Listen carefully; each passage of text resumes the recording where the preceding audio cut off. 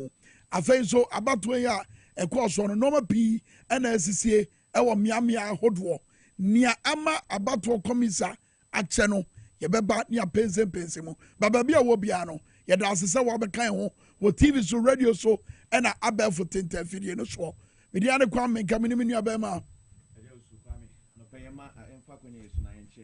na baby obia woni ahwefo a mo so hwe ewo TV XYZ yɛda nyame ase Kwame mpempenso anyame dia beduru dia ɔman no nkunimdie mu ene ewo basa bia ni hɔ Kwame free baby ba wind of change the blue na blue eno na esi nti yɛmfa kwanya we so na yɛma yɛahwefo nyina kyɛ no pɛ all right yɛdan ho aba yɛba yɛbɛhyɛ ase na afei ensɛm ahodo a asisie ndi ɛwɔ sɛ huhuru sabre ya yɛtwɛn abato komisa ene yɛnya ne nteɛ sɛ 6 regions results there abedi nanim na 4 and was certified no yɛbɛwurawura ne nyinaa mu ya pense mu na yɛdi nkɔmmɔ ne nyinaa yɛma mu nyinaa akye ɛmo akɔ aba wɔ election powerhouse enie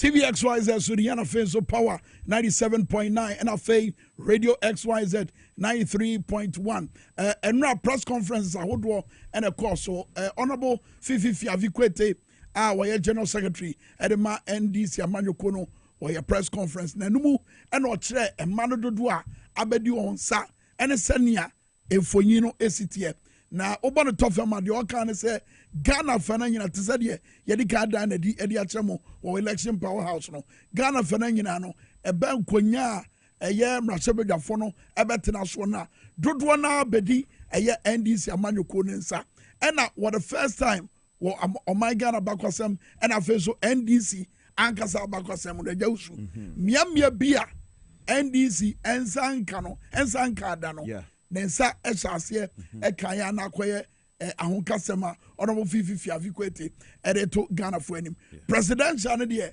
was based on a manner omonsa kane enkonto mabu nsisia o masese no bibia da di pefese President John Dramani Mahama ena edi nkonim na entoato a obi aye ne ye montugu said ya bato komisa edwentwen ne nase no was bibia ni wa ebetiwa juomo sabre so bi aye na adwen se opeso owie ma sa adwen no ye ni hu komo kakra sasem no kind no so bi aye na adwen se opeso owie ma obi aye na adwen se opeso ye bibia diaba no bibia ni we kire se obetima ye bibia fa ho edi enti no kasa okay Kwame so re Fifi kwete kasa Kwame odika already yen na yet electoral commission from day one waka kire say elections are won at the polling station and election or not as easy chair no nya de obetimi adane bibia and obia ono so won constituency abia ho no to aba no obi ntimi mfa na ba na wato no enkonkwahye bibia now in this case adentina Kwame beto aba na after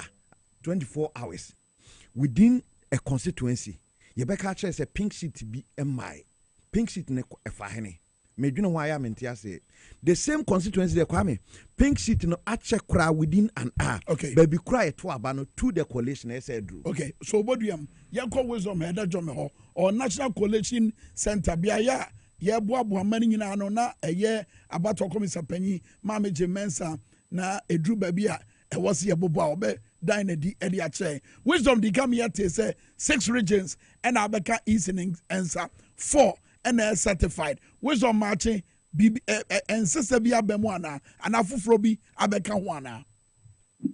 Kwame, we can say 9 regions rather, and about 9 and 4 certified. In the say 5 now come.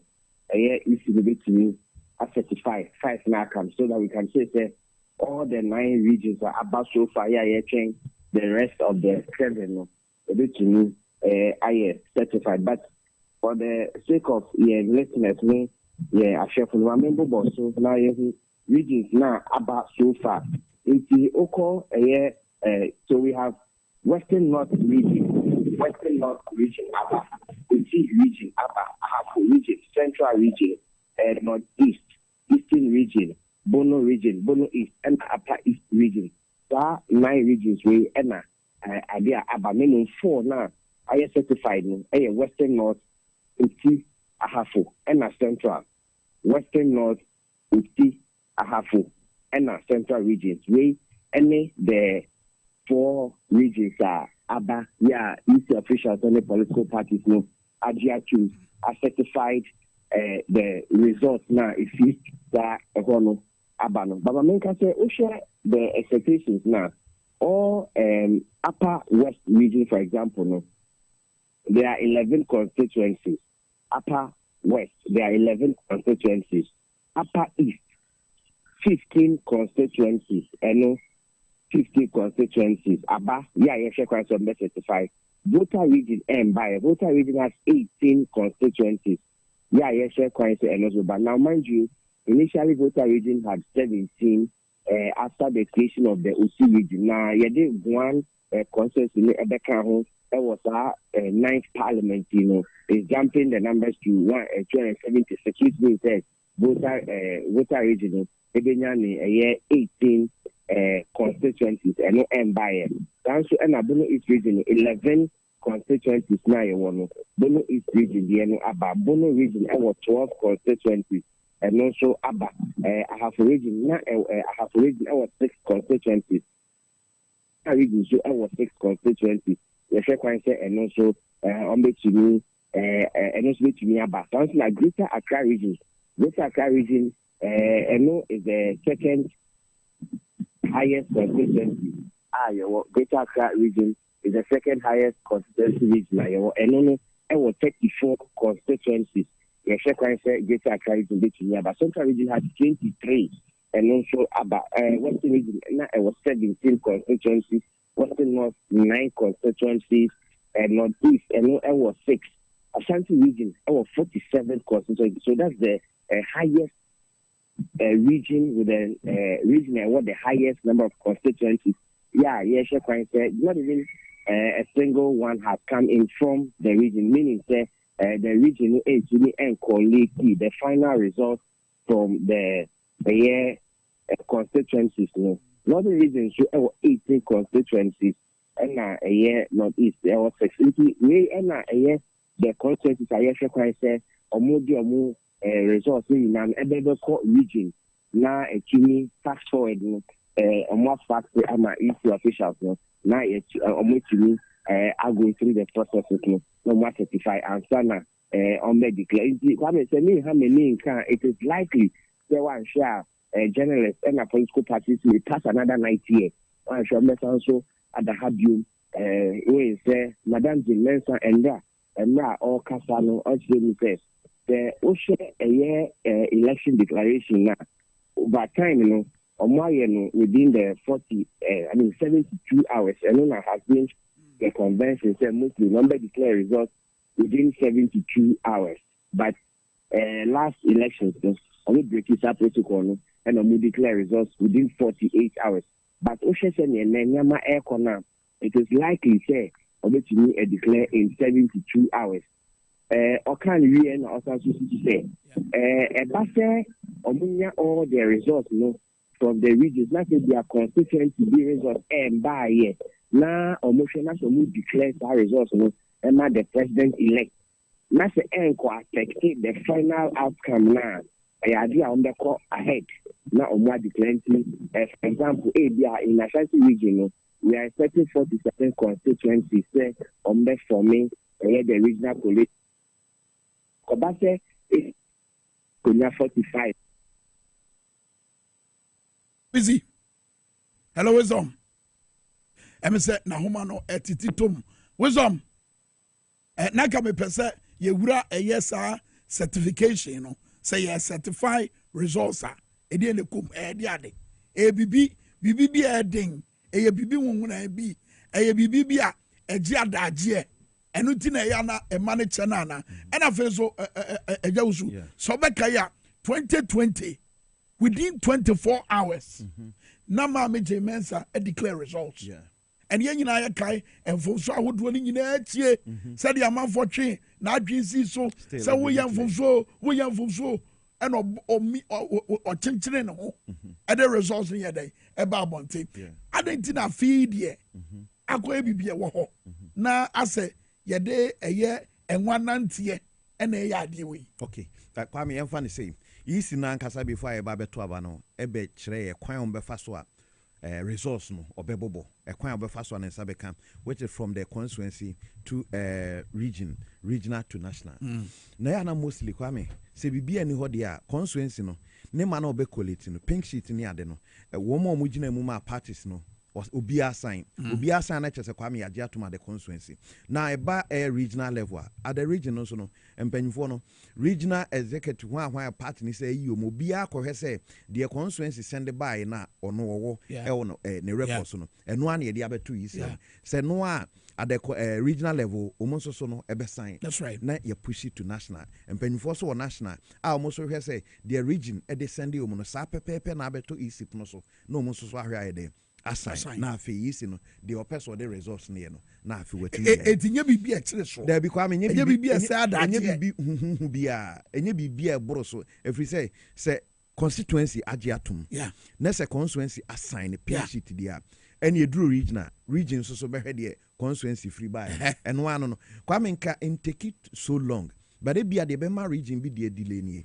region bi o ha we all right ya kenkan obehwe na bia akoka constituency mienu bia ase how kakra ye dem e wo ho eno sa no onhu se onfamra ana se wonka ni nyina mumwie but at times omutimi resolve okay akase mienu don't worry dia kan fabra na mienu no yenhwe kwan be fa so yetim de ka ho bubu wa hamani ba yenhwe amanyoko ni mienu MPP ni NDC omu nyina ye omu collation etiba ba bonten abegina abato okro ya ye nyina ye tu ye ensusu aso ache ba bia eko ye betie His Excellency Dr. Mahmoud Bawumia eno ase de wachitu mu se wadi ntwo na fe woda mahama ase se wadi nkunim ba question ni se eye den na manyoko no timi yomo de ne ntem na easy na wo ye election management body ni de and one antia no de Ghana na Kwame simple the political parties no omo de na ban to say the enia Kwame yen central for the akikesim no projections and manya ne tie say wisdom asamba obaba ho wisdom yento aso me kra de na me pese me bisa obio ene sa certification na ye ka no eno ne reason tia abato komisa no wo ye otwease ode otwease na montu yi ede Ghana nam ya na se opache se the result ne ba se political parties no agents na wa nyina no almost agent ascend figures no free regions for no ama omodeda it is ba they have to compare and cross check with all the figures now the officials no so e dia ama omo and sana say omoji bi atumi pepepe bi dia total valid broadcast na 3 total vote 7 rejected ballot 1 it don't na plus and minus no any omo figures no omo wono pepepe na omoji atumi na be ka say it is now certified by the EC it no na me na ka say that 9 regions results na abano so pe na omoji ni agiatu the political parties na the EC officials. It's in Agiatu. Yeah, Meno Kasene. Oma Agiatu say all 4 regions, maybe a results no. And then Western North, Ahafo, and a Central region. And it's 4 regions, maybe Oma Agiatu. But in America, no, what make us say, and no, Madame Jimensa, Ekasa no say, the results no eba na Omoshe say all the regions na kano na maybe Ashanti region make and Fanto say Ashanti region over 47 constituencies. It's almost say share Ashanti region na ba na area aka Ashanti region one constituency yɛmfa say area aka Asawase constituency na say area Asawase embaye but omo say so mo go ahead it me declare results na say affect the final outcome now obehwe say obe declare results no nti omo twen say regions no e dey on final results no ebeba and some of my akoso akwakoye declaration but no mo say regions dey no enyam by na explanation ma me dey inside my and some of the collation centers no na maintain me wan say should be a course so it is a basa na say political parties no entumi and na say anta a year and 2 years na omo agree and as someone say the collation center ho the constituency na that region no and then it will be left with that constituency in that region entumi emano endini into na akon fa delay when abano but we should say within the next 24 hours no which and maybe be kan one be 72 hours no or make me declare results no na just say what the actual so kra no enu china de obetime declare results no enti na ko si ochina no on make me declare because see no out of the 9 regions now ban even 5 no yenya certify and what is interesting say the political parties now omo ha nyina obi akọ all the political parties agents almost on my brain around 10 p.m. and on Minako and no she and buy it and political parties it's only there's no way say even if any region bar if you know that me show I certification because wisdom sasam na mebo wisdom sasam na we can about a year political party reps no o ma brand new o ma free one but say na doctor Omanebo ama mu actually say NDC nipa no ebia amanfo hunu ne de but omo aso ewo ho wo na wo ya mane boni a wo national collation center ho sa te bia no say ne sitie there's no political party rep ewo ha GCPP MPP EPP NDC see I pay am no ka say no there is not a single rep or EC Collation Center. All the political parties, no agents, no Omoko. If you tell me now, Dr. Manebo Amaka, at a point, what happened was that the NDC's rep, no, now or but then, Nina is still a minimum. If I say, come, I should be a GS the I think none of the not at all for most of them because me, I know NDC rep, so I knew time and Dr. Manebo Amaka said the rep was then I could tell the full account. But see, I'm not going to say this. I did reps media in and check about the results. We can ebana if you know a printer because the results never not to make fax machine now. If you be printed, no matter every agent, the other agent, their copies. Now agent, you know, I go through. No money if you know, I agree. Say, okay, so I reduce it. Now a 275, but ebahano, abaya 752. They in the man ebasa. To error of transposition and then errors in nano. Not on my share, not on my correct. But if you look at the print, there's no rapper or if the Kobasa gives the result in Paba. That this or more China or Muninaba and Sana or more me I'll go ahead. But the second now is Madame Ekan, Madame Demesh, they are working within 72 hours or make me declare results with the Ghana for any Butorium, any issue. Na just said you want this say there about so wisdom ye fancy ya besa ba nchen na yatoa enkomo no so and then so ya another day a be long one e dey am about commissar and amanyofo nyina but na no egu asemi so ehia pa ye to aso ntina me kan me hwe said the collation no musie no at the various centers and no dia but once we see so say one constituency e challenger it affects the region. No so betim den resource na aba national level and not be NAB aba and as CCCM and yes I dey asenka all the constituencies set me provide a resource by now Kwame national any so betim declare but one thing so nie na e be don't forget say the total 2020 said yeah well yeah the partial now this year there or they and one antenna exactly Kwame in 2020 obi declare no ye criticize and say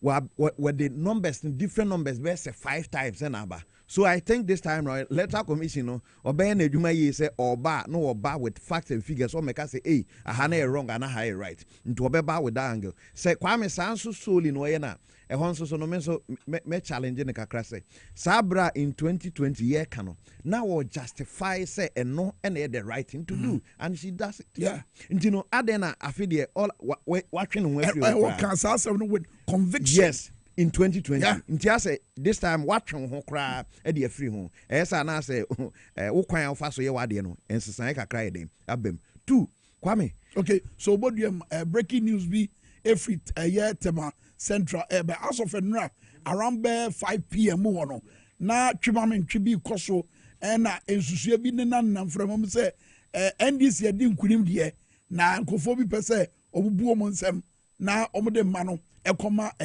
MPP amanyoko yenko na yahwe sade tibia ne sitie Albert Chitam ewa homa no so Albert ede na ekoso tema central Kwame meda se na pe na se na osi no sa pepe ebra na yetu abano wie memenda no NDC amanyoko ana se NDC police nyina eboabo mo preshita no emo mo hu so mo di nkunim itema party no sa se mo tumo mo beni ne kikan ka ho onu echi no omo nyina eko Collation center afi omo colleti omo ko ebe du bebi a na fi electoral commission no eja adwuma na to omo bi sana o se o weja no wa ye presidential ne wi agbogbo abaro John Dramani mama edi nkunim ewo tema center hono ase na aka parliamentary no electoral officer na kwa na wa kogina na wa stop ejuma no enamo no so na parliamentary candidate ni bi sa again na ekoso esa so ni ekoso akoye se nyama bi ekoso a onu enti ase omu bi se mo electoral commissioner kese oba electoral officer no kese oba ama supporters amu onu kese ni ekono omu enti ase sa se akoye ti se ni ibi pese se opeso mu dani nyama bi ni ama supporters no ni enti anji hu enche bia na ehu se police ahodo eba ho bebre anye ga police be se 100 eba ho no na supporters no so ni ekono no mu nti atenti ipa dodo na eba tema central supporters ahodo na eba esa so share so far na enya NDC supporters no kwa no mutu abide ma parliamentary candidates or NDC memu other party no so perform wo no meta say we no so to abide ma candidates ni yipa enti ehun say NDC no be cry ka say omo mutu abide ma NDC ma NDC edi nkunim enti yan declare abanema NDC candidates as we di nkunim calculations o maye nyina picture wo o maye nyina no mo say NDC amanyoko ne di nkunim Kwame electoral officer aye ntimi anye sa kakra na wa sorry kakra na wa kwaba ema basabasa ye esi wo supporters no any police for basabasa esi ema police for etu tear gas enu anu nipa be 4 eno mu collapse ya rush mu di ko hospital nipa be say tension no mu prepare a police for no be so prepare o hia basabasa esi wo no na ko supporters ni police for ndi kwa no bisamia sa pepe neti ema efe no akopi menyume no o mo ntinya na so onu ye odi nkunuma na ase ne abato ne koma no ama ne mu kan ni se abato no ye mbubo ne no ta tension ya wo do nti o mu di konkan I say on the 10th I be ochina no o mekwa akobubo abano ewo ikai tada me nu ka say ye nim se abato no mekwa akobubo hu ne wedi nkunum ye nim se be NDC ni anase NPP ni na so pe so far ni NDC no say o mu principle krom no o mu calculations o mu ye say o mu di nkunum nti ye ndi krom kwa me ne wo no enra no na sabra ye ka say eye echitafo meka NDC ni MPP nyina no ede no mo ye na fe so abato commission so empathy for no so den na omoye ede afa development so nyina ho Kwame ne etimi se enu ano enya se bi NDC supporters no kwa no mo ba ho MPP amanyoko nu emu mpenifo bi kra ba ho no supporters no du na ba e omo hold positions ewo branch any constituency positions aye MPP for no bi kra ewo ho enu a oni omo ka so mo tese abano omo no mo pensakaye wo ho nti omo tu abano dudu no edi ma edi bright oye NDC candidate no enti ne electoral officer me e ka say o ntimi mbo abano ne kika ka ho no onjai ka non declare edi bright so omo ye MPP for kwa na hu say edi bright no na wedi nkunim nti on declare mo electoral officer no so e kire say ni calculation na oye no anu ntimi mbo aye ohun anu na pinchit ba ku bi ho a e so onya ontimi enya aye pinchit ba ku e ho a mo hwehwe amunya ehun ye Etino on to me embubo. Ye busu free, meaning that the payment no you at a time I be free or no.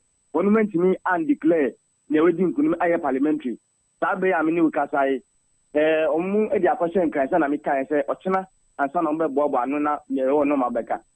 Say ye kan ye nim say ochina ye be bubo aba no e be NDC NPP ye nim e san say the echo so far no ye nim agye wo electoral officer no ne team Kwame.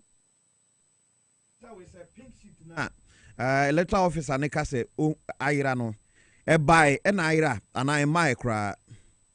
Ye tin say omu che say ama baby abani yeto yakenkan by pink sheet number. Returning officer crona or call on the obai. On the obai. On the anira. On ebai. Now near cono. Look at one say Ushishamuya, Obon say, Bibi Honoma essay electoral officer and Kwame Minkah. And it's in a man, Nantiana. Almost support to NDC among your colleagues and your NDC in Kwanum, both NPP and NDC supporters. Only just say, the electoral officer and everyone. It's not say, Omunim say, NDC among your colleagues, no more name the electoral officer, no per se, already declare it be bright. It's not say information, I saw Mudi money, Omudia Mano, finish it, I hope they say, Omudi money, you know, so Mudia Mano, a calculation, let's say, NDC and Edinkunim. It's in your own meaning. Now, a electoral officer, no. And I say currently the constituency officer no with me actually the set polling station na the officer na farmer no on timi enche ubisana media for announce some for bisana some so omun kasa ukom nche bi some omuma information dia no information omun kan she enche na police force prevent you ko na mu pursue ko say yanja omun no munya mojima ubisom questions omun ni shika omun che so omun gusu yo mojima she no omun be ka tete ya na yen che say omun wi omun declare dia maye. Nti omu ni answers bia obi so mu ni sense ni obi bi so mu bia no omu ni shika omu ntimi nche adikudie potenti e ma omu ntimi declare aba no.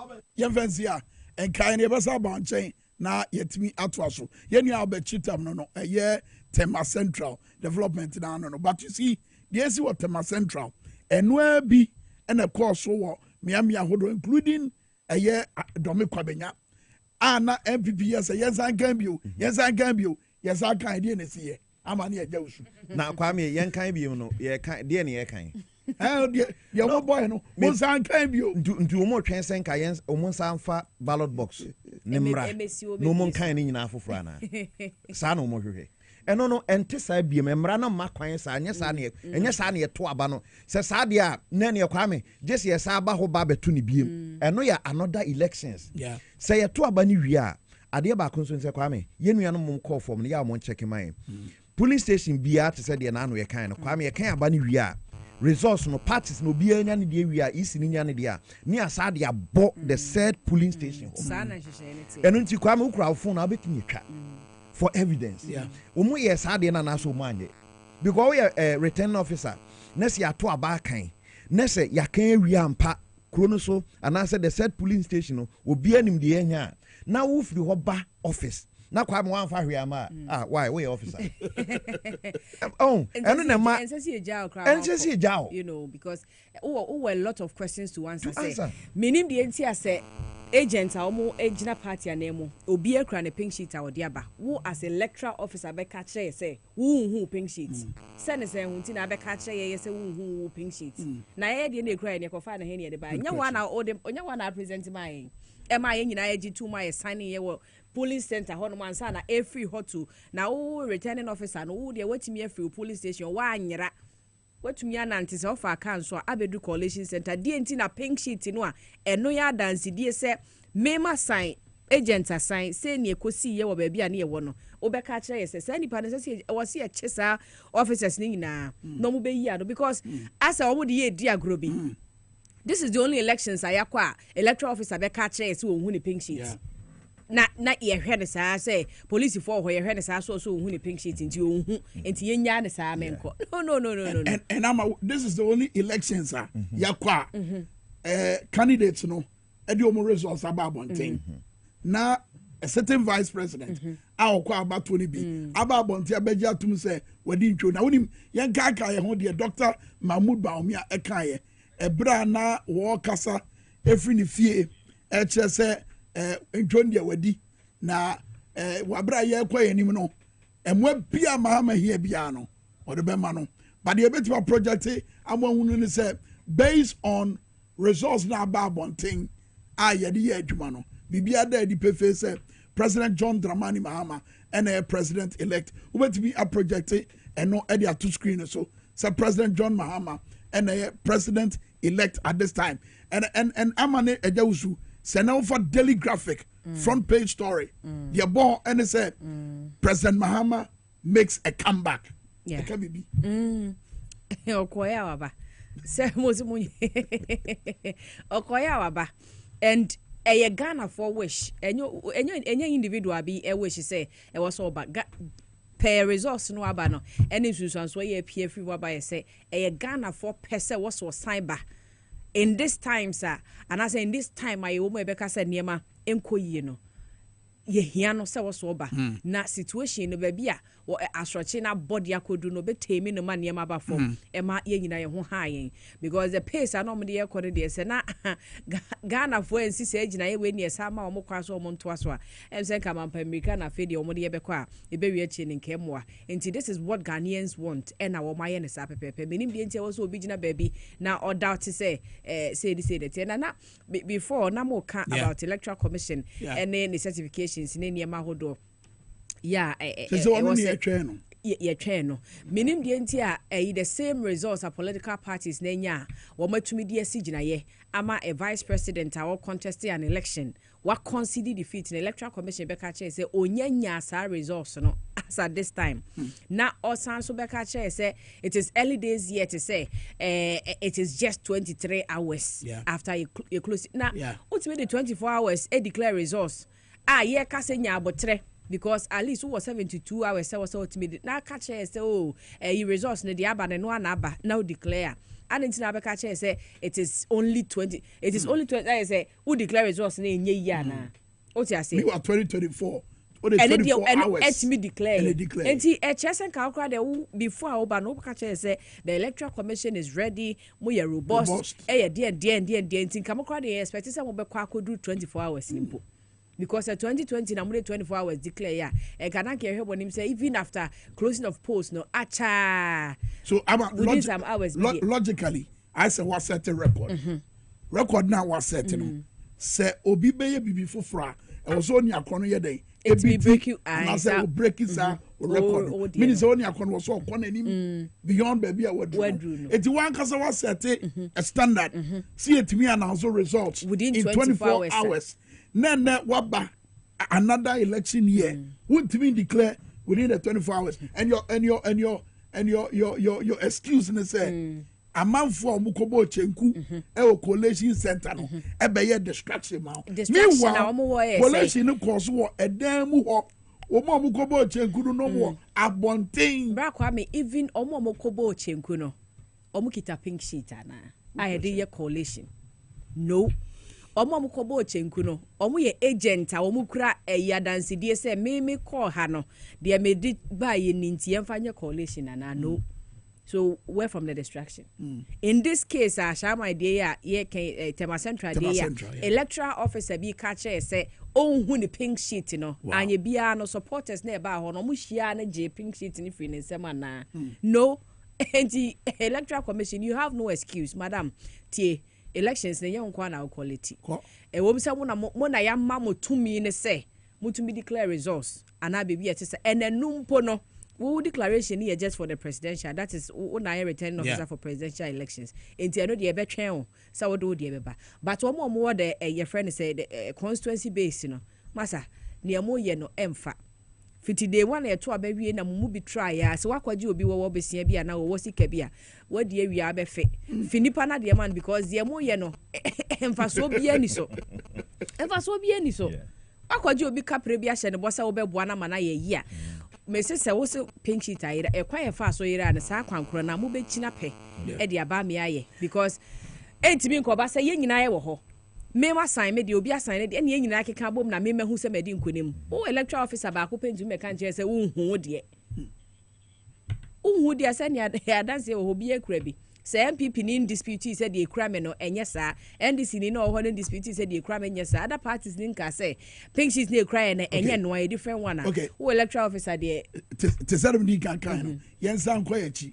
Na yen kan ho. Baumia said ya oside announcement no e by press conference we ye free ni fie. And central for kakra bi na koye. Obi anya akwanya emisa question. Etina wo kasa e de achro man no. Say no kan no. Ladies and gentlemen of the media, following yesterday's presidential and parliamentary elections, Ghanaians at home and abroad have been sitting on tenterhooks awaiting the outcome of the election. Let me say that the data from our own internal collation of the election results indicate that former President, His Excellency John Dramani Mahama, has won the presidential election decisively. The NDC has also won the parliamentary election, even though we await final collation for a number of seats. However, I believe ultimately that these will not change the overall outcome. I have just called His Excellency John Dramani Mahama to congratulate him as President-elect of the Republic of Ghana. I said during the signing of the Peace Pact that I was sure of two things. Ghana will win and peace will reign. The people of Ghana have spoken. The people have voted for change at this time, and we respect that decision with all humility. I thank God Almighty for how far He has brought me, and I submit to His will. I am making this concession speech before the official announcement by the Electoral Commission to avoid further tension and preserve the peace of our country. It is important that the world investor community continues to believe in the peaceful and democratic character of Ghana. These are our most important assets. Ghana is more important than our individual political ambitions, and we must always put Ghana first. While this was not our desired outcome, I say this is part of the democratic process. We put our best foot forward in the contest, explaining our policies and programs. However, it is sometimes the case that the voter would have other ideas. I am very proud of the efforts of our campaign team, and I thank them very much. I assure His Excellency John Dramani Mahama of my full support in the transition process.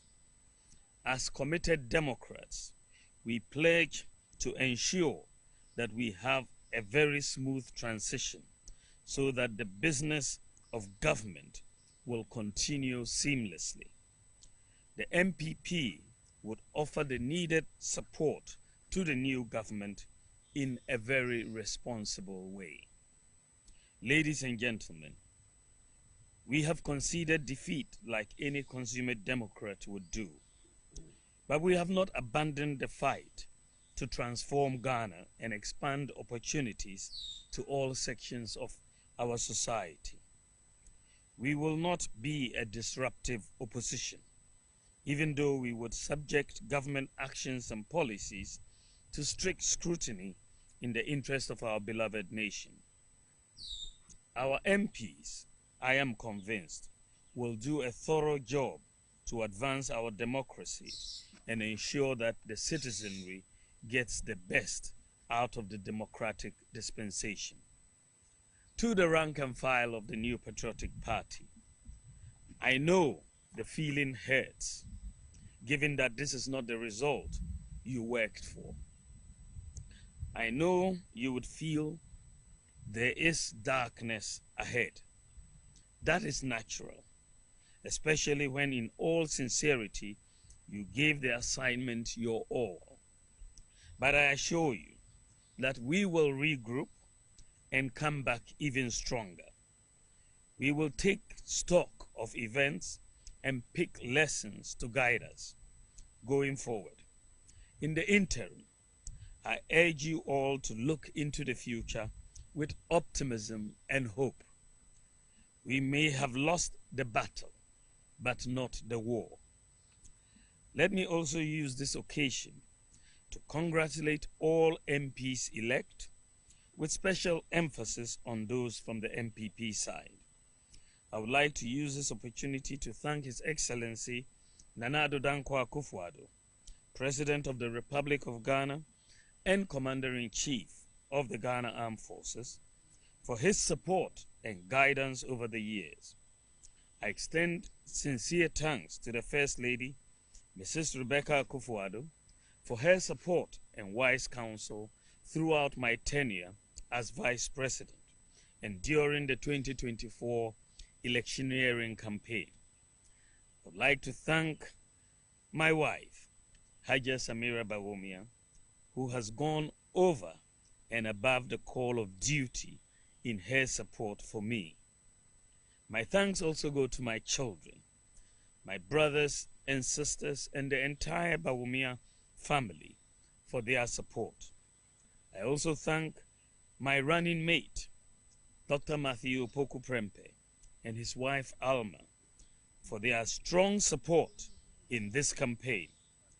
I am eternally grateful to our revered traditional rulers, religious leaders, and the generality of Ghanaians for their support. I thank former President Kufuor, the Council of Elders, executive and file of the New Patriotic Party for their solid support. To all Ghanaians who voted for me and the MPP to implement our proposed bold solutions, I thank you for the confidence you reposed in us. To all Ghanaians who didn't vote for me and the MPP in this particular election, I thank you for considering my proposals, even though you exercised your right to choose by settling on the eventual winner. Let me also thank the Electoral Commission for overseeing yet another transparent and fair election in Ghana. I also thank the security services for their role in maintaining the peace. My thanks also goes to the media for their excellent reportage. Ghana has won. Thank you very much. Well, indeed, Ghana has won. Vice President Dr. Mahmoud Bawumia and Woten in Kano say what they Nasia Ensem Tuja now what do be say, including Womo Mantuaba Amano. Now what say, and what be a President Mahama here was Sabre and now by Neko, now by Fufro no, Jomama by Nebano, and what be here piano on your ho, and man on that. But who's a cophobia as I said, Cho Madrin.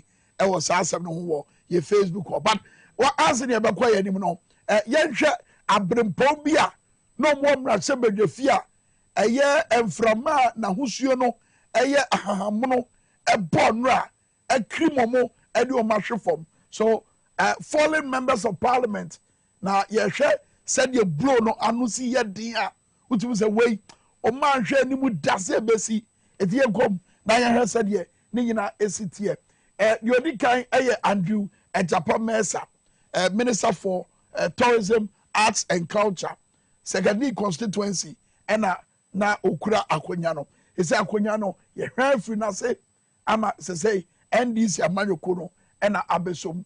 Eti Andrew Ejapa Mesa, eyo bia wotai edi nkomo na ne area of expertise no empe no ya na energy sector na ensema na nkofo bebre eka fa no se asa na homoso no edru ba bi na ya kese could that have played a role in say omoto edi atia na eti minister wodi kan a ena ye dan na di atso say enframa green na boy no ekiri momo hwe no Andrew Ejapa Mesa yenko de otoaso Esra Owusu Ekufo obi ananwe ho da se sada yi beba se Esra Owusu Ekufo Mrs. Yaji ye man so obi a wotibitira radio so ka se yaji ye man se nepa ye kasa wo radio so di TV so amane bo beba se eye ne na konya ewo Ablekuma West empeso aso ye huma free nsa wa bato kwa aso e say Esra Owusu da form say team kai say bra ye kenkai mano anadwofo no mo no na nkoma yo madwen say wo mo de abato adaka bi free baby ye ni baby e free ba akomo forso de awura biaye a ye boabo mano na ye kenkai mano ho na so it took the vigilance of the people of Ablekuma West empeso aso ene said here apostle for the Bible for no esi nkete so mbehwama o my God na mra no aye adwuma no and a prevent Sadian. I'm sure that could have also been a contributing factor. But another thing is a man for more Ablekuma West.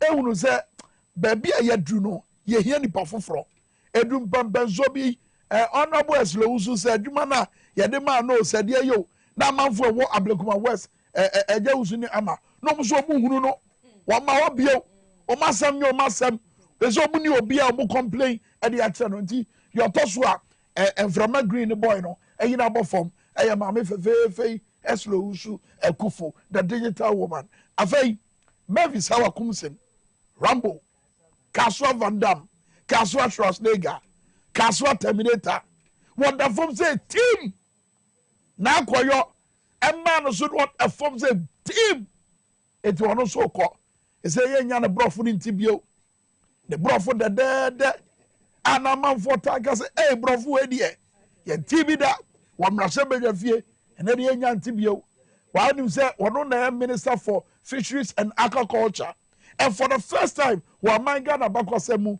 say eba epumu aye to a wono na de the literal meaning no eba into life what we fast afwa kese titi no de akogida poano no watum say kra otuma na afarefo ekom de omo mabusuafo omo huru de omo nyomo enani nyina ato atwa wadafom say team ena na ban no so enya ama ba omi ase da bi yare yenkofie ne yenkodwene ye ho ne huru kwa ebetima ya dai asabanti ba omi ane eye Mevisa Wakumsen ekofie sabre Mevisa Wakumsen edafom ewutu senya is digital chairman Delali Sawpo na koyo mabom modern amasabre na koyo eneye member of parliament makwa nipa no mo ehwere mo nkwa ebi eprepra ye and it appears say abatu bi ebeto bia no wo ewutu senya is embeso aso no etu ototo okoso a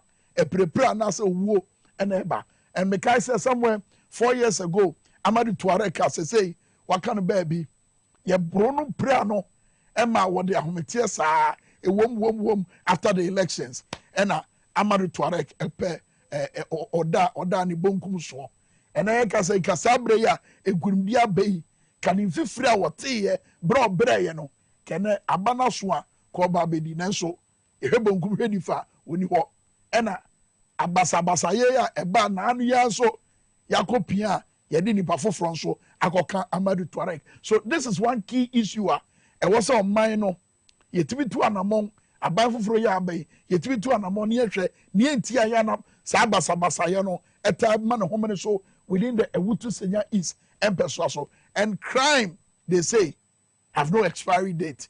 It is a sadia way say sadia way be dania it depends on the way you be treat sa crime na ya commit war eye ewutu senya is empeso so se be ma bambofo no ewuram hwemu akoso na mra ne nkofo adie ehia yanko the next one hey Hey, hey, Kwabena Tahir Hammond, Katie Hammond. Yay! Oh, Eja Katie kwa. Katie da kacha Ghana meburu se yeti kono se kube nsuo nkwa na gum. Adwenim nyansa nim. Ene Ghana meburu ne de kube nsuo nyansa no acha de kwan acha no baby a woso woko. Etiye ka say Minister for Trade and Industry ene wono na ebe se bo e de ama amansan no Ghana force there bi enya no ni hia adanse asokwa constituency for ese there bi ye hia obio. But another issue was also they say even in their primaries na MPP for no amowo yes am person so no mo mpedo it was omo primaries na it was keenly contested we bram as an obey parliamentary candidate e dey ama NDC amanyoko no but national elections no and akoso as say Washanti region adanse asokwa empeso aso honorable KT Hammond ye na free wo ye nko the next one tentem Sarabaya, Bibia Bakosu, wow, Papa way, Tintin Gramo, Honorable Henry Cote, one Nanado Danko Kufa the Brana, a Yaboja, Yababe, a green Ghana, tree planting. Now, Wajina Nanado and Chaya, now Shan the Tin said and the Tintin, then the Gramo City, and Nanado Shan was to say, now what Chan say, or Hinibi, ya born national anthem, or Hinibi at the hall, not until or Hanamani, yes, and then. Sanyansa no ene akokodro na wo Ghana fo mu wo Ayawaso West Ayawaso Central Constituency o magina so akasa ye enye metwosem enye pia nkofo every baby a omoton made enye se ye relocating nkofo edi o makọ baby a omoton ade obi anto enye no ne ye po obi obegina ya namu e wo mrase bedwafie watena ama e-levy abetechire yakon watena ama COVID-19 to abeda ya so etiene ye no to nkwanta ya pai eti Minister of State owo MPP abemu Akufo-Addo Bawumia abemu wono so abofom brim Honorable Henry Cote yanko the next one sabre John Peter Amewu wonia waye nyina ne wo se se waye nyina ade ama amafo wo hohoi empeso so ho for se dabi NDC for no yede omo ya akakitu abi o na ye person omo ya ade bi mai sabre ye hu se eye walanyo efo chepo ye hu sa enkentene no enkenya no ye hu no wonimu eti se say walanyo efo chepo no ene ye pe no ene o magina so dia pam the Minister for Railways Development Honorable John Peter Amewu aka Jean-Pierre eti Jean-Pierre wo eye ho empeso so no ye yi no ene free ho yanko the next one in tentem Sedabeya metimi ato ama minuanom eja wusu ne amapoma ye wo opanyi bia wabe kan ho a ye ne no ebedi nkomo so the next one no enye ready dia okay good I ready any Jakwa Newman Minister for Gender Children and Social Protection Okaigwe South empeso so Greater Accra ono so atiabo form ena omode omani ede ache NDC amanyoko no the next one na yanko tentem afei so Lydia Seram Al-Hassan okay is a special vote here course na say no abatwo emra ne bi ne se ye nyina santene na ye de to aba no enkoma aduane enkoma nsuo obu sa mra no so de aduane koma abambofo and beyond that no a year 2020 abatwo no na dodo na say baby a eboa no maniti bi dinkunim aye University of Ghana campus. It is also John Dumelo, the campaign our year afia. Now what in the University of Ghana campus. Minim dia John Dumelo, a catcher this year, a University of Ghana campus, and as a Legon campus. But Legon campus for no, Oman Tuama, Lydia Seram, Alasan, over down many at a chair, a year John Dumelo. Miamia Hodwana, a year MPP, a tie, and young man to draw no free nano. This year, a comma NDC.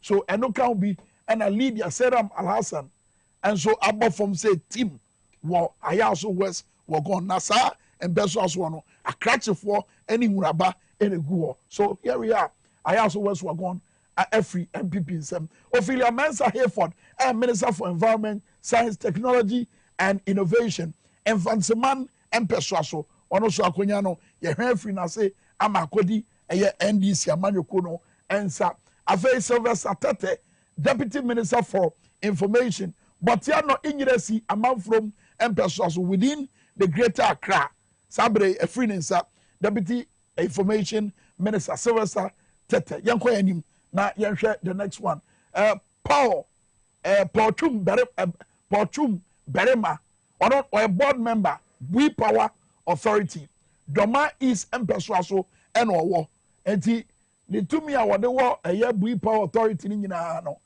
come here say and yes come here say in fact abana we ya no na a year akonya so anako krem e wo Doma East no yenya Jeffrey nsa and you see ade ba kwa e wo so hunu ne say yakwa abatuom na obi wa aban mu na okuta dibire bia emre bia na adwene ne say oh ode resource ebewura abatuo nim na sa resource no ebetima aboa no amena dinkunim wo afi amafo a kire say nye sika ekura wo ene ya hwehwe ni aya hwehwe ni obi a wa na adwene say one Ghana for be adwuma anase obi a wa na adwene say obesom on my Ghana well the 4 years tea worship no Ghana for asusu akari e wo Doma East Empeswa so eno mahunu say won sem fata eto mehwan na se akonya omode ama eye NDC amanyoko no eja usu me da say na say so far omo atete ato no na wo de amaye no okay now omo atete ato no se meka bibi kakra wo ho a memfa so ahwe aso omo nyina ye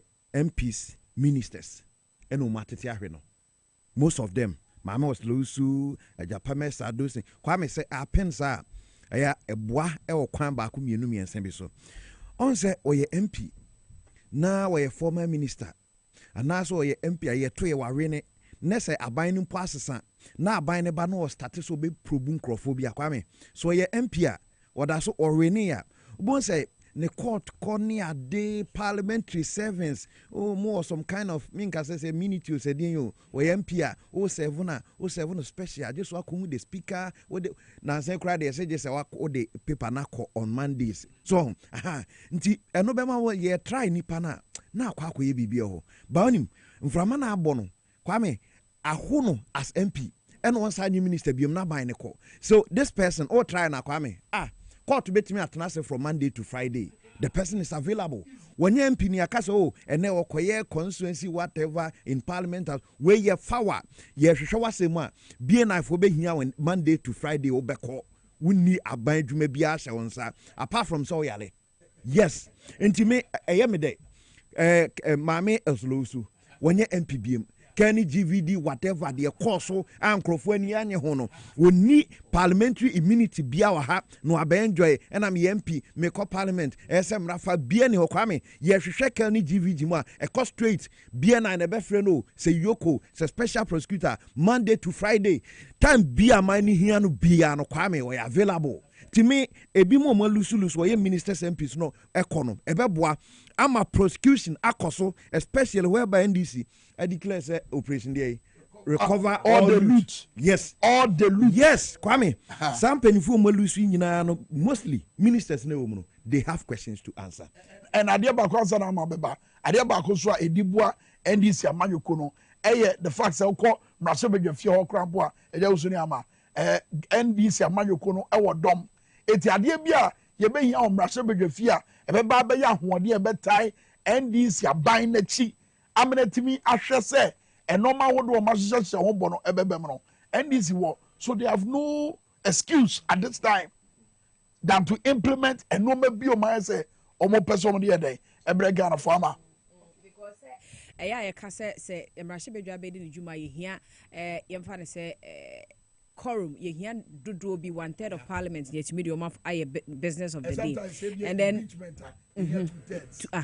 and then looking at the number of MPs are more on the majority side say me fanasa because NDC Emrahye bedwa for omo parliament no said ye tell no sa na ekọ dia then the omo ye be about 180 something chess omo betumi afọ me de 185 ye fanasa honorable 50 avi bra no press conference okay it is 185 for dia then the omo ye do number no anaso omo do number no e betumi aka so omo betumi dia for me business and take decisions nti na mate se nkrofo ka say na na ma we ne de but ye ma parliament ye be frustrate mu ni ade nam se na numbers be na mo de call frustrate obi because mind you say 185 mpo na NDC for sisi a about best 90 and 89 na aka no independent for wom Otia say independent best 3 years say ne wom and independent 3 na wom no so no emu best 2 belonging to NDC no mo free mo eco independent and abako MPP a wono so eco independent nti so kodu parliament no so okay saa de ne me pesa me ne me nkrofo ne kobo a o ma be come ho ma still na numbers na banti saa na na ye be share parliament o ye be kire mo mafia ne ade mu nya dodo na mo de ye adwuma no it doesn't even add up baby anti no ni nyina mu no aban ne betumi ayi na adwuma se de wo so ye obesi de gina se de wo so si na wahwe nso ama government business nso atumi akoso kama na de nkrofo bi sa ne se yakoba ne say no 16 for now mo ba parliament no majority no minority atonso parliament we ya and and a parliament we no ano mo twen so majority ne minority ho no say na because ono oba already cry elections now ko wedi bebre cry so no di card o mo ticket ma o mo so o mo count party no in this case no sa for no so mo lusu ya o mo so no betwe south ya say nti no de em say o mo ba da no baby o betena bia a minority because for na di kan ka so mo o mo se hunamu bia betena yes nti bia betena bia de mo mienfa ngu woni enko ba unim ade e wo ma ne say enema bia na aban ne pese pass the parliament ne pass ya went me and pass and say ekoto aba no Kwame bebre ho a go through na go through so ye pass and that's right because MPs ni raise serious concern especially sa yen wave ema 1D1F support to be emra ni ade no Kwame ukoma na ukohwe se obi te se Century Refineries no private oba be bie kura no wasa be de tema oil refinery and aye pampim dia man for financial support e dia be bie individual private company ebe ya adwuma konkrofo botom ye de temare refinery ya adwuma we nyina wie no yes man exemptions so yes man exemptions sa exemptions no Kwame Ghanaian indigenous businessman to sort apostle can say the tax and so no intime running the business so see there be now time says can they come Century Refineries Kwame MPs na anya ntuma besi ne no Kwame sa de no yaje tumbi mu ni enya no nko a ayi sankrofo ya mo so telcos ni ade bi o mo peso mo fa akiri okay sa ne mani nyina na go through me de say go through because you be save sika company ba ko yese Kwame dan yesi no ne finishing kwa no wo kra atre teaspoon name kruaba ne sa no ma ne de aba eno ye ma ne tax exemption ubekom no aban bi panimu aban bi nua ne ofase ne yiri bi nti no chinchina aman ne mo sa aka no sa ne ma ne go through so si saska no kwa me beba be kan Ghana the confess no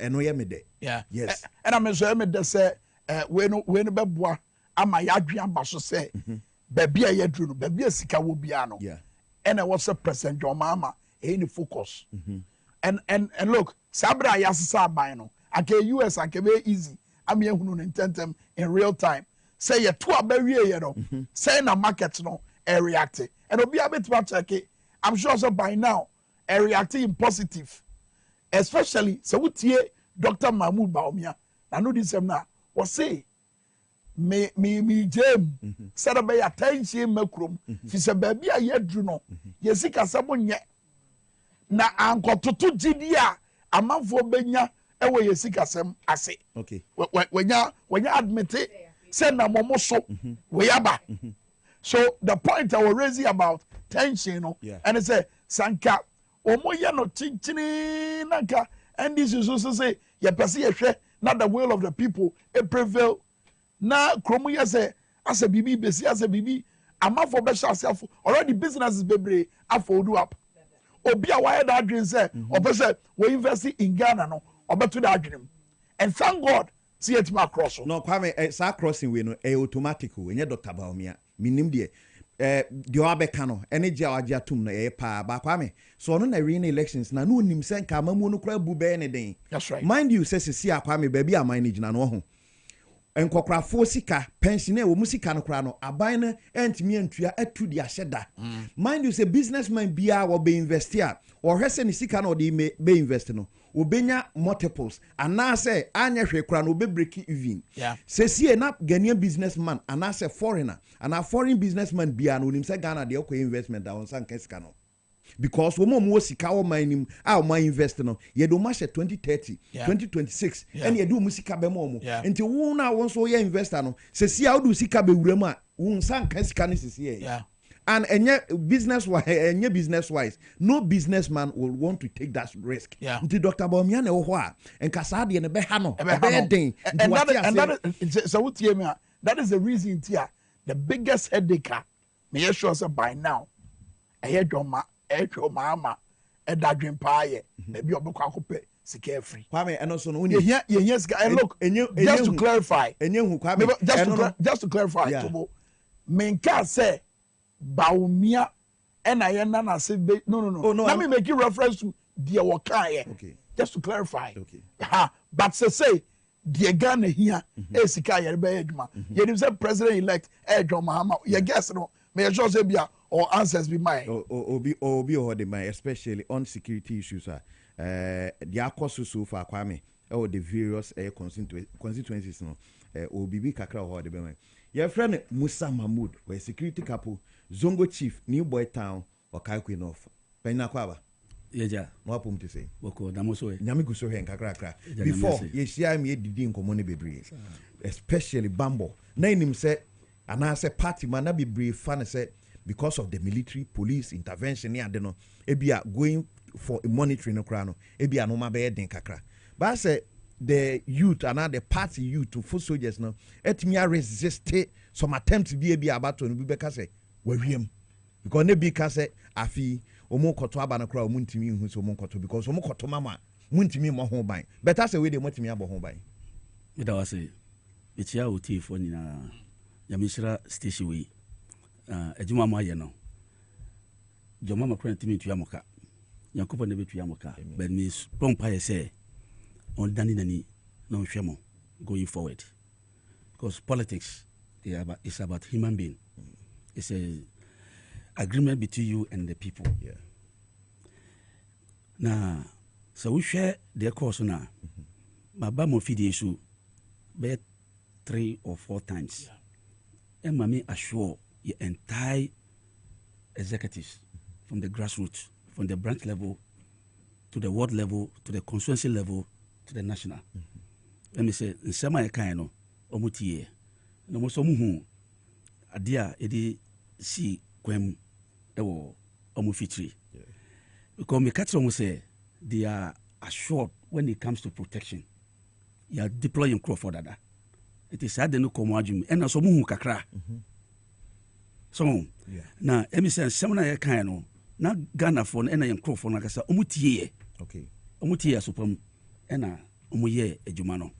Na adwuma no ene meti hano e was say me da the entire executives of the branch level or members throughout the country. Na yenye wiye who say microphone minu anu soldier for no ewura certain police stations and I mean dana me ba on Friday no me be ka say omo ye deployment bi wo voter region me ka say microphone bi 64 echo army headquarters e deploy omo e ma me kire CEO no di me boni di wa ha no mo any microphone bi omo ya deployment ni na no woni say me free alcohol omo issue another statement on that issue. Satam na plans no sesan. Okay. Amu sesa plans na eno mo frɛ me. E ka chen plans amu sesa person me no. So intelligence no what gather as when on best say bibia no eba. Say na so ya for. Okay. Me grade me hunu ni say omo ne omo betena se adi nkomo no. Enye omo nyina no mo bodwo so. Okay. Okay. Eti omo ya no matia say enye papa de Kwame definitely. Exactly. Okay. Oh. Yeli omo na ye training. Omo ye members. This time no they are departmental heads. Okay. So they command certain number of people in the units. Okay. And you know, a decision be able to take no, they are part of the decision. You can't do the decision without them. Put me here So for some time now, in the army, you'll be a friend on ops briefing. Okay. For some time now, I'm going to call ops briefing. Almost through because young Becca be an at Ababonti. It's going to call ops briefing. Okay. But I saw more. That is where you plan and know a DAC or mine. Quite fast why you protect Ghana. Where citizens. The basic the idea of some way and Namano. That is why you plan it. But I want to be your net as a plan away. Let's say security good. Okay. So what I say. And I think Sanyamano because of as you see, maybe pie bonus say, Yami Buana Timi Bar. Yeah, your friend say, your shots, yeah. Sa position, Army commanders, friends say, CDS, the IGP, no. Yeah. Me fish a political appointment on MYA. Okay. Political appointment, no. MYA. Okay. MYA. Yes. System, no. System take the course. So they are sharing democracy for some time now. At least you're calling him. Maybe I will say yes, we are your best send your man on because Cecilia and then because I say, Sabibiania, commander in chief, president. Okay. It offers no more commander. You have no option that to abide by. Okay. But the system no fun you are or more command, he cannot control you. By executives, almost through, especially the military, because previously the SCC Tremonti be a job political head no about the say with me massage or kakra. At the time, no. So we shall GBC Kwane TV station and a radio station like Ghana. But they say no, you can't do that. Don't think I GBC. So that TV and so I went to my is what I can send you. Okay. And the sad no assassin. So me papa no was soldier ni. Okay. Ya wo barracks. Okay. So me name adwuma bia o this is soldier. Me can no question any barracks boy who barracks because you don't see anything outside. Okay. You are confined within the barracks. School call ubibia is within the barracks. Okay. It's where you man man say soldier. And na my be echo soldier. Yeah. No me call soldier later on na me say no. When say me di soldier man tena barracks o. Okay. Papa fie wa barracks Abeka La Paz. And na me tena here. When you enter, I just want to associate myself with the civilians. Yes, sir. Because we call pensioner. Omuna unyo baba tena. Okay. There's a one conform uni omwa. How can you maneuver your way when you come on pension? Okay. We find it difficult. Okay. And the man will be bar. We say na enchebiano usomu and I say they are common and because they are not blend with the civilians. Okay. But once this very elections, no. I say any dance from could be share the youth baby to say Obuasi East. Na so je ni Oba police station na youth obey resistance say no, you are not meant for here ni kwansa obaha and truly yeah man enko to the sense na pray ni to cran those things what more encourage you to know so more yes no man ya encourage say omunye sa adebe yesi omun preventing any soldier because per the information and I say press release from the Ghana force from General Agri. Okay. Actually say no soldier will be deployed at the polling station. So what are they going to look for at the police station? This is the question. But we share the way now omoye prevention bia. Is it Obuasi is? See our video na ebetimi dey at screen also. We said ya brantie na waso sre ni tuom. Na wo hwimetu yi e dey feeding sa. Wotu say ani bere so pa na no ye. Ne nkwansoso e na wo dey atoso. Yeah. Etiamra no dey na no ye no. Etiamra de o ye. Okay. Wo dey ye wuso ayehwe ye ni komo. Eti esase no na ya kasa. Ena akasa no beda ne apiepia. Ena apiepia no beda ne hwede bo akasa. Kwame say akasa no. Enye say akasa keke o se police station ha no. Yese mo mahabi. And for that matter, me ma unko hobi because police for ho. That was it. So, minim e bia na soja ni no hote ne ho ase Kwame na de oben say say or get it back. And I say police ni kura ho na person ni whatever no betimi a signal na say be o person or ni interaction because woman na observers na ye ka so mon call police stations no Kwame say na soja phone ka. Yes. Nti no na wo call at that moment no wo koye dey. Ahwade bia sre ni ye no. O yes wo twetwo video sisi ana soldier for adwuma no yi say obes video civilians so part of it and I say professionalism no mo be yi so dey atum ana say dey ade we see no it's totally wrong because many you've not followed a laid down procedure a legal procedure said no soldier. Conclusion, no soldier should be at the polling station. And no military officer will be stationed. Yes, to be stationed at the polling station. Yeah. So, now Momo Kono, then Namoko Koyo. Who sent you? Well, Mika Bibi Wahanamo. Bra, Adeni AC and Odana, Musha say Ebubo Abado. Na, ye Kase, ye winnie, you know. There was an emergency call on the military high command and the police high command that night at the Flagstaff House. The CDS was in disagreement with the instruction. Okay. But the army commander, today, me beside the question. Okay. Army commander is the one who championed the whole thing. Okay. Today, yes. CDS ampene. The CDS. But the army commander championed the whole thing. Intina on the man such instructions. So therefore it me call. No, but so we share the type mean for be adwuma mafo. But soldier for mo call here. Ultimate say be o me junior rank. Intina be a BBC e betimi yes. That is instruction. The instruction mo man so mo call no. There was a specific instructions. Yeah.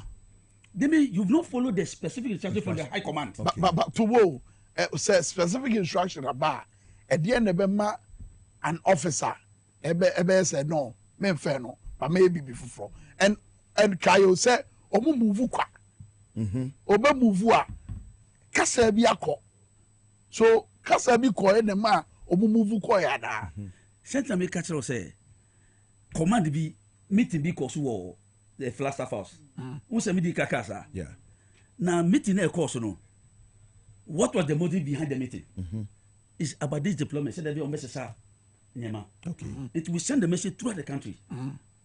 And I told General Secretary Fifi or send it to all the country, the region. And I really should send it to constituency. Constituency descended to the branch level. It message no go around. Until they were people were well prepared. And I'm comfortable by so but you were going to face military officers. Yeah. It doesn't matter. At the peril of your life. You see, be a bit messy. One thing as civilians, me say what you said. Yeah. Me say Nemika assemble ko hanum. I've been to peacekeeping missions. I've been to peace enforcement. Peace enforcement is different from peacekeeping mission. Peace enforcement you can shoot and kill.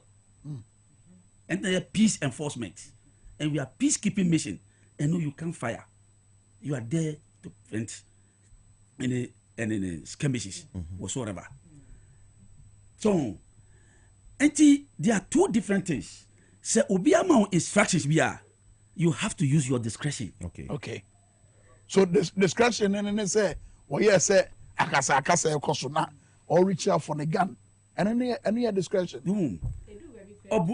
Yeah, my ebufu edini kan.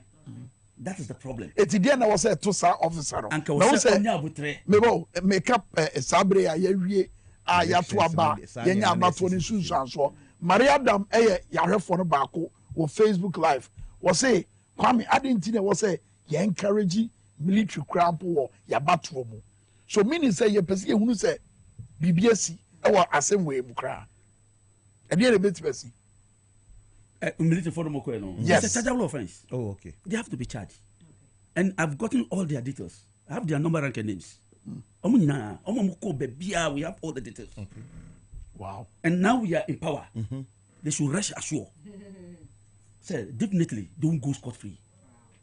For that one, they will never go scot-free. They will not go scot-free, no. They were sanctioned. They will be charged. Okay. Per the rules. No, say sanctioned. For the armed forces regulation. It's a chargeable offense. Say sanction. Yeah, that is why you are violating the law. The same laws are preventing. Now one can say at times I find it difficult. Law now yeah. Who can say my obi anko no? Why should you flood the law? Okay. You see that the director is not mine. Omo bi ati ase. It Friday number Mika some no issue statement. They re-echo that. Okay. So in two statements now that thing happened. Yeah. So why then the soldiers went into the descent? It was a police station and a collation center. Okay. Come police for one. It could be a case a police for fresh or no. When it happened that way, soldiers should be or military should be the last resort. Okay. Oh, so no man timia. That is when they will call in the military. Okay. No more so call collation centers got to tear gas every day, pepper spray, a gugu call for any no. and also say yewura okay transition mu ana ye ba be wura no I mean forget the about to come say you are nyina no honestly the about to come say yes abre nyina formalities ye nya cross we ye wura transition mu ana no so within this process no asira for no so mu di boni we nyina the pepper spray ni tear gas etieti nkofo no dia na beto mo you see Mika Bibi was say crowd dispersal a special train on its own. Okay. Your police for now, your team this time, no, and I say a military team this time, based on the training, no, they are not properly trained. Okay. Let me be frank with you. They are not properly trained. Yeah, me, yeah, go training center. Yeah, 1 year, 2 months. Okay. Wow. Training center. The training center. All my mates will testify to this. They will attest to this. So, it's 1 year, 2 months, no. Yeah. You should understand the quality of the trainer that will go through. Okay. When you for being man 4 months, 3 months training, can you, that person compare himself to me? 2 weeks, There's no way the person can compare himself to me. Yeah. So there are certain rules be within the Ghana Armed Forces. Yeah. And you can say we are one thing. Okay. So army, anytime be one year to you know, it will be difficult now say properly trained soldier. I accidental discharge. Accidental discharge, they say by mistake. Then what you do? Okay. It is very, very difficult. Say properly trained soldier. Because anytime be away for you know. So we find say nambi the 2 nambi the 22 hand nambi ko nambi ko find you me ba. I was say me clear to you know. Nambi yes you say is safe. Okay. So any I part of the training. It will be called training biana anytime be would the 2 ko 2 now ko find you and I say who ko be na uba. You have to apply a friend say safety precautions. Yeah. Yeah. Eja usuni ama yeka eye asrafo no so de no. Na afen so yeka bi so de aboa apostle a omunam omu ba bi so a omu so prepare in your shops post ni ba se na ono so ebo ban. Na atwade boy ni akasa yi twade akoka no. Wontimi homempo e na oda form no. Yeah. Oh. IGP. Why are they? Let me be frank with you. IGP, why are they? But so we share nyama kitikiti esi na. So we measure is less than 20%. But 80% what we say why ye ejumano. So now the man side we see no. One say and America no. Say BBC now we control them now we no in a harsh way. This will be the end result. Yeah. Because say obifu bebuofu now so buofu we can't contain each other. Yeah. It is a nkofo buofu no yes no you the police no e was say no nkofo no kasa. Yeah. No mo say I'm telling you this thing will not generate into this. Wow. It's a training ben ye ma or more as police officers say we call electoral area na be asem bi ba say na wasa wo ye to avoid a situation be BBC at me also. Yes, that is why I'm saying that the crowd dispersal is very, very important and key. And as approach the issue, it's a two different things. Yeah. When approach the issue, sure. My example was you Sierra Leone and that's a friend said, "Tam na Sierra Leone war no SC no." Who say you catch a unit and say, "I'm providing men." My example, tell me catch a way. You catch a unit and say, "I'm providing men." Ko 1 billion tema. So men. Over 5 years, Ebema camp. Almost see men. And Obi catch them say they should go to Lieutenant Colonel 64 infantry regiment. Anyway, I'm a 64 personnel. Okay. Into Oba no or catch and now your one man it's you afraid ever. Say, Jeremy, we have to prepare for Sierra Leone. There's no problem. You prepare. We went into first year call up to Liberia. It's a Liberian from by road to Sierra Leone. What front? Okay. We're able to enter Sierra Leone. And yeah. One day, rebel came. Yeah. And I'm a friend. Do you know why Ghanaian soldiers are good at? Yeah, but my rebels. Okay. You know, Bekasa. Eduane ayema no. Ye be mo mubi. Rebels. Yes, because it's their terrain. They understand the terrain better than you do. Okay. And you want to free. There be. Only free one more. It's why we just had woman. Look, he sees you as part of him. Okay. Brother. Then fight. It doesn't see you as an enemy. Okay. So me must example no Kwame first I would treat nipa. So that yes. Oh, it many friends say better say. Let me didi. Me dear do yeah, let me tell you, do you care for something or say okay, me money be. And me I fetch a tea for him and the man bread kusia. And then business say my brother, why are you fighting? When must answer what me. One come you or see nanga. A come. Wow, That is why they are fighting for survival. Wow. Wow.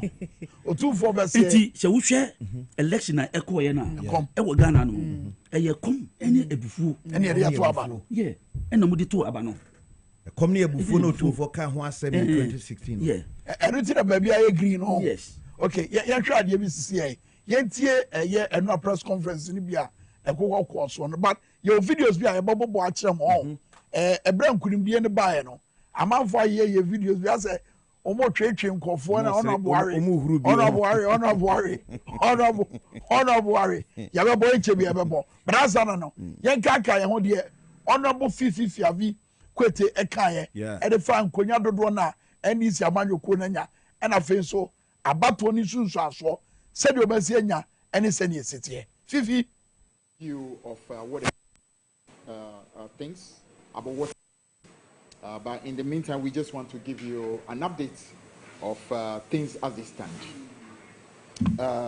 Let me again start by thanking wonderful work. We want to thank the security agencies for being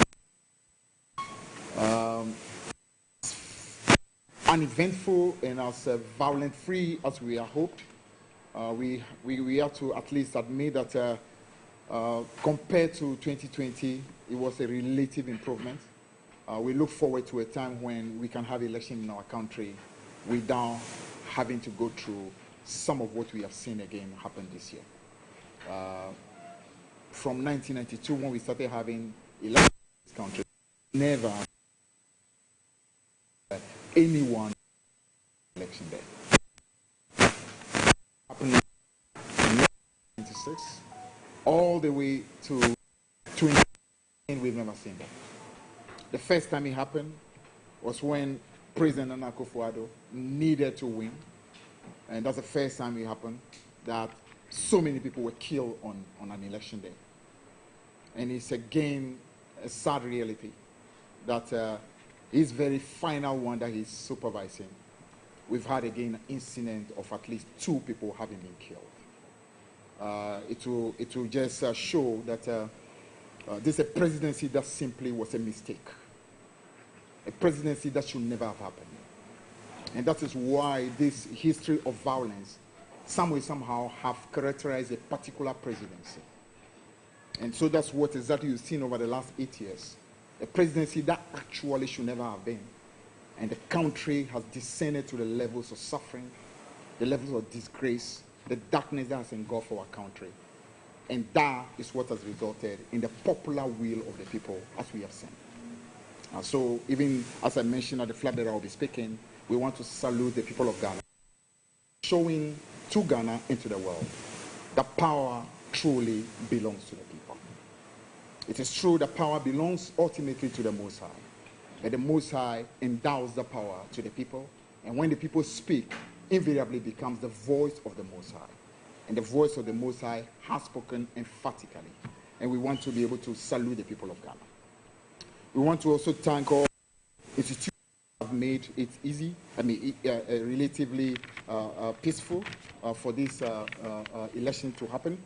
We want to thank our supporters from the branches all the way through to the national level, and everyone who has made it possible for us to reach the level of success that we have recorded in this election.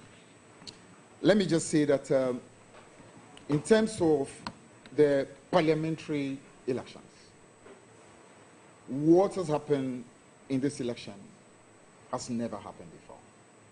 This is truly unprecedented in the history of our country. So we are talking about, for the first time in the history of Ghana, we can say emphatically that a political party that has won the presidency has also won at least 2/3 majority in parliament. That's never happened, and that tells you what a special political party the NDC is. But we can only be grateful to the people of Ghana for making that a reality. And President Mahama will in due course, let the country appreciate that we intend to make it a very responsible majority in parliament. One that will put the well-being of the people of Ghana and the progress of the people of Ghana at the very forefront, and not one that would want to use that majority for anything that is not positive and for the well-being of Ghana. Now, let me give some details relating to the parliamentary elections. We still have a few that are not completely confirmed, but our count shows that we're talking, as of now, of at least 185 seats that are within 185 seats that are with the NDC. We'll see what happens with the remaining ones that are still in the toss-up category, and would make sure we cooperate with the Electoral Commission. We'll make sure our agents do their work diligently. We've actually sent clear instructions to our supporters to allow for the processes to happen, for there not to be any violence, no intimidation, because the evidence of the game is the pink sheet. And we've told our supporters, let's work hard. Once we secure our pink sheets, there's nothing anyone can do. Now, so 185 in the back. Now, before I go into the details of this 185, let me also say that this particular green wave that has swept the country has actually brought about the winning of seats that we've never won in our history. All right, it's the Honorable Fifi Fiavi Kwete and Altern Nkano on a General Secretary at the NDC Amanyo Konosi. Ababa board issue now bet me the your friends say general outlook no senior about 22 no ACTA and the number of regions are NDC Amanyo Kwe winning as compared to the number of regions are MPP Amanyo Kono winning a bit more and common pa baria bakwa Fifi Fiavi Kwete Kanya ehia pa se yema ye ni akọ ho pink sheet no ebe ye nyina so a wodi besi asem no po anase asem no pi se miamia we nyina no NDC idai edinkurim, but for a fact was 185 seats which represents 2/3 of Mrashebedefie no NDC dia and ejawu ne amapoma and asarikimu hwe screen no so obo say green wave no dia ba bia afa baby blue near Kitwebi. So Afro region and then parts of Ashanti Eastern. And then Osha Ahaseya, as of the time I quality way no, we cried the bed also cratching way. As of the time I quality way no, now NDC Amanyo Kuno etimafa 13 regions. And one an annual lead and a MPP and so far 3 regions. So there is a tsunami of green wave across the country. And to say the Sariki Kaino, and then the PFA say, a come any before Nagana for the Twaba. Yeah, Kwame, quickly, or if you could take us on, or Bosso say any pemino, Ephraim so far, meaning say video na a boy, yeah, say any pemino, Ephraim. Now, me was in Bisawe, me busa Ghana, the security services, and me jamo monkwa because then I'll be soon a moment logistics. Sarki being a former military officer, be a normal be waiting me a boy. Kwame, Argentina, Ghana, school for crime, quad demonstration. Near be call for preventive and not prevention. You had live bullets and echo. Me, you know what, Mentia say, this is elections, Abba, and echo. a war between rebels and maybe the state. Yeah, Kotwaba, Kwame no nye war. Yeah. No. Yeah, befe bin so more rebels. Yeah. So we need AK-47 and others to fight them. Yeah. That is not the idea. Yeah. So why do we go to elections with AK-47, such sophisticated guns and adding here? You need any other means to, go for prevention and not prevent. Said Metropolitan Police for no. Yes. Yes. Yes. Kwame, dan say the biano, me say secondary schools. Demonstration, Krana police bekwa. They go with live ammunition near the. Sorry, what your system you need space for near my bit me dia prevent Sani me dan say the be a live bullet and echo. There be your space. But so a decision of the command. And I say unit who's sending who didn't call for no call or honomono. Enter within the ammo one, amoji a friend ammo a bullet. Okay. May you simulate ammo a bullet. Okay. So now ammo no your blank ammo. And the blank ammo no, there's no bullet oma be kunipa. Okay. It's a gunpowder and a goom. So that is what we use to disperse crowd. Okay. To a bit why should you use live ammo on your sister or your brother? I don't know. Live ammunition. Yes, that is where the problem is. Don't say police and also the one cause sign ammo no. Okay. Or cause sign or amory. Okay. Now instructions ben FDH and say the mom sad. Police deployment and even to the extent say yeah, quite would to say is embesso. And question way even to the extent say you bet target a parliamentary candidate. You won't say why you didn't win him. No to a bem. Amobi a pra nibia show monqua. So that is why there was a question any reservation very important say live ammo there what the quiet about 12. That is the question. And even to target a parliamentary candidate, free. Okay, but even Kwame point 2, baby a year coalition, going forward, yes, consider no man say. So many times Metropolitan Police, Kwame, they umuye exercise in controlling crowd, need those things.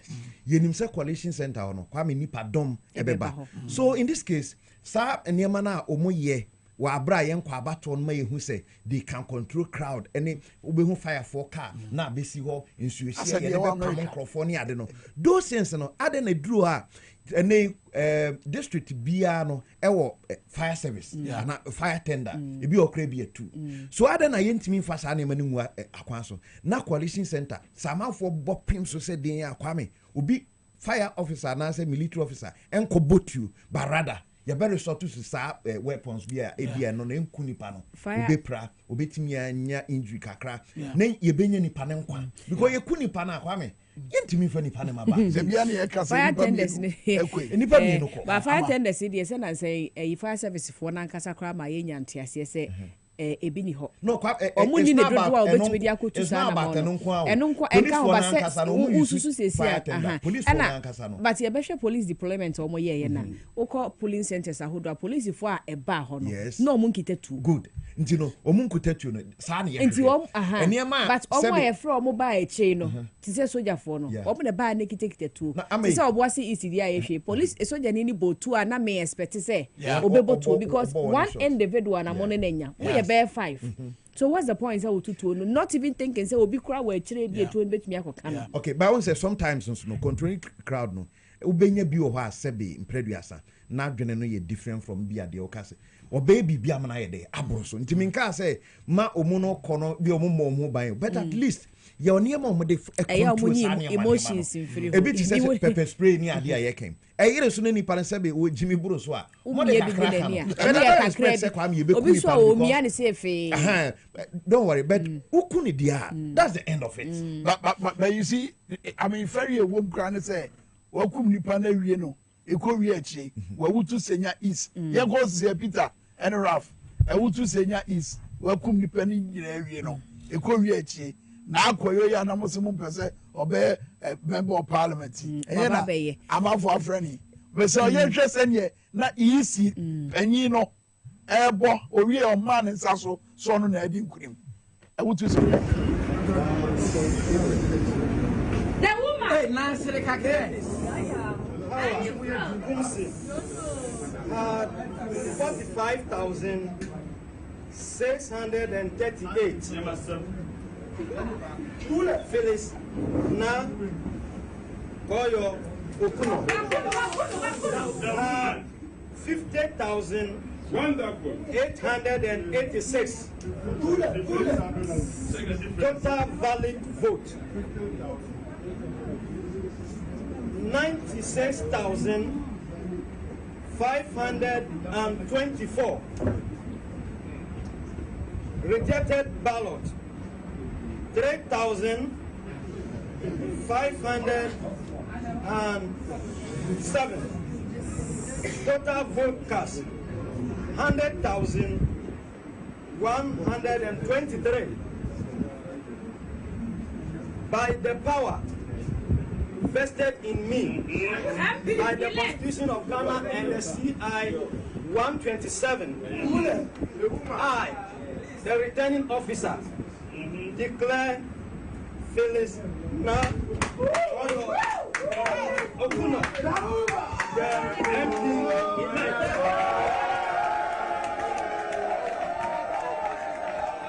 3,000 rejected ballots.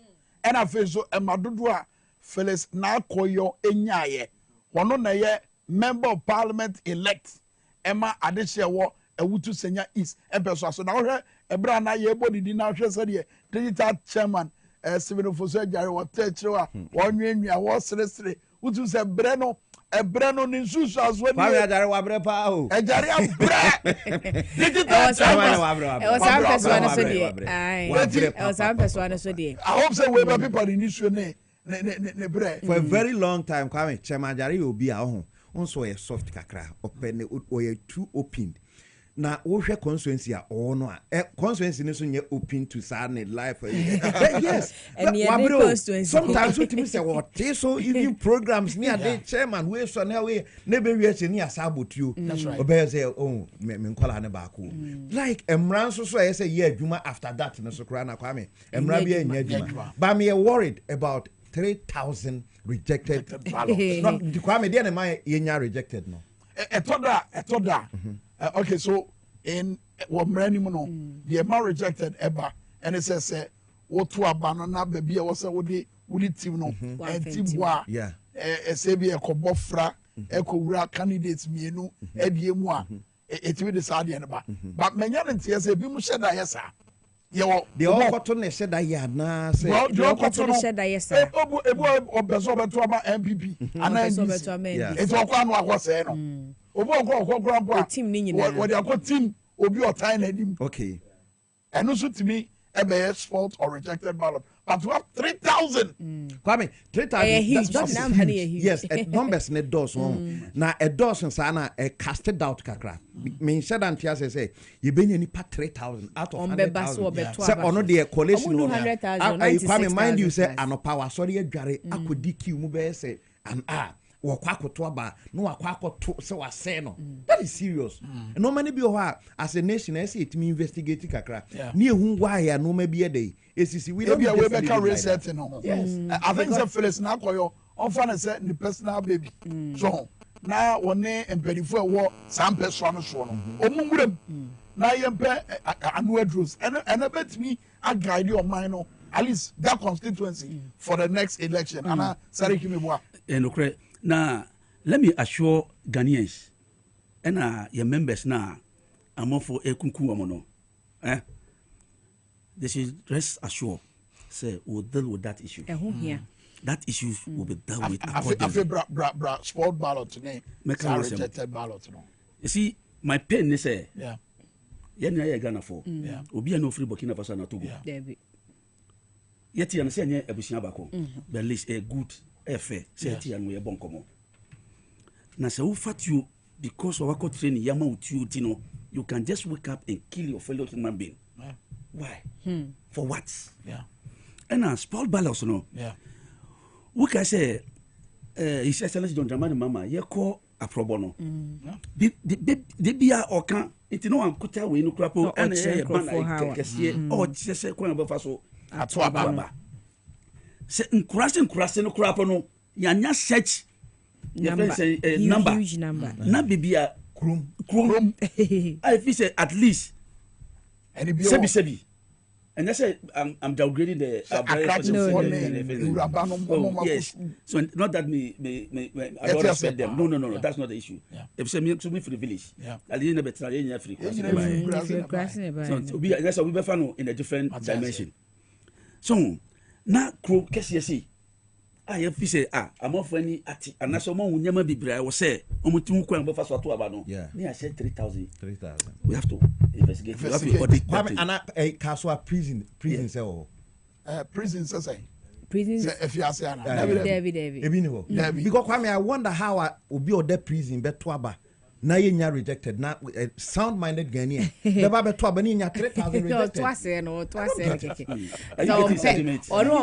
no prison ho no the conditions be ni obetini abo abro by US well-sounded meaning Ghanaian now 3,000 people say you cast your vote you cost time and everything 3,000 you tuning in it's serious afeyamra eye ewutu senya east ankasa you said you must abrem finally NDC edi nkunim sariki finally yedi nkunim na the me can say me say is Excellency John Dramani Mahama wo ba idie it's a different dimension. Ma wo se bu ka nyama bebre e fa se no be chiro nyama and am raise issue about tax waiver anyway parliament or say kan ko asem no. One thing I'm say moti say o kan bibi na me say oni obi e bon komo openly na me gina chiri na me because about the economy. So I was na more interest e wo mu. And o ka tell or say the MPP for say o minor do no. Ye ba ye hu be kire kakra na fiscal space no eye kitwa obeye adwuma na onye e friend say big oma awodu contract kese ebema in fact say enwuma e koso dada ye koso dada no na oma jai no e na obeye e na de na oma jai no obegu so aye enti say stabilize space na afei we can take off. So, and a two, Mamichu Maji so Ghana, you will scapa. But leadership no, a brony be and the man you won't train. So, what animal, Auditor General report catches 52.5 billion Ghana cedis has been transferred to unknown destination. We'll find where that money is. Unknown account. Yes. That's canon.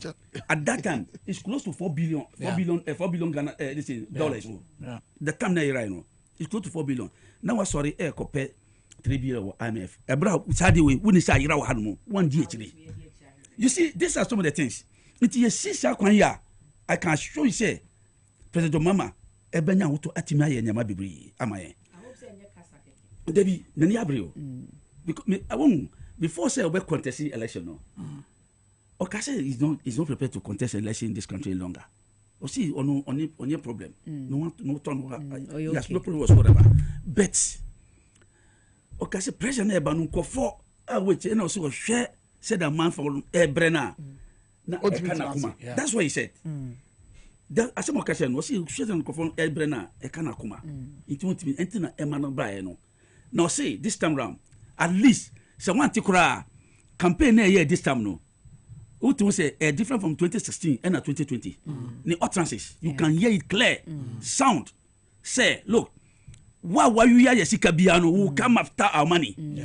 Okay, and that's this open statement. That's the bond between you and the citizen. Now you know. Wouldn't say what for Ghana Sika fire the brain. Nako baby. Best one by your bet you. Who deal with you have to bring money. Was say Ghana for Sikani Amudi and Yamidio and Omoya and Amobreno. It's Yamo Jesus Sikanina, they are two your friends, your confessional. So it is the hope. If you say Ghana for nya your friends say President Mama and Oka and Omoto Abanamano. Oh, so we shall what dear president pay. It's what the presidency I say. the oka bi ano oni se obetima ye nti na oka no se wutia ono on ma promises just like that the obetima ye no e na oka omo di na tem say oba obese oba cancel free SHS oba explain e kire na wonim ade ba ko den tem pe domo masem enya bibia ntre o so ya ade a ode nyasa etu okay onya ade basa so free SHS tam ye sha no o see yentimi yes constituency progressively yes it ya sha so we sha these students no want to school fees under your mama so I love that these students no want to school fees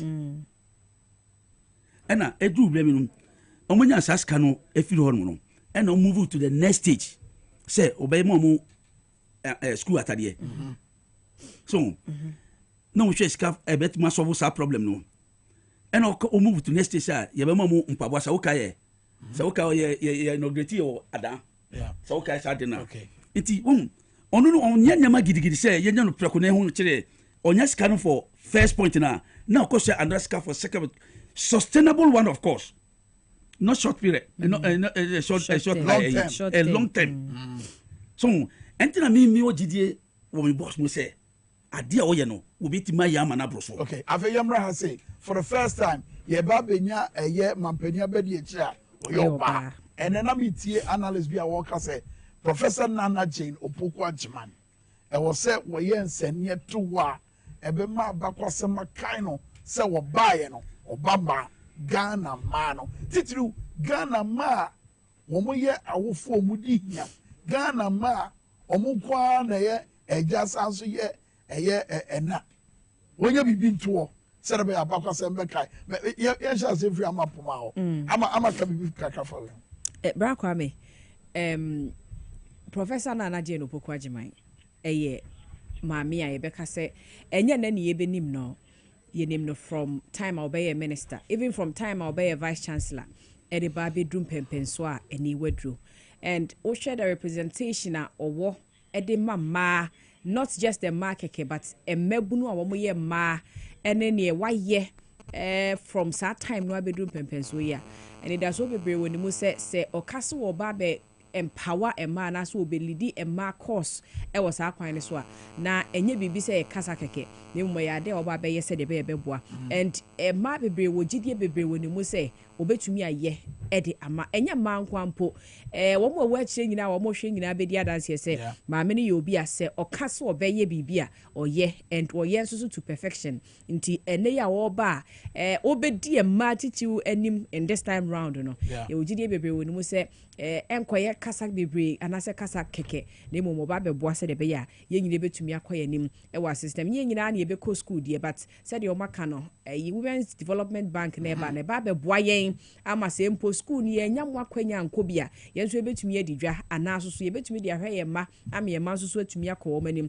e wo sa kwan ne so na ye ho to ye ne ye ma ho to wo mo a oman ni nyina nso so eden e ho ato enti ye wogide bebre wo ma mani mu se obetumi aba beboa mama ye tumi akọ anim na ha ya system ye di ho nsem so atumi akonka ere ja usuru said your de prof ebe ye wo aban mu ene be kire ema ehyebre eba presidency mu in the future what is that say wa be bie kwan na to e say wa bie kwan e ma so betumi aye me guys say UPS we can say media member ye oba me bie puno na owi anu wa tu no de safane ko e me giram na ma so puno nim eti na me guys say di oba ye wa aban mu no ene na be che ma e da che wa aban Kwame, don't forget say prof enye enumani bi ho a wa ye dada on say be niema anase ne dwumadi a wabedi e wo man mu no obe vice president Kwame nya de foforo obi a rise at the university abeye female vice chancellor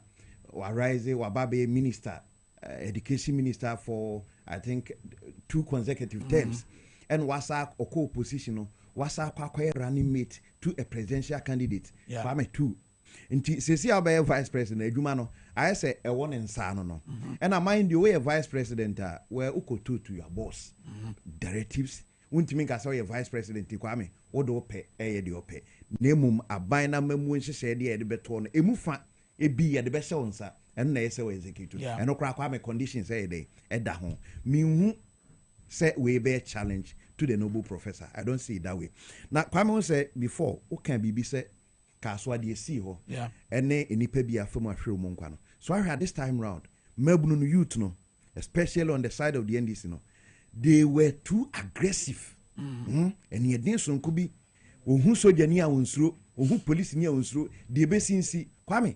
It happens whereby the previous elections yako na violence on couple of violence BSC enipa from ahwe mo nkwa na Kwame state na anya ho hwe yantu ho na mo ahwehwem ami ehu se aha na yese to ami ehu se we yamfonso nti yantwe na so nti this time round no enipa na fa ne se de besi bi anya dey ensi after all e biasi pen esi ye no maban ni so kra na ankosi ba bia esi sesi amaban be dey maban be ba so eno ehye nkrofo kutupa onsa na sariki ka bibi se wo pese enipa no wo ma wadwuma ye mrema wa rebel watimi aka busa ne na di nkoma na kire se kom na de no megiri se later wo ma na aduane di enti wo no aban se yeto abana enipa famu ehwe won kwa ye bontu ne kuma I was expecting senka aban ne be nhwehwemu na wama Ghana fo hu se oh asoma se obentin etuo kan wa ha nhwehwemu aye nie na we kan wa na ye hu nipa mpa o yes adem pempen so e de eduru Kwame we ya mutu ye hu hwe nti this time around youth no almost de bibia hye omumu they will face whether a military officer or a police officer or person be undermine the process of the elections on training home na o ka say the former president and they nyame yad mo saba as president say people and aba come back and that way Kwame me hu say system no e be den di amane sa o enyi hu sa if you say Kwame Ghana high team your nkrofo ho mo $3 million businessmen yes your noa ni sika hard earned currency $3 million your sankrofo no wa ba Kwame as a journalist see minu mienu say ye toma e pass ya my $1 million under His Excellency Dr. Baumia and Nana Kufuado. One time in Nkosari ni ye che $1 million business ben and get be organized. Especially what said here economy na see here. Edie na ho a enka ye de sika ne be. Nti sa businessman no ni sika no onyimpie. Yeah. Obekwa akopɛ bonds be outside whereby a Ghana auto a treasure bill or ha aban ni timi ka se minye sika ne ma no on fa to ha yeah or the betray in foreign currency enti nyese bia ni sa ankrofo no ha they are here but omuni confidence omudi sika be sha de ni mu a obetimi enye sika ne ba sa for no change of government aba no Kwame they will do business aban na sesa obeyi sika na pie besa aban na wo so dia Kwame obeka ni sika se hwe on America elections the last hour na later part no and who say obi to say Mark Zuckerberg mo aba Donald Trump campaign o mo finance Elon Musk rather o mo finance Donald Trump campaign the entire business wise who say condition na wo mo say no business e cost no and there be aban we no Kwame mo ano and in the case of Ghana no yeah about 20 minutes yeah campaign time no businessmen they woku ba say yes e do mo ahon dem betai NDC okay so business so it means say omono kura hunu say Dania yes ebeboa wo businessman no okuma se Kwame odaso ewosika or $1 million e ho but we can invest $2 million bi Kwame niam na be do report no oton kura nya de asanfa so no be de obenya tinisika na da ho no obompa say aban sesa aban bi obesesa no on the environment no be friendly for business okay inti sa kuma se businessman obeba eti yen stay wo eye Professor Nana Jeno Poko Atmai and common on by Yanya Dio Yentie Prof Ebra na ye dine edi ebio Ediache Ghana war University of Professional Studies Accra Ninsem Bia or can senya ready President Mahama so any kwapam HS within the first 120 days no and no maybe or babaye Ghana tie go through our 120-day social contract. The things we'll do in the first 120 days after we leave Independence Square on 7th January 2025. One, we'll put in place a robust code of conduct and standards for all government officials in line with the principles of ethical leadership, modesty, humility, integrity, and accountability. We will nominate all our cabinet ministers for parliamentary approval within the first 14 days in office. We would have named all our cabinet ministers. We will constitute the leanest and most efficient government in the history of the Fourth Republic in the first 90 days in office.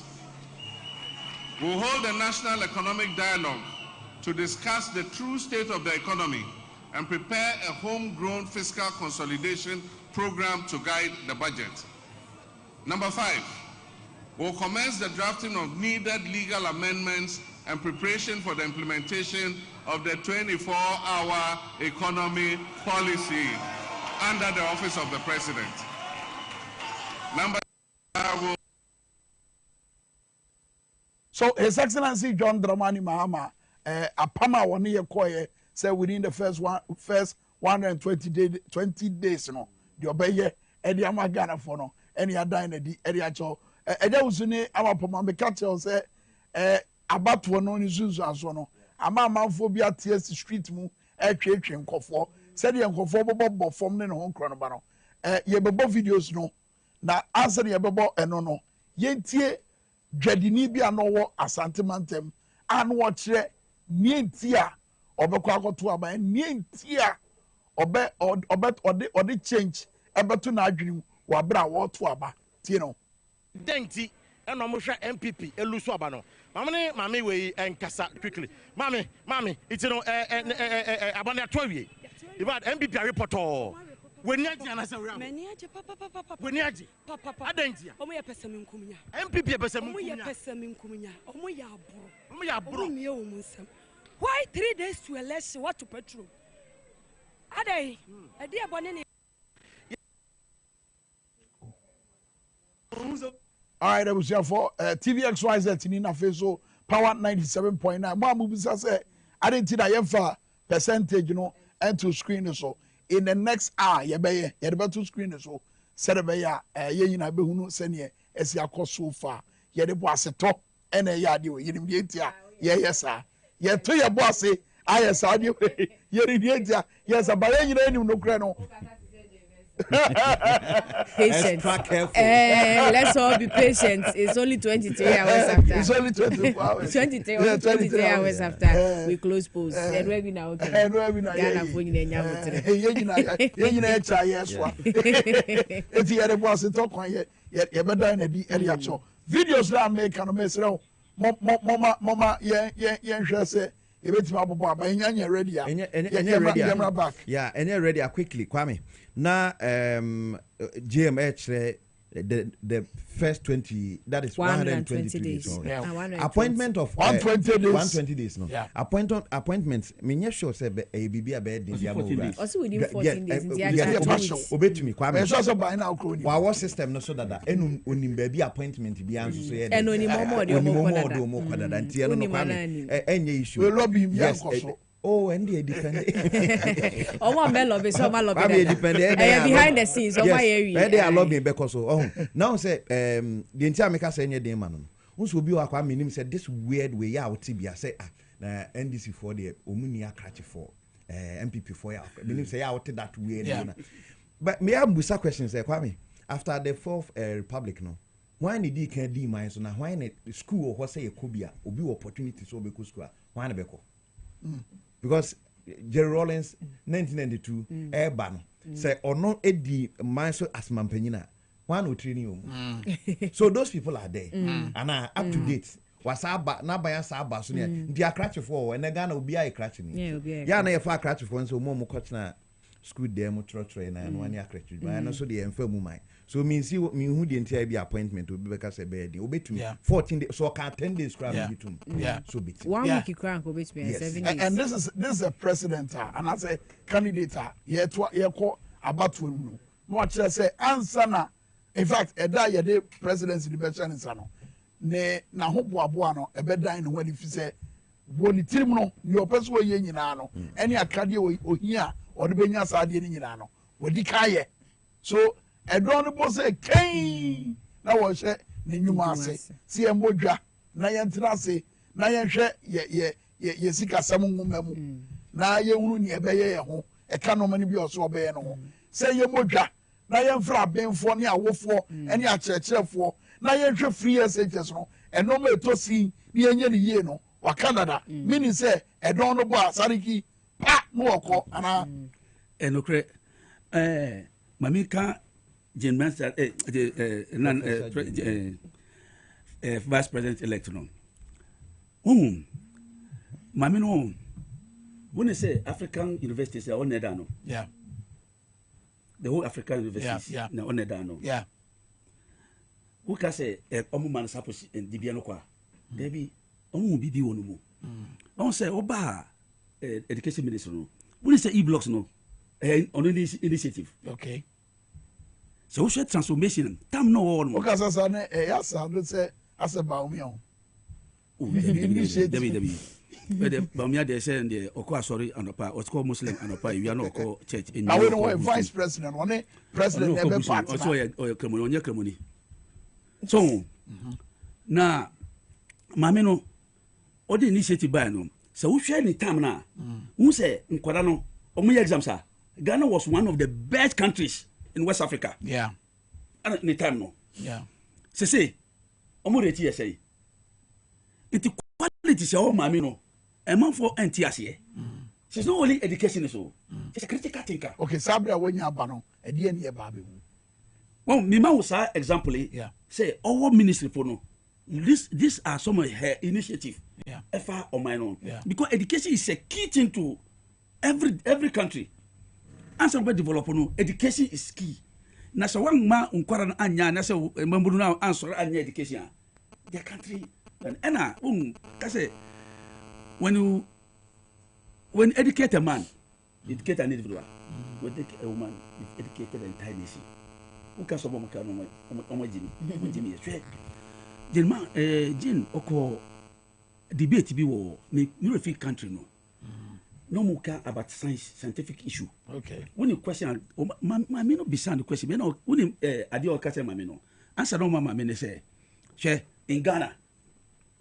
Ya wama ya maminu ena ye nananum omu kote ye fre say pam kennel omu tete de ba ye fre say adwe pam kennel omu tete ba omu timi de ye no mayi ye fre say ngo kokko okay abedu abaro no mayi ngo kokko okay omu wia no ma say ye fre say oma paye no oma ye no ma minister the friend otwi adwe ye adwe na oma say no ma dey en so enwa en obisa ma minister saa de we no scientific ai be no mo kiro mo book be de kiro mo e de metim hu ye I get the level of sense ma mi kota en o party say at times book no e deviate here from adia ye nim no yeah adia wi ana asai adia ye nim no two and normal typical example say ye tam na Ghana han most of Africa ye won ye nkwara no ye isu ye friend say duana edi twitwi yese no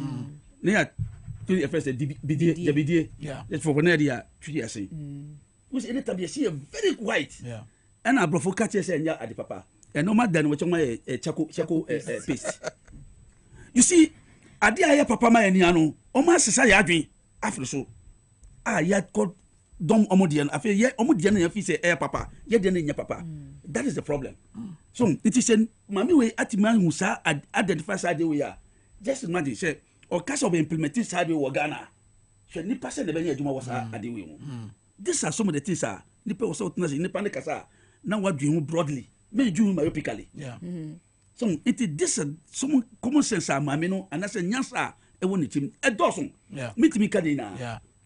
And a second one, the issue ben apart from no what is the issue be? Appointment. No. Yeah. Appointment. Appointment. No. And it's not a problem. And in fact, the readiness of President Mahama. Why you be paying? It don't need oye. So now one thing, Mr. Ka afa yesika semu say. One say taxes in the the same level of taxes are obeyed by this time. One no difference. But women no taxes now. They take it to favor themselves and young minor. So they don't care about the country. And come care about the country and can do people so I know. And then yakabe 746 billion. That's right. How? It is a sad. Yes, Saskano. Every next year. Every next year. So one of it you Saskano. Your mama, no. Oh yeah. The friend say heritage fund for info. On one generation. Yeah. Or see more be and funny sanka. Say the bear, Nkorano do when they knew on Benya Hoto. It will start free baby. And now dear baby. So be women no buy no. Saskanina. Oma di Saskanina. Copy the buy no. Say, when the cat say, almost stabilizing levy on. Uncle Omoko. Besides Saskano, they depleted everything. So it is sank of you know. I don't my own, you know. It's not just a about a chance of flow. You have some minus flow from scratch. Anthony or see or bet you more. What were you can obey you? Now, yeah, movie about one manacho. I'm telling you, we will not go to sit aluvo. Scan any esca, and no usika, and no wabusha fosca, a ganesca, a minu in esca. Now, the Biamica say, police for any soldier for a mood, Edibu corner, Mokokun, Crofono. Yeah, taxpayers, tax Nedituamokao. And Yamusika Nedituamokao. And yet Yamoka, you are not another share uniform, Namu Kunkunye. Oh, these are the issue I mean more any a bambo for Omo, my dear Cassia. And let me say, we should write into the Constitution, say, Uba Befa will say IGP. Army commander whatsoever woman should go through the system, no, not by appointment by this political. It end the master. Yes, I don't know. After general and Sabrea NDC what the numbers our constitution, Sir again, and as a aspiration at your mama can say, Oba Ben Wombesa constitution now and no ma any wino. Yatrino. They said, yeah. It's over to you, Jolati. Anna, sir. So, sir, yes, I said that. It won't buy now. Only two baby. On my implementing. So it will go to it, we'll go into it and then implement it. And let me assure you, one I was West Wagom by election either a now white paper no. We'll implement it. They say they'll go scot free. We'll implement it. Anybody who you find no guilty piano, you face the law. The white people can say you reprimand people. And one reprimand you, yeah, you promoted them and gave them position in addition. So you see, anything and country no, a lawlessness no. Anything will be also no to you by heart no. Look, Boku issue. Anytime NDC will come to power, Untisha will be to you Boko. You go into history. It is our NDC abay. Oh, there'll be peace. I'm telling you, I can assure you there'll be peace. I'm from Boko, me a Bokuni. I'm from Boko. Whatever is happening, me Yakusa, me Yabisa, me how Yakubu the same tribe. Later Yakubu, me the same tribe. Okay. But me won't say Omoya because me come there, Miss Wano, Miko school, Papa, Eomini, the Biko Boko, into one Miko school, because that's very primary and middle. As a Miba Sunyani, you know, I was Sunyani 3 billion, 3 billion barras, and I be born on me, middle school, me, you and Abiko, Sunyani Technica. It will be a number as a Acropoli, that Acropoli. It will be a technician 1, 2, and 3. And some call you any soldier. And some year me first degree, and I'm a master's. So now that my call later, you better get this acronym, you stick it to the issue of very well. Yeah, very well. Messages I would do about one king Gagakra, or Brahma Poma also, we are ready now. So, ni obey Quache or say, okay, one on other than the say. Zanato, a winning house, which is true. We're winning house because no ye will be a no wobisa say Zanato resource no, Yababu Bota Bay.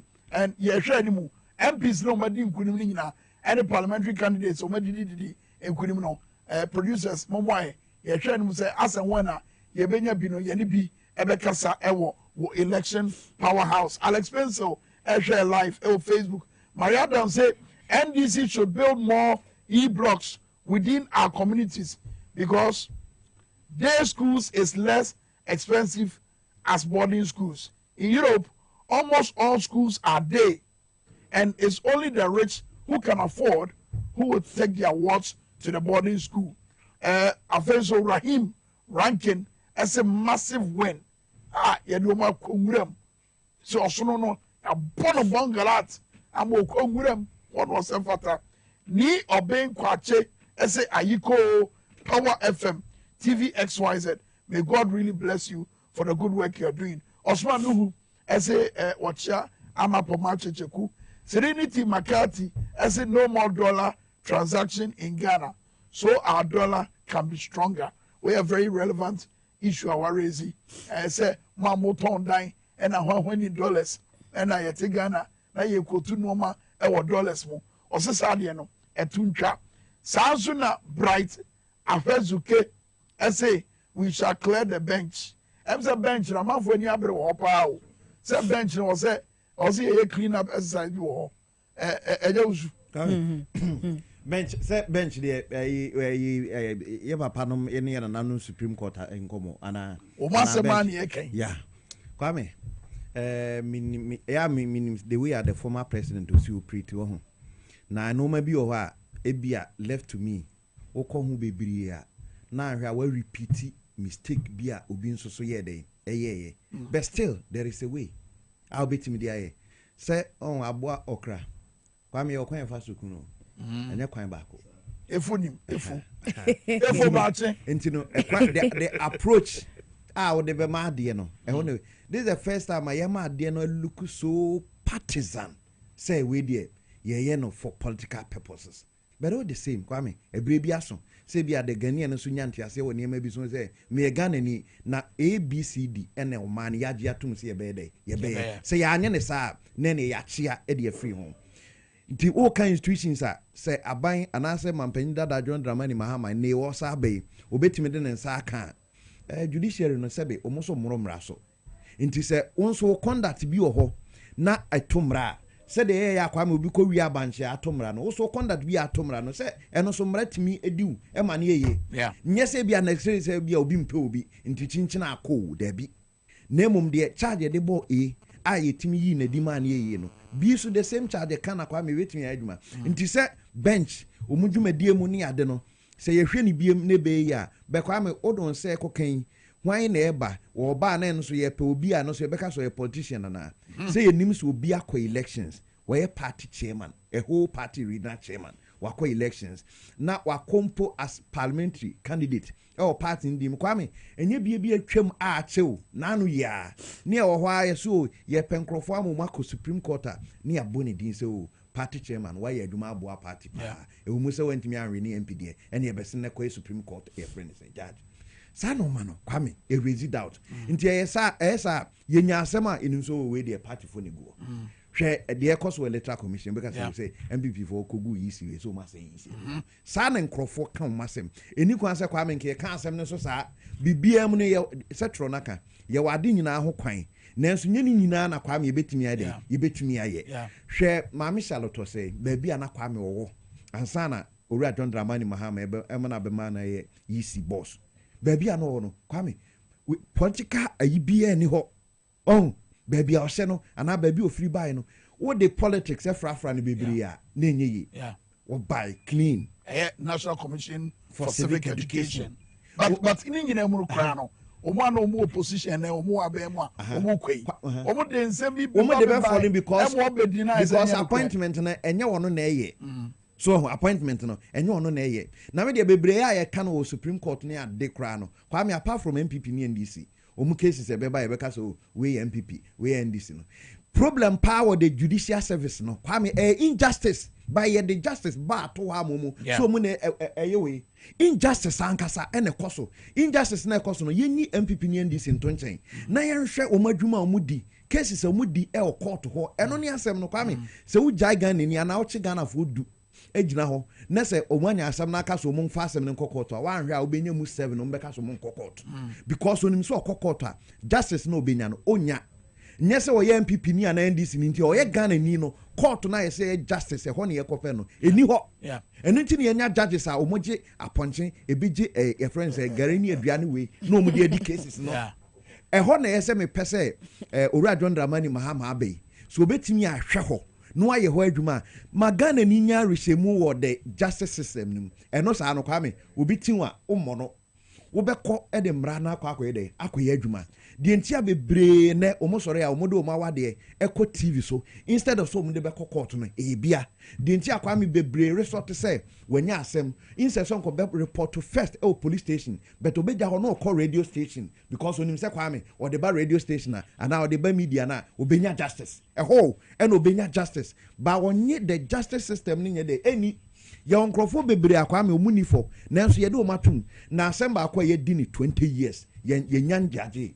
sentence and judgment nyama 20 solid years ye bedi asem na yetimi sesa judge because obeba mama ruling for obeba no just was such static case and your political case such cases na a million times egu court yem ye aban yema ye ni nkɔ hɔ anase aban ye Ghana for yema ye ni nkɔ ni nyai bibia ye be say oh we ye MPP ni we ye NDC na no ye kakra bi ba wura mu a deep within it a dawson injustice e koso court no Kwame ye dawson che MPP ni all right eja wusu no o se ye wuram na NDC ni MPP sem no edru bia enfanto nchai ewom se NDC ni MPP sem no ewom de but wo eja wusu yem no e kakra bi by justice no kom ewurema injustice bebre NDC MPP kakra bi na eno na be kata so na ye videos no ba be chobraza na no ama minim se wo bibi ka fi se amanfo messages ya aba e fa bench e tai dis an komo no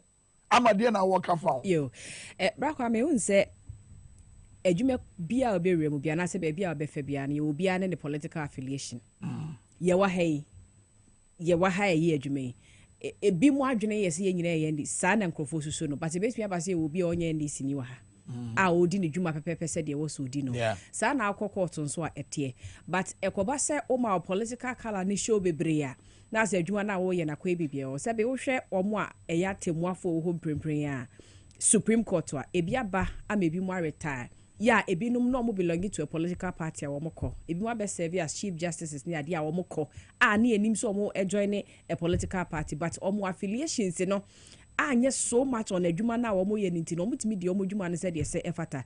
That is how we expect every institution say obey na adwuma de afa na enkonko ba se da bia da no ye de se di ni ba be hye ye friend say ye de ba be kenten adwuma no so na adwuma no se de wo se ye no no ye ntumi enye ne saa na enye yie ebi a ye ka ti se de ye wa ha ye ka ne se si yi ye ti ha ye kan chese me said em pese me puti asem me hu said he me si enka no emfa but de me pese me kadi kokosie nyina se said the area John Dramani Mahama kan no se oba within the first 120 days obe make sure say institutions ahodo no mo conduct omo de ye adwuma ebe ye be hyemu kina se na ye jeja ye ho ama eniema ni bi ho ya to atwene se ye mfa nya adwuma ye ethics ye niema ahodo bebre ye mfa nya adwuma ye be make sure say eno betumi ada ne ho ade nti se bia asomasi obenten a ono ete bench ade we ne na sudi ade ama no na adwuma e wo so ye na wanya o ya ne se de na eje wusu kan omro mra no a omo hye ye se de bata science institution no eso nti wo say whoever or ye in charge also make sure say sa mra no e betumi aye adwuma no nipa no betumi ahwe say den ho adi pepepe ekoba ne saa me ya manyoku ba me ye bi enti no me de me buru obi aso de me ka na ye final na say no ni ginesi wosie nyina yesie ye nyina de tu anama no ebe free ho no mo na boa ma adwuma no akoso smoothly said ebe ya bibia nso betumi akokama all right we studio say a call wusi da bi ana wusu akon kamia akobano kamia sesa ne shebre wusi de de I was ye di gobo nyina ye refi akufu adu sisi e ye refi no asisi e ye refi no e di ye be kai no now you say statue ye sin crop ya baba to bo ase said ye ani je sia ba man ni mu ne e wa amafo twetwe nkofo no ayehu mo me hwe kakra ye bisa mo adenti na o man to abana ma MPP ana se denti eno mo hwe MPP eluso aba no mame we enkasa quickly mame it no abana atwawie ibad MPP report weni agi ana se we meni agi papa weni agi papa adenti omo ye pesam nkumnya MPP ye pesam nkumnya omo ye pesam nkumnya omo ya abro omo ye o munsam why 3 days to election what to petrol Ade, a dear bonnet, a dear yamu. Ya to be BM. Ya won't be that, and say Nabako Samda, a bin cedar. Mamma, I'm more free SHS. Man, no, what for some free SHS? Comedy. What to train my business and Timmy Coquanso. Ya call a gosso quanso. Dollar no Sunday or the Bacono. Who bar, who quite just times 3. And now what they are called. I didn't know what's a bassa. One ebony eye. And your Bonibia, and see a person who answer. Almost show me next 4 years. Yes, I do. But Barman at that banner, so I do. But may a new candidate. It's running me. But on your president. Second and a penny. Now, Copessa Baumia Banka was so good near Mem. Good near Baumia, Nabomiaba. And to the Anana, you cried, should I say? Or no Canabaumia, only Hiano. Who's out to me as you? Oh, I'm quite sorry. Mpacha kwa solid na solid and mukrene eyazu kwa osafo na kasa pokase odi omuka se beba na nuana ba ma solid and mu nyina eyazu mpacha ai na Cecilia JDM ebe president of Ghana for the next 4 years wunya kwenya se obeka bibi a che no e den na obepese obeka che no so obeye president onye wo Ghana Cecilia obeye president ye nyina ya gina tum by money shani MP4 no kwa omu na ye omu se nyama no nto hwe na omu be ye ade anya ontwi ni no pe nkofo a omu be boa ama NDC ni nkofo but omu be to omu chi na anya adwuma for the first time in Ghana history no oba ene be vice president Professor Jean Nana wakoye mami eden na ofili say na ofili fa ho aw mi ti say ya fa vice mi ti bi da mi akwala mo mi ti bi da mi first time na ma say afa vice oba by owo yamuhie eyamusun chan e wo won he won ya ke na wo la ke vice lady ne e ba wo ye ni yo mi fe e to ye ni tu ono fia no ehia ka abo shika fio e bo o ka fio un ba gbe ka FAP e wo ne ba na e wo ye ni yo wo mangana ko ni wo swele. I have a big message to the MPP. I've gone to the Flaster House, and this is their leftover, so they should come for it. But I want to say something to NDC people. So far, we have suffered a lot, and the youth these days they have also suffered for NDC. They should let us have a job for the youth. Those who are working hard for NDC, the youth, they should give them job. Look at how our parliamentarians has come out with big, okay, we are okay with them. So they should give us job. They should let us work. We need the work. We don't need from their pocket. Let's just say, Numana will be a okay, what do you basso? By your crowd, man, so that phone call a prayer mantem, a hot, and a year Eastern Regional Chairman, Dr. Mark Oliver Kevo ewo yene no eni nkomotia wa na fe yere se the feeling no esitie wo epoe manta na ko epoe manta ba NDC miamia bia wo mo wini da ma wuram in fact o ma chebu pa wura akomanim kra Dr. Mark Oliver Kevo ye mo ache mo akwaba hello what to say nyame na da ma ye kuram boko na so oh nyankopon amadu patche na Ghana Fonso omo atreto ye fa budi etoso minu ayi na ye de ahuhie mu no abam ama bia timedama na hoton omampani John Dramani Mahama enyanse no igbo mpo nso amanfo atati nya hotoso ese enema ebesesa ewo menu ebi tie dama se appointment so de ni gina na appointment for egusu ewo but ade ba kwa enwanwa ama bebe hu adwuro mu eni ekwan amafa so wini nkonya no bebre to the sense we kra de won friend chempe o ma chempe ama mo komanim saa no de na work tricks no mamo oh maybe ka say de bia na ka say appointment has say menantimu a ni media was before ka say appointment strong good appointment strong good. If it's a bar in Puntuma or Mampani, John Dramani Mahama, the president are bar, almost free NDC, Abachabina, I hear a pre-matama. The share in the animals, so the Nema, almost so a memoir, Omonana and Mahayana. Oh, yeah, a pre-matami, na o sorry anopa na so kwakoto aba na o dwen sa de ma wi hu a ndi enu ga be kire se e wo se woto aba e de ma NPP na da o de da e hyen kofo mu so Parliamentary for mo party ene NPP enu ti yawo matu sa na da no na omoka ani wura e ma bi ni etim ene ade for some time now but say sa ne mani nyina no amanfo hu se enya no kre say part Parliamentary na party bibia ene ya wo nkofo to muti no se okoto abakra tia sa party na akwesa sebe o kasetia ufie bosom they said there obi hu se there ye puntuanti ene twaba afei so na krono ano mo boyen mu wiayen e wa batu mu no na eno so account for more than 20 to 30% of votes are enyano.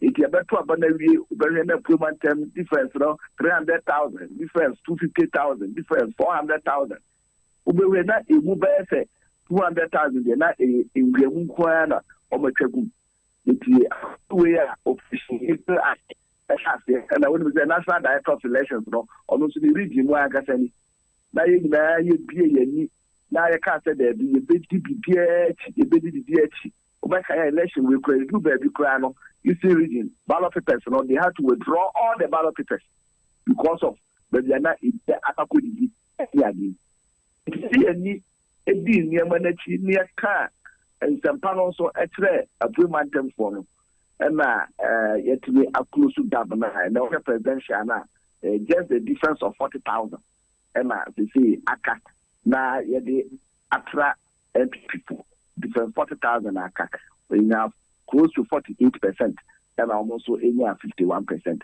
And this is very, very significant. And we region ha and then don't your confidence if you region NDC as agenda sometimes the yakaya as a Parliamentary I was seeing any MP for Chimino and then and no and Abdom.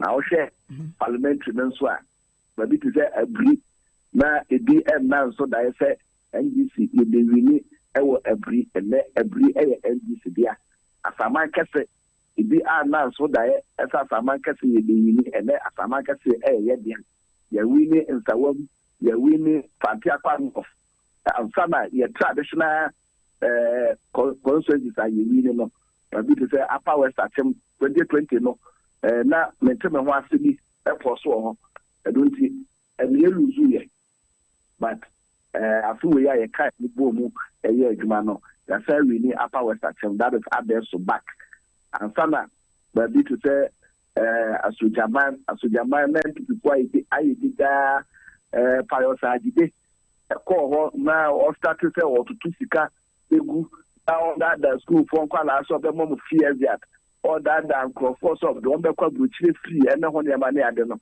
na dede no na man for say asujaman NDC eluzu but in the history of asujaman this is the election man ka no estopay meaning say yeah I was and I'm happy then no be na the sakra baba be contested you and so now other traditional cities lower mania upper mania you look for things so yes I every any account it for us there so far so good you say we have for the one fufi na a Parliamentary we give mapa the next election this region is the region to watch MPP 14 go to be in say omanya two regions bio yeah ebeka one region bi epe na idea omo ebe yo part no ewo na sasa me awoka say next election no Eastern region will be the region to watch no o basis near there say statement mameki ewo afi abato mi ana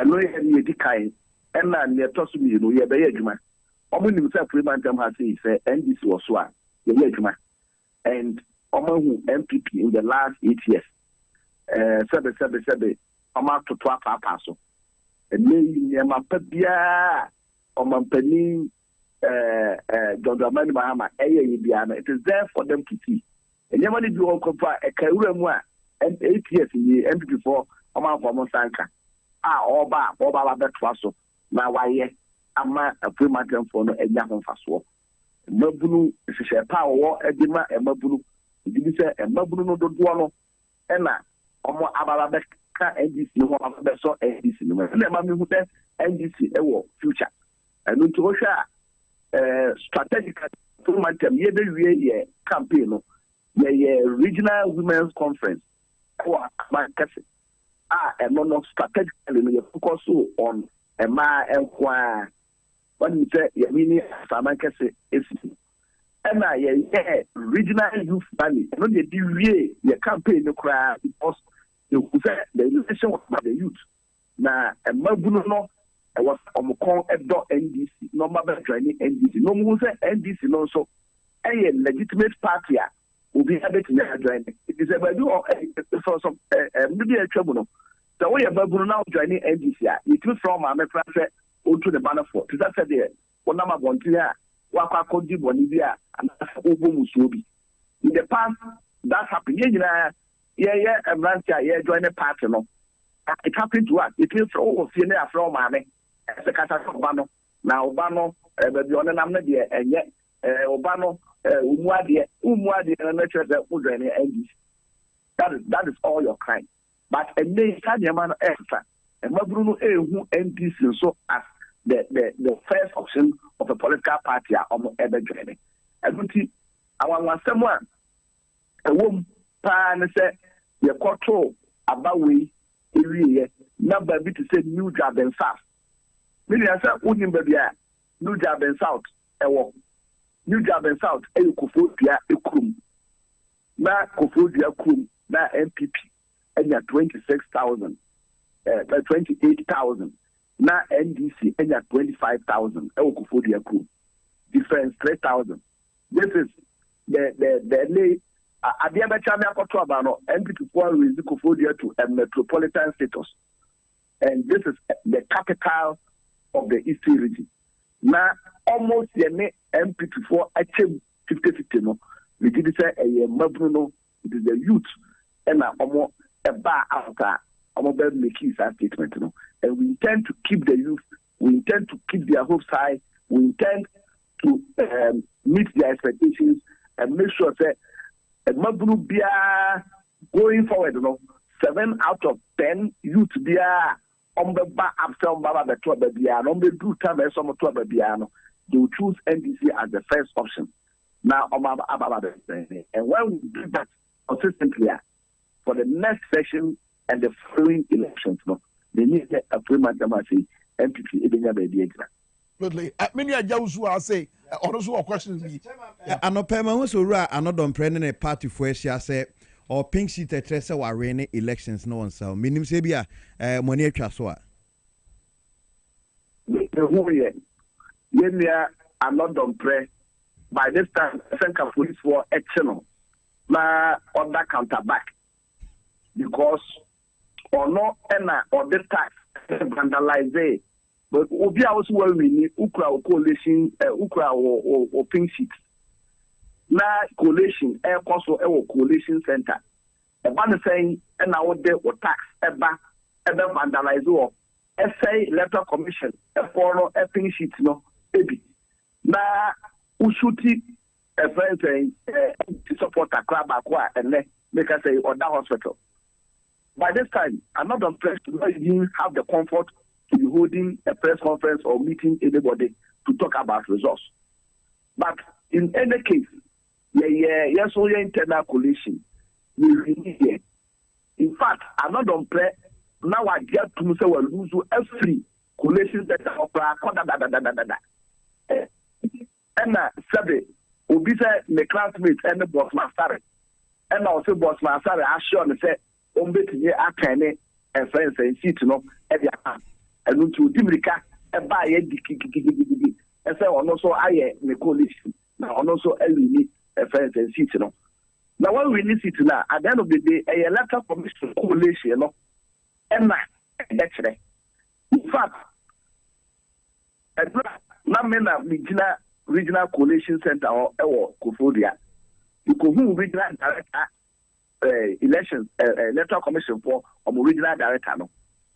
And he told us, say, the man on the ground, that is the director our election director, electoral commission director, what in Sawomono. I'm an anti collation, nobody. I thought I'm not on play ever by yes, our confusion. Now, what the results are a trusted NDC candidate, and really. Then we told him that then all go ahead. Now on declare a first your candidate as a winner. In fact, it is part of the press conference I'm going to do this morning. Okay. I didn't on go ahead. No one declare the candidate as a winner. Said they are not a obi problem on what of High Court. Or say boss Masari as one chance. Now obon concussion another umbrella so ne pink sheet one. Pink sheet and you no very say produce pink sheet. And you want electoral commission on higher pink sheet and one year copies. And this is another pink sheet no church so or Magasa could video. Obi and one budget another pink sheet aki. What require yes you pink sheet etc. really now electoral commission so the director no what is someone who be a dancer say really. I didn't think that on better fee will be rely on another pink sheet so it will not happen. Everything another prayer can somersault over to nation up or so than the one that come from. There's no way we'll lose election, and he must have the humility. That arrogance that not the parliament, he has been humbled and he must have the humility to accept the verdict of the people. And so Jitum now oko for me. Now Osha said yeah, the people among you. Okay. All right. Dr. Mark Oliver Kevo, you better asipano bre Edward Daja, but I never go cross and wako. Said your green wave no ezitie, and then the way I need you as your barrel. I dear bakwa yet ye nim free show. A bambo munsem, and ne a Sicilia tata ne, and when a huna ne, a 2 year de bobo a month for. Who bet about a Ghana for bo? Says Sabre a move bay. Ghana Nibia, ya this idea ni dino wabra, obusin get say, obuba bo. Justice Emeba. Of course, you have not played on the Ramani Mahama or Bakasa up to the Lumi True. Aka Obi Bia will be held individually accountable.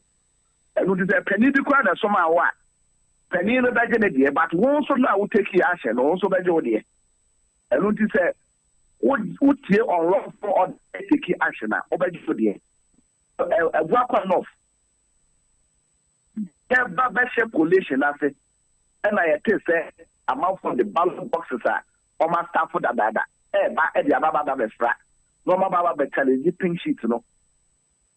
And now, your supporters, a choir say, almost for prevented.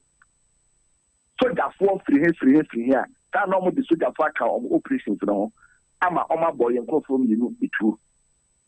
Those people will be sorted out. Yeah. And we give a man penny. As obey people will not go scot free.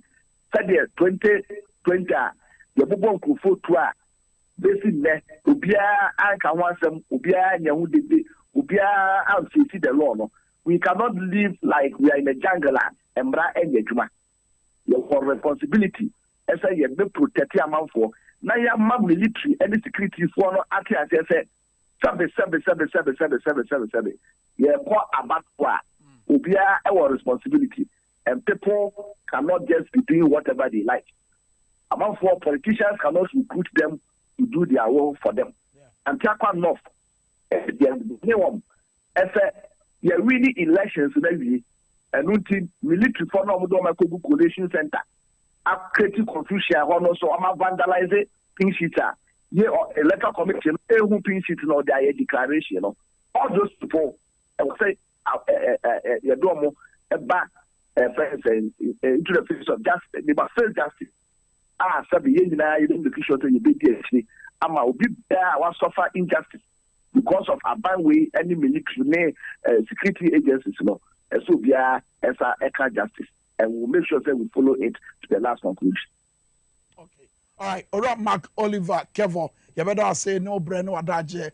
Our election powerhouse power 97.9 afei so TVXY sɛ abusuafo safeda de wa fidie na to ha sɛ ya sabre mampedi abedi eche Dr. Mahmoud Bawumia agye atum sɛ aba no wadi ntwo.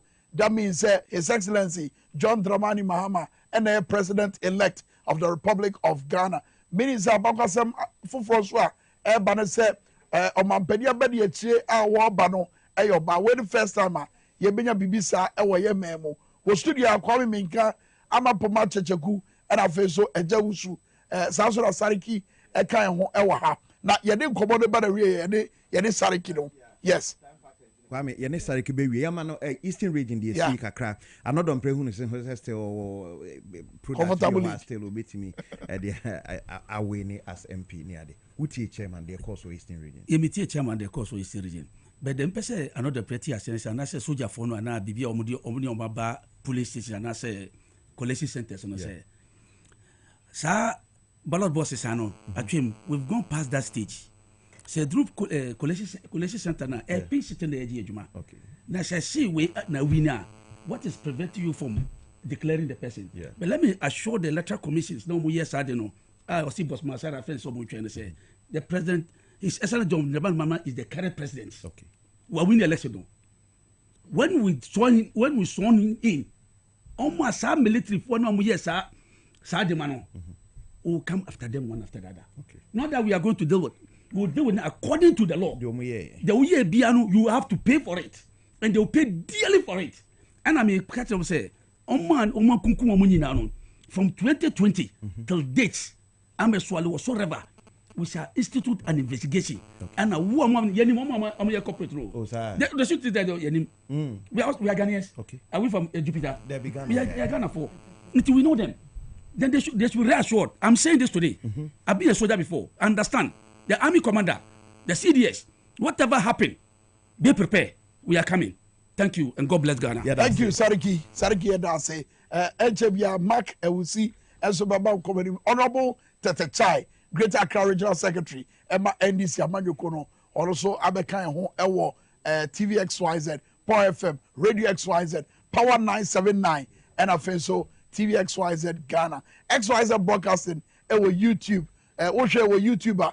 Making sure say link in watch amana so bia so say be obia be hunu nia e but quickly yen come magic one on na yen hwe ade bia e ko so de nyina fa abato no nsusu aso ho na talk about abato nsusu aso no eguso a ye twen abato commissar say officially obaba abonte no be declare results no for now there obia nim no the smoothness level wa wani so nyante no by now wani so atew wa ebi a wodwen se daeso no by now waba nipa tibiam amwo say yes enye daeso because already Dr. Mahmoud Bawumia ajatum say abano omadintwo omajatum and afa so NDC press conferences ahodo omo ye na nura na dwen nyina omo de adansidie be kire ne ntia wo mrase be fie no dodo na abekọ e ama NDC amanyoko no and afa so omo de adansidie enso abeche ama obi ehunu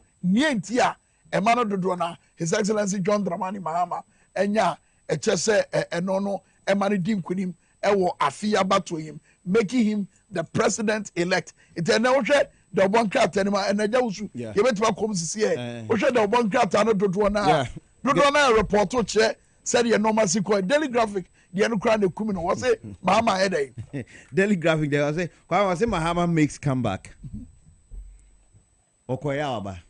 Yes, daily graphic I don't pay them. And you know, and also so I can't mean sure say I can't be before apart from the couple of days. It's about headlines also. It's Mahama makes a comeback. Yeah, daily graphic. Yeah, daily graphic. And daily graphic chrono was say Vice President Bawumia concedes defeat and also so them.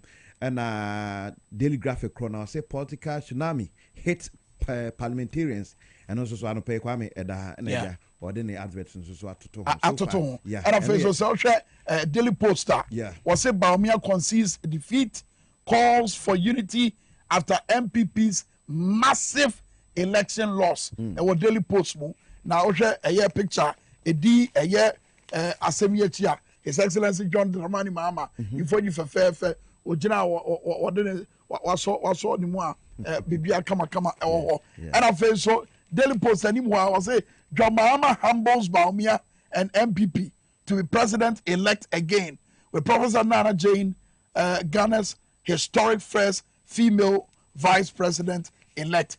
And 10 times so Daily Dispatch. Okay, I said Benam said in the Daily Dispatch. Now, say projection 52%. Yes, yes. It's Krata anymore say between 2020 and 2024 elections, MPP lost over 1.2 million votes in Ashanti region alone. Now, one publicity detail now, man. Okay, say the polls not the buy no. So I can say Dr. Baumia be renew. Okay. And okay, so the details never banti no nanke ehwe. One farmer. So Kwame. Oh, I thought there be an anonymous. Man say so for back on no can say Dr. Baumia be renew. Ye interview ne say asem no kind of boa amam no de no obusa say na Yesu kra abortion no buy utimi di. So who we say na sorry na Kwame ni kwan say we waste time now. Anyway, a Daily Dispatch now. Baumia concedes defeat and calls for unity in MPP. Yeah. And it comes with a picture of Dr. Mahmoud Baumia and Hokani Ejran and Chen. Wabro Mamoto Maebosa Bibia Chese Adiana Tomoso. We will not be a disruptive opposition. I assure you, we will regroup and come back stronger. Baumia Asema Wakanono. Finally, the Chronicle. Cordio describes elections as credible. Mahama walks back to Jubilee House. And Pampa Pecha he's walking back to the Jubilee House. When your Chronicle now, Jonathan Lords, Dampari and team for robust security arrangement. Why when you say good like Jonathan, Nigeria can penny waka a year African Union missions and perform war. On my Ghana ha almost about one or so was it done parenene dom on my idea papa so mama brano Kwame Ghanaian Times by so on the most authoritative and also reported said be patient with us, our processes is elaborate, easy appeals to Ghanaians and also the other or someone to Mboasimano Kwame na Kwame a hands so Mampanyin elects Ura John Dramani Mahama, Ghana flag and Wamaso. Okay, I said the last one or the last rally no. My flag next with him no Williams Kwame. Nese Bibiriba. In Tiano Pay, the Bokrate Naba. Mahama secures landslide victory. Baumia concede defeat. Easy to declare Mahama president-elect. And so that. Now, Umo Mulusu Yeno. Oh, what the Umo Mulusu Yeno and Sabia the kind of Ababeto Amamo Slusuka home. And Ura a Japamesa. Sansona Ura Henry Queti. On also so Enfuni Edaha. One farmer may have comes in there. Okay, was it 12? Was it 12 ministers lose seats and pay Ghanaian Times and so Kwame de buy. And I'm not paying so you're yin in also area cho. In fact, ministers ne Oma ye titru for war MPP Amadio Kuma. Omukonya no NDC ajini nyina say omugina ho omuko fie.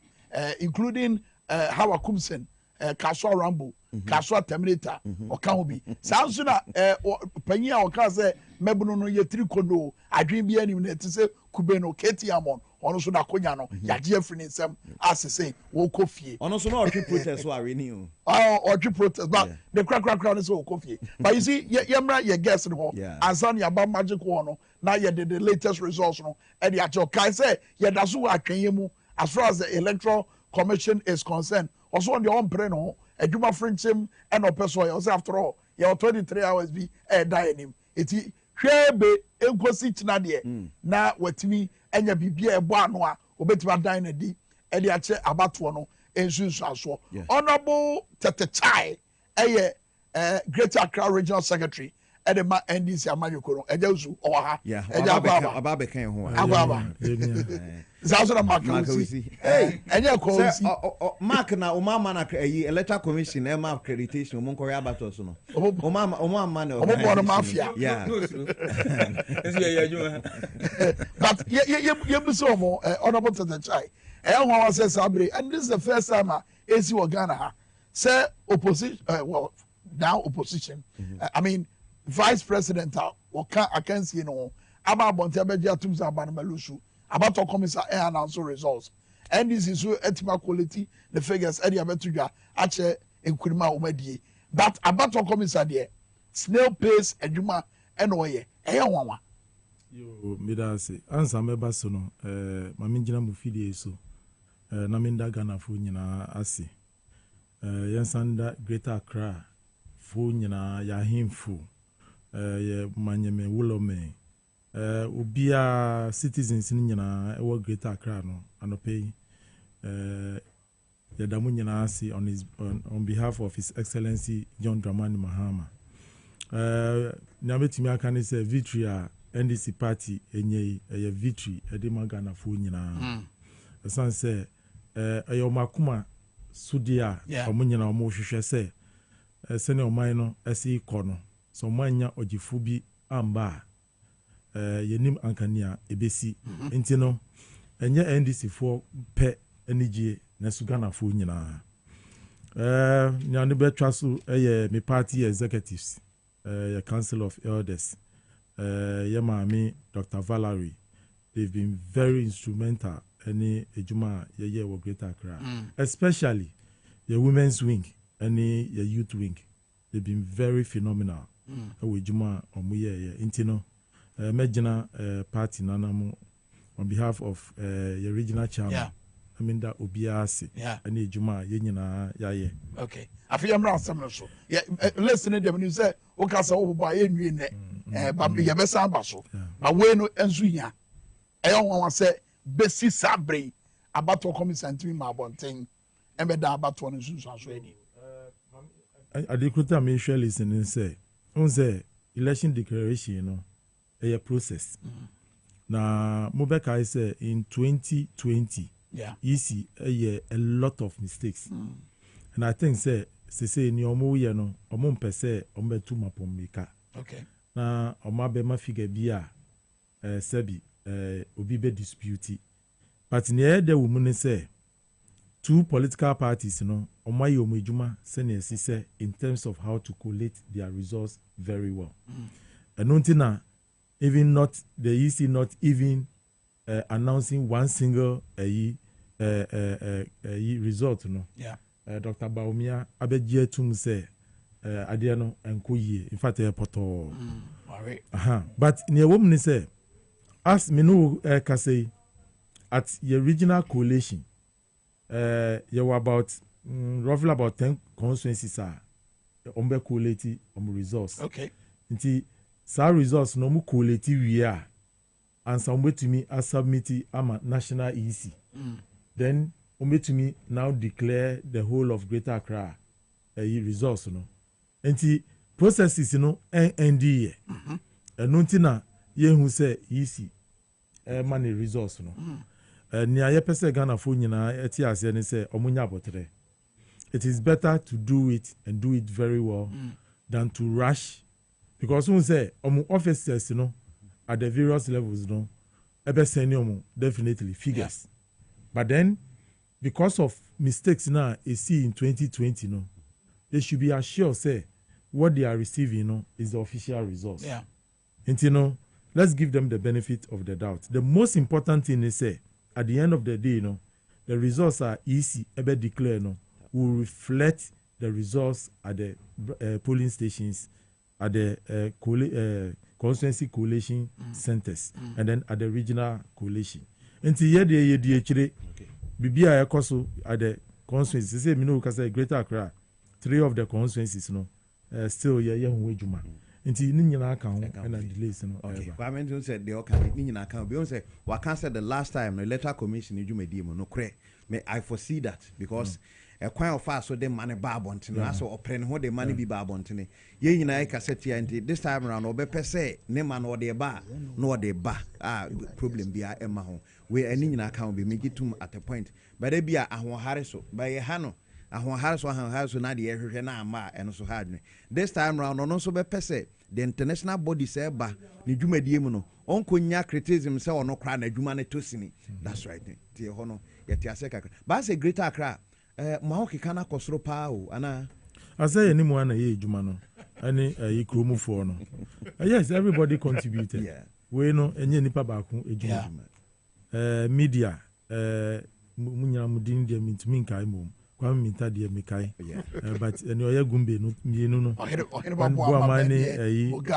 you all contributed ɛyɛ cameraman ɔmo yɛ makeup because makeup no wanyɛ ne yie a ɛmebɛtena set no anim obi anhwɛ me lazy yeah nti it's a contribution of the media any citizenry no but me adeɛ baako a mesua ɛwɔ elections we mu ne sɛ ɔmo to aba mayɛ no ɔwɔ sɛ yɛdi obuo ɛne ne die ɛde mo ɔmo ɛno no mo hwehwɛ ho that is all ɔmo hia sika you see yɛ mo sika bebree ɔmo to aba bebree ama cause what no mama ntwa no mama bi enano pay for instance mama bi boys ni bi and I'm sure say based on the video ni enya NDC boys ɔmo bowura municipal office no na de ɔmo ko hu yɛ fridge ɛne noma bi a nanka ɛyɛ adwempɔ sɛ yɛde ba abɛkyekyɛ nkɔfoɔ so meaning say mama nyofo yɛ bia and in this case ɔmo the other side no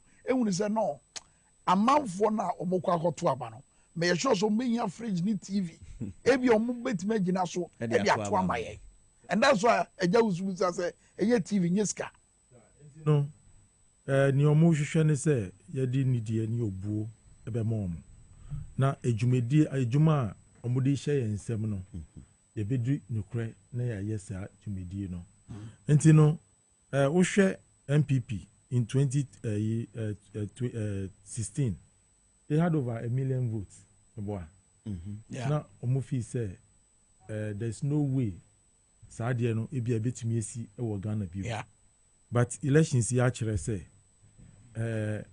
anything can happen and a year can is over 1.5 and 1.6 that is the difference Greater Accra na expect say ya boy a humodin na ya adwene say ye benya be say 250,000 e dey BT MPP but over 600,000 a kyerɛ sɛ you can to me emfa citizens no o ma adwen India enti no adwubrɛ ɔman no leadership no yɛde ahyɛ yɛn nsɛm ɛwɔ sɛ yɛnya abɔterɛ na nea yɛ leadership no ɛwɔ sɛ ɔmo yɛ no ɛmɔ ɔmo ho kwan na ɔmo nyɛ ma yɛn nyɛ nyame bi a within the short time no ɛbɛyi roadi the positive image na party no abuilding no nti mɛsrɛ sɛ that should be the focus because de bia yɛ ka sɛ bibi bɛsɛe a ɛsɛ ntɛm what you say but who yɛ ne yie a ɛyɛ den nti you don't allow yourself to degenerate into that level so that saa confidence na Ghanafoɔ enya ɛde ama NDC no you should hold it na answer yɛbɛtumi hold it no it will depend on the way a ɔmo yɛde tumi bɛhyɛ ɔmo nsɛm ɔmo yɛ party no ho adwuma yɛbɛ conduct yɛn ho ahomasoɔ yɛmfa ɛndi leadership but yɛnhwɛ election day no day no ne bɔbɔ so bɛsi same day na kwan a mofa so prevent yɛaka yɛbɛwie why as a ballot box we ballot paper and multiple times more resisting meaning sɛ no counting a cost baby a yɛduru sisi in fact debia you can say elections their experience in here because okay in 2020 elections now no MPP started our process no and Greater Accra almost to me and succeed in 2020 yes to me no but it led to a lot of death what in Kofu that is the sacrifice people paid just to make sure say the NDC kept the seat but in some regions almost to me and handle situation because enya dia obi expect but this time the region we nim say the issue is about security and ewo ya femu as a party security was our number one priority. And I can say whatever we did as a party we did it within the laws of the country and at the end of the day we did not allow anybody to usurp the democracy now building I mean, no, can say about 3 constituencies still are you so yeah, making sure say finally no you be who baby and we say marry ni you be penny say even collation the crown aye and no say Ablekumanov anye easy until collation so yentumi anye what you say enti no minim say bia monya this report about yenya pink sheet near the collation pink sheet near say be by my and this are pink sheet issues no no for Greater Accra that is not in contention no any issues enti no media ni American say say no to me no Ghana for the 2 million amaye ni aye twen say electoral commission ebema figures no but euphoria ye GN but man nye bibia sa confidence na Ghana for ene edi ko no omanya di amaye no ye be erode no because the election results ni kire say you can't take the people for granted. You share 2016 MPP enya over 1 million votes no no mu fi say sa vote no untumi and cancel that what you say but they forgotten say it is the people that give them that authority inti mesre your party for any Ghana for nyina say ye pe insisaye na ba yen tu ye bo na ban no oye be inaugurate no onfa nyama entutu kwan mu se na sibe ya development any sene wasa amamo no esibe ko no na entumi enya amamo no ye mpese se ene ye ti ha no mu yi nyama ebe kokoko so a enokwa de eka ni bibi ebe bre current government no ba no because already no amuna eda ho no mu a his excellency ebe gina no edin ye but this is somebody or a problem solver what you see nti mesre party for GN but me nye bibia bema party no the level of confidence Ghana for enyawo emu no ebe brase medamu nyana sia me bansa because you other constituency be to set my central or Kankwe central amasamai and no say how the status of this 3 constituency. So Amasama is a done deal. Say no there. We pick the seat. Yeah. Okay. Tema Central no. Collation no. No mu ye collation. Ena nkofo 2 eba ha no mu. Okay. Enti omoye omajun say na say yes I think Tuesday omeko na omahwe collation no. The other constituency Ablekumanov. Okankwe Central na no pay ye twom kra wo headquarters so no. Enu kwentina ma family documents am be free anu pay me call no. Okay. Almost ye meye collation wo EC office head office or regional office. So omo regional office no e dey aba headquarters no. Okay. Just to ensure anti ye be call no pay. Ablekumanov ni dey senior enra no omo say pink sheets ni nyamanyama ni nyina no nti no. I don't know the decision easy no be take you because near the bay ejuma no eno anye easy okay easy na say dey me say aka mu ba ko na mo de mo ko regional akwa hwe na ma sort no so tema central dey no so umbe hu adwuma o tema wa na so no so mo de for now no that is information yewo okay say BBC sandia and bibi amiti dey yen kan kire me okay okay but all and good no ebeda mu nyina ase ebeda party fo nyina ase mentumi bubu nyina wawa in fact obia ye ejuma okay bia ye ejuma nti ye bo obia baso na nkunimdie na ye nya no ye mfa nye ejuma and ebua Madagana sene sibe ya gidia Ghana fo edi ahye NDC ni mu no saa gide no ebe koso akoso eno ni ade a ebe hia sene sibe ya ye be sustain another thing wa bra ye ni nkomo we nyina no ene eye bie koso abato commissioner so ye sabra ye kase manya ntie se voter ene northern abato ni sunsanso no enya abedru ho enti many say numbers no kwa na ekoso but ade ba ko significantly missing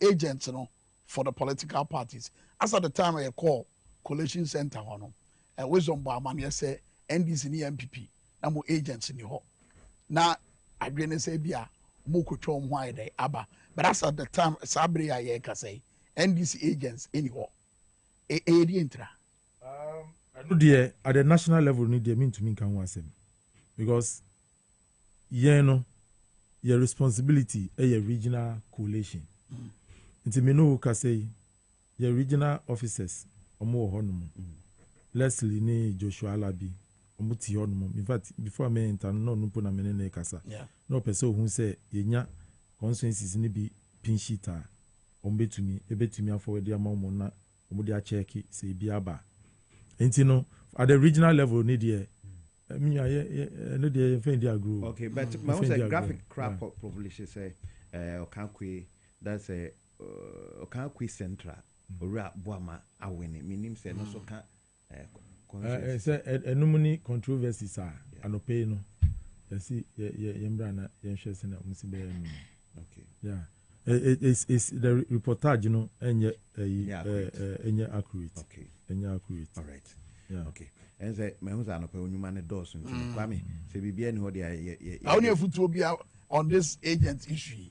Look, yeah, problem back one point of interest they say. Is it a case as we need to know or no? There be one first of all no agents no afi no you see a different method at the survey agents no allowances one say encanti no when you have the buy a table no so an allowance near the amount but say no you see electronic transmission right send a obi ni sika kapre enyira nti no omode ne de ade a eda ho mom but a problem back it was say nyina yesu ade efum ni say sometimes the party nema instructions on elections it was say nyina yedi so omo ye ejuma ema flag bearer no sa agency no you see numbers for transmission of resource yeah nti say we are constituency officer na sa agent no we yi na free honomo at the 11th hour na we do different akoshe honomo na bia one bo party penifo na amania what will happen is say that agent will not be able to send the resource what you see nti no no so ade bia na adwen sometimes you know yempese yebedi mraso and I think say omo yes idea no in a way no yes the results are fantastic but when it comes to elections every process bia no we say you recognize it into omo yes nyama no ye be no na ye no mo akasa sense be ya sa idea no NCBU okay yeah because assuming things were to go wrong they would have put us into difficult situations what you see yeah. Just somebody will be per se but let's say no na otisu there be there are rules they will say you make it sure say but by and large you know we've done a fantastic work omo kaso won hand over power no mo show mo ana when I say power need it lies with the people okay and he say Ghana force of masses and one they are now obey and I be a oma twam akonwa omo dwem ho akwan so a omeya ziti me sure say by this time you know osla ni me nwa record only there 2 weeks to the election they cry me ni bon komo and me can challenge say afi the meritano o see why nipa na woni ni wo ho no no me see me worry you see a very tower so means so underestimate yes. And is a candidate no sir say you see not even the candidate yeah but citizenry no yeah who focus on your candidate you get it wrong okay among for now who govern no how are you governing them are you being truthful to them what you are saying so those are the things okay you know who say yeah the candidate be beba say be candidate no umbu no but is that candidate that will send you home you know that should be our focus and personalities na ejina no governance no ni a uka chira amafo say wo ba be ye omo no say ni a wo si be govern omo no yeah ana wo ya na Okay. Once we are able to do that, they will continuously maintain you in power. And talk about the people. Assembly na we say about the people na so e dey catch Kufuado ba omo ani omo aben. So the issue of sloganeering. I was say ye jai. Ade a wontumi nye. Men kan say obeye. Ana say unye ye nso osi waye. What you say? Eno eye one. And the respect to the voters. Yeah. Say who government more say bibi nko yie kra wo beji atum say ade enko yie ekwan weso ni weso ti say senia ye call dun so mu no. John Dramani Mahama, His Excellency. Osi oji tu mu say challenge no wo hono mu. Nenso Ghana for 2 million omudi amanu no odi be yi adwuma ma saa de no wa solve. Apanso oyeye answer ofi government mu. And that is the difference between a leadership and Ghana. Yes, yenya in the person of John Dramani Mahama. Any Nanado Dankwa Akufo-Addo ni baomia. They were just sloganeering. Say in marketing, you know, you will be you can say Adiano uka unsem sa propagate nipa bejiedi.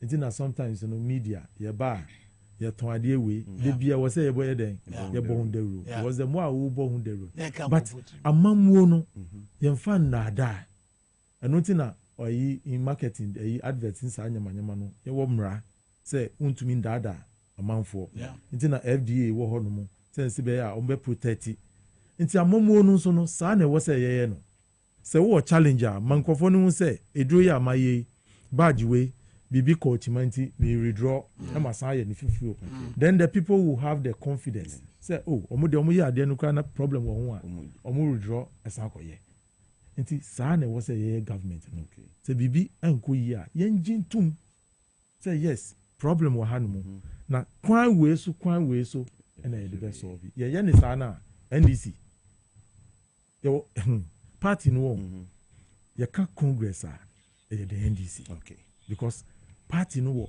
every region e form ye ni region bi a ye be ka say NDC any ahondin what you see but it is how you be manage your in government and e be ma Ghana for no e bia ombeto ye nyina aba so enti e be sere me the supporters na mo form no omunya opotere ye mpese ochinachi e beti yakoye say then middle class nyamanyama no sa confidence no obo hu ana o masa bebi okay what you see enti ye sere mo that dey mrafo ye president no oyi a obrane ho ase odi bibi tu onum so oye nti no mayenye bibi a ebetanishi ni image bedamu nyana ase yes ye da say honorable Tete Chai Greater Accra Regional Secretary edema NDC amanyo konabusua quickly yenyina magic one so na yenkoswa with yenkomo twetwe no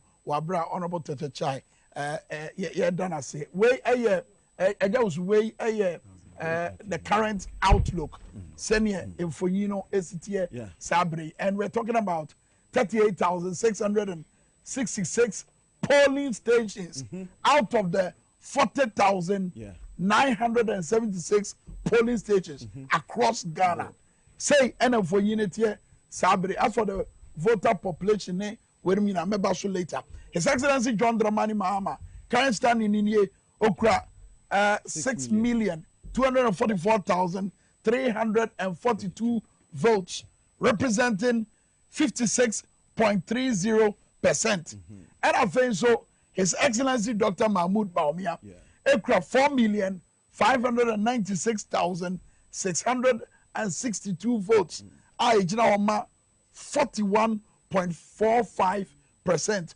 Omo Makano, which is Gumne. Chadamone Alanchamati Okomunina Emano Manyan Boma Omugina 230,714 nowhere near the two a year political parties no okay you know bomna the two now to so mokra so clearly we should batch chat here His Excellency John Dramani Mahama at this time, based on Nyayenya no, and of course what the Nkunimdi asem that, but based on Nyayenya so far no, ono na di anymore, ono na ALD, ono na AD Nkunim, and I face so Dr. Mahmoud Baumia Etosho with 41.45%, while His Excellency John Dramani Mahama aging at 56.30%, but votes no 6,244,342 for His Excellency John Dramani Mahama, and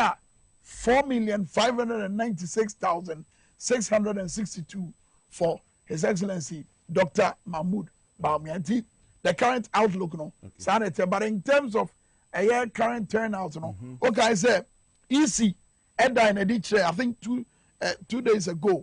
What in a ditch said turnout, you know, across the country, they did 50%. Currently, turnout, you know, based on your masses, you know, aging at 60.92%. Almost 61%. Almost 61%. Yeah. Kwame, on said the last in Kitondia idea, on be a baby or John Dramani Mahama Dano, percentage, you know, yeah, a winning pa. In fact, so can other parties.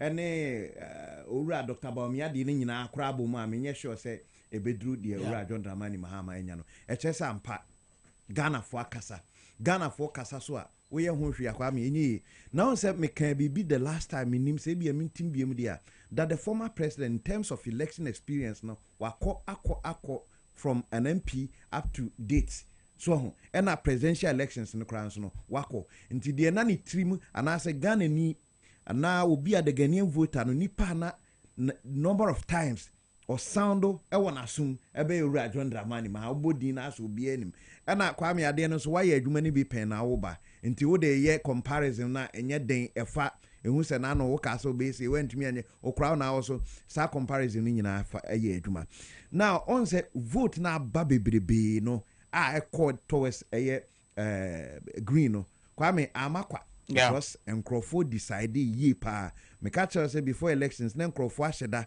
arapo mukokromuti mu ato otwen say da ne bedru amu makwa kotim and exactly eno na happen ya yehu vote na eba no na enwanwa susu pi if you say most of the constituencies are NDC winning da no o ma winning this time round ntie there numbers ne be pushi akosro the abay wo sha almost 38,000 polling stations ye 40,000 and above I say ba so 38 dey na say ye kwa achiri pa eduru achiri ntino ye behwe na afim panifo atimi akeka no mercy ani isi no say ya na wode be kona na wode be man ya de ode ama ekura no e ka bibi kire just so meka so asomesi ana obenten but ye tie kire no de aba no ye hu say na eko direction of parties na ankasa MPP for na akra so ma akra tena se Dr. Baumia numbers e buy no both parliamentary and then presidential ni nyina na oje tum say the NDC take lead nti Ghana for na decide Ghana for ato maba abato no so no Ghana need to aba the bia ya na me catch the politician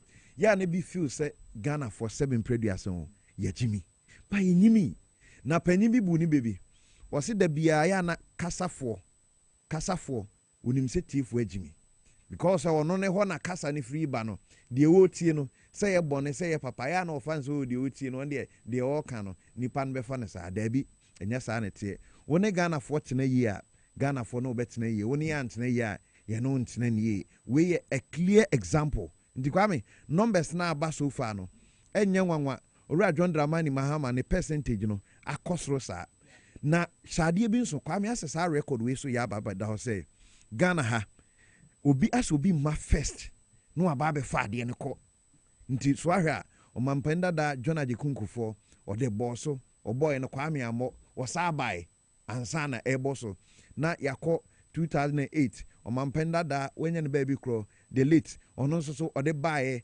so o de be boso no enye so 15 ya na o be win 2008 no de aboso in 2000 asaba eye 2004 so e honi nyina no amfa se hona amfa dia na ne 2008 apeke dia ma no saa na the same thing o mampanyi Akufo-Addo 2008 o Trinity amfa o Trinity 2012 amfa oba 2016 na apeke ama no so nti ase Kwame saa dynamics no eya ya adwuma se oba first one na emfa no ase eno na eya ya adwuma na ye kwa one so ne emfa ɛyɛ Mami Cynthia Morrison Emran Komoni wedi nkunim ɛwɔ ɛyɛ Aguna West honorable yɛmo akyebo akwaba mejiwondo on siran nyamena dawrma yɛ ho yɛ paa menim paa sɛ wadi nkunim wɔ ɛyɛ Aguna West empɛso aso abatoɔ no based on nsusu aso na ɛban no ɛdeɛ na work about because this time wokɔ no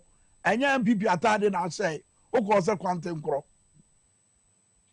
but Aguna West NDC no win you oh fa me when we knew ho ɛdeɛ na botiawo abato de entum mo botiawo ehun de menye ba sa na ye kwapen na nye pakoro jinkuni me eba kanye de nkomba no wo ye hu me ba sa I will feel that was some of the best and I this time na why juma na wo da shame sa na ye ka ye kwan a elections way by ne nia wo fa mu dru ba bi kra wo mra se be fie ye fro mo ba ye na ase ye pese ye de wo kire se won MPP fo no ne da so enam no wo yiri se kan bi na anya adwuma ma wo abato yi mu ana ne baby kan hu but abato di etkuria so adin na me apostle Odi baby kwan wa ya ni na joma hama yen process.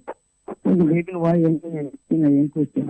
By the end of the day, someone now watch for and voters and not will decide on who one choice. Because I don't even want to go into that dynamic. But what you be all the politics answer because the other way diabolical. You see, no one away any process on Mahama, no one away any process. No one watch you make up a man. At the end of the day. Voters have decided because they actually honestly make about before parliament ebeko anase mo yebeko abato no na akoye majority minority baby awudwuna wo stance yenim se eden amobey ene ma bi ho yese mo pass ni ade se sie wo stance na wudwuna hene se sie watu abanewi be call independent but yes, fifth parliament or end the 5th of January. Mo be ban sana ende bills ni ade bi kra ho ana yesi mo gitum tu ba se no obegina hene. Obegina majority. Obegina majority. Former majority. Baby ana ogina dada no. Ya ni echa dada. Baby ana ogina dada no ho ana obegina. Ho ana. Dem na mbrani kire. Sa na mbrani kire. Nyame na ne pede ni na ba dem na mbrani. Okay. Na at a point omo ka say you afrim ni ade no omo ka se be kan ho na nkomo pass bibi o mrahye bi aye enya response ntina me busa we on Supreme Court no decided that on your one more kind. Okay. Then the way man kwa on Supreme Court ka say asana in them not. Okay. Mate. Okay. Ba presidential mama Kwame Minkah ba presidential na his based on votes that banone mampanya bedi echi ejiatum say walusu no. I mean for you at the end of the say anya adwuma ma MPP no going into this year's elections. Factors maybe any measure meeting. I mean but more party na officially make it now on another ticket. Until look at them never criticize who air on your face. Kasa mpanyinfo mu kasa. Any most candidate. Okay, drawing board me done. Send you will be a Kenya. 1 year argument. What time? We were right because any no corner make you confirm what to happen. So they serve the interest of the people. We say one negative. Only ever work at it. Until no wasting. They said when they go on the drawing board. Maybe they correct it. In the Ghana, tonight, that means they were part of it. It's more young there. This time, you lose that. The book of drawing board. Now, I tell you, may actually the next 4 years, maybe then the next 8 years, at the end of work at where the final dance at Mamako. At the end of work at His Excellency John Dramani Mahama. Ono what Nanudi Kase will be say, or Barbary Seti or my Ghana, no only Ghana for the Bay Boom. A dear for 2-7 winya over catcheno. And some of them auto Ghana for us in our drama. I must tell you them more and pepe. Only my NDC, only my MPP, or Yama Ghana. Ghana for no one man mandate. Mean the MPP should be on vote account, CPP should be on vote account. Obo on political party. One trauma political party because of food or two. Obo waste about. It's whom the honorable in support command. Or catch a Ghana from them or 2 for Kenya. That they any bring. For 4 years now was that man. On making sure that coming to China. On man party in college. No sure Nankasa John Bahama, Dino big that is refito. Now obey even if it will please his party, it will please Ghana, he should do it because he has only 4 years. And the 4 years is what will redeem his image or destroy his image. Ghana Faka Pia Fanny. Now wait to she's out to know the beginning. Because we not up a shoulder or a story more can you look at the way trafficking. This will all required. So Ghana puts the more second chance. And Ghana for my second chance is that he should come and please Ghana, not NDC, not NPP. Okay. Matthias said, because I said you chat for them, but where you chat for cra as MPP ni mapa emrebi na we himself most quarter na same to say there what kind of what so we feel no only MPP for cra na be adwuma no. How do you feel? Say wa manyo kwa na wo dom anasa wo da so dom na defeat say aba hwe emadodo a mo hwe ye e wa abato yi mo look at the number of votes a magina so amudi lose feeling it to say very sad feeling, you know, as a person. One day makes one day we treat me way baby. But I feel so sad, I feel so humiliated. My dream that I'm not call. But in any case, I Ghana and Wakata, then on the Kenyan. It's just silencing Dr. Mahmoud Baumia is a good person. But me personally, let me feel the Mom call this election, no call next time. But do not so much, they do not come on me. But that was their choice. Of almost some majority now carry the day. It's in putting a voice now over matter. I wish Dr. Mahmoud Baumia well, because son was going to defeat and son over election also. Or a mature politician, he will sit and bruise his wounds, heal his wounds, and then maybe re-strategize. I know they're about re-strategize. Them are Ghana for in 8 years, and hope the 8 years is not over.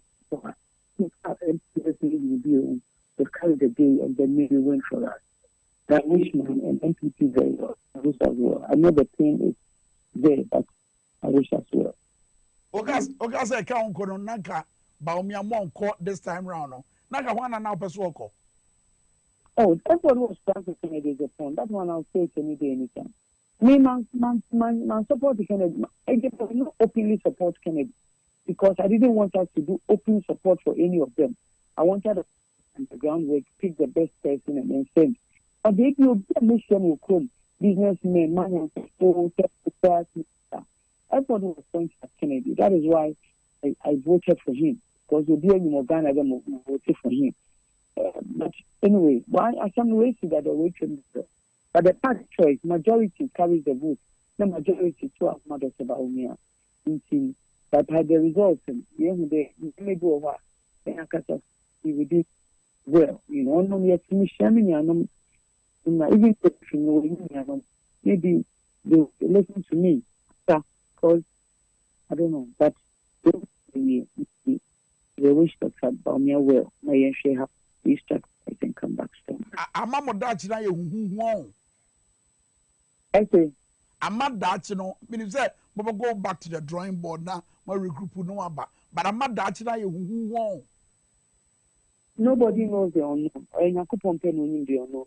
One knows in the NDC being 188 seats.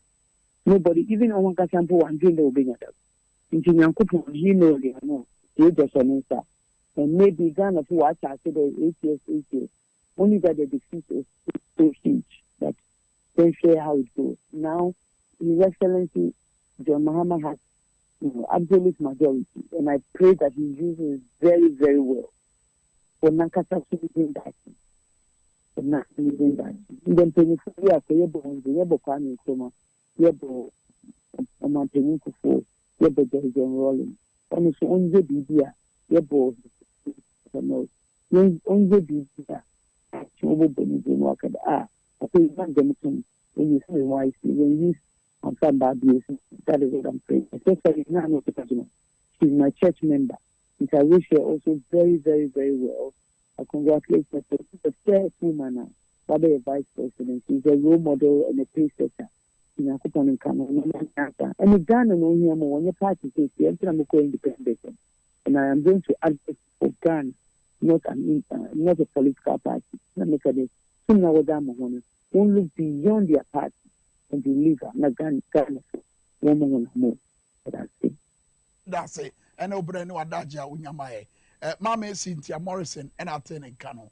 Well, Kanena, Onana Kwaswujina, Edema MPP Amanyukono, Ewa Guna West, and Osisa Tadiano, and Oko Quantum Cro. Womra Sebede Fie, Ejosu, not Nini Anima Womra Sebede Fie say, Omrani Yajma, after all, or that's what party him. Yeah. Or preso. Ama Atrasia. And now council bay. Yes. Obekomo. Masabri will lose. And this year winning. Kwame wa bre power. No one said to the be parties no more power. Kwame umasemko. Omo opposition umasemko. Now we party in power incumbency FA NPP. Now can be no maswesi. Mostly so Kwame sanity. Se party be co-opposition na so esi uboma on just all the hammer. Actually the other side. Saha mani ekokromoti obeba no no lusu na no hini mutu moja we bi na ato MPP no maami ne constituency wo ye na adwuma as MP Kwame de hu ya se onya tough race nipa na oba no se o free Jubilee House so akonya CEO bi na akonya minister bi a wa pakis kan de okosoro ba form obetu no ampa o mu wurawura ma tu o hu se dear pa dear adwuma me ye ne pempen so amaduro mind you Kwame before obi meje party position or mayor MP no nebi o ha nipa na boka pa o obaye no so nebi a menya position bi na aba ma nebi ane kakra wati bi all of a sudden will be called straight as CEO and as minister na say nipa ne ba betu a ya enti senkita odi ankoso na chinchina asafo no ba na obi use nchen a also okay no problem wo gene hudi wa serve the constituency obeko independent okoye kwa me di ne si wa ne party susu anye de awene na just say enkoso wa same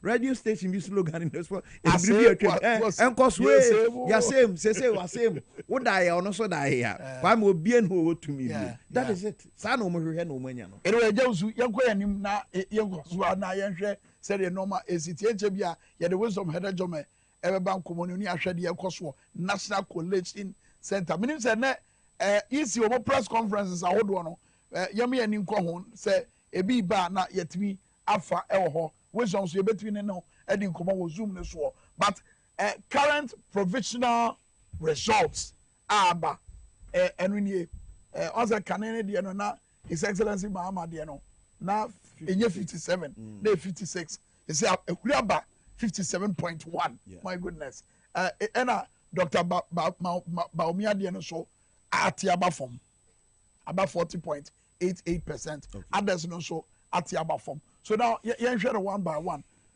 Currently, His Excellency John Dramani Mahama, age of 5,886,825. And I think so. Dr. Mahmoud Baumia, age of 4,195,163. And I think so. Others no. Amanyokuna Akano. Omodia no Kanina Boma, age of 194,184. So, in terms of percentage, you know, in terms of percentage, you know, President Mahama aging of 57.17%, and Dr. Alhaji Muhammadu Baumia aging of 40.88% percentage, you know. I think you Parliament, Mark, I say na when you bet your power because I say no what the so far, Nienzaka, say. Oba ya mrache beje fie na nkwanya ayi green nyina ye NDC dia etutwa se de enkwanya na si adoso na he blue yiso a omo yaje mrache beje fie nyina afa o house no ya ye green kwa ya why ase na blue no ye MPP for dia aha na ye ne nya maaye ye mfita no e de nya maaye eti se bi ba se MPP for nya bia ka ho a ebetu aba bedura ana se bedura krampa NDC ahwe omo So what oyes oba bedru akra po a ndc abo okay wa say and afa so hwe tuntum ye wo ya tuntum ye one independent candidate it's independent baako abewura say and with the history of independent ewe yetirim no oba mra se behwefia ono ebetima decide baby obetima ye na adwuma akọ say ye ndc say ye mpp and now ono kwa betra ne baby ni nyina choice a owo mark unim sade we so ndc currently ekura 162 seats and mpp enkonya nketenkete tie enkonya de nketenkete enkonya de nketenkete enkonya nketenkete 59 mpp kura 59 seats e wo mrashe bedwafie and mpp ndc di omo data no beto abont omo kire say with the data no more no the crack no say mpp benya 90 seats na ndc enya 185 ye twen no ye hwe say as and when a data no beba say sa na be ye dia ye twen and independent candidate no so eye baako unconfirmed 54 ni yenya confirm ye yenya ntum no 54 so npp ye den a dom kumana no better o da bi se Kwame no de o mate ase o Dr. Baumi abeka na race sunsumo se beka parliamentary ni nyina waje atum se sanity ntu en de o mu ya we emfa na hwe ayi afafrantofo no in Ashanti region gizo and o say okan sa afafrantofo no o mu we ni election nemum MPs na any parliamentary seat na Ashanti region no bebre MPP belu so and it has happened and it has happened for afafrantomu na eka it mark yenra ye free Ashanti region. I mean, and the way our NDC, 8 seats, right? 8 seats, no matter what pick within the Ashanti region. A people saying, I'm a man, Frenchy, I'm 5 years, so Mamma, in Chiagana Funina, a Jumapa, Munina, Mabo. Ama Ghana and found who dear Tosumi, no, Yensa Aka. Maminchia, me Ashanti regional chairman Kaba, and the secretary, Robert Dambu. I think, sir, over the weeks in Nami Ashanti region. Okay. Ebra electoral commission here na adwin say obe deny accreditation no your show letter come on back so change the criteria that they apply for the observers status because you cannot just disqualify people who in the interest of transparency e pese ehwena about one corner say dia Ghana for nyina se pe no you just decide say oh the accreditation bema omo awo feel so the bema omo but I don't believe saying in a proper democracy these things should be happening. In the Ashanti region, and I know electoral commission because say about 50% and I turn out to vote. Currently we have 60.9. Is it 60 here in general? In general. But I'm bad on 10 first, I'm 50. 50%. That's at around 12 o'clock to 1 o'clock. 2 p.m. That's at 2 p.m. So they should be able to give us the statistics. Okay. From region to region, from constituency to constituency. Easy for no. So every amount this 50%. No munyina so pa anything. And you know so no anything. I've continued to tell Ghanaians say this electoral commission cannot be trusted. They are still they were still in the process of rigging. Oh yes, I'm telling you. The electoral commission was they were but baby I don't know Ghana for actually say and you see no commission no go so actually say oh na they cannot rig. The electoral commission could have rigged the elections. Starting from the registration exercise, was a clear understanding. Say number some rigging. Number one, the choir registration our district office. Okay. District. Our district. EC district. Okay. Into what I would say, me fan say Gomwa for within the Gomwa West district. No about district assembly about registration. So the EC will determine where to put you. Because in some career registration, baby, I register. No, not to aba. One day, course, now saying, lucky ni say, me fan say whatever schooler, omo elections no woman. Say Oko police station here. Yes, say enyo na to aba. Nemum ko police station. The EC did not put officers there. Match say okay. What? Unto aba unto kwa. Omo di king no mo. Na bedru. Ubedru a. Enti imagine say obedru. Na aboba say 450 ni ese nya ho na ato aba ni wa nso nim so ho na ato aba ni a tell say nya ha na move the other side obekono na time so beto aba this is all some of the processes and compare some of the regular elections no just so that people will not be able to come out to vote. In the Eastern region, Election Watch echo your voter education. Okay. And as part of your voter education, we are trying to tell the people, say, electoral malpractice is an international crime. Okay. 50% in the electoral commission, the Bible, you know what they do? They say, about to no cost. They pick data. Okay. To know, say, okay, the people do say, and a percentage say, not to abandon. Okay. Every could you. As I brand, and almost one crop from almost long sleeves. No more the ballot papers, no room on some. Okay. Long sleeves no more. So they go in there. I already thumb printed. Okay. Once no more thumb printed, baby. So they go in there and go and push all those 5 ballot papers, 10 ballot papers in a room. But with the vigilance of the NDC and the Ghanaians, you know, they couldn't do that. The Electoral Commission, I hear a lot of press conferences. Okay. You know, so and some of them press conference no more. Engineers of updates by the only update I hear and say. Say almost say yenya botremo. Yeah. Na they are in the process. Yeah, because all 72 I say 72 hours. It if in Breben and I had this 72 hours and declare elections. Way back. Oh, under this current dispensation, this modern technology abay. You go to the 72 hours. Ever be declare elections. Are we serious as a country? No, can they not electoral commission? Data system ben on the edge. Can they tell us say the then data system on the edge man and one and some of the edge? I'm breaking news Wimra. Mesamo yempe yeah wisdom and to ahomano so. Say you went to a control at your free national collation center and say 12 regions abba. Okay. 4 more and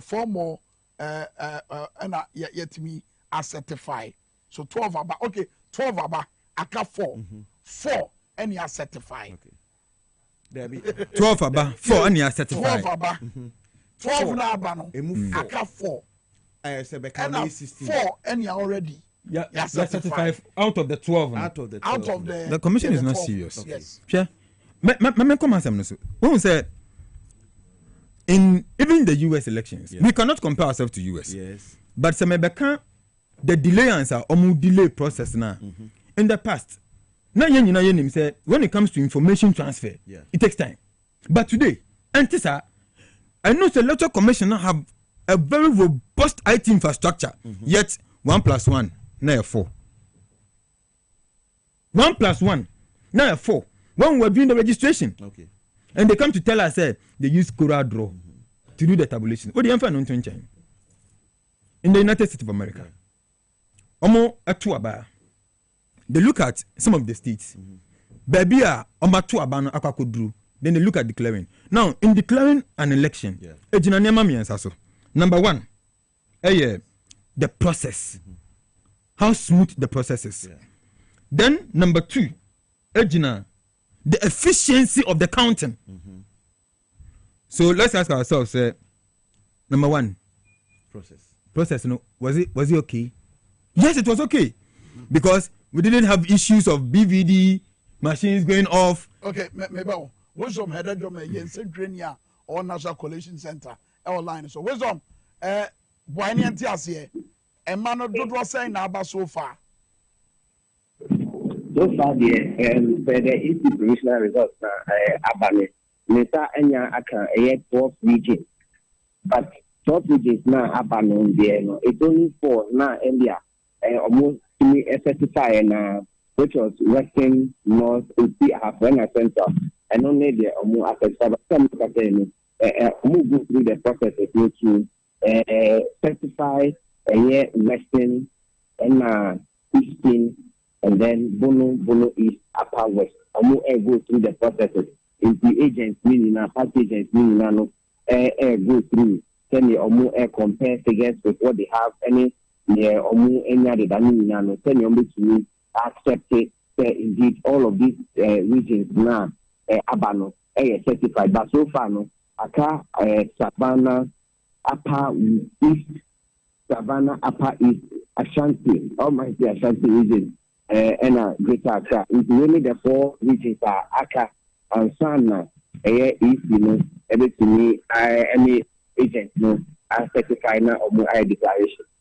What's up, Benin? Say one a Director of Election and Research, ma MPP Evans Nimako Edin Komo HB Ebabo clip no and afei so one soji tete our agent Emma NDC so edi nkomo edi asem na mo ka kire o and I mean Evans Mako edi nkomo no anu na date of elections Emma NDC o say say Nanka nya say delay ya airport no no Emma no embata it can say wa Dr. Mahmoud Baumia tienra no pa obe contribute say aba eto no ade a o share say na den ko da wedi nti na wa just say wedi nti no e say can make me boa no Nanka omuchini e fast track process so nka delay ya ene yehu no nka yenya but it also on say even after that no so delay no essence process we have our so say in the day of technology modern days we can say nka processes no etimi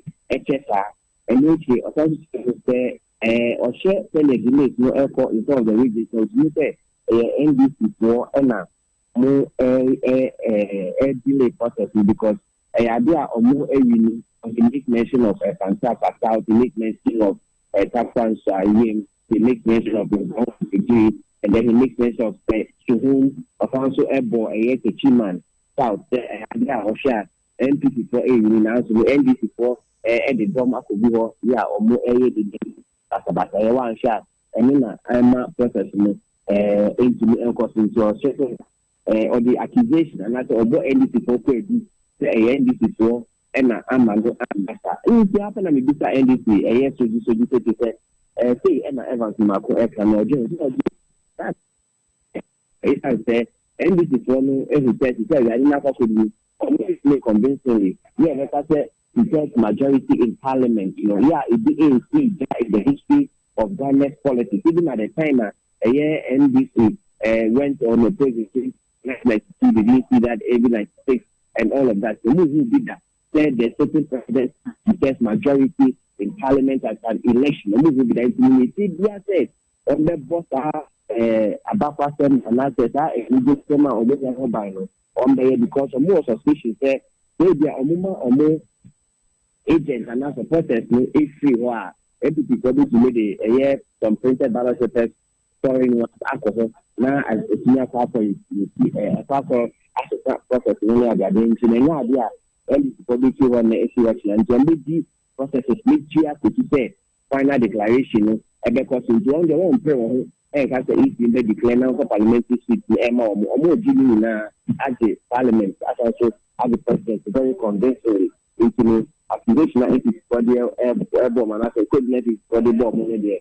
And then okay, it starts to me and starts to me. So I'm going to make it I could say, couldn't tell or aging to be a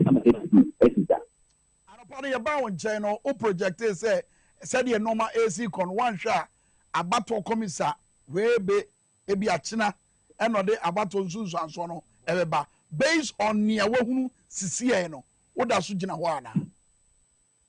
No, based on the Mehu Siciano, it is 1034. Yeah, Abba so far 4 regions now. I can Ashanti, Greater Accra, Savannah, Upper East. Likely because anyway, Mr. Deputy Director Research of East, like I said, figures now urban any 4 regions now. It is likely that in here and there, I better find the only to declare because feedback communia is the regions no. Okay. Yeah, one share, tell you say but even at that, it is still within the 72-hour period, yeah, or more exclusive food, and yet, good beyond, but within the 72-hour threshold, only to me, MEC, now, to me, the result, maybe the earlier, comment on make it a adoption, it is likely fast, anything as a air balance, only to me, a declare result, some fancy Amedo Asepa and a reporter with the Free National Collation Center at the Bray and up say 12 regions now bano. I can 4 more now 16. But 12 regions now bano. The idea continue Ejausu Amapoma and a Makawusi. The idea continue will win and want to say only 4 and no certified. Kwame dey na bema start delay we etimiaba because first of all but region bia ye dey abrɛ no e kyerɛ sɛ region no dey on saka no e kyerɛ sɛ ya approve the region. Yeah. And son, but that is what they be. Yeah. Because and she said no, yeah, approve no district and they be drew regional. So from regional no, never national.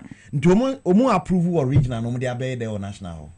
I mean, because you approve we into there or national. When say Ebra Electoral Commission, yes, yenye coalitions from the district through to the region to national. No? Yeah. I was against it. National, they no more. Let me tell you what we do. IPAC, no time I'm IPAC, no. Okay. What we do, I was strong more, and they say, I'm a fact say result no every region no never be do national now. We give it to all the political parties to go through. Say, mon check it, mon cross check it, but no figures now. Say okay, then. But but before some facts and answer results maybe be electoral commission on now parties now on the serious ones no more on the okay apart from the other ones now you can't see any forensic auditor almost say that be but they don't have any strong IT infrastructure. I don't know whether the NPP also has an IT infrastructure simply because a brother qualify a forensic no papa bebe jina on so no IT director or just a consultant too also no IT director. And some of electoral commission then making original okay can say no. The NDC was able to respond to the issues. Okay. Who say MPP to respond there now? MPP could not respond with figures because they didn't have that infrastructure. Okay. Today, and as Mefan said, the MPP have been able to collate their results. So they have given up. Okay. Why is the commission delaying the process? Until now, me person me say, so number one, the voting process. And number two, the closeness of the contest. Okay. Money delay no. And number three no, how efficiency the counting goes. Okay. As we speak, counting, okay. The voting process, it was okay. The closeness, you cannot sleep and tell me that there is something close. Close. It's we cannot delay. Okay. And in America, say that I compare no. They said the 14. Yeah. 14 Aban. The commission should be able to tell us. 12. They should be able to tell us. Okay, 12 na Aban. MPP NYC, NDC NYC, we NYC. They're not able to tell us, but they are telling us 12 Naba out of 16 and I have 4. And 12 Naba, yes, saying they are certifying the crowns. Figures a woman, yes, saying. So the commission is sleeping. Okay, robust. Hold on, robust.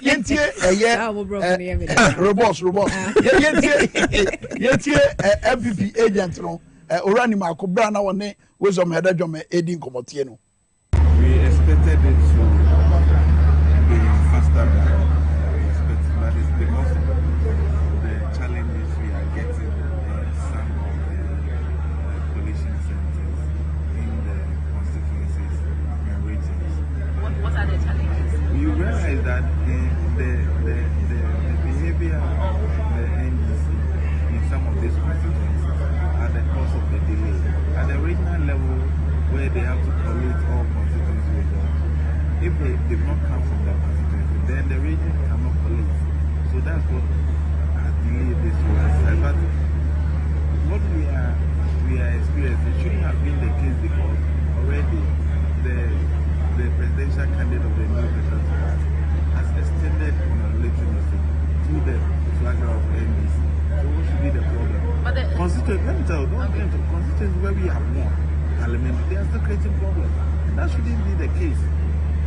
Don't you want peace in Ghana? If your main contender says, yes, this is an election, you have numbers to relate to constitute government, and therefore concede defeat.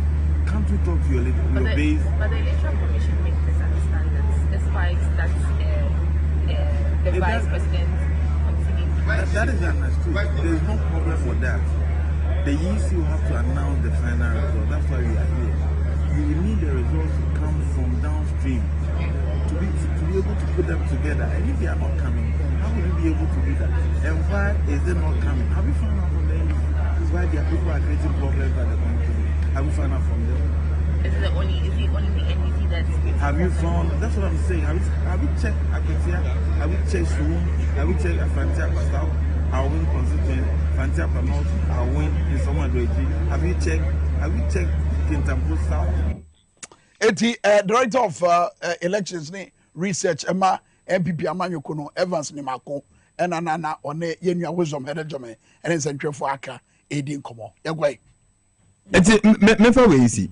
And so in the US elections 2020 before I declare Biden as a winner, states BT say the American Sankai has you bet me I declare some of the regions. That's what the electoral commission should be doing with the so-called press conferences now. You know. In America, Texas and Florida, I'm going to declare elections, the winner. You know, say the returning officer for the presidential, the electoral commissioner. And so in Texas and Florida, they were able to declare the elections that same night. Others, it take some hours and then some days. One state in America is bigger than Ghana. 2 states in America will be like 3 African countries. And so if they have days normal, how can we have 72 hours stipulated by law? Under this dispensation of technology, and that is what Imako is complaining about. Yet the hotel or call iPad. Baby nyina no one complaining about I feel no complain the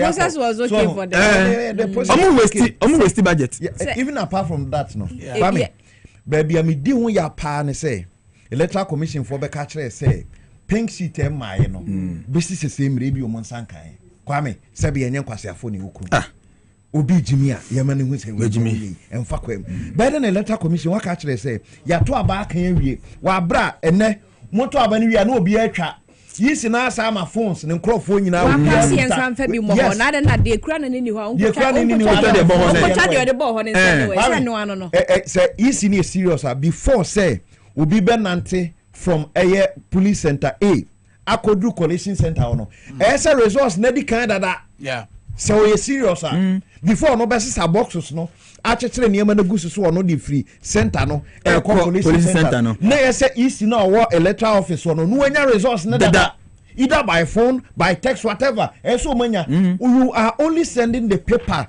you signing to confirm say them they send on no and no come fax fax machines are what fax machines are what obi abegu ya emergency atata we esi ho eti ayade then ye twen dabi ona se ade no ya collate you see se ba obi akase na attention bi omu ye twintwo na asi eno na ma kuma sano Kwame ye collate me from a district and a constituency near the Aba region the entire region no result and ye transfer Aba national enti fax machine is one the region na the atale hono enya ba ko na efimu aba we could even use just one use just one you understand we can even decide say because in this election no, there are other countries doing election because they want to rig no almost shut down internet and this time Ghanaians were very wild so we not allow for any shutdown of internet and so internet is working. Okay, so if you could not use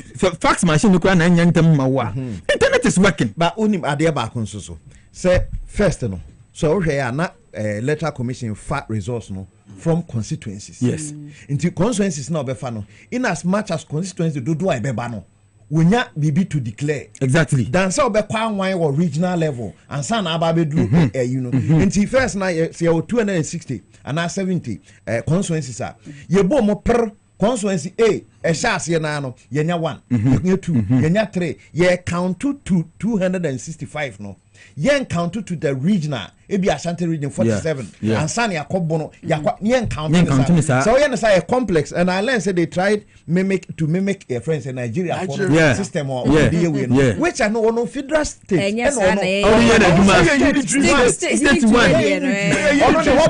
so check Ghana so then I copy the we say no na you see the setting up of National Collation Center twin they said you are on Nigeria no and look how be na ya said that yes and she says when you 12 regions aba but untimi declare bibia because 4 regions now they were certified satisfaction no every the constituency level certification certification if we constituency level the one is once it is satisfied then national and when you 160 constituencies are still you are counting the MI no in delay for telling Ghanaians say when you're this number of for a party A and a party B. But as you the idea 4 na 12 na abano 4 pe eno beti me because yen satisfy no e move 4 pe eno etimi age atum. Can you imagine? Nti 4 pe na age atum no dia aka ni nyina nyentum. Na how many hours ni age 4 ni tum? How many hours?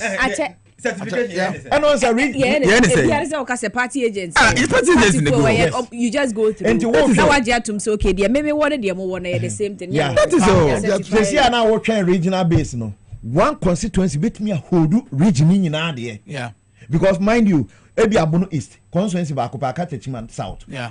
Emeka ho no wuntimi mfa region. It's possible. I saw region. Yes, exactly. Ashanti region am I because Ashanti region no baby o lusu no. O make protest e wo ho. Nti 47 constituency no basis the same won't meka ho hwe enchire because e be a 5 constituency be ho a e hold that 47 constituencies no. Uni minti ma ade be unique no. Sorry Mark obakasa ba ye ka say Mustafa Gbande me sure say you better friend ye na din komo. Or the about to say let's keep the focus of strong unresistible vigilance on all yet to be declared parliamentary seats. They are making efforts to move recollation to regional levels. All executives are encouraged to move our teams and keep strong presence. Declared seats cannot be reviewed. Victims can go to court. Some of the constituencies include Ahafo North, Baby Atepa Wano, Mankranso Ewa Ashanti region, and Sawome Wo Eastern. So and Sawome Duejiri, to say your kind of Frank Anodon Prehono, Tema Central, Yedika de Tumanim, said ye Bufone, Akasa, Eba, and a damn mango Ewa Savannah region. Now, Mustafa Gbande goes on to say, let's not be violent against anyone, but focus on ensuring the right things are done. Okay. Mark. Back on say no pressure na easy no bank crofo pile the various regional collation centers. Because what did say constituency the na edeba no mu betimi a change no which is not supposed to. Yes. Nti woka say ye call for ebia pink sheet from constituency level mo family regional on mess how be creative. And the one no betimi awie. Don't tell me say the electoral commission put in place a system to rig the elections. Including the collation centers now more set it up no.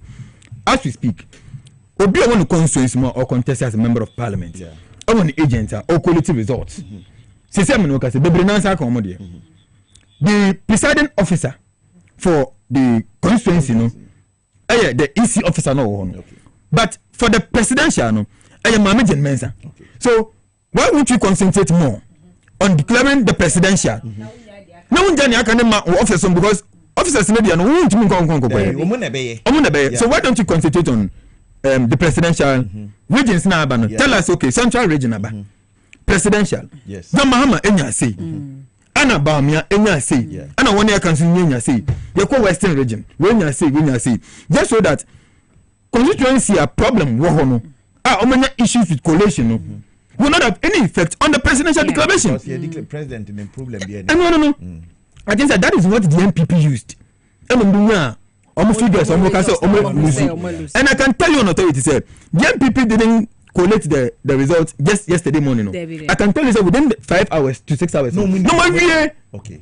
So what's the electoral commission waiting for? Is the electoral commission trying to tell us, say, MPP and NDC, I will bust IT infrastructure to tabulate figures than electoral commission about Omo Miskana. Omo kasa no robots ne bi aya entini ye bi a robot no mo kan ya entini. So I think the electoral commission also would just and that is why election watch have been so consistent on the electoral commission. One was that because of the immunity, ballot papers are here printed. Yes, say a short, ebi civilization. Debut. So what they are doing is issue command. Now print here. Civilization. I printed 1-200 there, 1-200. It didn't in the blue baby. It will be start. I mean, you don't get it. So million.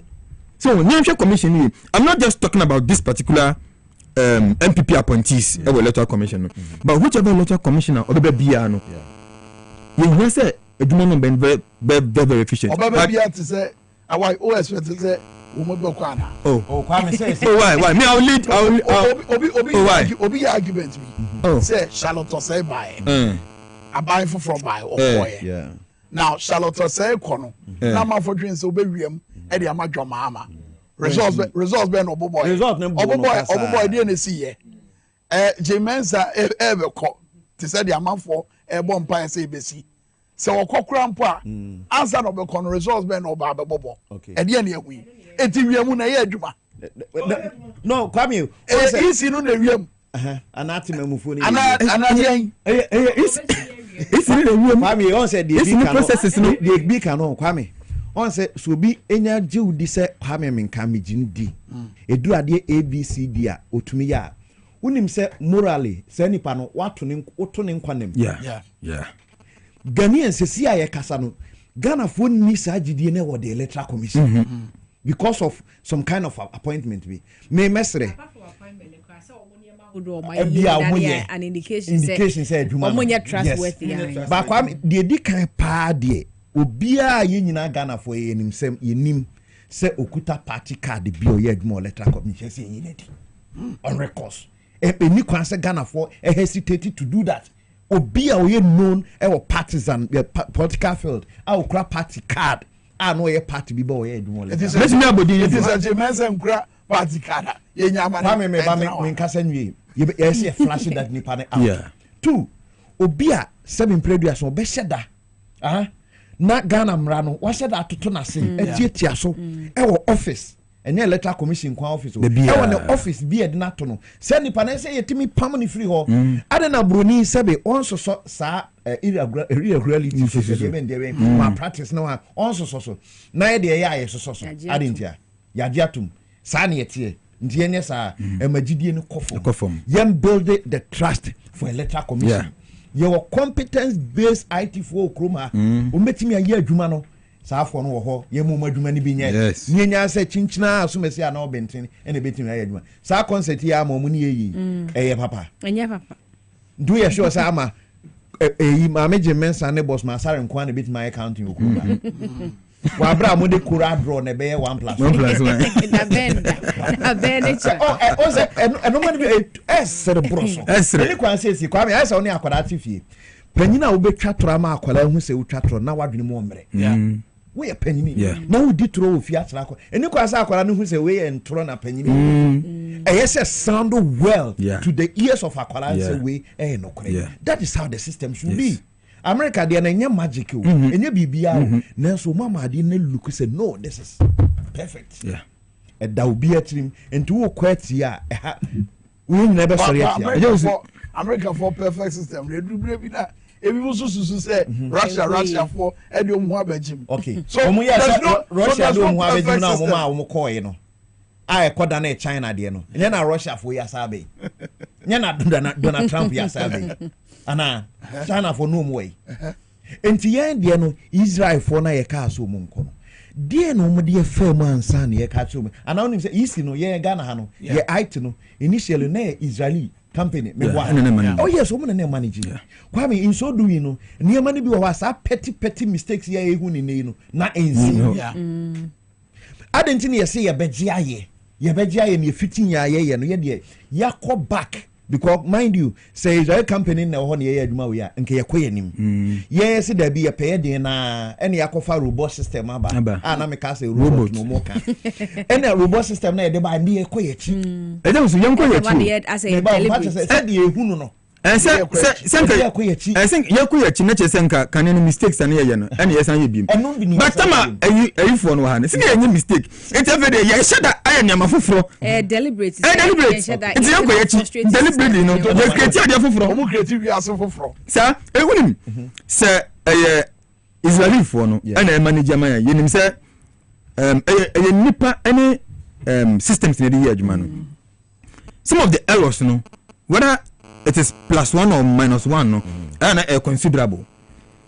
But the person ye niema mami use the right way. The person view minti ye Israeli for na free ho and ye say yanka say ye and ye say ye nipa and ye and typically the Ghanaian people because of bad governance systems na e won inti no say na aka no I was say yɛma nneɛma ɛtumi ɛkɔ yie when it comes to accountability and all that no yɛnim sɛ Ghana for deɛ yɛde adwuma no show bi nsa accountability nhyɛ da nyɛ yi yɛmfa yɛadwe nkɔ so bebree nti no wɔyɛ mistake anyɛ hwee ɛne yɛde kɔ yɛnim saa so it is deliberate very very deliberate very very deliberate and I think I will say sorry okay but me just say we no bia on bedwene ho no mako back to bia next time bia na umbe use constituency base no e dey aye dan so umbe ka so umbe call regional national ebere na omude sa series of coalition centers in ebem from the constituency to the region and then come to the national no the meaning you say it was one of the ways on the regular elections, you know.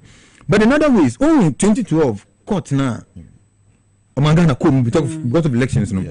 I mean, the reforms be by the election observers mission. About so by no, church and be including pasting of offense and result sheets, you know, on the wall, and they been so included this creation of the coalition centers here, just so that results in free constituency and urban national streets. Okay. So if there is a problem, we will not be able to track where the problem is coming from. Okay. But this one will say if we constituency, we could do region and an urban national, baby, deficiency we are able to trace. So, it is also the same avenues and the regular elections, you know. Okay. So I think that we need to sit down and look at it critically. Say, I see be you through now you transmitted results, you know, directly from the constituency level straight to national. Yeah, national coalition officers so that they'll be busy as we speak. They are all not busy because almost from banana. I did not be in peche. It's I did not be in peche. I see from Kwanguso. And I'm going to bet me. I shall see. Actually, near the number near the abroad. First, no come qua. They are very busy tabulating figures. In fact, in 2016 elections, I was strong. Okay, you realize the people were busy. Almost all political parties, I mean the serious ones, were very busy. But in that, because we are money from the constituency level, not about regional level, national nearby. I say you're training, verify. You're verified. You're verified. Yeah. So concentrate, Madam Jemensa, concentrate on the presidential elections. Regions now, let us know. Say MPP, Enya say, John Dramani Mahama, Enya say, irrespective of say even. Yeah. I don't want to believe some IT infrastructure is so solid than any other infrastructure like what the electoral commission. But you're able to project figures here. Yeah. The commission is able to tell us anything. Say, Mummy and Chain, na also the robot. Robots. You're changing system here. Yeah. Robots. I mean, it is. One thing so any electoral commission and Kasa even the region and in the district, Umujumedimo, or also Mufa IT4. Omofa IT4 na nyankran hankwa so beto wase a IT4 no mo fa mo ho no because so madwuma na etimi boa na lead koso which is Accra but unfortunately yes ntino that's yenyi omo ho ni yenyu asa yenyi omo osoro ha no nko a na ni no efom yenyi fom ho fo ni because se fom ho ni na ye wie no de abasoro de a menim de nti a was still na was yes atwen ma ama ubisa na question no we interpret but is it a fact there be an interpretation yes of the unu sana me hu ne se omo e wase ni ni yes omo candidate o ayi ena no omo ye on press conferences and I said there's one officers ni bia na okuta ballot papers ni bia omo che no yeah. Say, you know, they trained about over 200,000 because of 40-something thousand polling centers in Italy. They trained over and that's about 200,000. Now, nipa and a been so a bit near my and Sanfra. So, it's a honanka. Almost to me, Domoniamano. I felt for on my say, you nipa. If you're able to be a boom bit near my and Sanfata. Or blow by Yadi and Sanfata. And also blow by Yadia. It boom ran okay bounce Kwame this election so no as sound BB we both MPP NDC CPP whatever muntie nie we chrese Ghana ha so we wadne se ye de manma wa wuntumi mfa abato nwie mu enwe ni elections tinie wuntim so we government in power wuntumi mfa abato nwie mu enwe ni elections Name the only thing I'll bet me the arena elections I'll Ghana ha mamu papa. Samamu ni nko ya Kwame and found ne rigging tactics I'll be you because sa rigging ye duma Kwame hwe yenko bono region. Oko ha constituencies me say 12. And yes sir. Man na your friend appear hene na no electoral commission office so see ya. Then another appointee no. Yes. IT whether IT there be appear hene no. So oko bono a ono na ye NPP MPP IT in charge of elections one na hweso apia hene no nti MPP boys na mrante no mo coalition nyina ono na training nyina ono training and as say waba national headquarters say wiamu ya adwuma me ka say okobono regional NDC age seat ni nyina mana kaba ko pe say wiamu ya adwuma and this is bonus seat in Nina. I'm an aqua 1. So I think 11-1 was a say. I'm out of 12. Meaning say Reagan and Yaduma. I hold a different position. Not hold on opposition. Yes, uncle. Young back. Nayentie a year soji tete our year NDC agent or National Collation Center. I think so NDC agita for ne Ghana for Bizua. Woman or therefore Kasai so you have a right after soji yente de soji ekache wisdom header job we nan kam me se me kan wasa as MPP for na kwa kwa fa ene me kan wasa this are say supporters outside the Collation Center. In what way does it affect the work that we are doing here? It doesn't affect it in any way. But some people say, if my supporters no, about what's in it, now you count ballot papers. Oh, Collation Center. I name say Collation Center. You can't balance that. And it's at the end they didn't see that. We are keeping track of the process until we can verify every ballot. Until you be making sure say ballot there is a called John Mahama Ubenya. Ballot there is a called MPP, NDC Parliamentary candidate Ubenya. Inti sa the end there, you need to also inti nye NDC delay any of the results. Say, nyame somewhere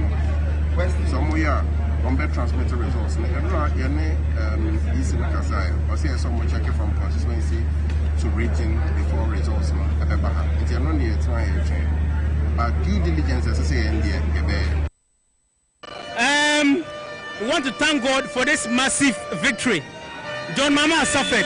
And John Mama wants to be the president. John Mama can never present again. See what God has done. In fact, we expected this victory, but the margin is something no one expected.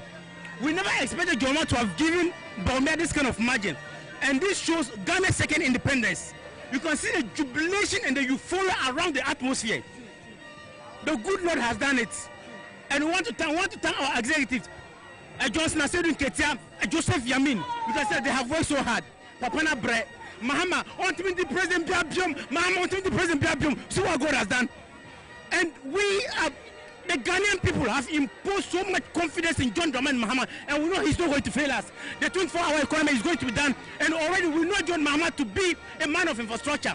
This country is going to see improvement. This is Ghana's second independence that the country is experiencing. Ghanaians have really shown, something that has never happened in this world.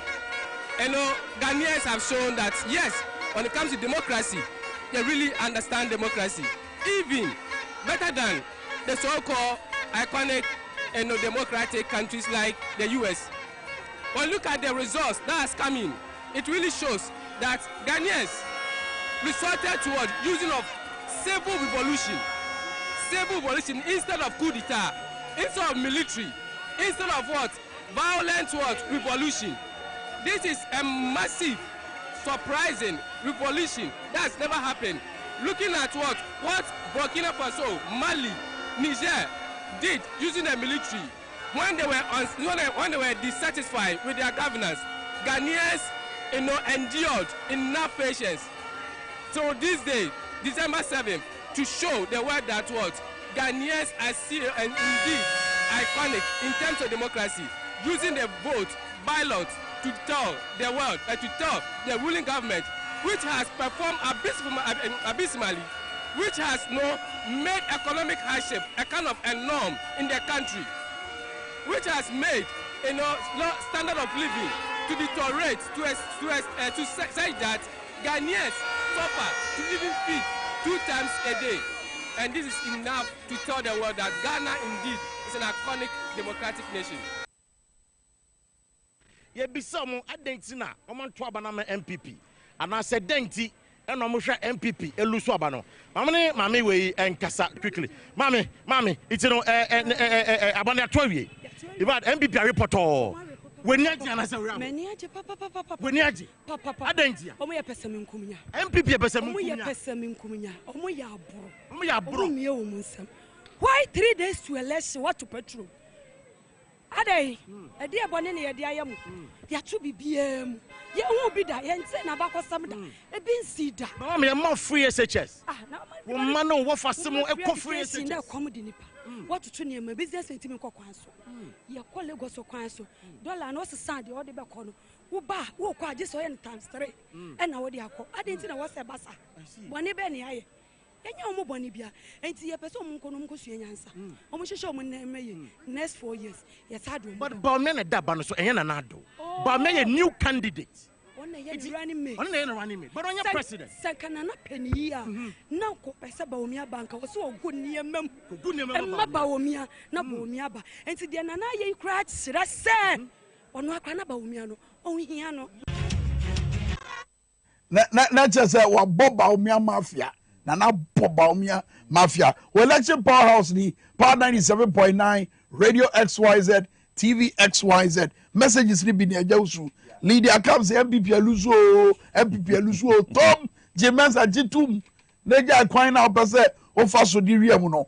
Benjamin Kwe say Kwame, why don't you want to show the result? Oh, Yedike Ibi Eddie Achavanara. Oh, and I'll just say Yedbetu Asioro. Yedbetu ho. Now what to be out here. Serenity McCarthy. Ese Baumia Efre John Mahama congratulate you know eti chese waje atumse walusu eti jimensa die bio na we and afen so Lloyd a message about say they are simply delaying so they can give ample time to their people to escape accountability. 72 hours is enough for someone to easily escape. NDC, be on the alert, go to the airport and block them. Kojo and Kurumaba was it in this modern world who uses fax machine to transmit information? Kojo me that say. Video of your transfer. I don't know when you do. Oh, fax, some fax. I don't know. Whether fax or not, no, man, delay on necessary. Necessary. I don't see. The other one is since now I said. There is no way we beat me irregular elections, and I hold a different position to that. No, maybe I mean, can't say, untimi we are bamo. But see, I didn't pay. Oh, abaimwa. We ye to abamao. Say Ghana buying the show sa memu now. The best thing I bet me am more winning elections. Better, and I said good governance. Yeah. We do more winning elections. Yeah. Because we do now be no say ekoya. Enkrofo no mbekwa akotena sisi enko reggae elections no so enipa 1000 ebetena se awa momo no koyi a ebi enipa 100 pen ebetena se abosa apo no yeah because mind you reggae no eye enkrofo kuo ye keka ehu bom ne ete ase a ene reggae yeah but amamu no koyi na ye solid say ye enko planning ko reggae a enipa 100 na bi ebenya enipa 5 omo reggae no Kwame enko ba bia I understand ntini ya wo mo parties ni kan ma amamu pa. Then I think it's a bit to delve into the regions, you know. Why Honorable worry. Regions, no. On say I have a region. On vote a free Hobai. Now I have a region. Oko I have what? What can be beer almost free senior high school? And I also have no so much 10 for. And do also regional block, regional so and so, regional way. But before I call elections, election 2016, 2020. Now oman for more have omo pa kese pa edimo kwa no. Kwa me na akwan. Okwa half regional. Omo ha pa kese no akwan. Into the other baba be kan obi an ope. But I say Kwame utifie na ade a ehia pa in economics omo ye economics no omunim se o pa de no anase o pese o si dan kra ni me hia pa e bu betimi de aye no eno ne di nkan ntina the people of Ahafo omo ehia de kese na ye kwan 2016 omo to abama aban wi na asa aban be ye asa aban nye ebe ko 2020 no omo fa machines o ye twa so ya ma contract e say no so okay ne ye nto omo so na ebi omo twa so yo mbe ye tepa ufri tepa e ko go so Kwame ekwan ne enye etise afuom kwan go so man hine kasai senkotodwe mpo na eso obu ede ne sato ne se nana ne kasa san pacho san Kwame wo why se contractor no obekoso ene obeba ochina se ufri tepa eko go so a ade anka obetim di 30 minutes akono Kwame betimi atake 2 hours na onru go so no so ye district ho na ye regional capital na kronum go so kronum akasa kra no Kwame fa enfuturo wo kronum no easy nti say omo pesa de we obi a wa Ahafo region bia na wa benya regional capital goals no ni bibia ni dwumedie bi obedi nkrata sem bibia na goals no ne kwan ni main road no enye afi nkrase akwan ne so te say the same thing emem akwan goals so wan ni nyina no Kwame kwan nye enti de obeyama nkrofoni bia no aso mani nheda anye de enso because de omu hia pa no ani kan anye de wanye nti main go so tepa kwan no na nkomu hwe ani mu se ama nka before elections na campaign vote me wie kwan ankwa ankobasa ye shase mpo ne wie omu shase mfuturo abakwan no so nyizi munwie ansa ne yato munwie ebeka be 6 months am yato aba no eno mu se omu de machines abi kwan so na say ye ba be to aba na Ghana ni ono so onim time e de to aba pa se du aba to so na sha ase say ye na so omunyai aba to ntia obeka enkura ase no pipe ni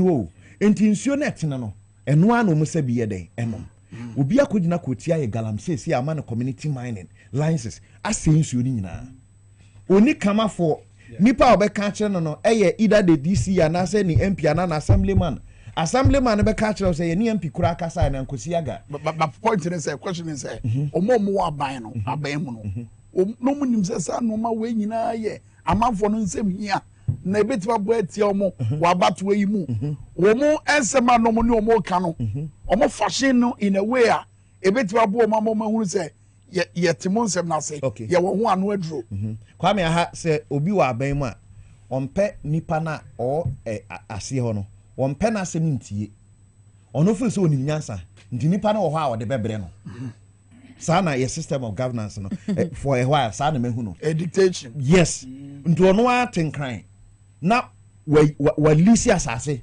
so obi nkoye community mining ewo eastern region ho no empanifo no obi anim hweo nso ya makrata so obi nkoye sa na tie nti mark Eastern region no galamsey na aban di ja omo na me gidi se bebre no omo mpe galamsey no nti no omo so ato abana se ne sa no won se ye hwe regions no any wire omo to abati a NPP na region bi akuta ne unique if anything situation ye hwe environmental sustainability okuba bi say voter region omo challenge any environmental issues some parts of central region omo dey environmental issue but oba bi say eastern region say they are can ni aba bebe tisa Ashanti region obuasi area mu ha se dia wukan ana no yanam hon ohwe de wi mesi sense ase no ya nsu asabe ombeto ayi omo besa bibia nwa aduane ebi esi nyama no so na hunani ayeko so means that automatically no environmental sustainability anya adwuma wo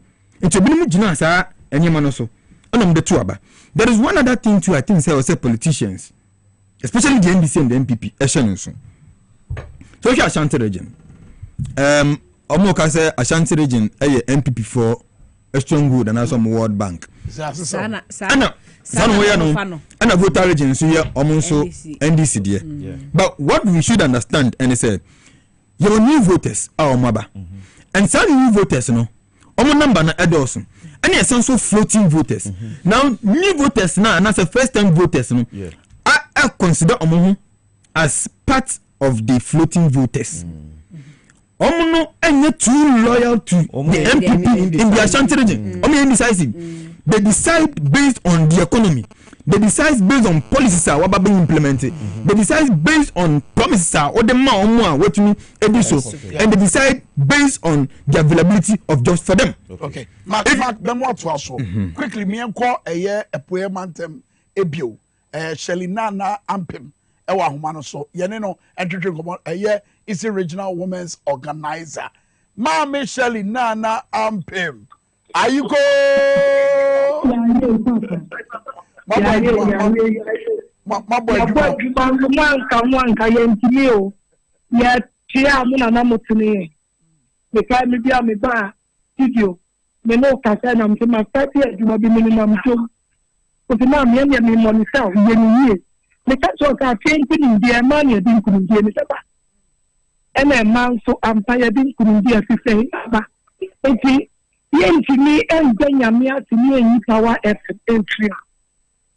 XYZ. Yami Shlomo. Yawashi Ewo Tabatromuti and Yamin Shaman. Is that the Yamin so famoso at your mind Ghana? Am I a layer for India Association? Yensaka. And Namusu and a layer Oba Vice President. Our mind Ghana. Yamin Shlomo. Yeah, that's a papa. Now, your boy Mantemona, Pese Mukaka. And this year, Winnie Lower West Akim Asamanka for the first time since 1996.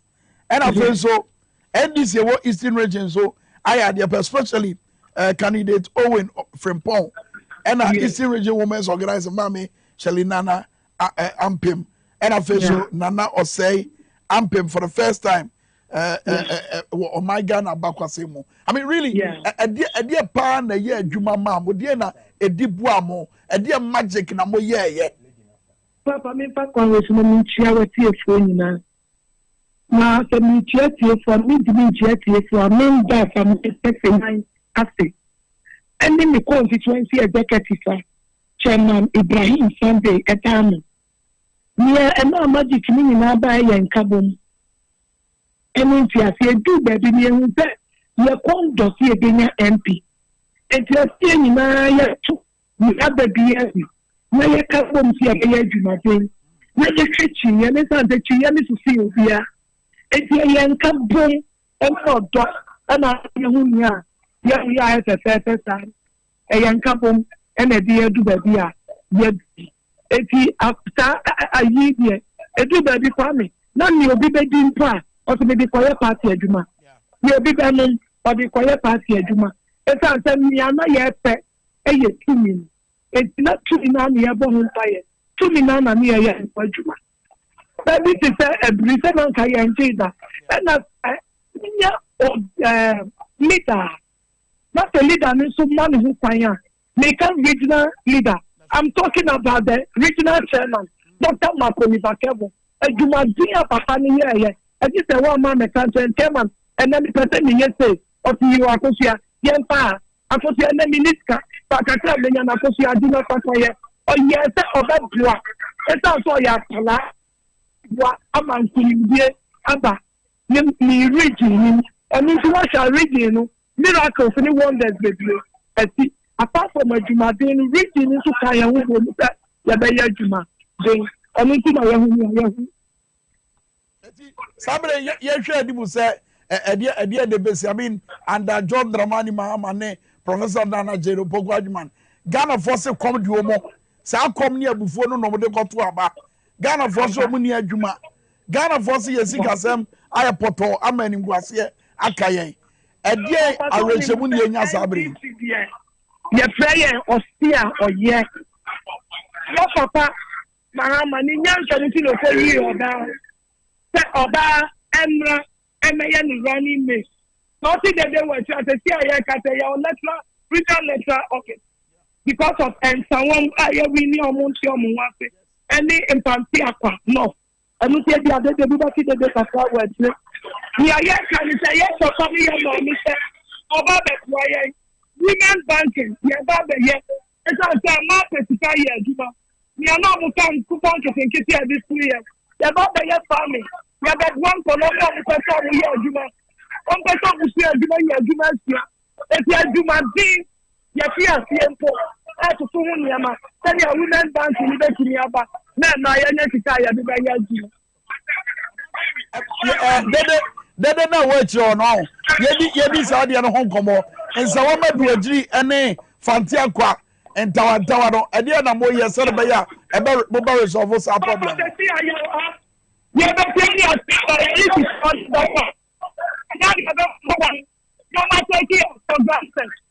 are really for 2020.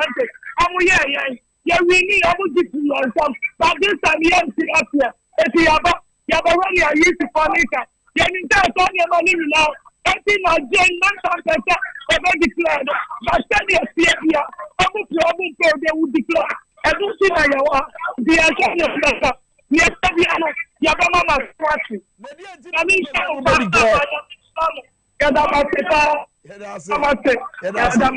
very well. Yadase Shirley Nana Oseampe Mono Easy Regional Women's Organizer on our training Kanamak Ama and Ejausu. The dynamic can say the dynamics in SSA is young ones now are first time voters no. I consider them as some of the floating voters. And in the Ashanti region no Bebrina Ewo. So we are not too loyal to any political party. The same thing is happening in the voter region. But voter region, there is a little bit of change kakra. So in the Ashanti region, 1 million of the people there are not so much loyal like Tetibremono. You come born to a do baby now from Madani from Election Watch and I'm a PNC because now PNC declare support for John the Manima. In fact, in some of Mikasa Namekan say, and among your summer, some in front of you from and to say, a political party, Edu Yama. None to a man to Abba. Konokotwaba. There are options. Vote for any political party you want. And of course, I'll mention John Dramani Mahama because near the support a man. Number one. So, when someone come to Abba, will be who can a man to Mama and Penibia, Sabe, when you're there, one panel. Sober voter region. Now come more 1 seat. I was thinking, Sadia, Ashanti region, 10 green. Nanka voter region so nke bet 10 blue because no more 1 seat. Unfortunately no we na bet 10 green. It means that they see what Ashanti region no and the same thing and they see a voter region. Voter region so bekaya in 2016 because of some reasons and then the Rollins factor and the room misunderstanding and the party executive then in 2016 INDC for and shada and from 1G campaign 1 year jumanintino and then the ma NDC and MPP enya kwan or voter region. Yeah, voter region for the donor Antwaba. And this time around, no, Adane Aba, your friend is saying, Ashanti region. Uko baby to say Central region. Central region has to, a very swing area. Baby omope, anomuto maba, echo. And this time so much NDC. In the past, no, to tia NDC because of one, the death of Professor Evans Atamels, and other factors. But this time, no. We gain more consciousness. I actually say no. We need to go back to the NDC John Dramani Mahama. The promises are MPP are buying at the Mao. Man, Penny and other don't go for thinking 2020. I'm calling John Manifesto. The Bamia. Okay, I say you best see airport. Amamo. We asked ourselves, from Accra to Cape Coast, Kwambang, and Ababisi Airport. Amom.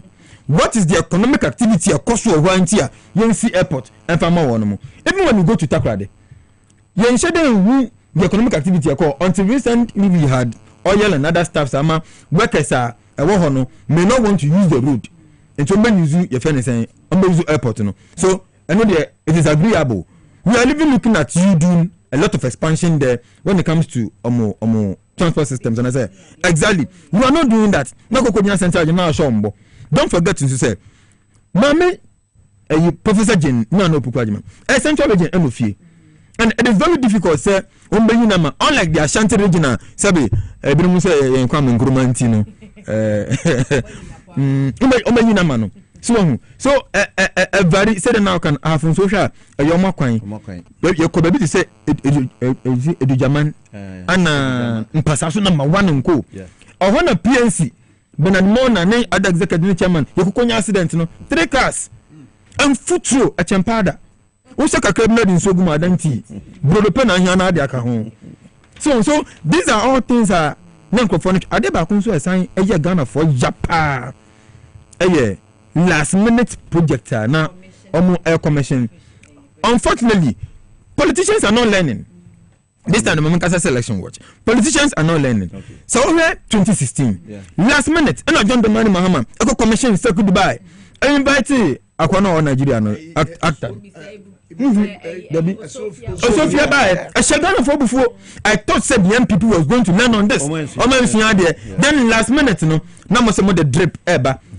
All of a sudden, now much church cars. Say, who's almost see who office blue. Moto we no. They be sure. Masa uko Baby atobutu no, akra atobutu no. Yeah. So ukotema nchense. Big building. Ono me see for drip. Yambusa said drip impact ben ene prior to the elections. So these are all factors apart from the economic factor, the young people of this country, Juma, Omunya, Enya, even 2 times, you know, a day near the all issues are not three. Obey the 2 no crowd to me. Young to baby, I'm quite amateur, say, baby, anka economic activity, it may cost. Yeah. Na yenina ye wo yen kura si yetu kwan eba be ye adwuma nya sika kakra kofi ko hwe busua ane nkran eso ne nkran komo ba akomo ha wonnim na 29 eba akra anya be di wampe na so sabe wakura na akwese na awo no wo ye ba komi enu bia ibanya banchi bia toto ba nkran ha obi ama banchi toto ana nkran ha dokun 70 mame fa china me 25 Ghana mame fa key alert be from CA ye yanti say Eastern region enya bedru abato commissar so ye but without ensawam adwoji akwatia ena suhum dia baro no no say there be say no ye parliamentary nti eno ne wadi then parliamentary no issues so ensawam yes presidential account any issue nti there na no headquarters any ndue so ni aba no ena make say Jenmensa ebi adwuma no o se chere kakra so body manyana nti say observer missions no omo hwe abatworo so omo free West Africa no omo ne nsentwe for kasa yentie kakra of their choice or a polling officer, party agents and election observers, authorized personnel including political parties and candidates agents as well as observers were present in majority of stations and were allowed to conduct their duties without restrictions. The mission noted that all party agents received a copy of the voter register and result sheets, further enhancing the transparency of the process. Security personnel were present throughout the day and conducted themselves professionally. There were short queues outside most polling stations, and this remained generally peaceful and orderly. However, the mission noted some insecurity incident reported by the Ghana Police Service and commenced their timely interventions. Additionally, some election officials in the Bono region were arrested for various electoral offenses. The mission notes with concern the reported shooting incident, which claimed the life of one citizen and encourages the security agencies to continue to put in place measures to avert such incidents during such an important national process. The African Union Election Observation Mission acknowledges the level of professionalism exhibited by the security personnel deployed to the polling stations visited. No armed security was seen at the polling stations, and the police were commended for their swift response when they were called in to restore order. Closing of the polls. There were no queues at most polling stations at the time of closing. However, voters who were on the queue at some of the stations were allowed to vote. Closing and counting took place in a peaceful, open and transparent atmosphere in the presence of voters, observers, party candidates, candidates, agents, and media. Polling staff were generally competent in carrying out their duties and demonstrated a sense of commitment to the process. Commendable practices. Establishing a maximum threshold of 749 voters per polling station, ensuring the efficiency of the election administration, ensuring adequate electoral materials, and limiting the possibility of long queues. Allowing political party agents to put their own seal on ballot boxes to secure the vote.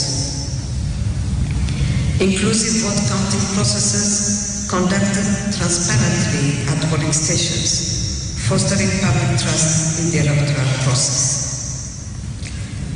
Access to the voter register for party agents at each polling station, which enabled verification of the voters by the political party agents. Reduction of candidate nomination fees for women and persons with disabilities, promoting greater inclusivity and candidate participation. Regular press conference by the Ghana Police Service on security matters to enhancing public awareness of polling day security. The active involvement of the Anti-Corruption Commission in policing corrupt practices such as vote buying, which can corrupt the electoral process. Publishing election petitioning and litigation procedures to enhance understanding and use by election stakeholders in the event of election disputes. Granting of media access to tallying centers and allowing them to publish declared results to limit information gaps in the electoral process.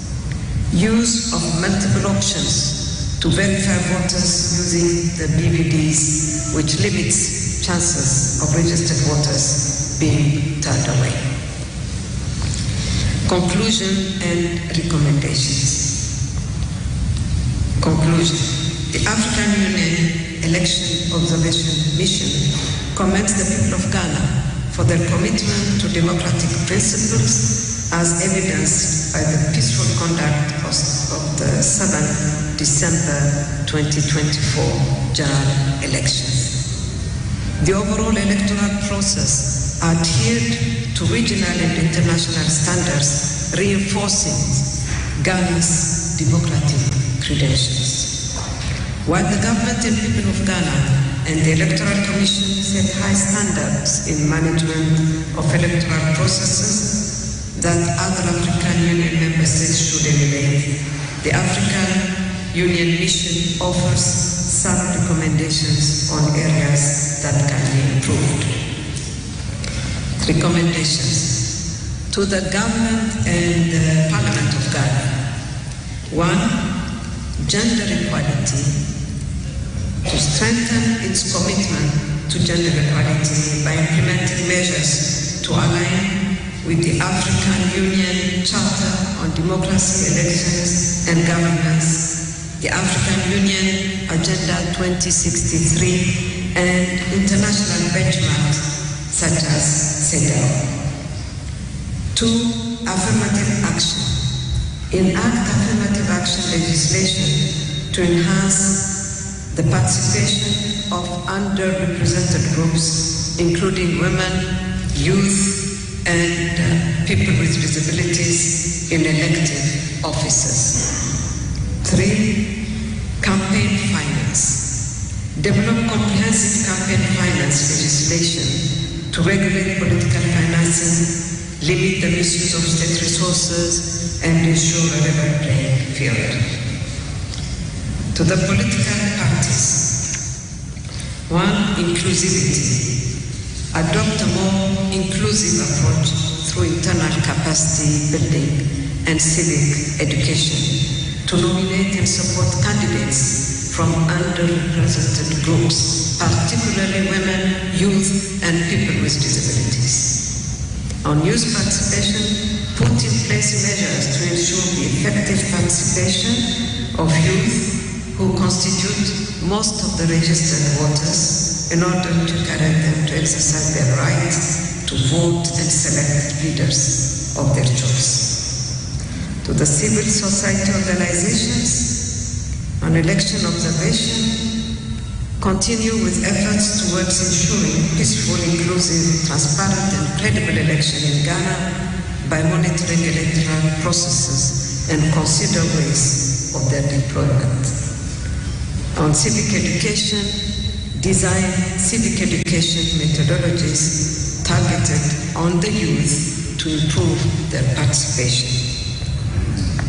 To the Electoral Commission, on stakeholder consultations, maintain and enhance regular stakeholder consultations to promote transparency and inclusivity in the electoral process. On ballot security, consider measures to mitigate the production of counterfeit ballot papers by improving the security features of the ballot papers. Polling stations, increase the number of polling stations in sparsely populated areas in order to reduce the distances between polling stations, particularly in rural areas.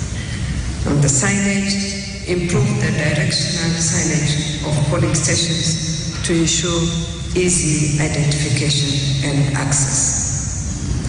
The mission lauds the National Patriotic Party presidential candidate, His Excellency Dr.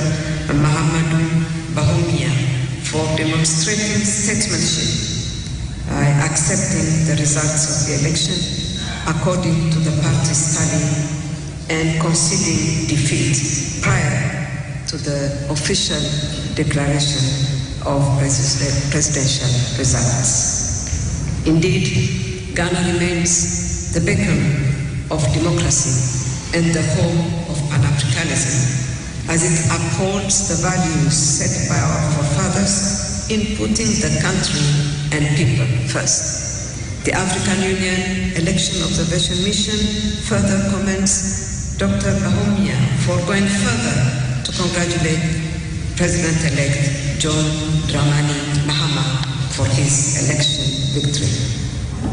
Thank you, Ghana, for continuing to exhibit exemplary leadership for the region and the continent at large. Issued in Accra, Ghana on 9 December 2024. Thank you very much. 97.9 TVXYZ or Election Powerhouse, Yefri Kempinski Hotel, and Asamba Studios. A year ECOWAS Observer Mission. Ene Ghana Central for near or my Ghana nyina ekasa na asem ba ko a edi akotene ne ene baby a ya bedri sabre Asia eye da no moda His Excellency Dr. Mahamadou Bawumia ase so agiatum so adi ntwo e wa bato na ekoso no afi omude omo observation ahodo atodwa any recommendations ahodo atodwa recommendation ba ko a e wo se ye pense mu de de ko adwindwi mu me de medwen se bia o man hye den hunu ne ye eye de na no mo ka se ye hia entete ewo abato ho titiriu sa manfo benya opɛ no so mo bepi o mepu aba abonten abeto aba ho no bi o man hunu ye de me hunu ne se pɛ na nkofo bebre mpɛ o mbekɔ akoto aba bebre abamabu titiriu wo MPP aban ni mu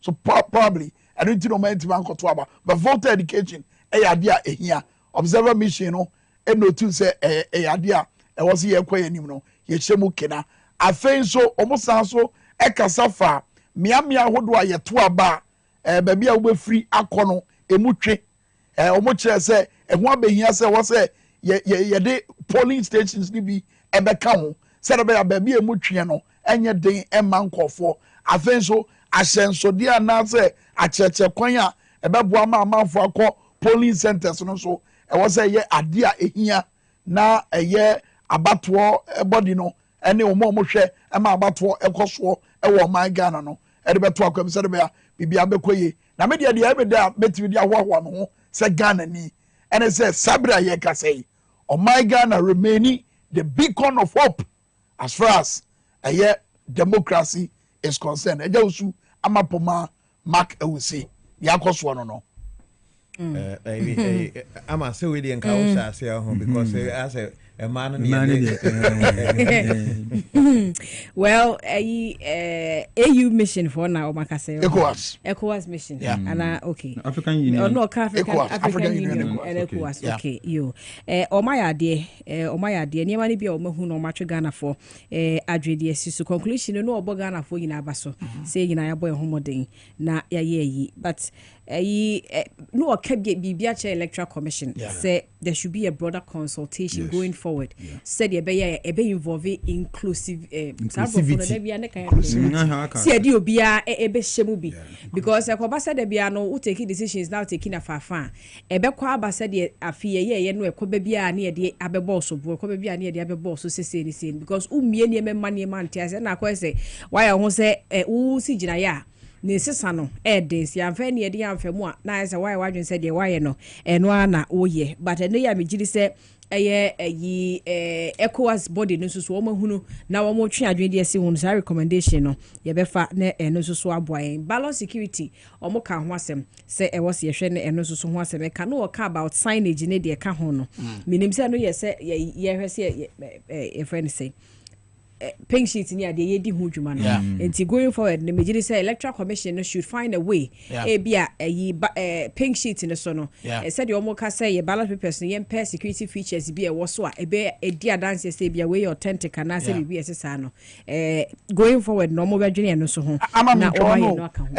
wa bra o bobo no mani bi so no ba ko bi so ye west noting ye bambo wonsem say na wo ma obambofo no wodo ma se wo se de no more moving in fast wabra no ma hodo esisisisie ba ne emu no na ye nuanom sentwefo bi so fa won e dey allow cash out omo tie me se omo de ye dey allow cash out say ebi makotena tena TV so any radio so na omo kika se momyemo IGP abaso waya ade ada die na IGP aya Kwame Minkah ede na IGP aya IGP ni CDS akufo adomo frɛ wo mo e ka se komu koye bibi e no mo ka se da bi yenye etiano dia wa ya dia enye no kure e wo ba bi ada e allow cash out it is only say twani bi a what TV so any radio so what keep guy e ye bibi sana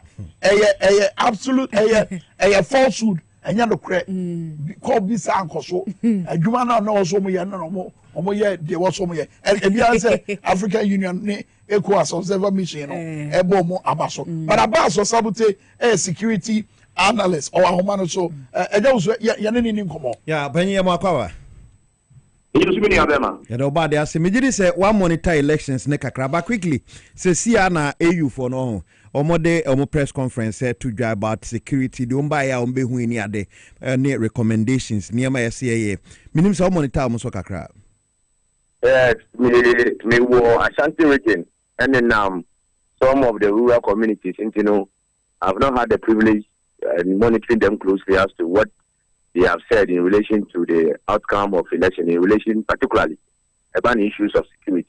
Because over to me, I'm highlighting now. Now, they are just you know, they are comparing with whether you're on the same page and I say we are experience of Nyama so far. And 70 be omokika no, ebi ne say eba bambo mu nsema, omo bop apos for na baso say BBC a omo tubirika ko na omako arrest the situation. I think so. Asrafo no so ayechi omo no omo kan ho asem e ka say nya de a etwa yie e wo say yehwe e wo ho e na ba eye abato enhyehyɛ mu krampo na o say miamia bi eye sparsely populated no e wo say yehwe na ye introduce polling stations ye de polling stations ni bi ye dey e kan o say be ya bibia betima koso tote se Ushe the Omaka Inano. Nina ne fapimpa ne se asundwe tie se beba igina citizens no so. And Ushe election we closely so one monitor from their campaign we shall see largely se fa ni kwampo afimua. You sense say majority of the people no are moving towards a certain direction. In a situation where majority of the people are moving towards a certain direction, no, it is very difficult to have opposition stronger between the basa yes. Because in any case, the na ya dream about one one go to Santa Juana. The emu the koye a tight ways. Ways we move a fagina na pesudina a host and I want to hear maintain once a dorsal. Share the police service in terms of internal security arrangement and our command structure. Yes, you can say largely they have done well because from response time, I was monitoring an incident at a polling station. We do one now said the opinion at the polling station. Unfortunately, the all you know now I'm for once and no person will be tied. Into a man brand be maintain once to be cohort and check with police for Eduonomo, and I commended them for that act. If you command one tema, it can be see one no, thank you. Yes, the security services, especially the Ghana police service, to a certain extent, but there are pockets of incidents in the CCM said you could have improved on those circumstances. Oba Asoja for Yaka, and when they issued a statement, said Asoja for Enko polling station, Omunu Quines Omeko polling station to whom I report Omono. I said, when you be before, that is the standard. That is the standard. You don't have any business at any polling stations. It is a local polling station. Then you are inviting trouble. You are creating a tense environment. Why I say you mean this escalative processes now? That is basabasaya then. Abba. This so far baby a man and tinyama mehu no. And the peaceful nature to some extent I enjoy. Baby mu basaye si ebi mu kware fi mu no is as a result say people na adwini yo mo ba ho into the opposing faction no sabe ebasa your strength and now whatever plans you have no a wiki will resolve into a amount to na mo bi ebetimi di basaye aba. Interesting. And what about the way we defy sa order no ebowura polling stations? Because a trigger basabasaya. In some cases, collation centers are Yakwabo man on Yabobono and Okramura hot to toe, tear gas, pepper spray, the gugu for as well. A futu, for instance, a year old Alexander up in your market as Rafwa, a co polling station. Now, mammy be on Okra asthmatic, yet the pepper spray good. Now I was here in the choir Sabia. Yakwa Yanimno. At the end of what says, he said, Sadia will NC Bio. Yeah, share a senior markets, no, need a special case, I was a UGT. And shall say election day, no, and shall say about your vote transfer. About your vote transfer, Nina yet. Yama call so our more transfer military officers across constituency. Don't be that say your vote transfer. And money why the first size transfer? Say also Nipano at least what does I be Brono so affair? I said I'll be my vote transfer, man. Then I said that transfer we now say Omuko. Now I have vote transfer. Now what not the future constituency for 1 year now. It shows clearly there was a precondition. And Nipana position in mind said the bishop because into already know me mobilize as for the alcohol. It is a self for me no breaking protocol. Baby, I tell you guys 2 years. Baby, I'm going to basabasa. Yes, yes. Now, one constituency are pulling. They say, the electoral material is destroying me now. I believe, sir, the president-elect. Why campaign in the or say, or not the person be. They will move out the boni after putting constituency. They know that the money will be. Immediately after he is sworn in, I think one of the first things also, and he said, all set up a serious commission of inquiry into all the pockets of violence we see now. Officers they are involved. I said Emmanuel Mudi. And the Ghana, you cannot hide under anything because individuals are taking video with their phones and other devices. So the evidences across the nation the part before this commission of inquiry, they basically identify such individuals. First of all, establish one, whether they are proper military officers or otherwise. If they are, process they also say they move from so when you be and a woman have a show and also a mark or say a muscle.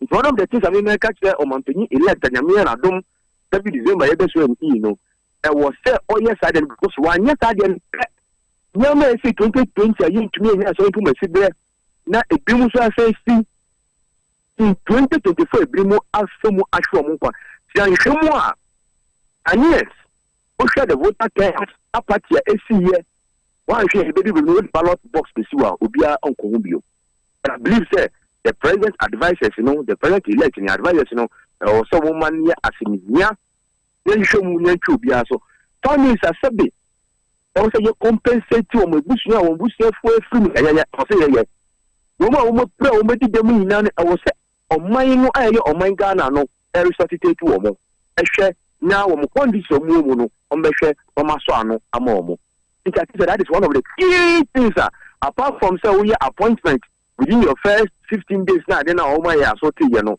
I was say a commission of inquiry into all the violence in 2024 election I was say you na minim say bi ade monitor so far no yenye improvement ewo abato abakoso a we na improve system ye hu improvement improvement in various dimension there me who improvement here and I'm saddened that you better about Saturday now you can say electoral commission to me in between electoral commission and the political party why also we have effective coalition system in your Bissau easy because only the state that resourced millions of dollars to that election. Now political parties to me collate on results. Am I just in the morning after the election? It will consider defeat said that now the state institutional our resources across the length and breadth of this country and to me it calls for concern, it calls for worry. And I think there must be a proper audit of the electoral system now you operate with.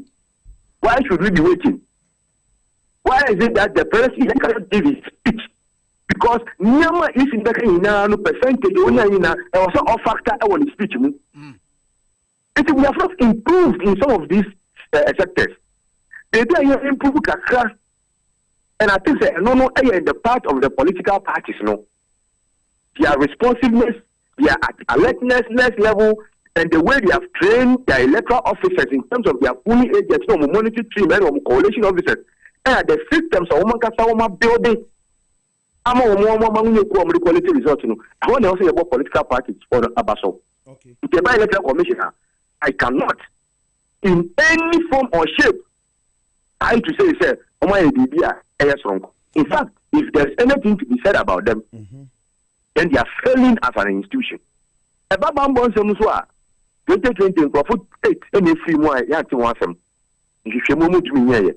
In there, Brimus say film until some make me catch on improve no. He said Commission of Inquiry so now more design na get your muscle. Okay. So I commend the political parties rather for having a robust system, having their polling agents submit to them in time, in real time, full pink sheet, and which we are quality result.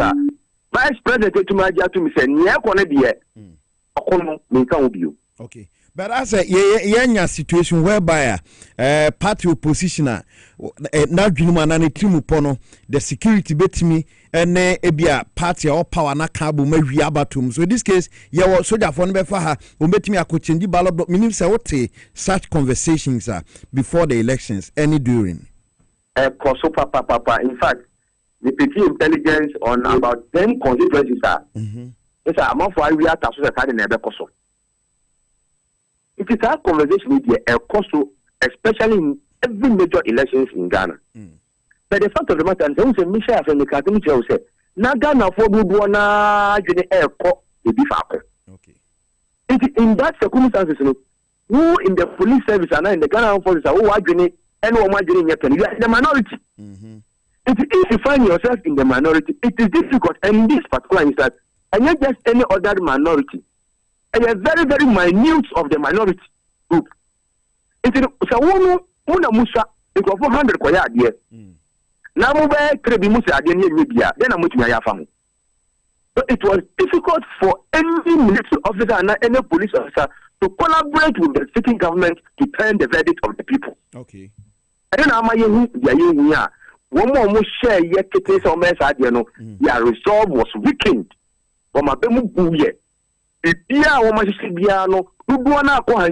you cannot fight the majority, the will of the people. And no, in many of the places. Few places like this, so you saw how the citizens stood up against these people in uniform. Okay, but back can we hear? As a mostly baby, I bear collation, Obecono, a honor, nipa beco, bebre, baby at cementem was pinching, yes, it to a hall, a mouth for 2 bonny a day. Quite fast, a just collation. You bet me a conny say, and a becos idea, send a debut at you near Bebo. And not yet, I know a quick way. We have prehistoric way, yet the quality result. How difficult is the case, sir? What quality is a constituency will bear 120 polling stations. Now, polling station in resort aba.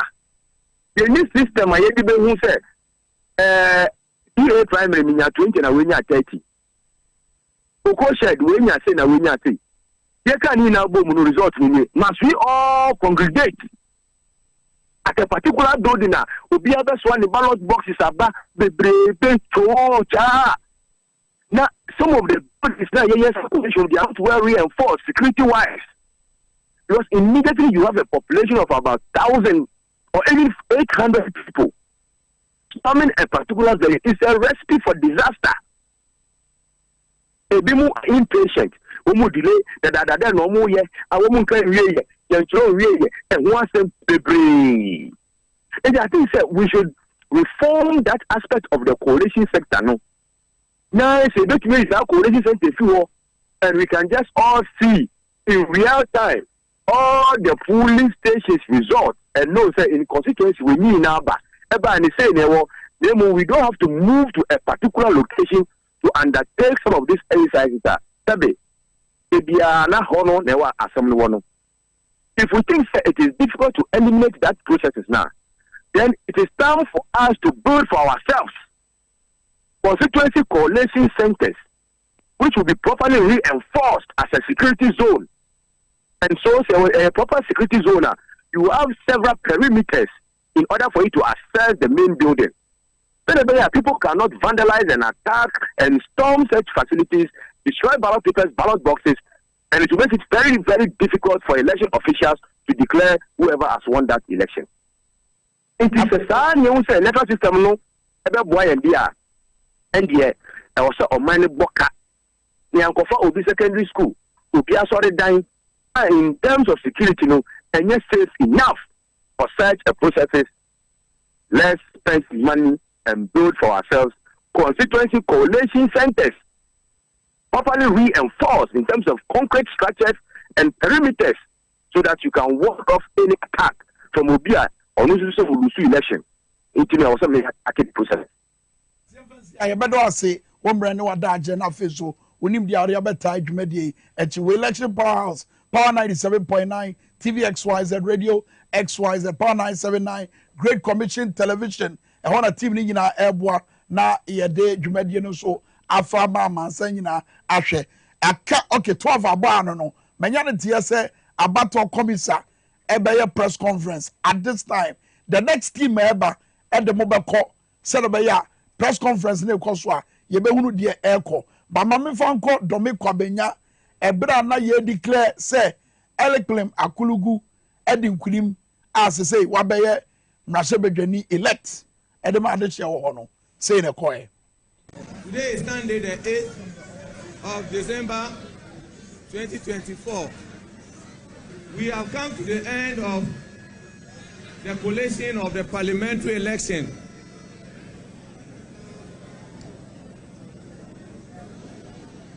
The total valid vote cast for the parliamentary election is 102,634. Rejected ballots 620.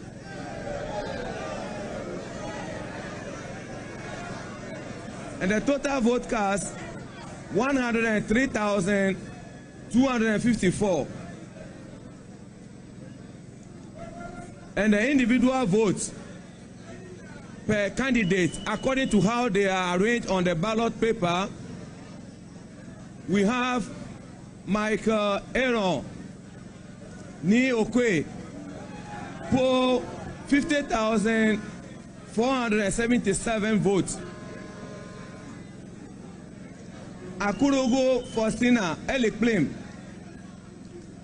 of NDC for 51,634.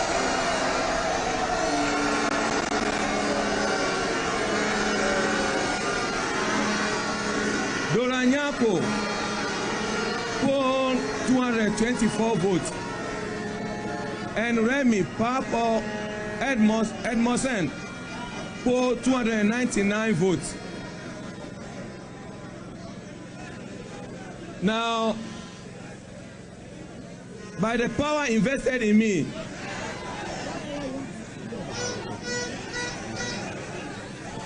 as a returning officer for Dominic Kwabenya Constituency, I declare Madam Akurogo Faustina Elikplim as the parliamentary candidate elect for Dominic Kwabenya Constituency. Thank you. Eti say the member of parliament elect Emma Dominic Kwabenya Honorable Elikplim Akurugu the member of parliament elect. HB Adobako abato commissar asuyeye na press conference no mo ye no. Ye de Abramo but ye wrap up abra PSA and you're therefore PSA ne NK Obrempon Emo Eba ye wrap up. Kwame fast Dominic Kwabenya dey say Akurugu say no one na eko. One Michael Bay Junior for NPP. But say one ko see Pieto no. Pieto anya ode. Pieto anya na aro. Pieto anya na aro because of politics no akwa kwesi on. We say e bia na ofri traditional home. Abosom na kasa etia no. Eni kwa say osi Pieto anya na aro. I think Kwame na edma.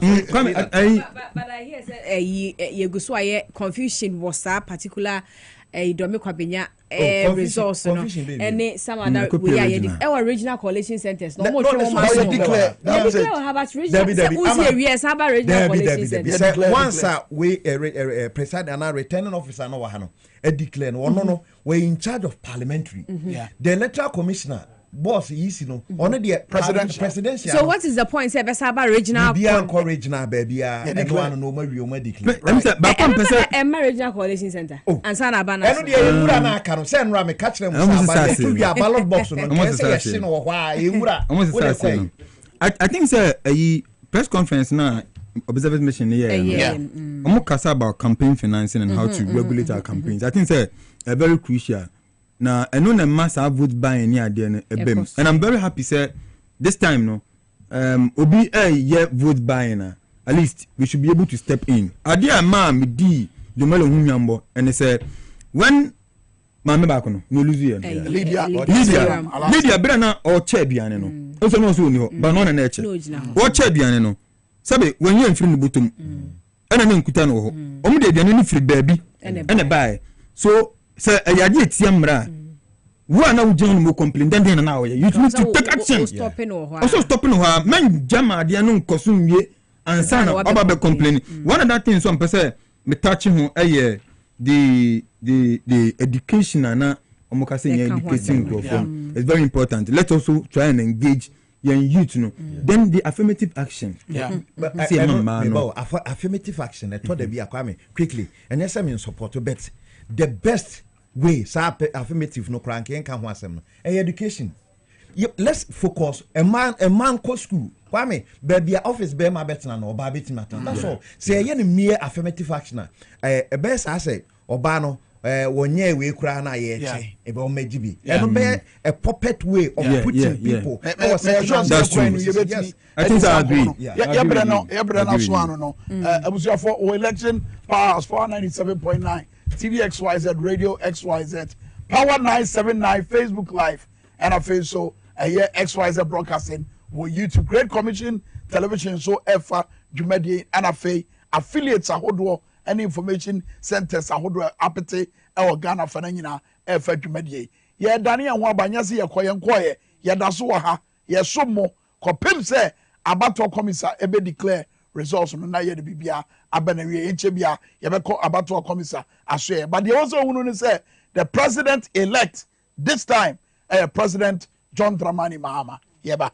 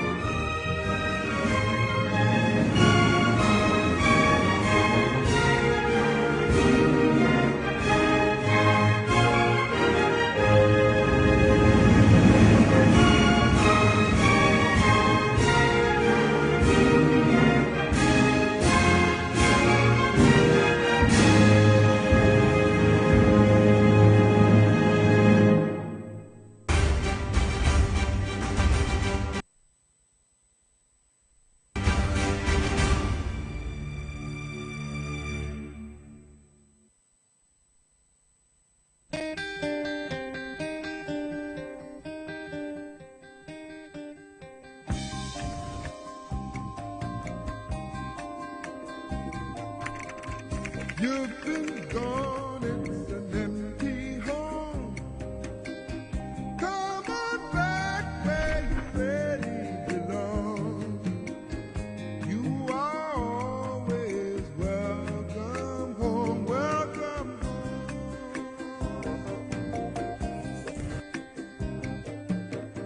You've been kept down for much too long. Stand up, please. Say I am free. Don't forget you are welcome home, welcome home.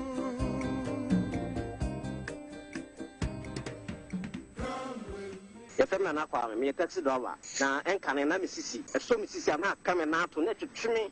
Be not 3P, Garlic Missano, a Buame.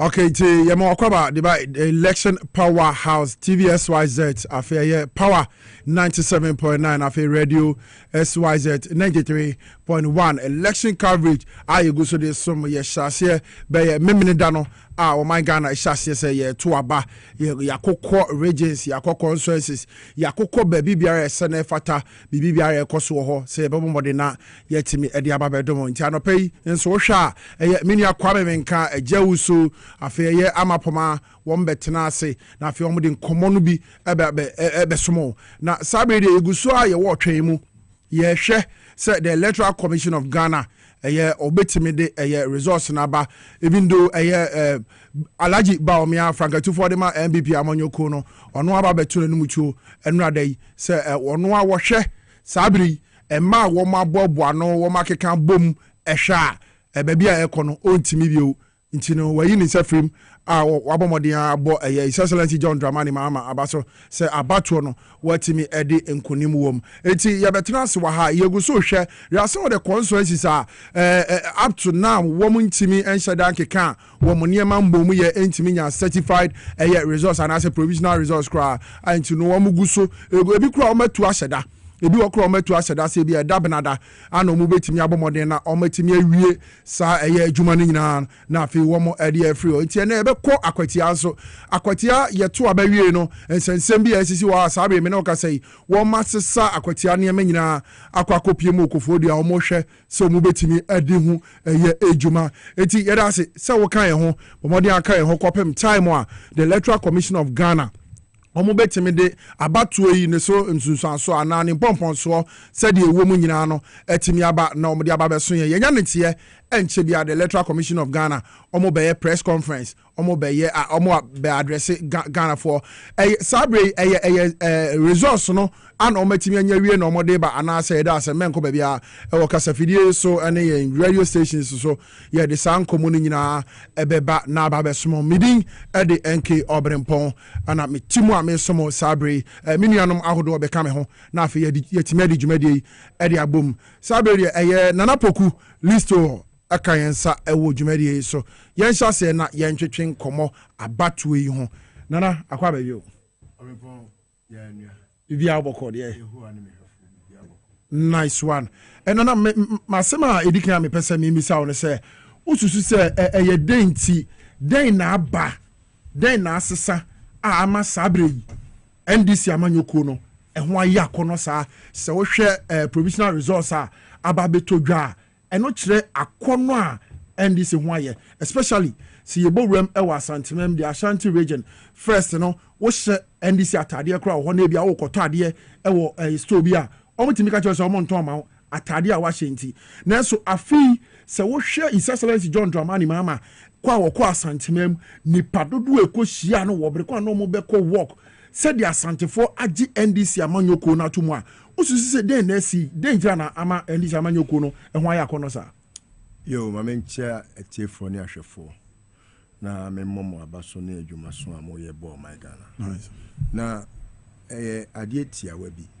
ɔhu sɛ ewiase nipa egu ahodoɔ ɛna amayɔkuo no ɛyɛ nipa ɛna ma amayɔkuo no sɛ ɛbɛyɛ papa o sɛ ɛbɛyɛ bɔne o sɛ ɛbɛyɛ fɛ sɛ ɛnyɛ fɛ ɛyɛ nipa na mpanimfoɔ si deɛ odi akyire biara no yɛ ano osua deɛ odi kan nanteɛ ɛna sɛ wohwɛ amayɔkuo NDC a ne fare bae no nipa a ɛnam ne nsa so ma amayɔkuo wei ɛba Ghana amayɔsɛ mu no ɛyɛ Owura Rawlings na Rawlings sɛneɛ na ɔyɛ na amayɔsɛm yɛn a na yɛte ɛyɛ amayɔkuo MPP mu saa berɛ no yɛhwɛ ne su ne ne ban a na ɔde wɔ soja aban mu a ɔdane ne ho ɛde ba ɛyɛ civilian rule ɛne kwan a ɔfa so bɔntoa kwan a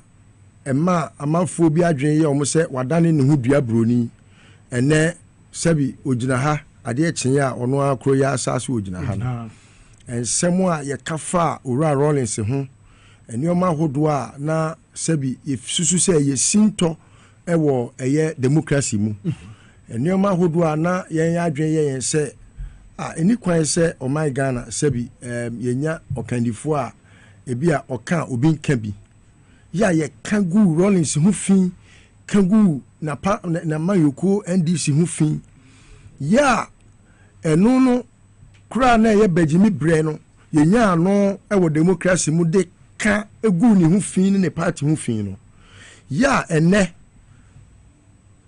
democracy aba na in the Fourth Republic ya ye wo mu Ekufuado ene ne party for etimi atwere wonse afra se mfie na ye twam election aye to ye etimi ku nipa maako nwotwe edi enyambrasem a enuoma ye kafa Rollins wutitiru baako ne se wa ma adwadifo sika ahye yes se o sisa sika ama adwadifo sika ahye ene Ekufuado wama adwadifo sika ahye ama adwadini bia woga na bia deka because so share the exchange rates na ora mahameja ho na ukọ baby te se Kumasi Kroduam adwuma ye pepa ye trading yes enti ye ne dollar ne di agro enti Kumasi ni bia no one ne kasa nyina ye dollar because otu kwan ontu kwan po a nipa otu kwan kofa ne mama ne ton no or the dollar ho enkontabuo na esese emano na imagine say wo Kumasi wudi dwa na kane no mahama abreso no uhia ebia cedi no Ghana cedi no aduanan 40,000 yes and pima aduanan 40,000 asa na watimi ato eye $10,000 e de atukwan yes na say no uhia in excess of 170,000 titiscano 1.7 billion and adi ato sa dollar na wotono under mahama no na wohwe usika ebi a wakofa nioma waton awie sika ekura wo a odi kwa akopɛ dollar ato na entimi to $10,000 na empo entimi to $1,000 na wohwe udwa na wudie nioma wodo na wutimi kokwan so kofa ba na enne sa nioma na no wohia $10,000 na ade akofa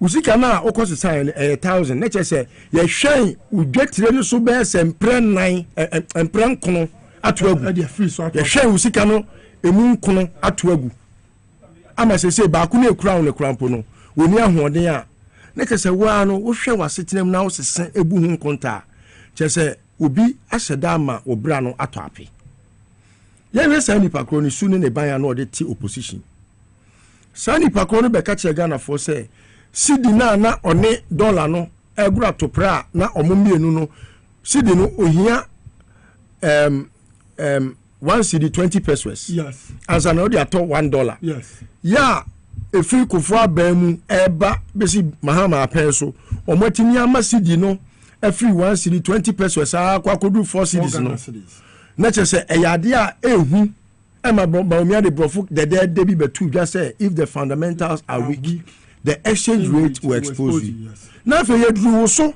na exchange rate no expose you who say there be and no there warp knowledge and I say warp logic say o kasa na who did me trade ani na tem because wo ba wo mia untu kwan ko say anoma megu dwa so meton da oni dwa wo de ani say wo busika ho konta enu ho suku na wako na say wo de asem abroni fa ni truism aba betu bedwam say sika ye de edi dwa sasika no ye bibia ye bia ye kra oman a ye wo mu enuoma ye wa ha no mpokura na je se wa kra bibi dia be ka ho ansa na ye yi enti mainly no an import driven economy to say ye die no esa se bibia ye kra no ye exchange rate ne pa ne ade a ehuhia se wo se gina pepepe anase se bio omogro etipen na ankoba se baako bo baako ana baako se baako eso dedenden na wutimi ka se we na nipa gina so to abama na for the first time in this your friend is a republic Fourth Republic yimu ye nya vice president bia na say president bia or ye doctor in economics una Ekufuado di wutu ne ho de ne bond toa border ro kama man say nyina te ye say enam wu chese yesu nti no dollar no ebe sofa because cedi ni be nya hoden a chen dollar no na fa ya bedru mpempen so a cedi ni mom anya dollar ni mom anya hoden ebu nkama fa cedi ne so cedi a wo ka che me se wo di IGP wo che ne di safa no di akoma IGP afi cedi yi bomia afi wo sisa kasa no krampo no on pese bi be pie free wa no on ka cedi ho asem biem on ka economy ni ho asem biem se dwani be ye den yo so be fa hin o mfa ho afi de wadane wo ho ena wo ka ensem a sabi anya no nti ne yesuma awo na sabi uma me se koto banche bra no mfa ngo fufu okoya wo se makoto gare na gare nso di nsu ogu so abe ye dabi uma me no opefufu na de nya gare to ana gare fufu enti no sa nyoma ne ye nyoma a ehega na fo ebufu papa ewi ase no nipa no ni sune ne ban ya woda na die odi tro ne ade atia no de tro sa be ya no enti ebe wi ase no na we tro ba ko a odi ye no wodi nkontompo maako aduasa ene yi tro entra no nipa ne ho kire no o se da bi ne ho nkire no inflation kosoro wa ma statistical services say omoma inflation mra form nipa nso da bi ya kwa inflation ne kosoro enuama bo se ne esi kosoro no kontentem wa basahare so ena okoto ade anopa obedu awia no ne yasesa ne bo san say exchange rate ya ho asem enti no na che say wo yi Ghana fo ahi asa wo buya Brian sun enti ni nyina na mhwe million kumasefo a ekomutirim na ase sebi nipa unse ye do wayem aka ho yes nti me do na me do wayem a na nkire se ma wayem a emefem aduane ni wabra me nidi ye otumase na fe ya se mo dane mo ho nipa bi a che se ye tumufo a yentie obia muna mo ma mahama se wontie obia adan ya mo se wakoka se dead goat syndrome ema wo afi go to crampo mo se wo yodwan e de atu ni din dwan funu ti afi wo mu wie no Ghana ni ni trans no sese na brabo mahama apen so na odi gun se ni de wodi atoto ho na wo hwe se ni pe yesi wonye papa ena mo ma me apam no ya tiye ho no no man we yesi di kra nya kra na enu ba bi adru inflation na ejina ba bi ejina sa time na mo di yes incompetent then in mu timi ka brofo akese brofo tese o timi ka brofo a uko dictionary mu atendidi enko a ni nyina mahama se okay se mo se me enko a meko na sa bra wo ko no o kan di bia na spiritual se bi so wo honhom mu ana se wo honhom ani na wutie kasa na wo kan na na che se ayese wa yina kuma mu asom ne man enti sa yenti obi anyum na na omo ka no wutie anyum ni ya uka se numba se me yire me hu ku me hu ma nipa na wiase nipa na enhu niema ye enti na ni na asema ko hia se wa yini yam asom ne man wa yini yam sabi asanteman aba onya efra asanteman mu no enso so wa ma edwa the whole of West Africa sabi anka me ba ho na napoku etino se wo hwe sa nyoma no ya owura mahama ye na wo de toto de omo kan se omo beye wo gusa wo se nipa oye we mu se wonya de mu beye de ebroso afi mu ba ya afi adane kasantwi na sabi we kwatra radio so me na ekomode me na me ye Ghana ni wo se komo ne me afi de mafu kura na akere de ekomu enti na che se ama omo hu aye hi na sabio ahisem ayade a nya bani pamu a onfa patapa ama na mmom no obefa ne ho adwen na mpanifo si minyawo a meyew sabi enu ane sem obeda ho na sa bre no na Ghana fo ka yenyawo ye beye omo no eno no enkroma ka asem bi owura Kwame Nkrumah oje fa hodie ma Ghana o say Ghanaians are very slow to anger. Ghana ni yempre ye ho ma ye bunfu san say sabi Ghana ni bia no predominantly ye no ye wo yen say ye akuafo so hwe kwa ya Ghana fa so ba ya akuafo pa ne ye the first trade e wo Ghana ha anu nti no ye wa abotre a ye de nu nsuo twen wo pe enti Ghana ni bia wa abotre ubesisi ne ne ubesisi ne china wobɛkɔ so asisi no obɛnya abotre nya ɔkra ni de abu anikyie wabra sɛbi mprɛduasa ɔmpo wɔnyɛ ne ho kraman nti Ghana ha wɔn a wɔtumi yɛ wɔn sɛ nkraman krampo a sɛbi wɔn ko wɔn pɔro wɔn nnɔɔso dodoɔ na te sɛ nkra ɔkra sunsu ba ne sɛ obebu anikyie na ebeduru da ebi abɛyɛ wadwen sɛ wɔkɔkye no obedwiridwiri ɔkra suban no enti no yɛnya abotre ene yenum nsuo ne yɛtwɛn wɔpɛ yɛ ɔmo yɛ nyina ne anim sɛbi yare abawia se afa ne ho ababia obie ni wono mu a sɛbi ne ho ankyere no ɛwɔ yare ne ho wo fra yɛdi Ghana no de kɔgye bosia ɛwɔ IMF Ghana ni anya so mfasoɔ wonu abusuafo no mabɛkyɛ adi yɛ anya so mfasoɔ wo de covid ayɛ yie ama wo de tagye no akra catch sɛ sika no mawie bi na dina mama me na yente kowe emfemfiri onko yenko ahoma no sine ne eye akra kofida ko enko kasa nsem bi a esisi ho akra woteme nka memo ha awei mete so obempon sabre de na si ama ye a police for echeche eye elisi amanyo ko mabu ni bi o mususu se wo mo ye eniama ho nsem bi me da so obempon me no ka so no mo NDC regional command na nia yawe tete ene se embebu mu dia wo mu se wo mu ye NDC4 ena manebo mu su ena mwie ma yesu se a police for ene tete sanko fori a wo su se wo tete mo dia eye oman no e dia eye state property enti regional organizer na NDC amaneko no Anthony Mupeno e wo minchen ha ena waka che me pempem Tadi na ewe kosono a police for bidiania wo ni no enye nkita hodi anase regional penifo wo mu hwe ndisa amanyiko no so no woni enye nkita hodi ansa na so obekire bi won laye ni mama timo wa pempon power 97.9 any TVX waje ye nya Anthony ni peni na nkasa wo ha amini ni tutu komo opane ni mu akwaba okay so na do ya odisa insemia to class is the regional police command omu ni collaborate ansa na wo bi to na mo dia won that cemetery is for any phone now. I'm not to say a political situation. And as a government in waiting, the tendency say a binu aye maybe no my jumano, Edim Ranibesho Musa, Ayenia, and Fata Air, Ghana, as it may be in Kakano. Ye issue no medium, Edia from me and say, hey, Yenatu, there's the mama, Afro Bajiatu, there's the mama. 7 December, 7 January, and a Kimina Casababa any year. And you na as Nebulu, they are suggesting a bois, the Omanu, Ajuberum, in Kabum, Eba, and I take over, Nia country Ghana phone, on the team, a disu, I am ye. And you mess with Obia and your stable. Don't be shaking, and don't take the law into your hands. 2.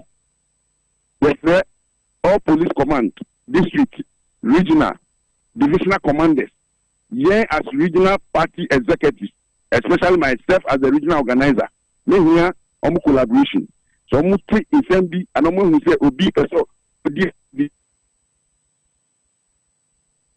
Accra Temenga self and we collaborate to make sure we forestall law and order. I'll plead with them. They have the strength and the law to arrest. But in political situation, you must act with common sense. They should relate with us, and we shall make sure we quell off any disturbance so that we can forestall law, order, and peace in the country. And to every regional command, not all Greater Accra Regional Command, all divisional commanders in Greater Accra, all district commanders in Greater Accra, please, I am ready to collaborate with you to forestall law, order, and safeguard the peace of this country from now to January 7. I am responsible for the operations of NDC men in all 34 constituencies. Relate with me and let's make sure we don't have any disturbance at hand. If you move in anyhow to cause arrest and there is resistance, you will have yourself to blame. Thank you.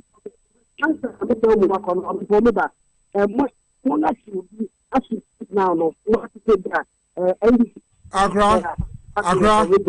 Yes, but we are dealing with that on the covert side. Yes. Accra, yeah, that's it. Yes, Accra. Okay, Accra, yeah, that's it, baby. Come across the Nino. Yeah, that's it. Nanabuku, Yabasia ba, young common so. Nemo, me pesa yendi. Nkoma ababeto sisi emebunu bia idea was say yes you comma say obebunu bia wo hwe XYZ sabre yentimi ensa koyen achi biem sanse ba bia o man no aduru no akufo ado ne bawomia ne na pamfo o ma se o man ne papa enya fe no wura mahama obeba abemu na abaye japadia sebio yede ya yesika hodo na atie na naboko me ba ye ko Greater Accra Regional Collation Center Michael Kwe kasa wo ho ye nkonko tie de okanama my agents, in fact beating some of the NDC agents as well, beat the EC officers. The police ran for their lives.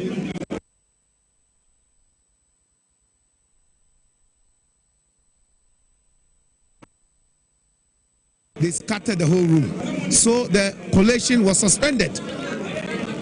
Now, upon suspension of the collation, somehow, around 10 o'clock, we saw on TV that something of a semblance of activity was going on in Dominica. So we called the requisite authorities. And you can ask the deputy returning officer. They say they are being threatened because, you know, when the fight happened where they came to beat people up, the head of EC in the district, you can talk to him. His name was Kofi Annan. His name is Kofi Annan. He said his life was in danger. His car windscreen smashed, so he ran into the bush. But he had told us upstairs that they will move everything to the region for safety. So we were waiting for information. No one called me. They didn't call the constituency chairman. They didn't call our secretary, who's the representative. Nobody. And they went on to do the collation just with the EC. That is not acceptable because our agent must be invited once they are regrouped. And after the collation, then they went ahead to announce what they alone had sat there and done. And we know that such a thing definitely has to be declared null and void. It is unacceptable. The EC then said that they themselves recognize that it is a flaw because the district head was not even there to supervise the process. And yet they managed to collate with just NDC and declare a result without us there. But you earlier mentioned that some of your pink sheets and even the ballot papers were bent. Not just ours, and the ECs. So we have to find a way to reconcile all of that before you can declare. So is that reconciliation going to be done here? That is why we're invited here today. The EC met with the NDC team. We were all in the room, and then all of a sudden, the NDC said they received a phone call that as for the parliamentary, they won't do reconciliation, they won't do recollation, and that they've been declared, so they won. That is against the rules because the whole process in itself was flawed. And what happened that night, in the dark of the night, when nobody's safety was guaranteed, is totally wrong. And I'm surprised that now the NDC themselves are afraid to come forward for the collation to be done properly. This is the situation here at the moment. So what are you going to do now? So you are waiting? Yeah, we have had a chat with the EC. As he said, we are waiting for the EC, and we'll make a decision as a party later. That one is beyond me. Right, thank you so much. We just spoke with the N. Michael Okwe Jr. A parliamentary candidate Dima MBB Amanyoko no ewo dome kwabenya ana wote ne nka ewo ye Greater Accra Regional Collation Center na ohwe ensem bi a ABSC wo bro omoto aba ne wie na EC returning officer wajejejeje mani nyina wo dome kwabenya Constituency na wakeka bomo awie na fe wahunu se Faustina Elikplim Akurugu aye NDC parliamentary candidate a wono so ewo dome kwabenya ana edi nkunim na waso ne nsa bo ne din ama ne nsa so awie yanko back to coalitions and Jamra. Spoke with the NPP parliamentary candidate for Dome Kwabena, and from him he said there are anomalies with the results that were mentioned at the constituency level at Dome Kwabena, so they have been called by the EC so that you see how you can tabulate and put things together. What do you say to that? Oh, in fact, we asked them. Yesterday there was an issue, so we asked them to come with their results. the statement of polls so that we'll compare it with what we have, the two parties, that the NDC and the NPP, to compare the result. But it looks as if, they are not prepared. One party is not prepared, so we want to hold on for some time. We would handle that one. Which party is not prepared? The NDC is not prepared. Yes, according to them, the results has been declared already. So, we cannot compare results. So what happens then? What happens then? You'll give us some time. The commission will take a decision on it. All right, thank you so much. I just spoke with one.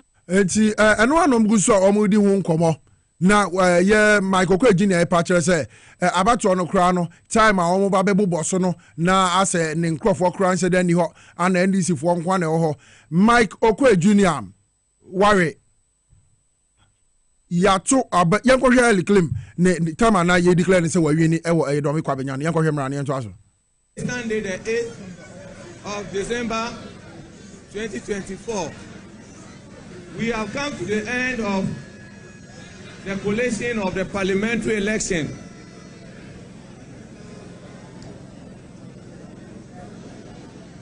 The total valid vote cast for the parliamentary election is 102,634. Rejected ballots 620.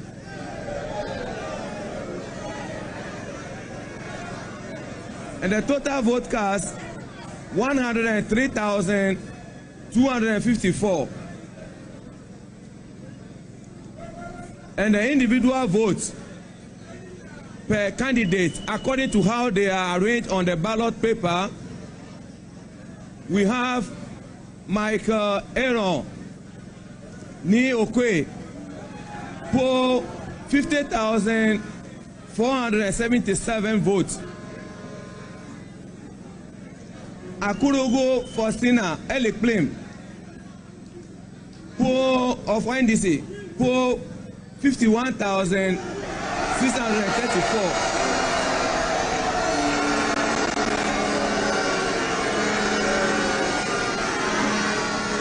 Doranyapo for 224 votes.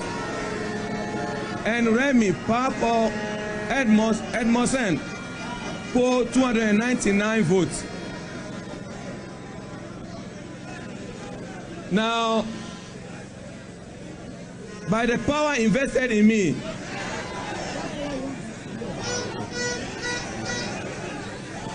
as a returning officer for Domiko Abenya Constituency, I declare Madam Akorogo Faustina Elikplim as the parliamentary candidate elect for Domiko Abenya Constituency. It is a returning officer, YC officer, our year Juma, Ejina YC a name, Ejeje resource in Akeka Bomunwa. We declare Eddie Ye, and now my cocoa person say, YC nim, one more or the two on our pages, Omunim or Majuma Moyana. Numbers will be a nine. Onunya 50,000 and over, Elikplim Enya 51,000 and over. A feni yanko back and cocaine send yama way na. Enya de besi.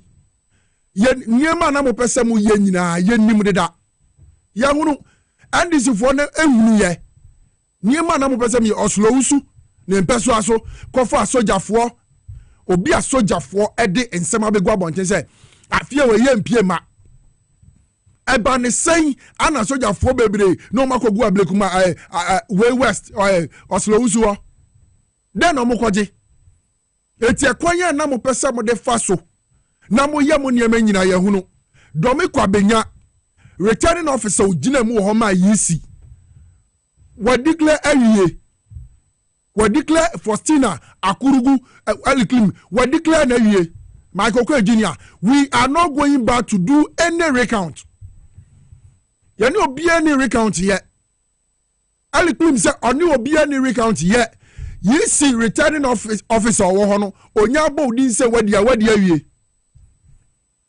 what ye ye na nti said the abato ya ye said the Ghana for abomodin the red card a kire mu yi epedifo na ebu baby o si se wo de kokromoti kwa yi a eya na ye de suturo ja okwan ana se wo de atoro nada ketasese dream ane proye ebedi oman so a ye de animguase ene gya kwan de asi abato atui de asi ebi si daw in Ghanaian history se ba no politics mu a se ba no election mu a enkugu a MPP fo amadie no ebi si da ebi si wo baby ada and meka NDC baby biara omgusu ye coalition a wo mu wie ye se 4 years kura mu nyina ho mo bia ntu ni 9 fio mo bia nko baby a mamu nja seat ba kokura mom e wo se ka 20 ma MPP a enka 20 ma om eye Ghana for na akasa no kwa pem time omu be wie coalition ni nyina ma obi anfio mo ni omo na ho mun hwebi mun bia mani mo obi anfa kire won fa bibi mewura boss mun mo obi a mun nyina ho me se mun nyina Collation center ho mamu tiri mun nyam de se mo nya kakra we nti dabi mo twe mo kakra bi e betimi da famase mamu nko ba bia mo bra mo run shift we mehwe kakra se de mamiom kon se ne Ghana fo akasa ato abegu MPP amanyoko ya nim ase so mu nko fie na am se betimi asade free SHS na emofra ni digari ni nkwan wo school mu no na am se betimi asade adada Ghana fo na am se Ghana fo ni say more than $58 million ade atu amna so tem wa rich baby ana judges dan wo baby ana passport office si eno nko ho sika kra ye nkanka ho ye ehwo no mpa ne ye bom pa ye o man Ghana na ebetie eno so kra ma nye kwapem ne amna nso tem $58 million mesi yanko circle gata na mumma Sicily Abinada pa sanitation minister $43 million so mfentim no yanko hwe odona yanko Collation center or Greater Accra Regional Collation center on Sam Rebim. Most of some the day everything will come to bear. We should be okay. There's been some misunderstandings with regards to the yes, that's all. Yeah. We have Okako Central. We have both our pink sheet, both parliamentary and presidential. Where we're ready for this election. We are waiting for them to produce their parliamentary and their presidential. I've been made aware that now that they are going to the polling station taking screenshot of the pink sheet that has been pasted on the wall. But we are ever ready here to make sure we will produce our pink sheet for justification. The fact of the matter is that we've won that seat by parliamentary and presidential. Parliamentary, we are leading. We won with a margin of over 1,800. So we've won it. We are here to just make it official. That's why here, this Collation center is not a polling station where we count ballot. We just put your pink sheet together, send it to national, and to be certified. So we are not here to talk about who has won and who has lost. We are positively, we are sure and 100% that we've won both parliamentary and presidential, that the MP elect is Baba Sadiq and the president elect is His Excellency John Dramani Mahama. So we are not here to come. Okay. When it is a different result, it should be different thing. Elections are won at the polling stations, and we're ready for these elections. We collated our results from the polling station to the ward, to the constituency. That's what the NDC did. We are here just to prove justify the pink sheet. So there's nothing else that will happen. We are still looking at how best we can also to certify the one of Temasem. So you believe the results are clear and you have won? I don't believe that the results are clear. We've won elections. I mean, anyone who has any matter to do with these results should go to court. Anyone who has an issue with the declaration or these results should go to court. The EC will do the justified thing.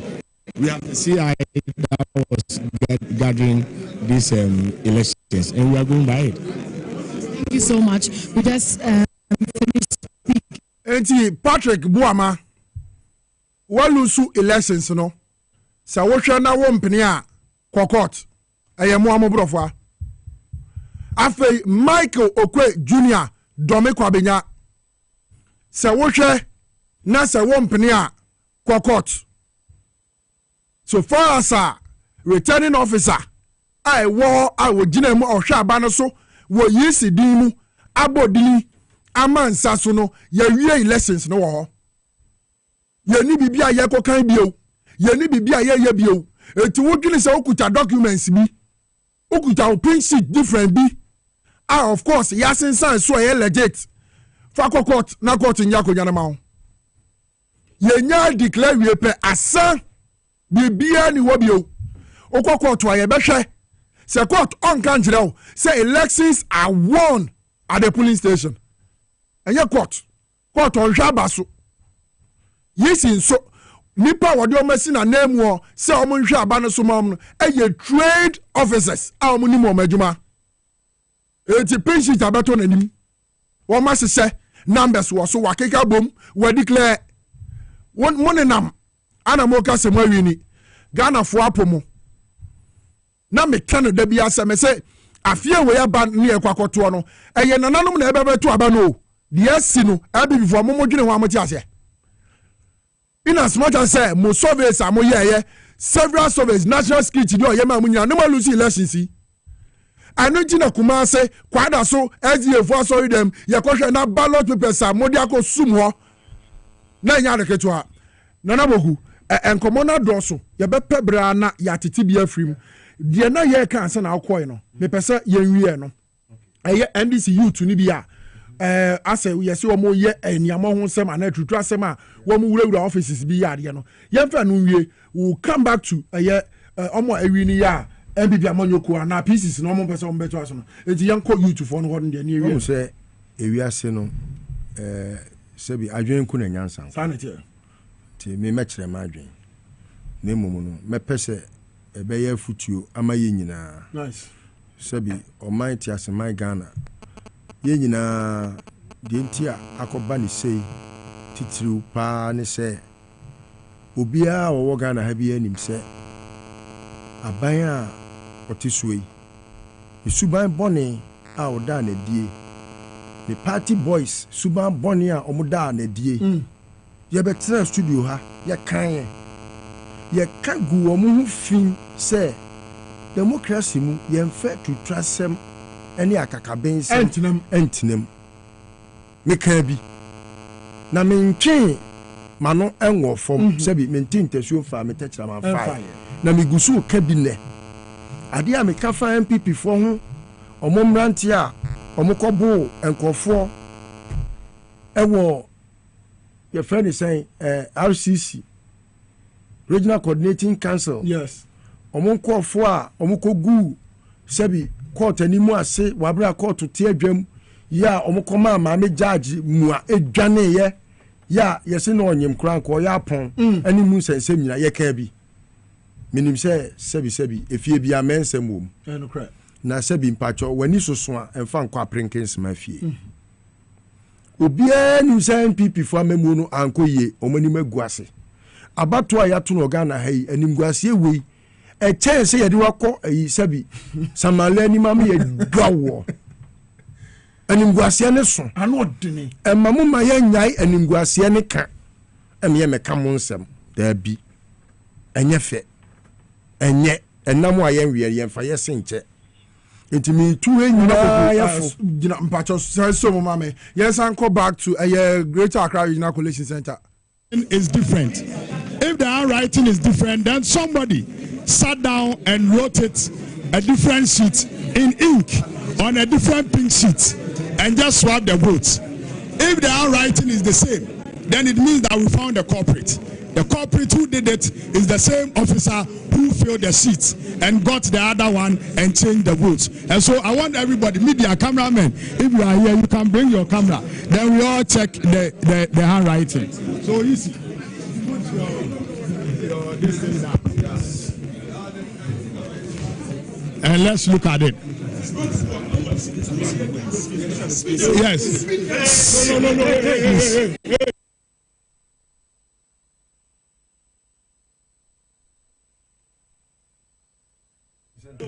Hey, Please, CD. Ali. Don't worry. And relax. We are making headway. And so, relax. Masa. China. Sit down. Don't worry. Sit down. Don't worry. We are making headway. No, relax. Ladies and gentlemen, he himself is shocking. Everybody should be quiet. Let him check. No. Sadi, sit down. Sadi, leave it.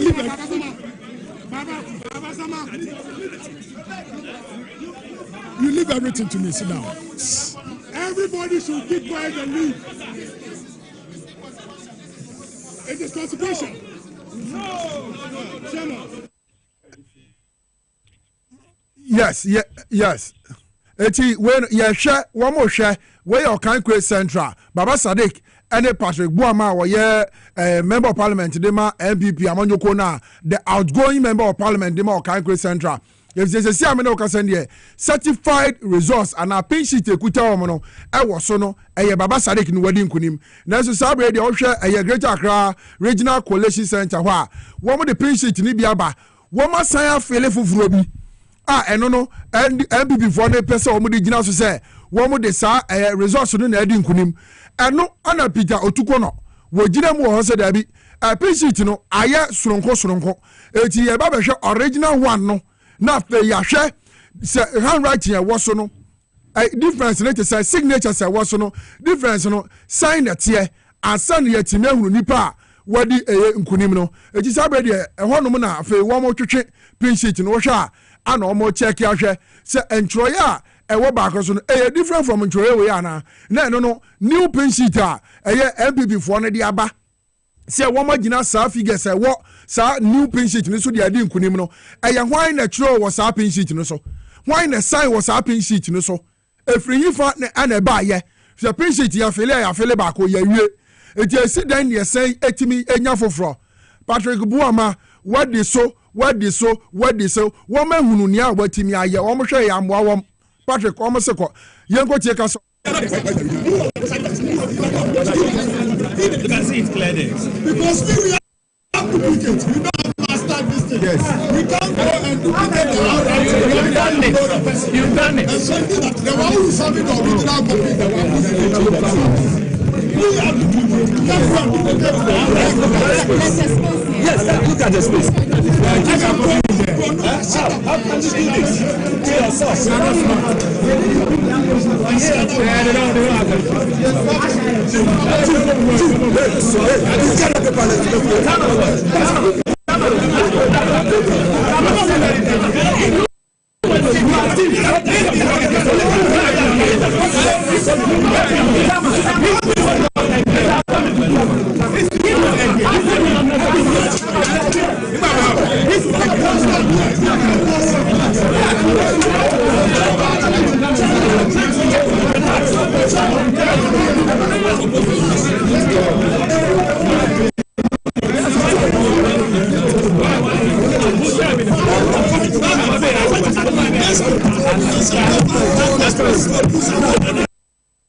Eti wamuguso sa wo hwe gidigidi akasakasa esi wo ho no a wamuguso a wo mo hwe se Baba Sadiq nkunim a wadi wo Concession Central no wo mu ntimi enyai wo mu bia nana bogu wo hwe de esi ya den ne ka kire wo ya to abawie we see yes adia I was here when say me and me Patrick Buama or you very bad loser we are saying nye da bia na se bi obofo ko nwura ma wonya nam ena nipa no omato aba ma enka onuma ena nke be kire se amfo na kire no nto aso nipa no even hwe hwe magia na ewo ho efie na ya atwemu abato ekoso no na wo hwe ba bia enne aba bedu ya you didn't have to go through this say you are trying to do something fictitious to win. Yes. What must I say? Yes. We are in way. It will be indelible in the name of Patrick Yabuama till Eliasia Wiye. Say, Aba Yatu Wiye. Upese Wiem. Sani Rija Opain. Then Kawuye Obia. Sabio, well, Lusu Aba. Yes. There's well, Lusu Aban when Munyamu. But Sabia, Baumia, who say, where the Yabuna Brani soon. Enunti no noa di nanim hancho abegina kam nanim wabra akatia we no ese abana yeto ye no wono awogitum se walusu saa ne ye no on e ba sa krampa wodi anmonyam kakrampa akawo sabi ibi mu no wodi kofie na se koye se anmonyam ketua bi aka no afei saa anmonyam no wo be pepe wodi krono about mu krono ebe paper say no yan nefiwa Patrick should know say he has been a very bad loser. Well, Zabre pink sheet omo fele no. Wọ́n ti nya bo mo dia kwa ko nya pink sheet for akọja ne nyeme. I want to remember who say electoral commission no. Adweboni ana ewe kwatiri mu a enu nti wode kwa abatu onimu no. Ekura na ne wato mu. Oh, say ne ye body rule say electoral commission no. It is the electoral wing of the MPP. It's election wing of the MPP. And untino say and in Brazil a wine and yas happy sheet, you know, and the ma a Patrick Yabuama. No, Nana, one casa, only MPP Amano. Yes, one yom Etuana Moa, and said yes. Sanya may see meaning said ya what you will be paying, and I wouldn't say the Yamawi, it's me a faso at the back. Also said day in Tina Abema MPP Amano Sabre, one more year near my years. One say if we are sitting in Ukraine, can ya papa. Na a idea so swa, me no metro concronic say, Sawokano cra, Sabiosi, and you shall know the truth, and the truth shall set you free. Oh, and your man, you know. Either say working can na nim and I would say and I'll be nim. Say anyway, who are dia unim asuwe who are dia and tell some unim. Enti ni de ni ehu ene dia so ante and de nim. Enunti no kwasem MPP for a very long time after President Kufuor election bia Kufuor da ko bia wiem. Na fiwe no krono no omantimi amo esan say NDC for eye omadwen say omobema wo mani kotwa wisi kontrofi osimi suma animani obema nani ada ho na eni da ho na say omudi ko abato no how can ura mama can say me say they will enter the boxing ring with their own referee. Referee no omudi ko abato ni mu nyina na say ye ma ye ni wei kotwa wisi ada ho enti ye hwa abato ni mu frenchen wa bra wuntimi wiem anutina afia abato no omofa agent na o masa for obi o agent. Yes, so say no the agents were having agents, so the Ghanaian people were the agents for the NDC agents.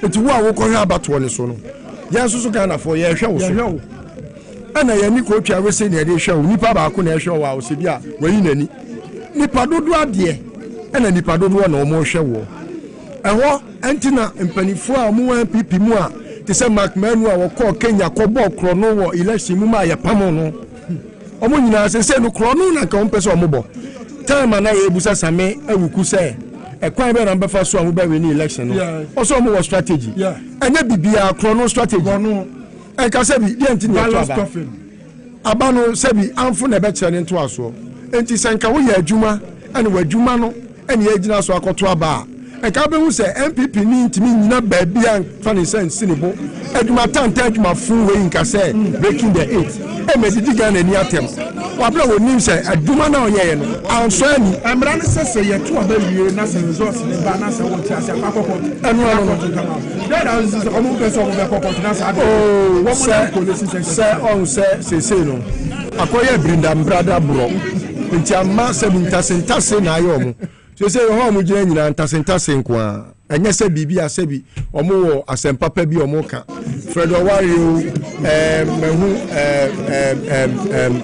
mehu Abaye Fakabo Anthony Kabo mehu no ho mehu penfo omo wo nyina omo ni makate na awe omo na akate wewa na se wani gu ase a na se sebi konkontani gu ase ama ferie ani nkruma na anya ferie na ani gu ase na omdo omani mhantwo omani ewu oma na anyoda se Ghanafo ebeye de omayi no mo din se ko mo bewiam no mo bewia begina bontia mo ma no ayedendende asa bewia twabo Jomahama twabo parliamentary candidates yes sanyo ma omo ye nyina se Ghanafo ani ada ho omahu akate na awe omo na sabi akatewe wa o se minua edi na gina hoi edinum nyina akate awe omo Fred Oware akate awe no papa panimu kro no mawie sika afedi abato na mpese musa awia na Yakobon twamoka ene manim agu ase ene ne mafere enti we fere ani wo de ne franyina mo ene omo de ne nam ho na omo anim hancho akate na awe omo se ye ya 227 out of the 276 constituency provisional results I go so ye ko parliamentary seat na MPP amanyo Pona 62 NDC 165 even if you the constituencies are Kenya say you can every wo bra wo munti enya majority na ji na osusu say still na wo mo pense o metimi enya seat ni bi e account there all say you can say every vote counts okay ewo election mu na say ewo democracy mu sabi onya nipa ba ko pe kra be kan ho a wa bra ensem fata say wo so Ghana Ojiri say we making inroads because ebema yengoka say MPP for a woman say bedwamu nyina ebi omo ya aduonu ana aduosia ana say aduosia mienu te say de da TV so oho enti no ono na adwe ye ne say aduosia mienu ne de komra say bedwam dia ebema nimguase akan ya dodo ferie na omo de te ho nimguase muli no ebema ferie no aye kese ebema enimonyam kakra mpo asabio omudi kofia kone omoyire no mu ne omoma atena fie no ebema sa enimonyam nakọ enti sa na tie de a ene yempre na yemnya kakra bi nka ho anya bia aja yenya 70 mpo ana 75 bi mpo a ana 76 bi mpo bi a yebetimi aka se yechem kura amiensa ebi a yenya ba akumpo ana se yenya ba akumpo a yenya kakra eye ne ba akwa ase enti eye aniwo ne ferie ene animguase ya Ghanafo abatuo ya mana kan pipi amayoku a enne amayoku no emu mpanifo nyina omo afere enti akate na awe omo akate wi wo so a o ya de a eya ho ntan hwe wachi esan se wadwen ye wo se mame eja mama fere dia mame fere preko yes ena omo de ne nam a omo de ohwa ebi amanyoku na aba yes eye yenua eye baba Sadiq nya enya over 21,303 votes. Okay. And Patrick Yabuama, Minia Yabuama Sunya, 18,951. Now we hear the difference no crampoa, ye can't have same we are. Difference near saying. Difference near in excess of difference near that's almost 3,000 2,000 and over. Okay. Oh, it's over 2,352. Okay. 2,352. Oh, uko fa Fred Oware ni nebusuafo nyina ba. Omo kra ba wi aba nim kra enye yie. 2,352 votes. And our person would be wiem. How? We better know wiem. Enti in politics. So we lose me e wom say bawumia. Me ne no enya adwen wo nyoma bebre hu. Ena dia wo ye ya obeje sabi abato a ye to a ya ye na bridam brada abro no abrani su no obeje tu mu no na ni monyam no sabi ekokura sade ya obi ho akaketu abi ti se due ebi a odi ko fie and then hu ba omi a ubetimi aka say at least he behaved gentlemanly. Yeah. What must say? Yeah. Gentleman no enye say ye hwe wanim na wanim afa na so ye gentle. One lusu ena abana ye koto ye no enye wo aba ware eye Ghanafo ena say honorable ware na ware no fa wo wie ni kofie animonyam muli entu di kofie na wanimonyam no se bi kakra bi akai sɛ ye hu wo kwa ho ne ye ka sɛ oh honorable wei no ye MP wa ha ebesi wa but opesi ye ka sɛ honorable wei e no ɔweyɛ e na opesi wo wi abem e na abane ya sa tse no enti sa na pe enti ya bo ama hwe me ka kyerɛ wo ne efi ne kuro ko fie a ka kyerɛ papa kofo sɛ ohu bɔne a ɔnka bɔne anim including wo wote constituency ho no wadwen yɛ sɛ yɛse yɛde odwan kura kogina wa yɛbɛto awa in the name of MPP na ade nam ekronim unam fadama afeedu abato so a wonyɛ hwe na wakɔ mama bi sika na wakɔ yɛ wei bobrapa no yɛnkyerɛ sɛ fa sika kɔkyɛ sika na nya wodia obi anim sika akɔkyɛ yɛ ni nneɛma akɔkyɛ yɛ wo Patrick Boama sɛbi lawyer wo yɛ unkodi case bia wo World Bank ma yɛmpagya sika bia ma wo Ghana obi anim lawyer for sɛbi madwuma amoyɛ lawyer bia ni hɔ no mu a obetimi yɛnya sɛ sika na ekura wo no wo yɛ deputy finance and committee senso na yɛ committee chair ɛna wo te parliament hɔ ɛna bibia ba ɛna ho kickback wo gigi sika nyina wo kɔ ɛwanim hancho yi levy dru hɔ wo yɛ abo amano mo se enye afa wi ase wo ka so constituency for mo fa yi levy nto aba yi levy titinti na ma hwie poto na we kura no information na ndu from tem keni kwa senka MPP nya MP because mo wo fere mo ani mo aguase una kura na MPP nti wani mo ase hwe de mo ye kuma ase MPP for enka mo sua sebi senye si etoto nyoma te se muntaka the constituency effect obia o se chemensa watna ma se bodwam how many years ni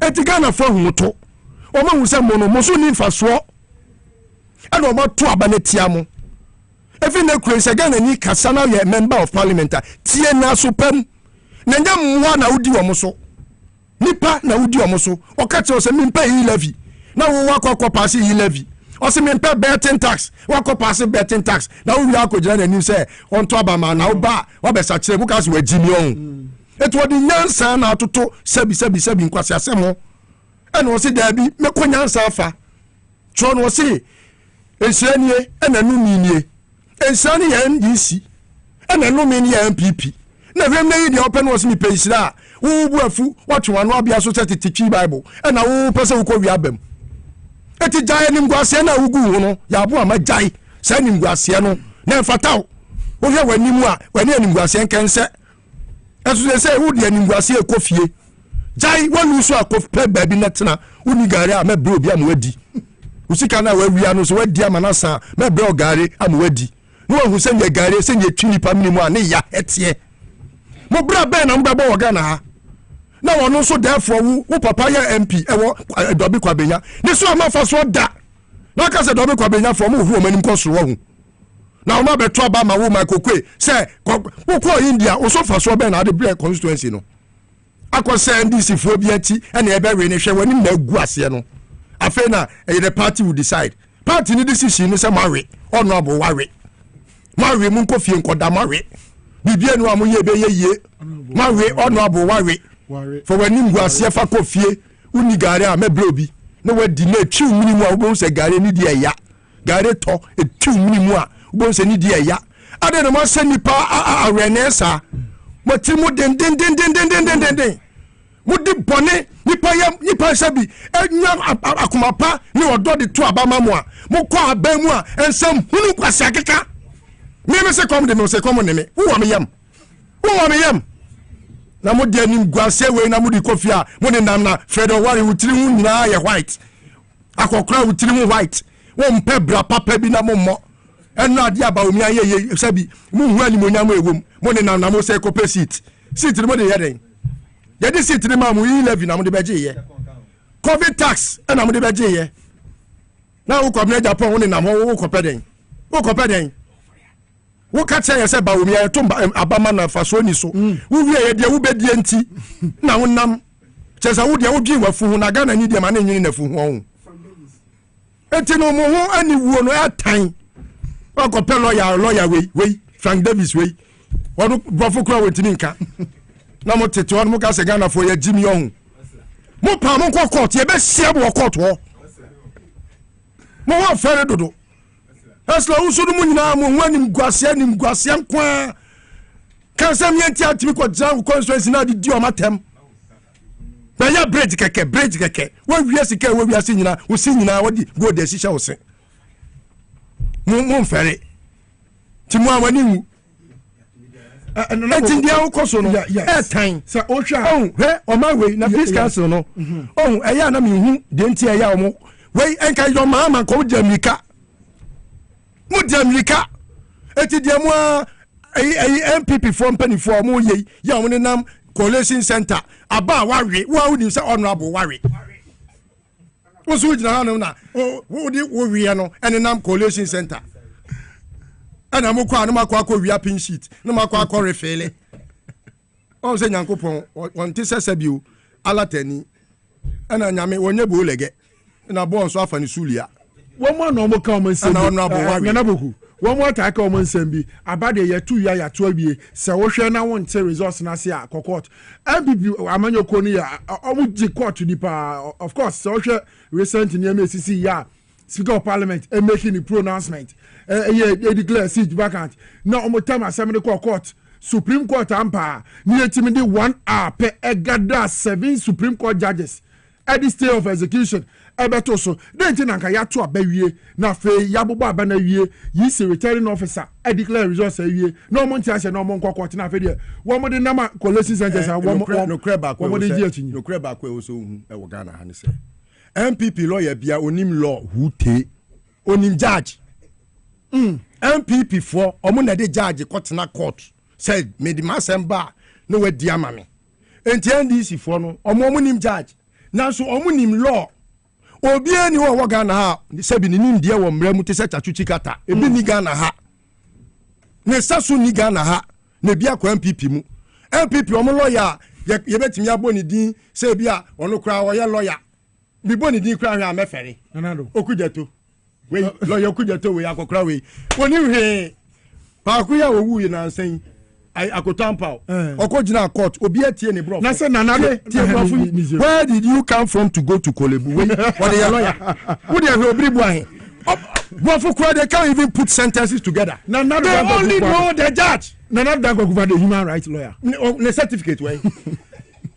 Oh, Tio, if we are saying you didn't any nyansa netna.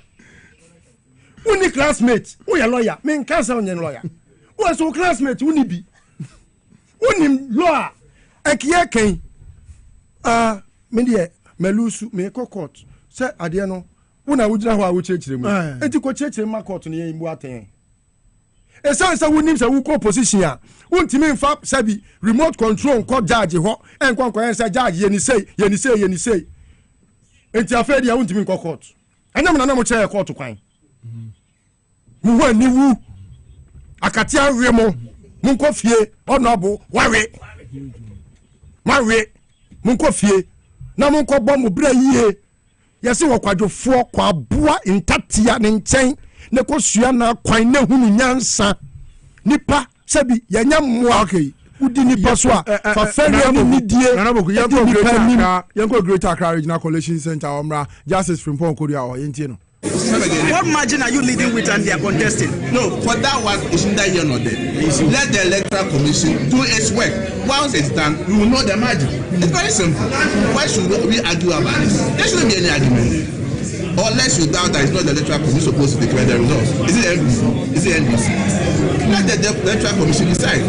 If the Electoral Commission is making a point that it does not have the PC or its collation form, then that's a different matter. But if they have it, let them go ahead and do the declaration. Why not? As members of the NDC are saying what we have on their bench does not tally that of the PCP.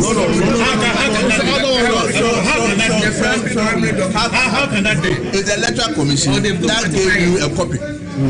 Right? So at the end of the day, whether it tallies or not, the Electoral Commission is the body mandated to declare. It's very simple.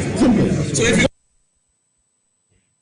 okay, eti Frimpong Korea Justin or your general secretary Dima MPP Amanyo Kono ana hu so kasa na won bisa ne say na osusu se emadodo san ana omode chen NDC PC na no nti sabre o say o ma wi ne o say no de on se de nim hu se de hia sa na emom no omode o ma wi ni nti no yisi na na wo say won kan say wo ma wi ni nti den onim eti joy news for ana fe wo feed no ye tap ina ye de sa yi nyina etim de bro TV3 wo na ye tap wo mo ye first feed na ye de ebre mo no na boku enti no yes asema me kan say immediately obi be ka se kokot na nipa kro no owa bam na wahu se efi bra mampani akufo do be ye mampani otimi kofa obi a wakwa akogina on the ticket of NPP ade ne ko se won ko bu aten not at any least court bia o wode na ko appeals court apeja ni musa de na ko supreme court obi a wono akogina se yanto ne so aba on the ticket of NPP na ye the political matter beto na nim a subject matter a fa political parties ni mienu ho ya wono wayi na nim se wo yan NDC ni ana wo yan NPP ni e wo hohoi jawu ana jawu ani di nanti na agega no ohun enti sa de no enye se wo ye mampani o se baby a ye ko bobo referee no baby a meyi na free kotoko wa bra kotoko ne ha se ko bobo wo so ye kotoko ni na wa fa kotoko for players se o mon kwankwa ye referee wo ye sa pe na just so person on my way now bono because I mean me ho ase ba twema me ntwe na makura bo e say odi adwen boni abeye mampani person odi adwen boni ja o man no ekwan na wi o man ni pasa eti nyankopon akatua ne bi nie ni panhwe no mo fa mo bra say wo beye mampani a enko fa electoral commission from free MPP mu say John Mahama ebe no say okay me kura po me nya ndi sini say me John Mahama de me kokoye electoral commissioner bossa sa record ya amanfo ehu say maka say twi MPP foi ya omo so ye minuanu o amene omo nyina na tia mayokuo no eno kura po no omo buwefu na yesi yakwa fa obi te say okuje to ablakwa so ono na ye electoral commissioner eti wo akufo ti fia wo adwene ben na obenya eti ade na ye pani na pesa odwene te say enen kwala kura nwene saa me yesa medidi nkwala atem akwala kura nwene saa that is how you penny bonny a wo say ka ki pieto wonye wo pesa wo bo man no obi a ye ne net radio so e debate wo se ma fa no de na kwa kwacha electoral commission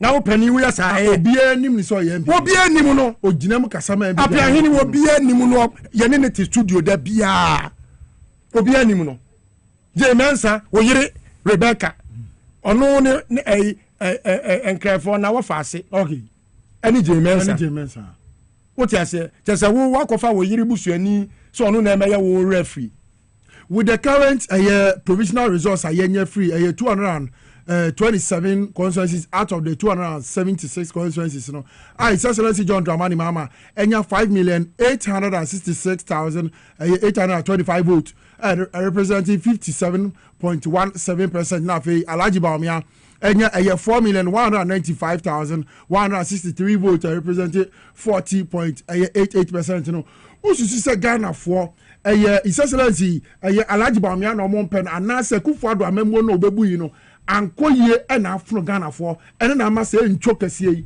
MPP amanyoko na timi adi ni mienu nyina de di kan uyi Bawumia free Kufuado ho a enye yie ohun ade ba ko a omo try ya ye sen komo magana fo adwena baso se ono nko na Kufuado nko no ebisi wo Kenya mamu na ye adwen bone na ba ekura trim na ama na to ngum usi we ye mate hwe aeroplane kwa pilot ni mienu we bra na we age no but every time we are plane na to no pilot ni mienu nyina omo ye adwuma na ba ko pa ne credit anim na ba ko tene nchen ono o tene nchen no ebi o kire ne se aha se nka o fefa nka beboa because ase be hwe weather na o fa ha ne beboa cloudy kakra enti no akoye te se de o tene nchen no ono na ye ne boafo de o ka ehyen na mu no wiem hyen no ye frɛ no pilot na de o won nchen no ye frɛ no co-pilot de otwi o mine hyen no ye frɛ no president na de ogina na namu no anase de obonachi dom no ono so ye frɛ no vice president enya trotro driver ni mate trotro driver ono wotwi sen mate me pa chaw Only in the kitchen. Now, say, mate, in the next driver and maybe I was so Gina, maybe I was so be. Say, Assam, no, crime, canon, Tinema, it is Sanchez, the moon, ever to honor. Let us say, who position Cramp as vice president, you know. Unima de Cro, Unimwa Juma. Now will be a winning Majuma, so you're finding copper. Tigana for natural said Debbie. Onukra Juma now or Babagiano. Unima Juma Cro. Nasabi, Yama Ketwa. Now we are the Cassia, and the Cassia ma war. Now Yama Bako, economy pay. What to form an idea Coseho. And a Ghana for say. Only pant and we dear me at the Sabawumia. And Tikofie, Nekodi Kamia Dokono. Because a Diba Wumiano, and Sa Mampeni die. Especially a tro. When you feel say be economy wadwuma baby akufo do bon to abia Ghana ha obi anim asem okan ya ne say wo economy nti ene wa frɛ wo yes say be adwuma na Ghana fo nyina say for someone to rise to the height of a doctorate yenya bi da ye hu obi o doctor ni a friends economic doctor da yes entinga we no kwa wapania enka wa wapania me na polio atie ne dokuta wo die ni o the record the bedi mate no record or the be mate ni nie na wonim se na poku eto da bi kura no a se drivers no the car no co station ho na omo be park na esi be a mate no e tu be park yes I was standing it say ma be park akufo do tu kwan bi a no a una kaka no una ye number 2 Ghana ha obi anim ana number 3 ya almighty bagni beboa na fe wudi mate na wo kura ade ye se nye mate si mate na wudi mate enti sebi ti wo adwene kura de boa wo ura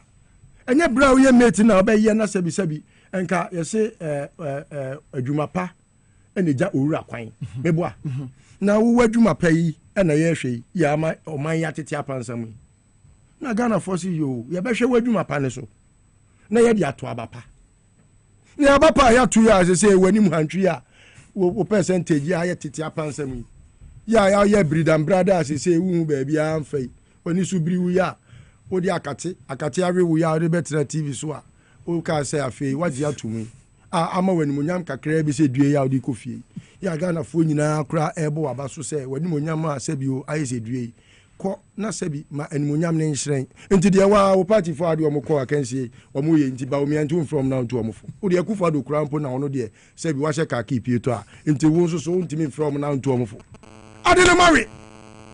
Your Excellency, worry. Honorable, worry. And ye too much say, Riana Mariano, a year addition, dear. Monfanco fee. Na Monfanco sua dear. Na Mumu says, Sebi, yen Shenny Paso, yen Kumja for Nidra, yen to 2 bottom and in e levy. Yen you be tax, our better wakoto so. And your man is cash. I don't know what the tax. Nana Bokumeba, so for the mammy now, Guasia Mugui. Yes, me father cry. Young baby, I'm in Timicran, Casanami and Pipini. Bassamico Cafe, Becca Semicrano, be a cron for away. Young Nana Bokumeba, young corner.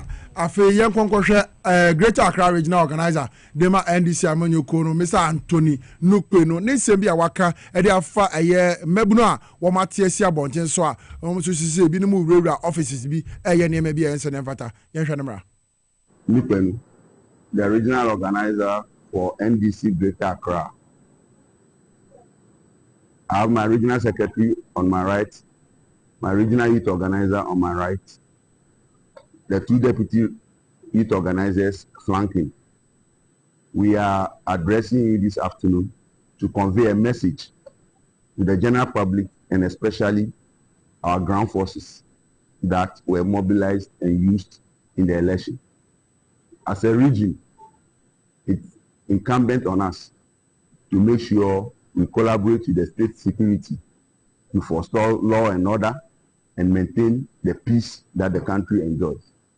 So at this moment, we are conveying a message to all constituency setups that provided close protection in the election and made sure our overwhelming victory came. We are not in the position to ask them to go to any state facility to do seizures and create insecurity in the country. all forces should remain stable and revert to the regional party leadership for lawful order before they can move. We are also asking all police commanders, district commanders, divisional commanders, and the regional police command to collaborate with myself, my youth organizer, and the regional secretariat to resolve any political insecurity that arises. We take full responsibility of any situation that will mar the security of the state. So if they pick intelligence of any of our men acting unlawfully, it is not time to move in to confront them and cause arrest. Relate to us, especially myself, Anthony Lupenu. I've taken charge of the political operations of Greater Accra from now to handing over. They should deal with me, with my officers here, and we shall collaborate with them to make sure there is order and peace in the country. If they fail and think they are professionals and will act, move indiscriminately to pick any man of the NDC, it shall not be a good situation. I'll beg them. These are serious times to put Ghana safe. The Greater Accra Regional Organizer, Adema NDC Amanyo Kono, Mr. Anthony, Nukpenu, now telling Casa or Casa, and if a Mebunu be a Wamatium, Wesi Montane, so now Fay, Wamu offices in Libya, Wamu Yen, maybe a answer and fat, and name more say, what is for them to Amawasi, what arrest be on person among ye and Assassin, because a bit me escalate, a bit me agensum, what a bribe on person, Omotibi is a number some ya, woman and Casa will take charge, and was operations near Manaho. No one in Casa na fi omu hu kwampa wo mu betimi afa so na wo mo a che enche bia na pokumeba ho na before that migusu America NDC amanyoko se Collation center bia yenye declaration enye ye mamu free ho mamu nkoba bia mamu na mamu nkatamani mamu mumani dwe kwapem se all the 276 constituencies no ye be declare ni nyina pepepe na NDC amanyoko no ehunu de okuta ansa no obi atimi akwakoda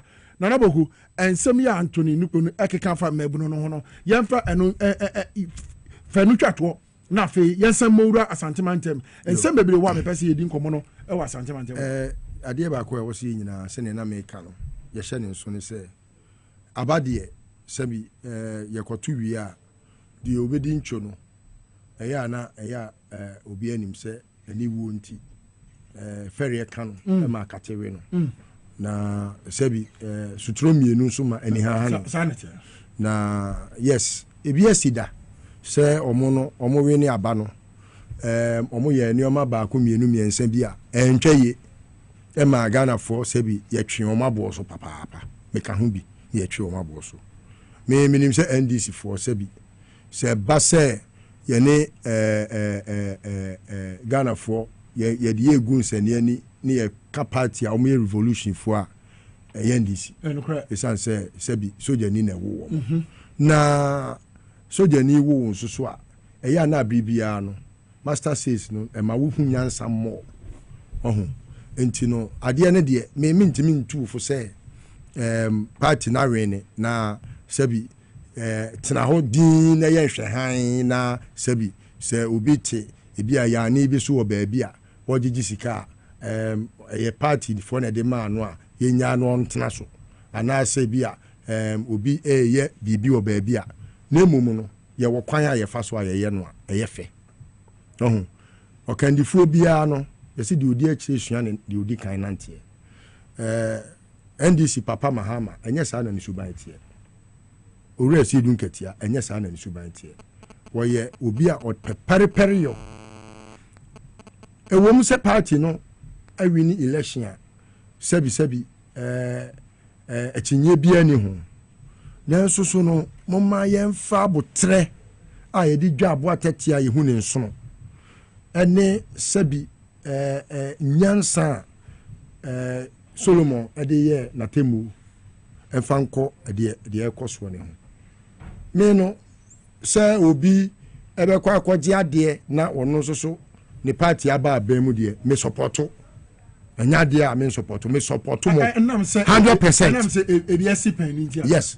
Oh, nya say BSc pen na what ya to abawawe what wo ye den wo say wa wo sori kra na ka ko ba na wo say wo wu nyansa na wapake onu amako wo obi ti abam a wo we ni wo opposition no e kwa be na ade ne fa so na wo ani adi bia ye de wo fa bi so a wo omo de omo ntimi complain but me de ni tumi nuanu mandisi fofo say enye fe say ye bebo ye din say yes ye so ye te say wo mo okay because say su by born no ena ntigana fo apam mo awo mo atiko enkunsa no enti no enya say de omo ye no ena bia mi bechi o mani mi nchi o mani na mo mi tu omo fo say mi nchi wanim ade awo ye no na nke wo say nka ye ja o ma wo ye bi because so be hwi sum na hwi sum a mu afei na matena se na modi nkomo obo ba ko na wa mo ni bia ekina bi no obesa abo na se o ma wo ho kwan na obo ba ko na ene wa mo ni bi na ekina o be ka ho asem kire me a ebi ame ne bi do na o kaka ba enya me se ene ye me ya oye wo se ene ye o ya na wo bo mamane enti no ka wo se nke ja o mo na ka de o mo pe bia o mo ye na mom no NDC se mo ntuma pa ma fa ifra no enya dia wo se mo ma sebi enwo efori mu na fe ye bomu din a kan tutrasem ebi ye se mu ma brosa tutrasem na mu ye ne kane na ye betina radio so ye twabo mu a mo sesa mu suban ye se mo se mo anya tutrasem but mu ma mani da ho no abato no madi nkunuma ma na broso ama se ye kan owiasim ha o man a animonyam wo mu pa na ye hwehwe o man na animonyam no e wo Ghana ha na nipa wo kura animonyam kese wo wiasim ha nyina ye dwomama ena nipa so a omo tai na tie ena animonyam ni kura omo enti hwe na ma omo amfa omo sebi omo high life amese mu reggae ya mo bodede ya na si nyum kwen ya ye nyina se ye bu enti no mesramo emebunu no mu nuanom na mi nuanom me ne mo kasa yesramo yen kan se emamo nye sebi mamo nkojeje ajapade ahodo no obi antimi nka ano de adwoma makura wo kan mamu ntie na emomu no fanyansa sebi abojabumba ohiani na na ade yira uko sebi obi so akoboa ne na okobu na mu a afa no abegina na mepreo uko no yetufo mpacho usutu hofo obi antimi nka se sebi obetena adwuma na wotimu no a ekufo do na de ne kotena honim obi antimi nka da do mahama wompene onim bra party fonso abre ene obehwe obia ma sebi enya family cake na obi akoche bi no asoa no na busuafo ne nafo no makwa wia di amomafu aye toche ubehunna akokura sebi odi corn beef nko ade bi osoya no pa wa we corn beef makoma kunsia enya no bi do mahama sebi ono Kwame ahe odi ahe obema obi anya bi nanso nyese ya ne entiane yanso ye de mra be se yensem sebi patapa pieto ye de mra ne woro enkofa mra nkosha wonsem eduru wa muni njo mahama ohun o ma me support ono de periperi yo na ye ne bibia enu nti na Ghana fo ato abani bum o manya ni mujidi se da bi se yese ma wonye se wo ye chen kokochira kan enti me sramo e ma mu nkodidi boni bia me bata ne di ho obia benya de ope obia mekase obia Ghana no eso de enti a Ghana fo bu afu akufado ni se wono nko ane ne yire ne mma ena mu didi eye sebi abusua mu ncheni na media me nko wi abo me na ena Ghana fo se mu so mu nko wi abo ena ba wo mi ade nanim hancho akonta ne na busuafo na asin ni nyina anya adwuma ni bi ye ena se ya pam omo se busuafo mu nko di obi eni obefa ni wadie sika o mawia hwe na anu ya o igate yom koyeye me ka kire Ghana Bar Association baby omu obi omeyi ano se meboa igate na ba omi ade kosi airport no Ghana Bar Association AMA no and only the first igate Ghana Bar Association de ba Ghana ha sa igate no ne buo nyina $100,000 yes you bet me afre Ghana Bar Association me nuanu ye lawyer for bebrebe you bet me afre omo $100,000 omo pesika akoye election and omuko $240 over $240 million. And no $1 million. Adequate yes, sir. Yes. Otu wa na ba omia emie ni nyina na sika ne raho. Sika ne raho. Senti mi na wuwia mi de wakoya campaign. Na sir, a president Mahama, $250 million ni si terminal 3. Asema making pacho tio.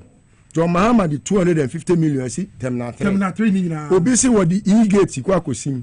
E-gate na odi kosim no $240 million obeka che Ghana for say e ka wo boy no. Sa e-gate no Ghana Bar Association omo office ho ukọ a omo paki bi e wo Ghana Bar Association office ho. E-gate na bi 12 gates te say de ba omi ade ba ye na no. List one na ka say yo. Me say me boa Ghana Bar Association mu trole te megu mani mase. Omo de na $100,000. The same thing. And no crampo it includes gate na mu e-gate it cost them $66,000. Ena omo be hwe so ye free obi free China ena obe hwe yo nanse omo call eye sunwani ko ye ba conference yeah Akufo-Addo call ya okokaya omo kra mu ka say Akufo-Addo wan kasa ye no okay sa ba conference no omo call ye no e-gate ena omo use ye etu ye lawyer ni awukọ now de o card no to so a na bie na awukọ enu bi no omo use ye so lawyer bi ti am pacho on frame no meka sa meboa ana o meka sa de meka na no kre e-gate no me say Ghana Bar Association omo ni $1 million ya omo de koto gate na aboku eti sa gate ne bo no enu ntina omo nenam omo pepe president bi aka won dia Malik Basin Charlie Emra Okasa yes give power to Bawumia was dancing. He wants a big gap. He wants a big margin. We've given him a big margin. 1.5 and still count $1 million difference. Never in the history of this country. And he was first to concede. He conceded so early. Why? He should have delayed a bit. He should have said he won't concede. So we see who owns the street. It is it. Almost suspended. You see, can was the media now. MPP. Nothing about no. You have a G6. 6 no baba yensem. You raho. You be piabana 6 na ba yensem. Obi anjisi biatema central me free ameko almost overseas nation. We are winning over 185 seats on record. 185. Mark it anyway. If we don't win that, this country will be little for all. Malik, how do you intend to do that since the EC is not done with the coalition? How do you intend to do that? We are done with our coalition. We gave you our results. You've seen our coalition. We are done with all our pink sheets and we know the constituencies we've won.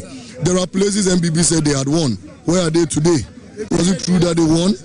I was in the room, we stepped out, I was underground. Today I've come public.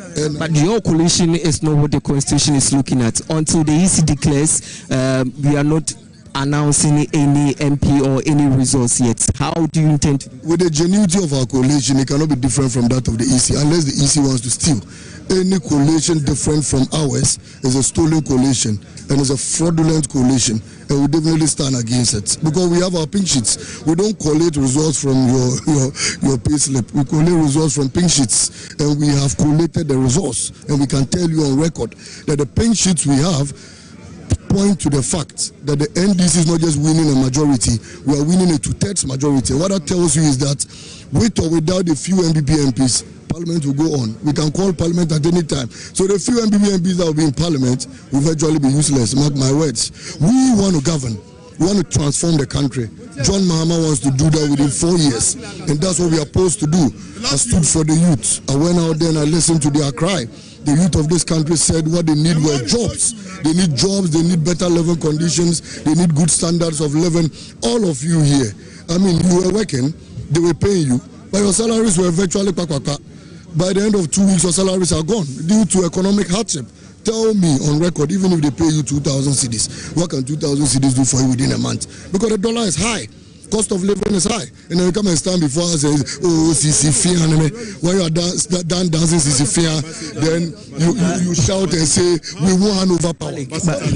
How do we progress from all these things that look like chaos right now? Am I fighting to the next level where it is settled for us to all go have some rest? I mean, at the point, if they decide to go by a coalition, which is the most authentic coalition, we would all be at rest. Why don't you allow the authentic collation. Why don't we go by what the EC is saying? The EC has at the moment. There are many constituencies where the EC finally went by our collation. In the beginning, they said they had won. Teaching myself, we've declared it, we've won. Initially, they said we hadn't won. That should so that should tell you that our collation is credible. Because in many of the constituencies where we said we had won and the EC challenged it, later it turned out that the pink sheets that were brought were fake. On the other side, that should also give you some confidence in the EC. If whatever you collated and what the EC collated is confirming yours, you should give you a confidence. In time, whether we are confident or not, the EC must declare your mama. That is certain. We don't need to be confident in them, whether we are confident or not confident. That is Malik Basantali. Malik Basintali, Deputy Communications Officer. Dema NDC Amanyokono, and I would say was it NDC Amanyokono. Omo coalition and now resource equity omo pink sheet equity omo EC officials and now returning officers omo call the various constituencies ekwohwe abato no so no e was say NDC Amanyoko enya 185 members of parliament afiewe and ohwe nim say not even one and omo beje mu if you say ya to abana wie returning officers the omo sensan obi ade wo so enti se yisi ne pese bibi bia ye bokode a se de no no an pinchita ni officials de aba no onhwe so no fendi claim nana boku Malik Basintali o hwe the way an ani esi fa bere yes e wo consensus ye de ye nsato sisi ya ye declare results because of bia antawa bia e koso ne ka so kan no hu ni say Malik ye obi a he does not mince words assembly a wo ka bia no he means what he's saying. He does not joke because Sebi, he's a very serious being. Yeah.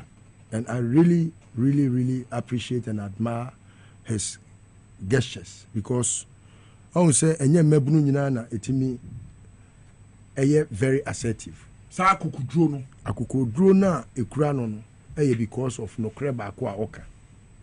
Ewi ase. Okura ye ba ko pe.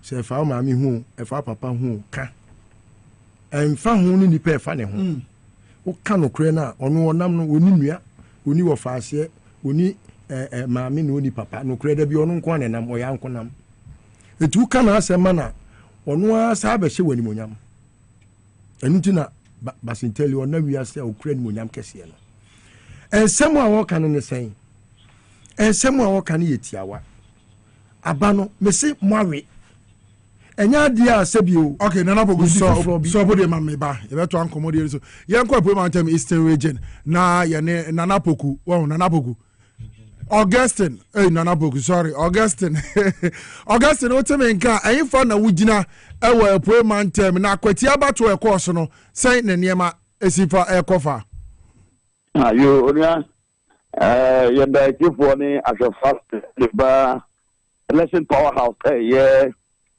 TV SYZ and Power Radio ya da obi ara se na election no eda nyame adom enfofo koto santene ekokere o madwen ekere mo pe any MP o mo pe nyame adom ye nyina ko wieye ekosi se ye boboa ekoleti ni nyina de be wie Collation center hodom na Collation center hodom na mentimo ase kakra efejality abambo 4 FM asundie ebaye na abra bo ahomate anase apa 3:30 ani nya nte yefe NDC for the evidence ya babon here say as a pink sheeter of the man returning officer no or the nsa akasa pink sheet no at the NDC amanyukuru e receive concern say election no counting no 10 ballot box be order and what's it omokan that 10 ballot box no a free wenti now when you also bia MPP for so stronghold or so na MPP macho men stay be able to say na say parliamentary candidates ni opia omudi next na kwedo the boss that 10 polling station and say ofori na to aba manfa omonsa and see verification machine no so verification machine na odo za beti so na tresa ampa oto aba wa hazi no omanfa omonsa enzi so na ni ebuza se na eba ne se no mo NDC for mo na we concern ana mo say ohodum nya mo stronghold Now also say baby a flashpoint as could be man car and talk about it. The Muye and say Omu alarm Emma easy no and Omuga say okay they say there phones also and the videos. And the videos are on the Bible on top of the Emma who is there. People are with me me a quarter of a man no better no have be delay the movie. It is a note say 1,000 machine so 1,000 machine is no machine to me never ampa asube sia to anasa one day one to ever so machine so nko anasa machine peke a wo sa be ma e better say what for e jo hodo dey verification machine no confirm things wey ana NDC amanyokuo no e gina wo say start 10 ballot box a e wo gwenti no e no ye kan a enye yi e hu pinte ne e hu cobra sa be wie say at 3 o'clock ana police for any party you need na come tribune say and of the region and you know can say and among the ballot boxes you know any verification machine no echo eastern region yeah Koforidua. Okay, Augustina, time about to you coso na almost NDC for na ho no almost say ebinim wa beto aba no omo form nsa NC verification machine so no returning officer wo ho ugina mu ma isi no omo bo na mane no omo bo na mane de asem ana kafa na mo be notify ho ana bi diga say ohodum ye baby a eye MPP for stronghold e to ohodum urezi alarm bi na so urezi concern bi a asa di omo kira o say ye no eno na e o say wo ye e jeni di for so for say Augustine o cheme nka abambofo na omo hwe abato no so no ade na bi ni ho abambofo hodum abambofo e wo hodum o ho so de e flashboard di no say wo NDC ni no ana ho so no NDC chairman so e say na e ye ono any police agent ni nu e hodum e say NDC amanyokuo no e issue agreement say impedifo no ba ku bi enko kuro bi aba so enko support police agent e hodum na chairman according to NDC chairman na ono ana hodum e jono so e so really concern na so omu fi na so mu ano na obi ba goto abadega say what we dey na dey talk about ba ku mienu ana so nya matwe ho je me say me video na do college center hodum a me dey no aye evidence etiam na zia me no ka say me say honorable Okoyo MP for Asotia yeni be din ko ba ku mienu afa de e course no e ho no angasa e dira no aga sem so e dia adem Okoyo. Okay. Powerhouse, TV, SYZ. Yeah, me just so yeah, better. Akwapato, so who be do me fan for? What you mean in that inco na say meaning in command so dia and honorable me mo akwa ba bi over TV SYZ the election powerhouse. Okay. Ada insem an ekọ so ana agent no mu ginam wanem ewo wanchi no ma hwa abato no so ama no ada insem na ekọ so.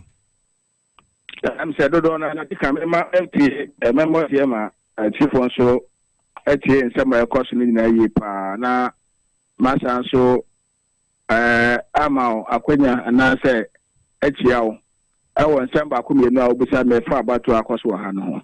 Na me so no kure ni aba no de start na sebi na pintin bia eni ba bia tene Augustine ya church mu na sa pepepe na ye petty results no afi ye de polling agents for no figures ni ade eba no me I was leading the polls as a time quality account to say 10 polling stations as a eba it all of a sudden na amo enya ntie amo so baby amo the polling agents for the print sheet be ba na se ballot paper speed ya sa ballot paper na say print sheet no any say be en person so by name you come ha no na say constituency ha no we are having 117 polling stations and this out of 117 polling stations polling station be no no ya name no by new wenchi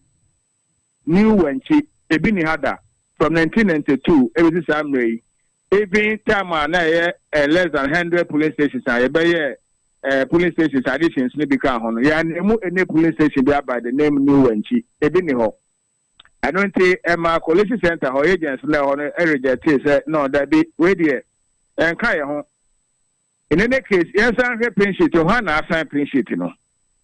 A year agent and assign and I say party agent and I say return officer and assign. None of them was clear to us.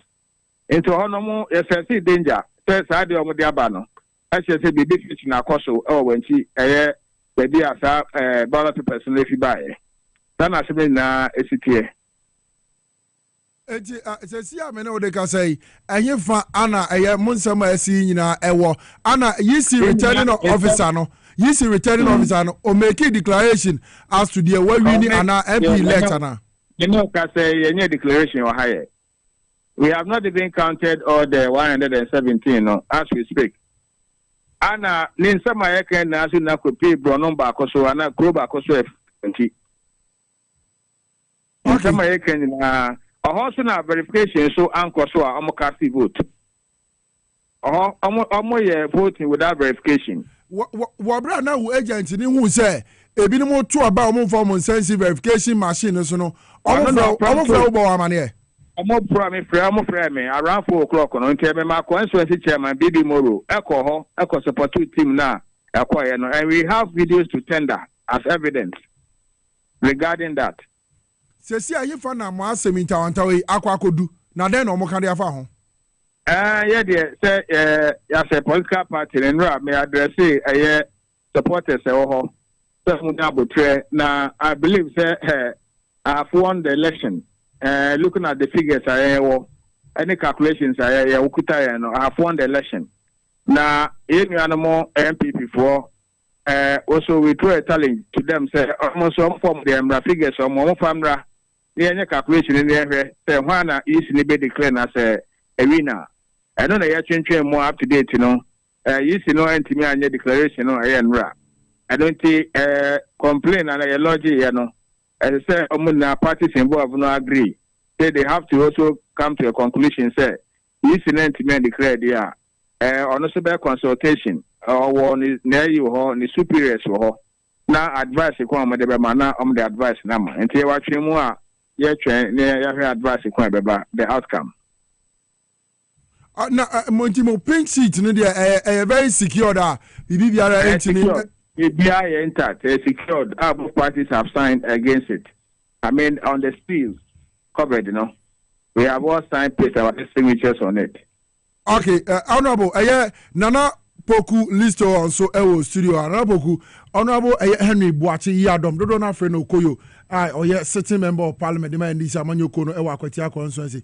Assembly ya wakai DSC uwe futu wa nancheche biya ubetimi edi ataichi di amano na enko futu ya medibe mano ni se onyere ne pink sheet ni mu pampe eno ni the only paper yebetimi yahwe evidence edi yebetimi yahwe so dia akase evidence okay eno nti mesre se ema obia emfa ne pink sheet ni bi nko ba bia opekrampo a ontwa mfonyini ngu ho okay sene be ya ebi enkoyira na ebi koyira mpo a sebi obetimi agina mfonyini ne so edi aye na afen so no electoral commission no ba bi owo bia no mompia no na declaration also wa ye no onye we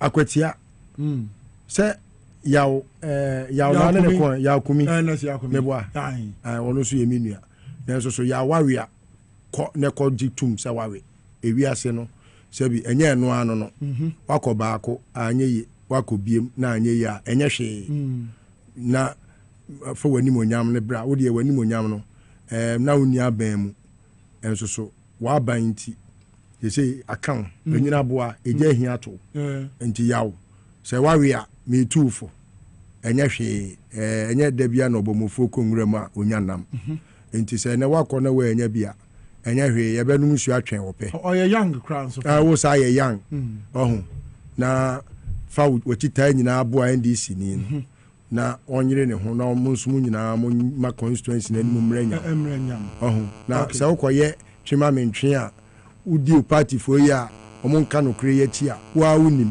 party fo omunka no kre udi omachi na afi wako wia na ya chew wa nko ho animguase woko election kra ye be kase honorable wawe sa na afi egu hu nti no wawe a wa pawonsa okay na jai adeɛ ne ma nkunibie no ɛyɛ ne deɛ no anya aba na sɛ bi kremodak na ɔsɛ abasa okay nti ɔnabo hwehwɛ yɛ awakyi kwan na mafutuo yɛ amede afa mframa so yi ka kyerɛ sɛ ne nua listo wɔ se nyɛ da bia na bɔmmɔfoɔ kɔnwura now we have another issue at hand police nipa mmienu was arrested as of yesterday pink sheet de baayɛ it was fake no they fought that pink sheet and the police for arranging them before court nti ɛtwɛn no nso saa nipa mmienu a wɔde fi railway si hɔ wɔnkyi hɔ a wɔde ayɛ no police wɔkyi wɔn no so police de wɔn kɔ court na nɔpɛ yi nti ɛno so yɛ ne di akyire nti nyame nkɔdi anum a na so ɔkyɛ nɔpa no ɛno so ebetumi aka ho asɛm kakra sɛnɛ wɔka deɛ pinchit yɛbɔ ho ban paa ɛno ne adeɛ a yɛna anasɛ nsɛkuta mu ɛkyerɛ sɛ aba yɛtoyɛ no ɛho adansedie no nti ɛne deɛ akyire paa ɛda se ne afotu a wɔsode ban mpatwɛ honorable calculate pinchits ne nyinaa no wohwɛ a ɛma sɛn na wode ɛwe ne ɛti a yaw pinchits ne deɛ at the time a ɔmɔyɛ saa de no a ɛde bɛnkyi baeɛ no na me lady over 700 to 800 close to 800 it's additions I'm very sure it's about 1,000 okay honorable Henry Boache Yadom okoye ebeda wase bebre de mum de ebekọ so bia no bomode na maya sonte ye fe ntom framam na afi etiefo ne ahwefo nyina so entimi nya ntiase ewo de a ekoso ewo akwati akwa insurance no enti wo case su dia say enya de a yi se returning officer no e make declaration as to the we wini ana MP elect ewo akwati akwa insurance.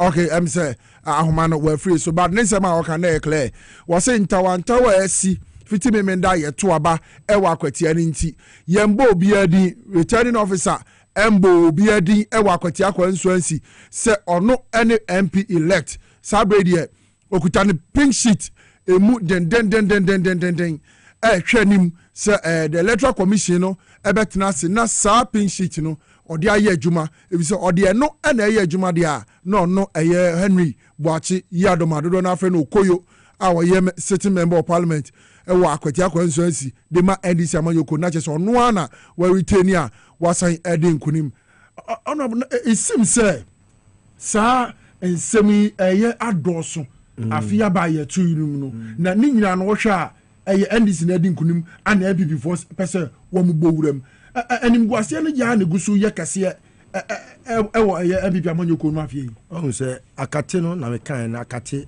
ohun se akate ekosi koko dua so a na ono pese o kire koko dua se ono na edua ne ye ne dia nti wo se be kakra no na wakum koko no na ono adi hene wahintan na ne wura fi se koko no na ema na aduane di nti afi wo se be kakra no na koko dua no so wawuo nti na ono abu atofom na akate ne so akate eya de bone akate na awe omo ohun omo ensusu da se aba no be kose na ekoyi enti no ase omo hu ne se akate we de ya hwe ya be we ya ma yasi nyina be hye nana boku yantin komo we free omra yanko yisi akache yansa ntwoni wisdom hedejome ewo honom no man ye dia ekoso sesi o wisdom oteme nka me mo akwa about the election powerhouse and awie Ediana na sabre ekoso ewo electoral commission akache wobreko aye hwanim say obeba na waba declare election results and our presidential aba ye tui then ekoso yisi o I know that they are all the other regions in Aba, Aka, Ashanti region. Yeah, and any regions are Aba. Okay. Any regions are all the other regions Aba, Aka, Aba, Aba. Yeah,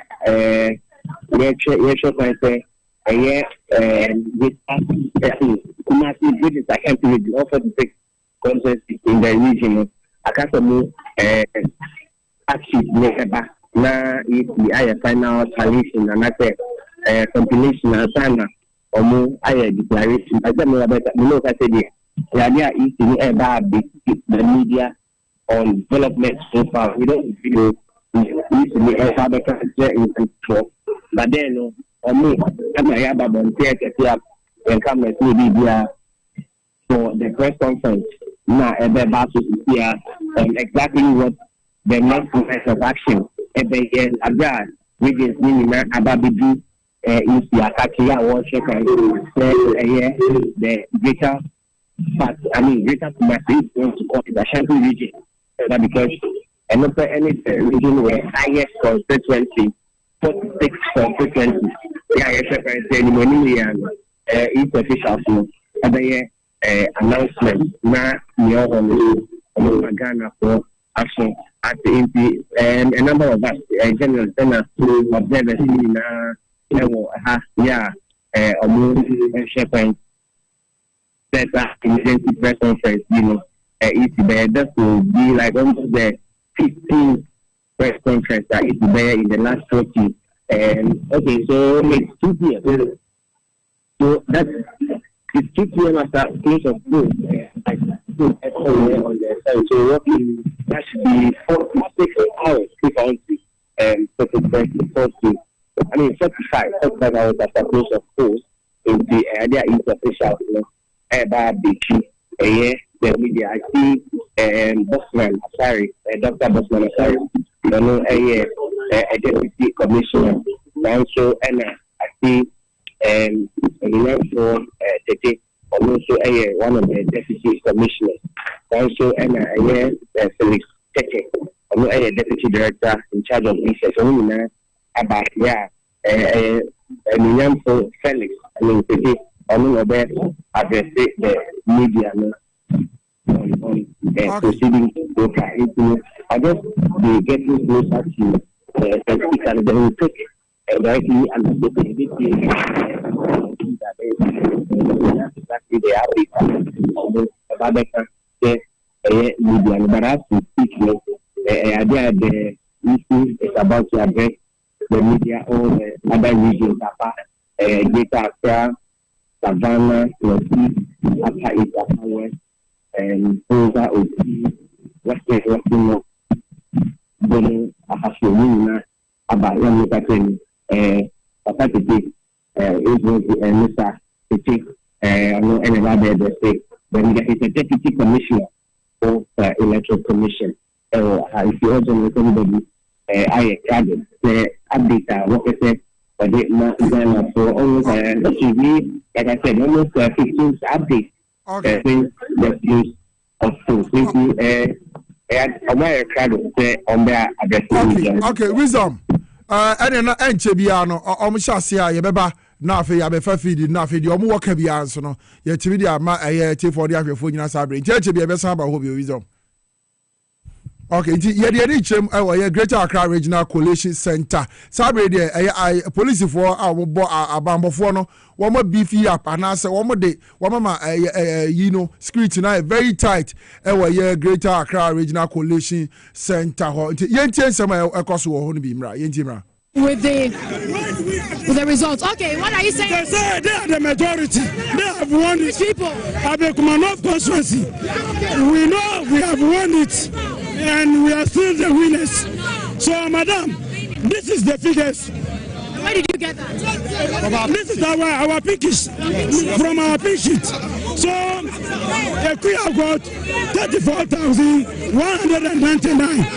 And a revenue open got 34,454. So who is the winner? Then you are claiming Abekumanoff seat is for you. Even if you brought a vote, the vote will win.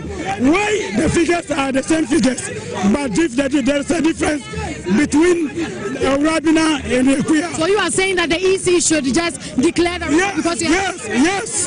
We are saying that he should declare us as the winners. Yes. Thank you very much. All right. So what are you saying? We have been under tyranny for a long time. We have been under tyranny for a long time. It is either a Rabna or nothing else. Which constituency again? Ablekumanoff constituency. Okay. We the people have made their choice and we have to go by it. We will not accept any rigging, nothing of that sort. Why are you here particularly? We are here to throw our support behind our able PC. We know she is the parliamentary candidate elect, and that is why we are here. Ekuyefie has come. It's not as if this is her first time. She's been there. She did nothing for us. Go and see an Ablekumanot, underdeveloped. We are suffering. Did we declare MP?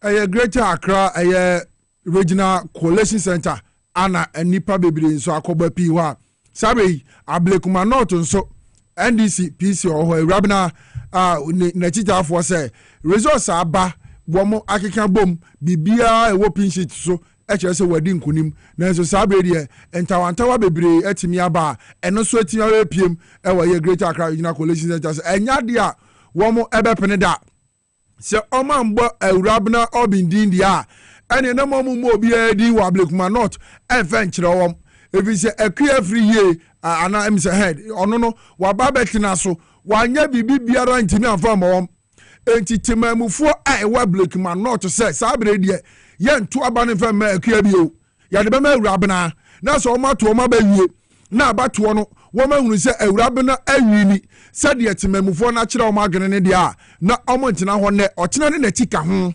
na omo nkobo bia din anu ti na omo abagina ho chei se omo ba no omo ba be yedede wo mo de omo be bo eye Rabna chidom na fei eye yesi atimi abo Rabna din se de se na fata se de wawini no se de yato aba no de ama no na fei obi biara hu se Rabna wini yesi monidin nana boku afei kura de em se ano ya yedin na je se wo hwe ada seat a eye NDC amanyoko na wini a MPP for ya bawura mu a na je se won hwe ni ya omo seat ni so ebesen ati yie pa nana boku seat ni de o se so tie me no in my estimation no the my calculation amenya no is about 191 NDC for seat o won betimi anya seat omo in fact seats are per their collation your friends say sheets no me tete no it's about 191 per my calculation enti no eni kwan se omujai omo ye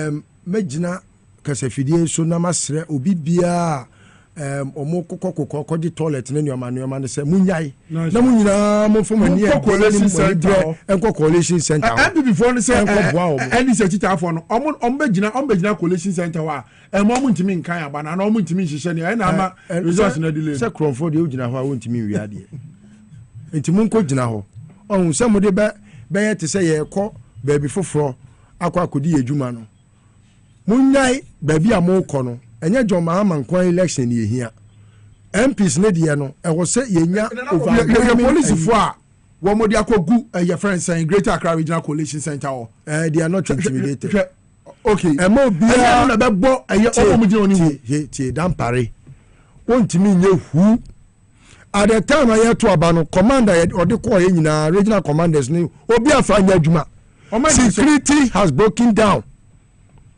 Take notice. Don't be intimidated by Dampari police.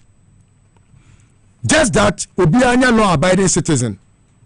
Be a law-abiding citizen and make sure say you are not intimidated by any police.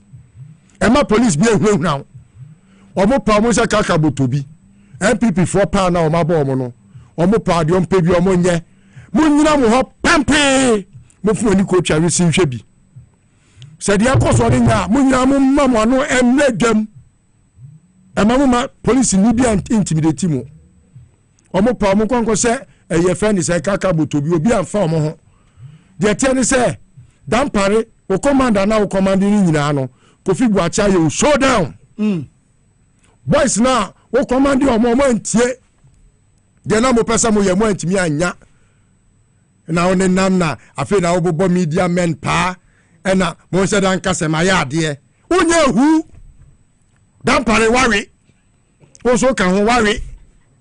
But ni ana mususuo e boys ana mu yusu omo wa se da be yi wanim opipa nya okika wanim nyame sompa na wa se da be gina camera nim bibia be ye orderly wo boa wo ma orders boys nka omu di agro kitu bi nka beti eti jai sansamane na wo sa ho no ase enough enya na ye Yonu and a saa boys now bomb parliament for no more.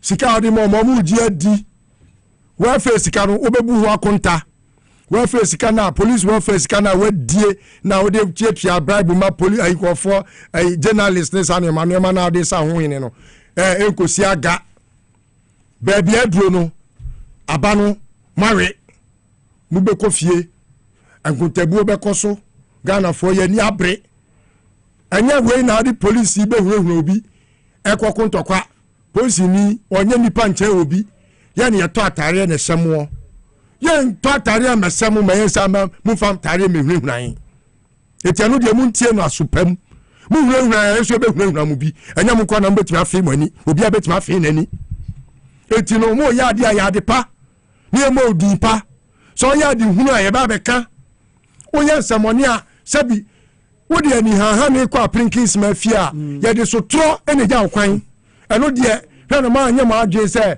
MPP for and almost say anya sa ombenya majority in parliament ombenya overwhelming majority. The NDC has gotten overwhelming majority already.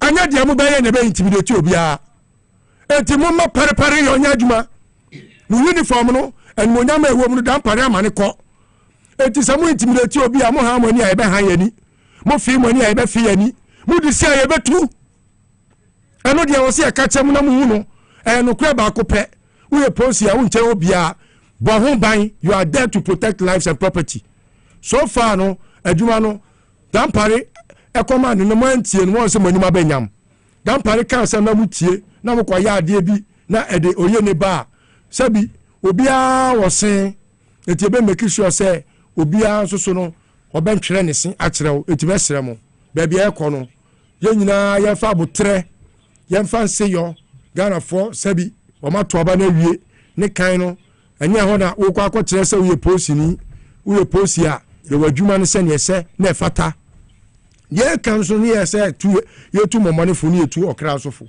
se mo money u so abo okra wo so na boku mpacho me ba se sure se wo konko ya dia and us to build the Ghana we all want. We want you to live to see that, to participate in that process, and to benefit from the fruits thereof. You cannot do that if you end up injured or dead because of excesses, the excesses with the jubilations currently ongoing. Aside this, there are many disgruntled and frustrated MPP supporters who are looking for an opportunity to cause mayhem. We won this election clean. We won this election free and fair. We did not resort to violence. That has never been our nature. And so it is not now that we will resort to violence or acts of vandalism. Don't give them what they are looking for. Let's be peaceful. By 4:30 p.m., John Dramani Mahama will be declared as president. And by close of day, the new president-elect will address the nation. Latest, by the 7th of January, in the next 28 days, he will be sworn in as president. And when he is sworn in, the change you are looking for, the accountability you are looking for, the probity you are looking for, you are going to see it. We want you to live to see that. Only this afternoon, 2 of our supporters have been murdered in cold blood in Akomadan as a result of these excesses associated with the jubilation going on. We don't want to lose any NDC supporter. Again, we don't want that. John Mahama doesn't want that. The leadership of the NDC don't want that. We want you alive to see the new Ghana. The Ghana we all want, the Ghana that works, that John Dramani Mahama will be working with the entire nation to build and to benefit from the fruits thereof. As I've mentioned, in Tamale Central and Gushegu, we know that the people who attacked the NADMO offices there were not NDC people, they were MPP people, because they claimed that their parliamentary candidates hoarded food items which were supposed to be distributed to them before the election. And so when you do this as an NDC supporter, you give people the opportunity to heap all the blame on us, when in actual fact, in some places, not in all places, in some places, those doing that are MPP supporters. And finally, the reason why we must all heed this advice is that there are many MPP supporters who want to destroy evidence of their wrongdoings. and their criminal conduct. Don't give them a small screen for them to do that. So there is no need attacking any government institution, vandalizing any public property, breaking anything. There is no need for that. You don't need rice at this stage. Victory is here. If you need rice, you call us, we'll give you rice. So don't attack any state institution. We love you, and we want you to be safe. We want you to jubilate responsibly so that we can all see Akufo-Addo handing over the baton to John Mahama on the 7th of January 2025. Something is sworn never to do. We want you to see Chief Justice Getru Tokono administering the oath of office of President. We want you to see John Mahama at the Independence Square. We want you to see him begin the implementation of the 24-hour economy to create jobs and opportunities for all and a select few. This is a new dawn. You need to live to see the Ghana that we all want, which John Dramani Mahama will be delivering. So please, we are begging you. For those of you who are at various regional collation centers, please, you need to be calm. Currently, in all those regional collation centers, our regional executives are there in their numbers. For those of you in Greater Accra, the regional secretary and other executives are there. And once results have been declared, the results cannot be changed at the regional collation center. If the declaration was legally made at the constituency collation center by the designated returning officer. So the Obuasi East constituency results as declared cannot change. Nobody can change it at the regional center. It will not happen. And what they are trying to do in Greater Accra will not happen. For the constituencies whose results have not yet been declared, like Okaikwe Central, because EC officials have tried without success to swap pink sheets. We are following it keenly. We are addressing the issue with the EC at the regional coalition office, and the right thing will be done. The same applies to Ablikumanov and the other constituencies. In Eastern Region, our regional chairman and his executives are currently in the at the regional coalition center. The issue about Akwetia, Fantiakwa North, and Nsawema Duajuri are all being resolved. And we know that at the end of the day, the truth will prevail, and our parliamentary candidates declared as the duly elected members of parliament for those constituencies. As for Anodompre, who has shot one of our supporters in the thigh, he himself shooting, you don't worry. 7 January is not far. The day of accountability is coming. Don't take the laws into your own hands. We waited for 8 years for this. Don't do the things the MPP did, for which reason Ghanaians have rejected them. Let's all reflect the persona and character of our leader, John Dramani Mahama, and he will not let us down. Thank you very much. I will do a very brief summary of this very important message in Chi. Now, to say the media can no potoka samuno. A crate the NSA NDC Treasurer for Penny, our General Secretary, Yura Fifi Aviquati. And Ononama Makwenya said, Minyasa, Mefansemi and Tudra and Famano. Abusianfo, if you nra every year, Quenumre. Yatetin Sembia, SEC Ghana Fanai, Nina, Amaya Yemshishena, Amaya Rahopa. Yatese, Nadmo office biwo, Kru Bisua. Nipa binum akwa bubu office nani afefa ennuane ne nyeme firi ho aban nwuma bi wo a nipa binum akwa atake sa institutions no afa aban ejapade aban nyema oman ne nyema afiri ho yate se ebi akoso watermale central gushegu ene miamia bebre wo same enen kan ha ya yate se ebi asi western region yate se ebi asi abusuafo sa enyema na yakoso NDC for ya ade a yɛwura ho pa na ama yɛsi afem kese pa emiamia bebre wo wa de si ye no de yɛate ene sɛ MPP fu bi a omubu afu sɛ emo fertilizer na nyeme bi a aban no sɛ mo bɛka ya na nsi aban ne ka sɛ nsuo anto wo sirim opa ba nti omo yɛ drought support program bi omo call Mrashe bedwema ko jisika se omo dia to aduane ne fertilizer acheche ama akuafo ni nipa bi no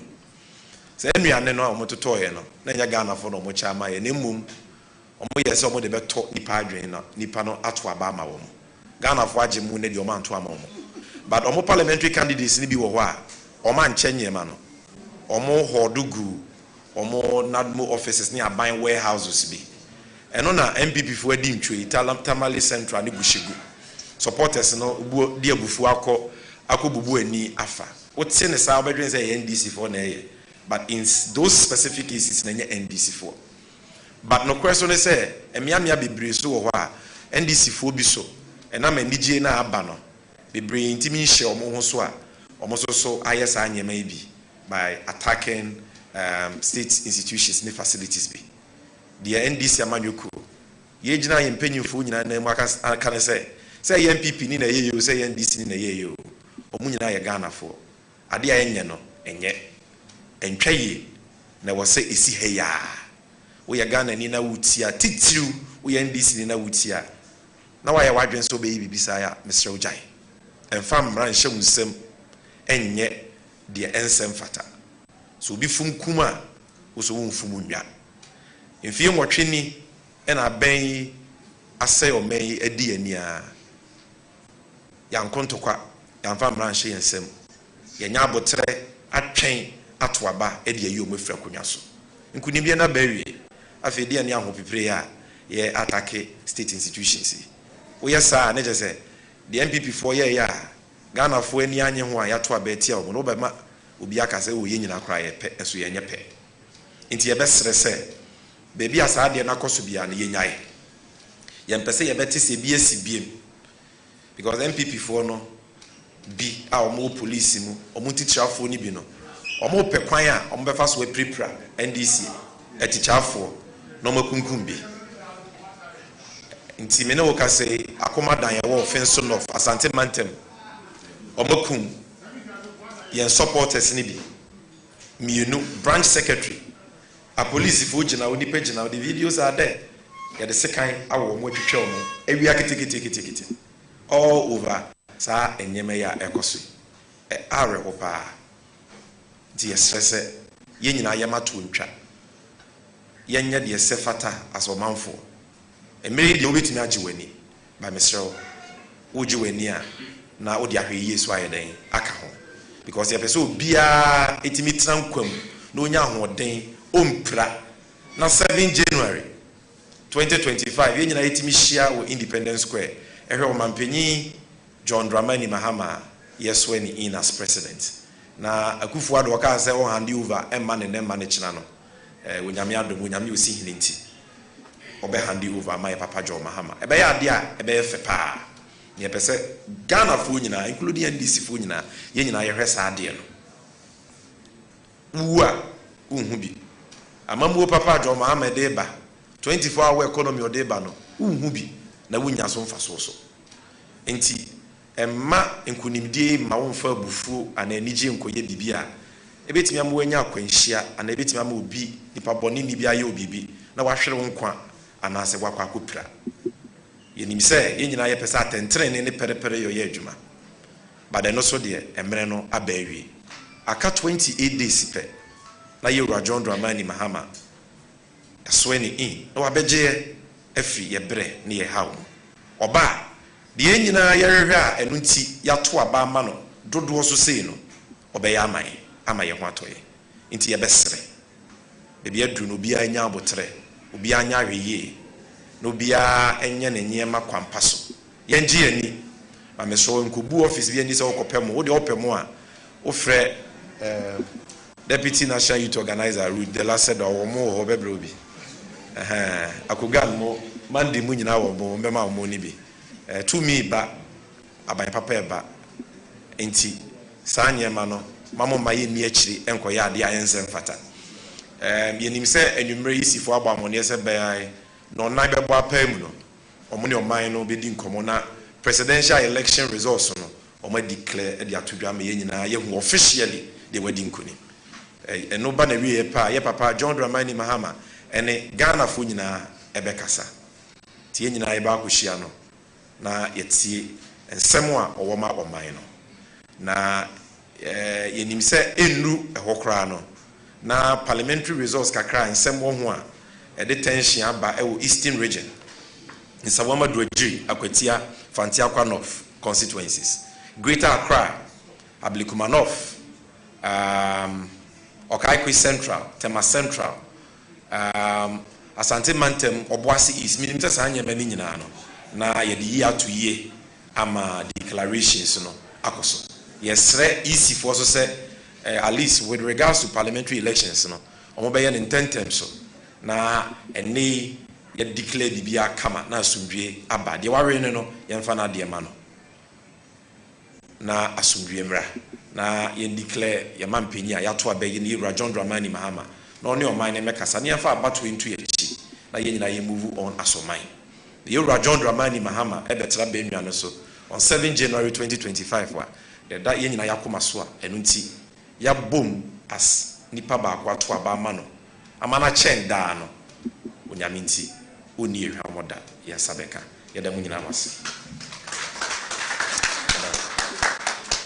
the Samijanfi ana uhunu na ahwe ne se na okasa no national communications officer de ma NDC amanyoko no ensem bia ekoso mabunu bi a wo ye NDC 4 yenya omuhunu se His Excellency John Dramani Mahama abayo mampani na ebi ma famra ahye mo nsem ewura state institutions ni bi mo efefa niema na okachrom se da bi enye sa na ye de sa niema yi bi ana MPP amanyoko no anya atumi no omo yeye na Ghana for de omo ho abufu show mumu a ene dai ya to aba omawe poto a sabre omo ni nyina atutu agu omo nsem a ato omo se omo be ye gidigidi na wo matimi na nko motimi de adi post ni bi nenso medican aka anisi fo nyina nko collation center sa ye nwie ye sesi akra de anya ntie se by 4:30 no na electoral commission yisi watimi aba na presidential elections a ekoso watimi de aba beto abonten nia wadi nkunim nia wobi biara etimi nyan yanko na yanko hwe yisi nsem a omaka se 4:30 wo mo be ba no ma be this announcement ya bre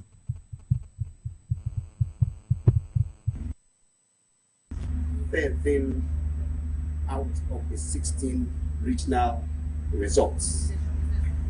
And for that matter, the returning officer for the presidential elections and the commission will be declaring the results for the presidential elections at 4:30 p.m. So the declaration of the presidential election results will be done by the returning officer at 4:30 p.m. And as we can attest, we have at the National Collation Center the 13 regions there. You can actually see for yourself. What the commission is urging the general public to do is that we are only entertaining people who have accreditation to the National Collation Center. If you don't have accreditation to the National Collation Center, please don't come to the National Collation Center. We also urge those who are not having accreditation to be at their homes and watch the declaration of the presidential election results by the returning officer. There is no need for supporters of political parties to besiege the National Collation Center. This is illegal and is unwarranted. The National Collation Center should be visited by only people with accreditation. All others can watch live the declaration of the results at 4:30 p.m. Thank you very much. Samuel Tete, ono no operations. Ewa ye electoral commission or the two just 4:30 pepe no 9 eboche mu a the Electoral Commission of Ghana at the presidential results are ya train be na me nsene memene da ya 2 year no kwasi ada be prim enadwoi say 4:30 ba obemo modern na afei omode aba be tudwa nia wadi nkunum nia wadi ntwo nyina no oman Ghana ebetimi enemu wose ma obia emba the National Collation Center ho illegal na napoku denti na osusu se ma yisi fo se ma you see nioma bi ho a ewi ase no adia enya no kremenka u di post o last post a u di ani u kofie u di kofie o mo gba aba ni wi a u kofie nsem a make kan nioma mo ya ma Ghana fo bu afu fa wani monyam na asedue no fa kofie ne jai tro no. It is not illegal to go to that premises. What makes it illegal? It's a public office, for God's sake. What is he saying?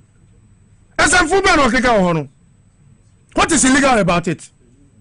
Say me makwa, why am I juma? We am a referee. Me na makoto aba. And I say me baba be shaba na. What to you know? You soon so. What is illegal about it? Onko tu me na say illegal mente. Say asuma na mo be kasima, mo kasima to asumu. Mo fa ma adwene no nya adwuma. Na Ghana fo nya akoma toye mo. Na nyama wo keka please cancel no mo wa hinfa. What is illegal about it? Ede na ye illegal say yakoto aba. Ono boawe. Medin kunim. Unsusu say ebia basabasa ye bia akoso the various collation centers ni bi. Eno na ama sabe wo mo ka say enya be yanka ma obia mba the National Collation Center. Oh say ko kan say yanka nyansa wo. Ebia basabasa ye bia ye ntimi enhwe nipa ne so ntino enkontrol papa say ebia ye ntimi control crowd ntino kebe papa say mo a muntimi emma ha no mo hwe no TV so se na ebe ya nipa mebo empem so emma hanum enye beja oh communication no eye di nyansa ni nimde na eye abegina say is illegal na me bufu na me bawa what is illegal about it and now buying the say illegal say Electoral Commission ba bebo aba na me kokohwe bia na tese me ma yem from so ana ma ye bone no charge no be kan san ma police for me ma ye charge ade na ya mo pese mo de ma adwen be ye adwuma sa mo ni na awuo akate awe mo boni ana mo pa die nyankopo atua mo ka mo ntimi ani ena onu amu na ye koto ne so aba no aba bontia be ka Ghana fo nyina ahu onu ahu se honorable mare no abeka ena odi akate na anim hancho abegina bontin no waka aja ba nya bedru na se me so me ye citizen me di mani behwe bi na ma hu se ne aje mensa de na niwuo ba be ka se jo ma mare ni eno aso de jemensa ebi amobo pop peso ha se ne nani awuri ntino ebi a obefere na be gina no ka tell me say illegal. What is illegal? Emra ben no anamu na say mo se emra o Ghana ha munya sa kan kra ne nya tie aya mo fam adu nya adwuma mo na mo matrension ba o man ni mu no because ka say ya obi be challenge o. Who are you to tell me say mama ma ho?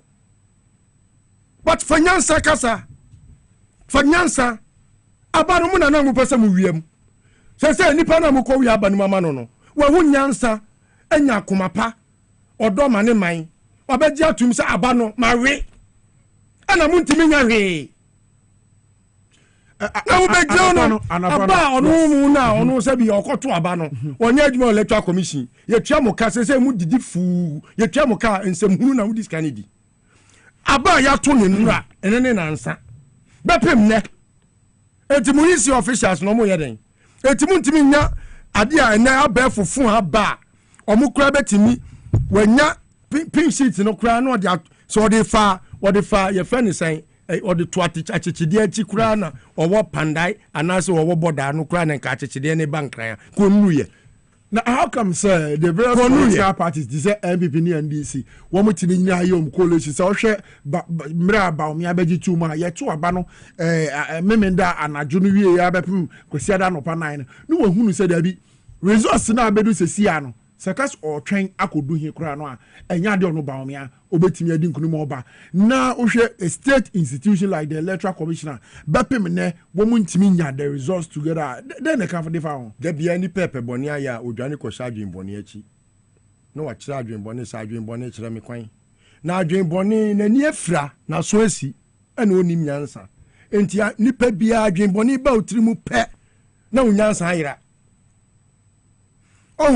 nipa na upese owi abani mano no ono Collation Center the whole government of Ghana mo isi mo ye adwuma ma government of Ghana fo nyina no mo ni Collation Center ebetimi ama mo anya rapid response from all police stations across the country e chese mo ni adwuma because say na yetimi ko na yetimi aye biodata na ye de ensesi machine so na eno timi ma periperi yo fine yo enkuntabuo papa emu da ho na yetimi hwe abatoɔ no so sɛ ne ɛsɛfata ɛkyɛ sɛ saa na wɔsɛ mu improve kwan a mo fa so a mutimi nya resource ɛnkyɛ bia bɛ sɛ 2008 ba 2012 no na yɛ use fax machine ɛne yɛde ɛhwɛ aba no ɛso meboa yɛde transmit aba ne ba Electoral Commission sabra na fa ejan wo ho no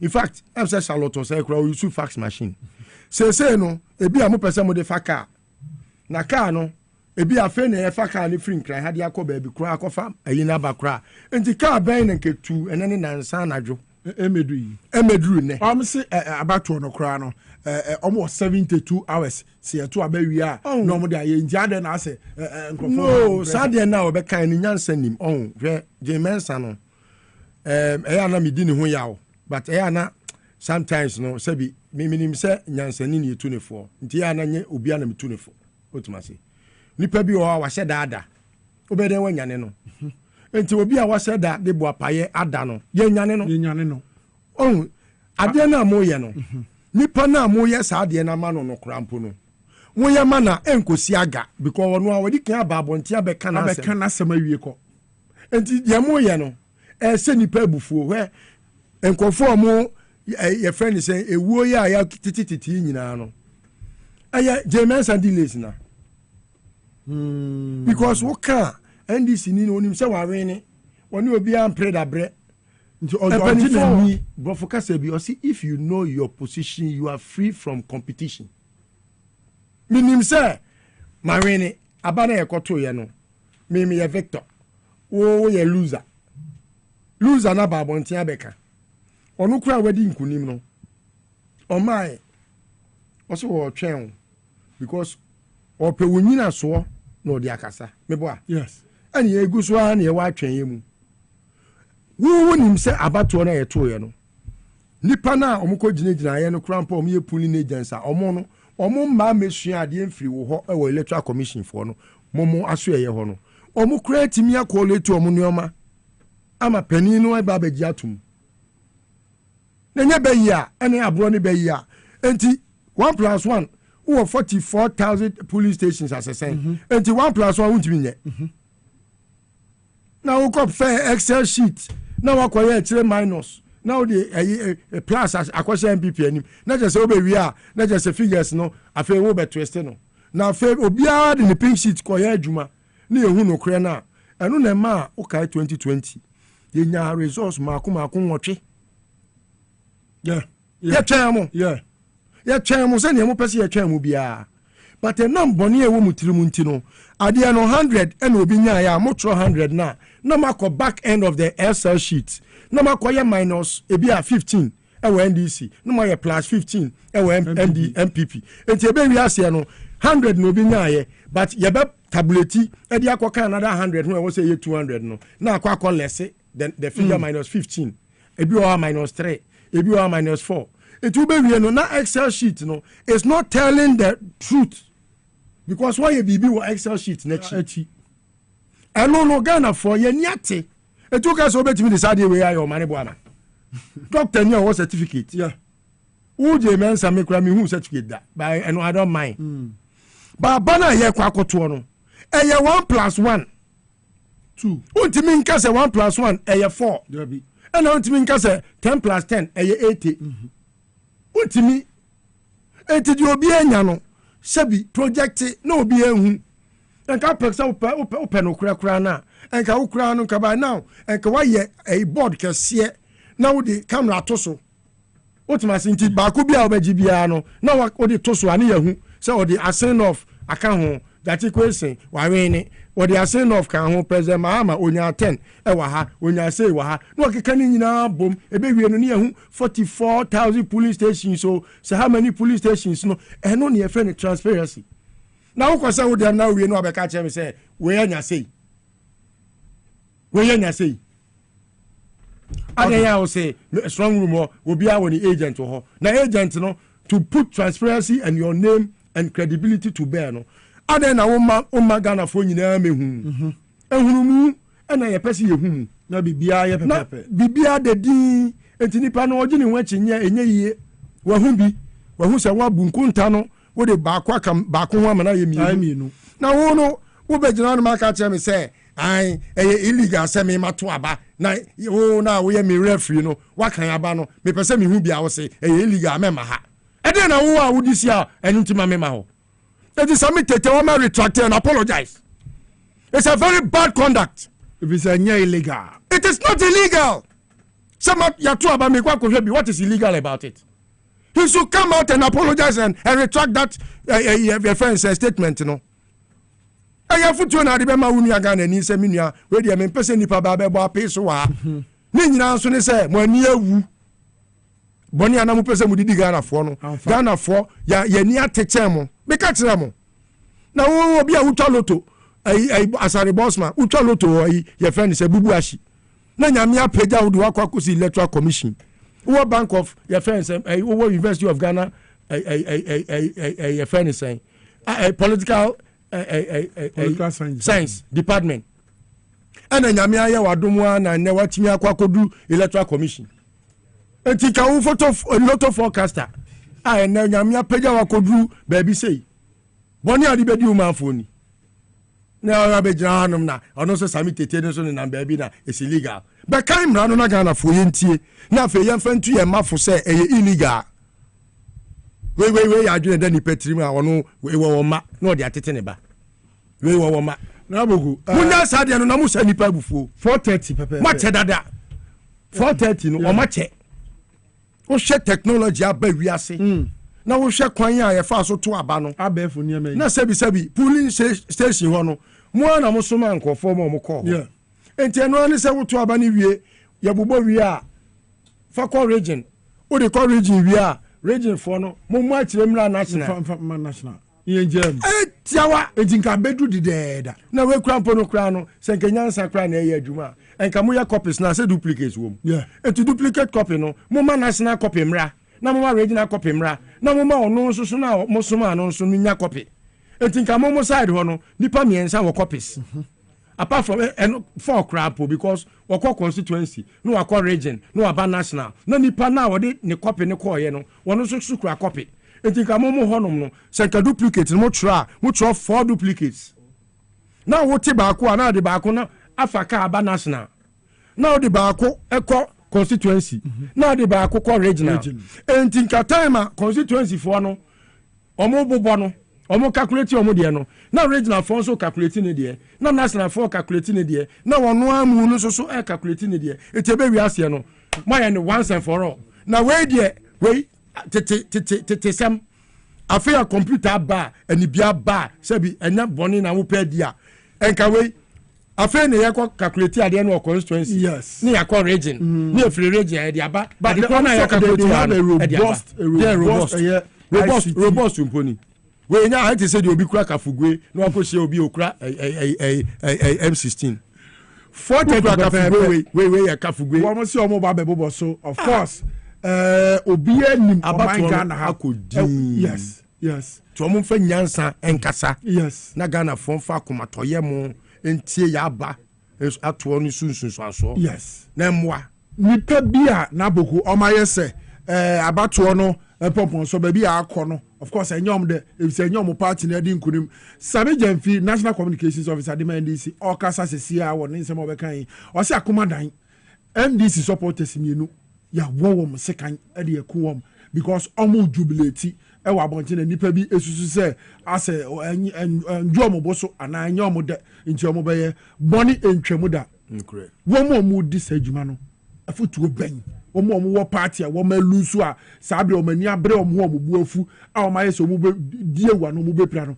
ebi ana sabre 28 days aka womo party ti abem nti omo gini se tumi san ho na se tumi dania nipa bi sa no then ebeto om na futu be na de ma womo me die medical to me momo ne se mane mo okay na okra hu ababefa okay na go but anije ye bo abai su wie kura de a yisi be kasa wi a ebebuso na ade ne se abujabumba ohiani na de yira oti ase se be ye nyina no anije ne de yeguso ayeje nice na se ehuro so eya na wa hwe se onu abo awi na uhuru ana omabobo nyum bebre bi ama ba ku bi anu na mti obeti onu abo ware na omo de buka mu a na omo de akwakosi ehuro eya MPB afichire ha welusu na omo etu anya omo be yabo na say hiti wom enokura so na omo ka se onu abo ware ware nso ampa ehuro de eya ehuro de ehuro nya de pa na nipa no enti omo nya anyom ne bona nka omo fama no da bi anyom de mbetima bo na emom no emom nko bo no onu abo fichire na wa mo so be de no onu abo ate no abo ate ze what you say na say no o de abefo mo de mo nya no social media onu abo mu bia no mo send ya ma no o hwe no ni fie nkura ni bufu a e won dem what you say na say o be ko ma say speaker o abobo ye mu no no ya ko dina the tieni say but you see wo wi ni aba yes o de mahama kra nyum kra na say huru NDC for Omanya Oshe. What do you say? You see, the intolerable and intolerance behavior of the MPP, against the NDC, and yet, I know what they. I said, there be no MPP 4% who say, you need chain NDC for. Now, but me try was same. Every time. Meaning beer, sport beer. Me person me bo crowding in Samba community binti. Now MPP 4 be ye do, and a general sport war. One you know, my share it is possible. Atade yes beer band na sport intino nipa ba ko pe o wo beto de won Saturday nimpo okuta NDC flag be hatem didie wa onkasa amuhu nipa do na mo say it is possible atade NDC ni ba ko pe be twam no okuta flag okuta party flag no mo di na tem na bo den na tesa de man ba sa nyina na yese ade bia broni friend insecurity on say obema bia no o ware oba ne ho fa na oba ni pia bonten na wa amantem na oyam hyehyew wa dwen yo say be ma foforo bi ko ya fa so nya no so nya nya no bi na we no amamuo no na airtime ena the way amamuo no so koye no etia Ghana for bebre fa ahodie so enunti ama party no na kono no ekofom papa party ne ho nya kono party ne nya kono enti se o ya de enti enya abamubuo nko a bi mu ana abamubuo ne ka ho ana ama party no enya kono no ebi se asante mantem asema ana me kan sesei abafu abai internet TikTok Facebook anyway first no nanka bi asenka omtwa ntro a ebi MPP fo abeka asem bi anya no kra ohu ba bi kra wo kwako hu no kra no but ne se obetwa ntro na ye be yi wa no na youth bi a onim asem na wo kan say ntro no what the evidence ato ho a kirechirem dia mom eno kan ho bi na nei asanteman mabunu o masisi wo ho no wo mahunu no kra no because ohwe 4 years His Excellency John Dramani Mahama edibedi ade a no see KJT first face no oye o makwan mom oye Rotary Park oye hospitals go Seria Tafo any baby airport airport woman to abampo mano na abanya woman to abamano no and then me ne wodi ka say na dan kwaku fado a oye mampani na baumya ye na bedi ekire no mo ti aban mu ana otikokko so otumfo se tutu SSS ka say odi ya aban hospital ni nyina ya de a esi amanim guase aba na ohun say omonim guase no bronika word be say unprecedented e bin see that no previous example there is no previous example of this edim guase enunti no signing guase ya abai no ama me hu ne say de di kan nipa omo asantimamu titiriw omahu se omo nananom aka akire omo se yedi yaw na anya wo ya yenya wo faye se yebekwa akotro wo eye budget mu yeba be ya Raga Junction interchange yeba ye Swami interchange yeba ye ye friend saying ahojo roundabout interchange na ni nyina omo anye ba akokora na fe ya yebeto aba na omo de ahopepre ene yeye we wa ha ene yeye we wa ha omo tutu kro ni mu nyina na omo di kototo John Mahama de ho hwe John Mahama okokate sword se wo si interchange ewo eye Kaswa on the 4th of February. No, 13th of November 2016. Yes. Just at the same time now Okoye Circle Dubai meboa. Yeah. What the 3 years, 1 month in a year. Interchange Kakrakana, the whole Ghana and Nesson. Or the 3 years, 1 month in a year. Wouldn't fear watch what to takrade one yeshi. What to Kumase Swami, Uko Kumase Swami, or Rebeho. A footro. Nanan room pa chrome. Hey, and then no hotel drew watch as a home in I brown. What I say now, they wear what didn't footras say crodianim. They wear a kufado a treaty Kumasi Asante mine.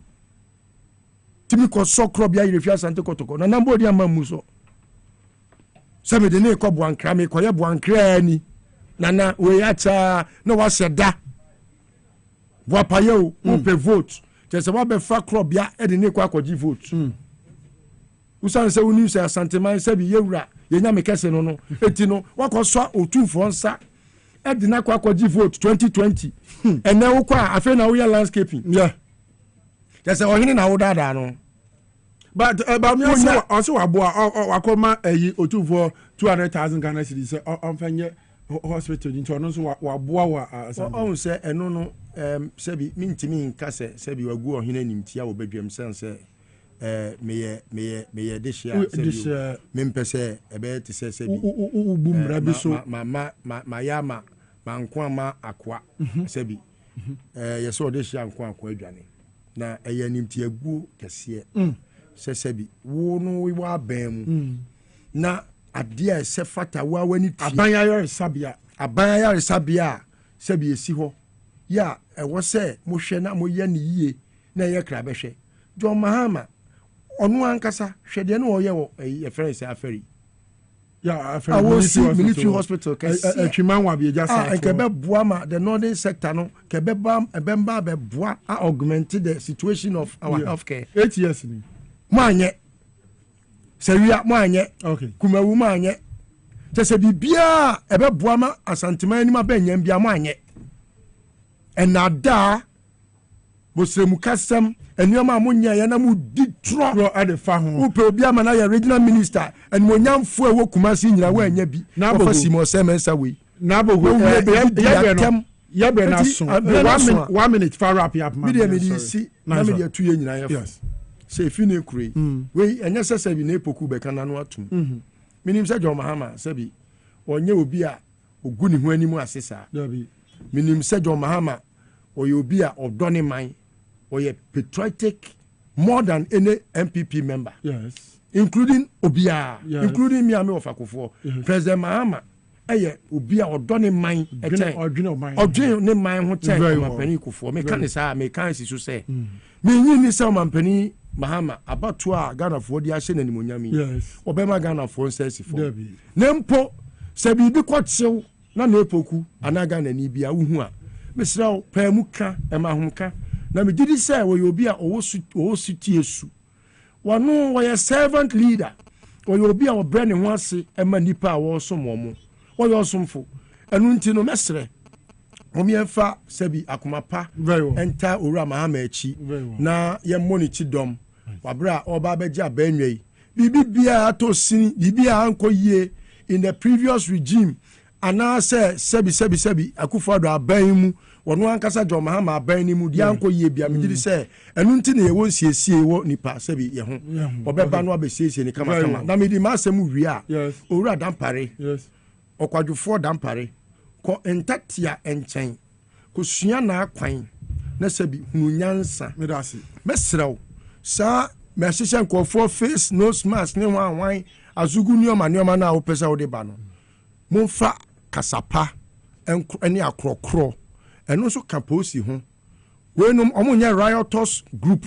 eno aka say me riotous dressing ene ko face omo monye bibia ma ne kama say moye na oye ne ba ye de beso amoa nti mesra mo mo ban no ma ban bone nya fe untini nya adwuma na afre yo unu on de wonu adwuma very well obetima boawo ama wetima ya adwuma very well eti nana poku listo no be kan ensa wo ye election powerhouse jumedia ye guso de som oman Ghana na afi abato mu nsem biara no matimi ehunu no mati ase the Electoral Commission of Ghana audi kan ba be ka say 4:30 pepepe the presidential election results are Ghana man ni wiase afa na nyina wo mo twen no wo mo bebo modern na afi wo mo de aba betudwa na bibi biara etimi aye kama nti XYZ broadcasting Power 97.9 TV SYZ na fe Radio SYZ 93.1 ye bomodeni ya the election powerhouse jumedia ya hyehyɛ nyina no asom kama sabe de enche bia na fe me sore so na Mugabe be poso hima King Nicholas wo ma ba beto aso kopem time the Electoral Commission of Ghana omode results no ebetimi eba midi di enke obrempon me da asese wo kan me ho na ye di dwumade ebomu menko ba bia ombesen atena sesese a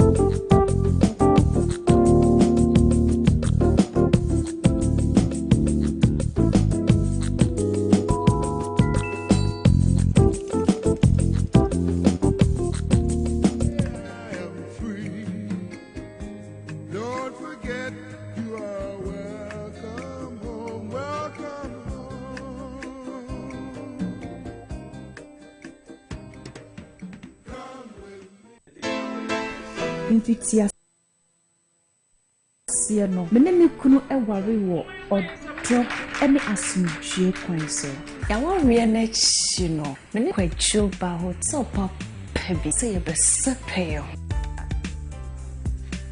what a team for so crown na maye bibia wo nyankopon sem ekoba ne san me kunu antina se eduro botum waje ye edek SM bitters wa energia befi we na me de yem bible edek SM bitters timase mama me sa wa warrior mu enige bewie wo payi a na sa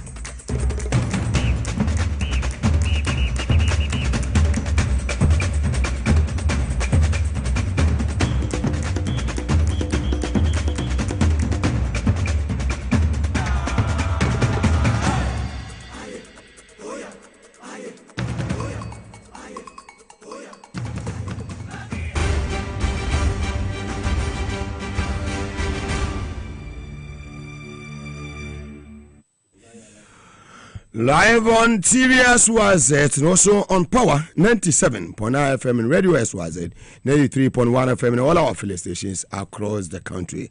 This is your Election Powerhouse Commander and Director of Operations in waiting, Mugabe Masi Atankolega Biga Sim Kunya Yadi Simina Ebreo and a Monday the 9th of a year December 2024 in the year of our Lord. And there you be soon kunya beti be poso yema nka beti krantima nkwa and beti Nicholas and so enka atankolega biga Mugabe Masi, the man with the 900 million angels.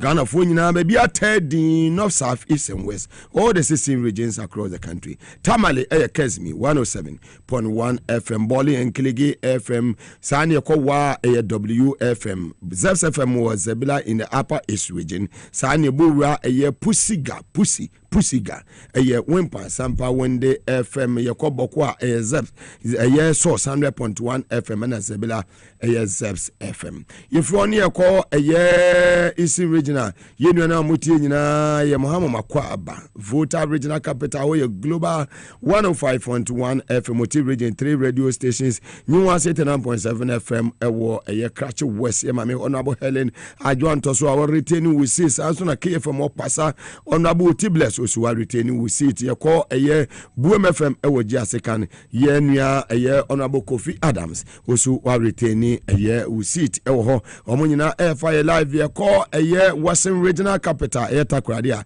a sharp 106.9 FM, Zema Elembele, Western 100.3 FM, a call Yenianuma Walk, half Regional Capital, Go So and Ananum 92.5 FM, Duno FM or San Corin, a call Buno region, Tiny 2.9 FM, one Soko and a Suma FM, a one in Kra Nkwanta, Bole, President elect, Nikrum, Bole, Gunja, Naba, John Damani Mahama Krum, a year in Kiligi FM. In Kiligi FM.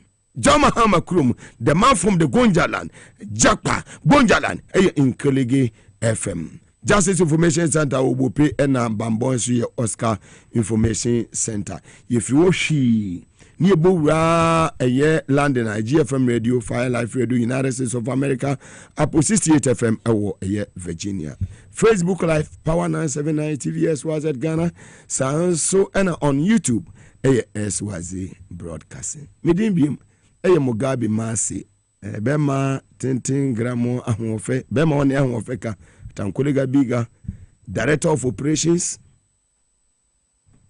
of the Airwaves and incoming Director of Operations everywhere in the country. Media, your mom, I don't need say your mom, I bobo medium. And just not start your more operations. Those are the aviation. Sir, a year. Aviation, one, machine is one.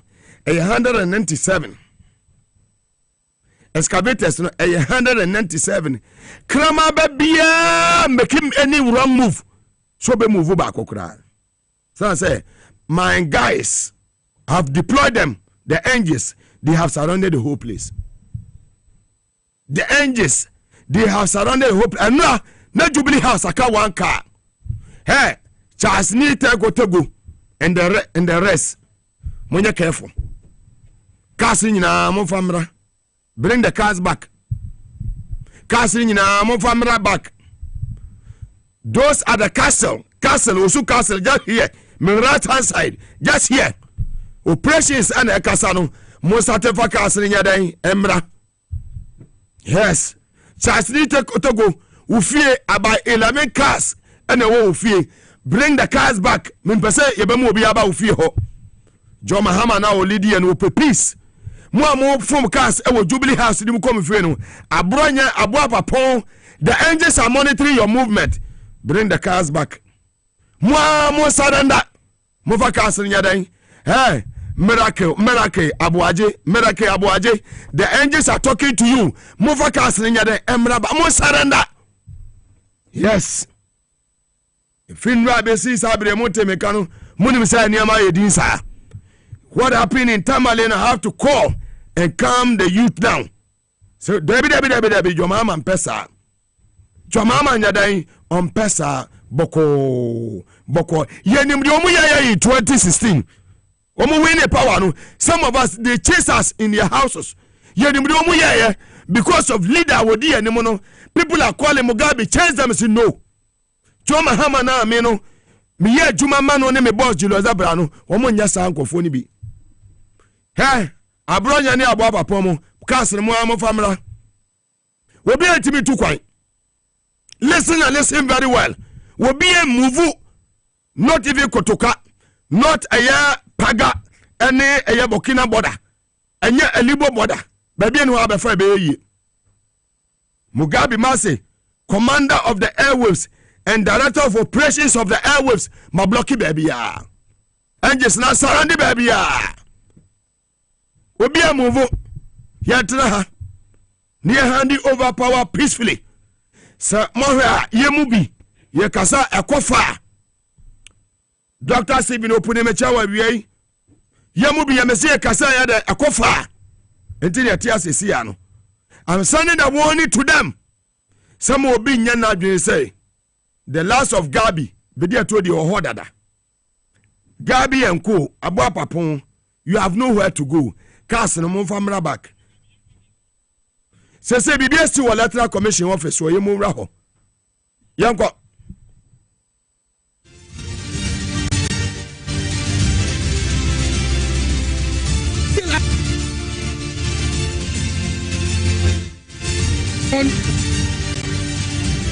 Give us about 5 minutes to sort out all of that paperwork. Yes. The MPP reps here agree with us that when you have more than 2/3 of polling stations, there are 141 polling stations. There are 31 of them with questions. So you have 110 fully declared. That is more than 75%. So they will proceed and declare. But let us, you will collect the 110 and declare on the basis of that. Let's give 10 minutes for that process. 10 minutes. Let's give 10 minutes.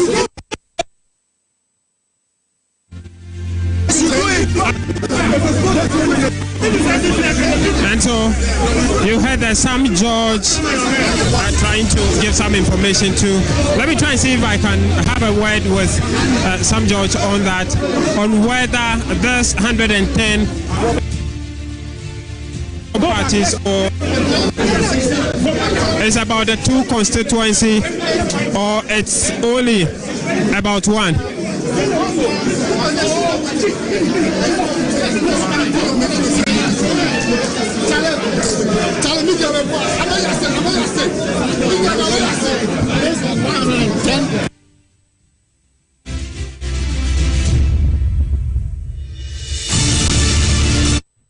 Welcome back live on TV as was it, and also on Power 97.9 from Radio as was it, 93.1 from way a Greater Accra region, a year Collation Center. The Ekoso and Yadi Bibia Ebro live yen election powerhouse and a 9th of December 2024 in the year of our Lord Atam Kolega Biga Mugabe Masi, the man with the 900 million angels. Yadina Ebro. Yes, and the Ekoso. 70% and we will declare the results. So the 2 parties, the NDC and the MPP, have agreed to this. Based on that, yes, that is the understanding. That the law also says that once you are able to collect more than 70% or 70%, you can declare. Yeah, yes. What happened to the Ablekuma constituency, which is also involved? Ablekuma is waiting to. We want to deal with this and then move to Ablekuma. Yes. And so that's the agreement. You have the assurance that in 10 minutes the EC officer will come to declare that. That's all. That's so. Thank you. Don't forget that also the coalition sheet was also destroyed, and so they are going to take a new coalition sheet and do the entries. Okay, Evans. So that's the agreement there between the 2 major political parties. This is your ElectionPowerHouse live on TV as was at Radio as was 93.1 FM and Power 97.9 FM Cape Coast. We are live on Live FM. Tamale Kazmi 107.1 FM and somewhere they brewo na sending a warning and signals to our brothers and sisters in the NDC. Mo bi anye basa basa. Yes. We are from the top hierarchy. I know who I am, and when I'm talking, I want to take me words and it's serious. Where me say from the top. Where you say order from the above. Where Jomama on basa basa. Or pay acquire way, Dabi. Yakwa Makman when you quote MPP as you buy a basa to us. For your party, if this communication gets to you, is there something you would agree? Do you know what's going on here? You yourself. Do you know what's going on? The information we have is that there has been a chaos. Some result from the polling stations, about 30 of them. There is an agreement for a recount and redeclaration of the result. What do you know? Tell us what you to be a collation room. You think this is the way to collate an election result? Come on, you don't collate under this chaotic situation. You need peaceful, serene atmosphere. Look at what's going on. Look. How can you collate figures in this environment? I have come to observe, so I'm observing. Are you hearing anything from your constituency reps who are in part of the consultation? What is going on does not befit a collation status. But if this chaos produces any result, what happens on your side? Results. You have to calm the place and let agents only remain or people accredited. You are accredited. That's why you are here. Nobody can just walk in. Is that how to run an election? No. Edo Evans, there, Honorable Peter McMenu. Very well, the Akoso, our Greater Accra, a regional, a Collation Center, and a DBBA, Ebremo, a TVS was a Power 97.9 FM, and a Red West was a 93.1 FM. Maybe I do know. Young Camo turns down in a year, and sometimes, no, maybe hobby man, you know what they are. Yabas is here. Regional,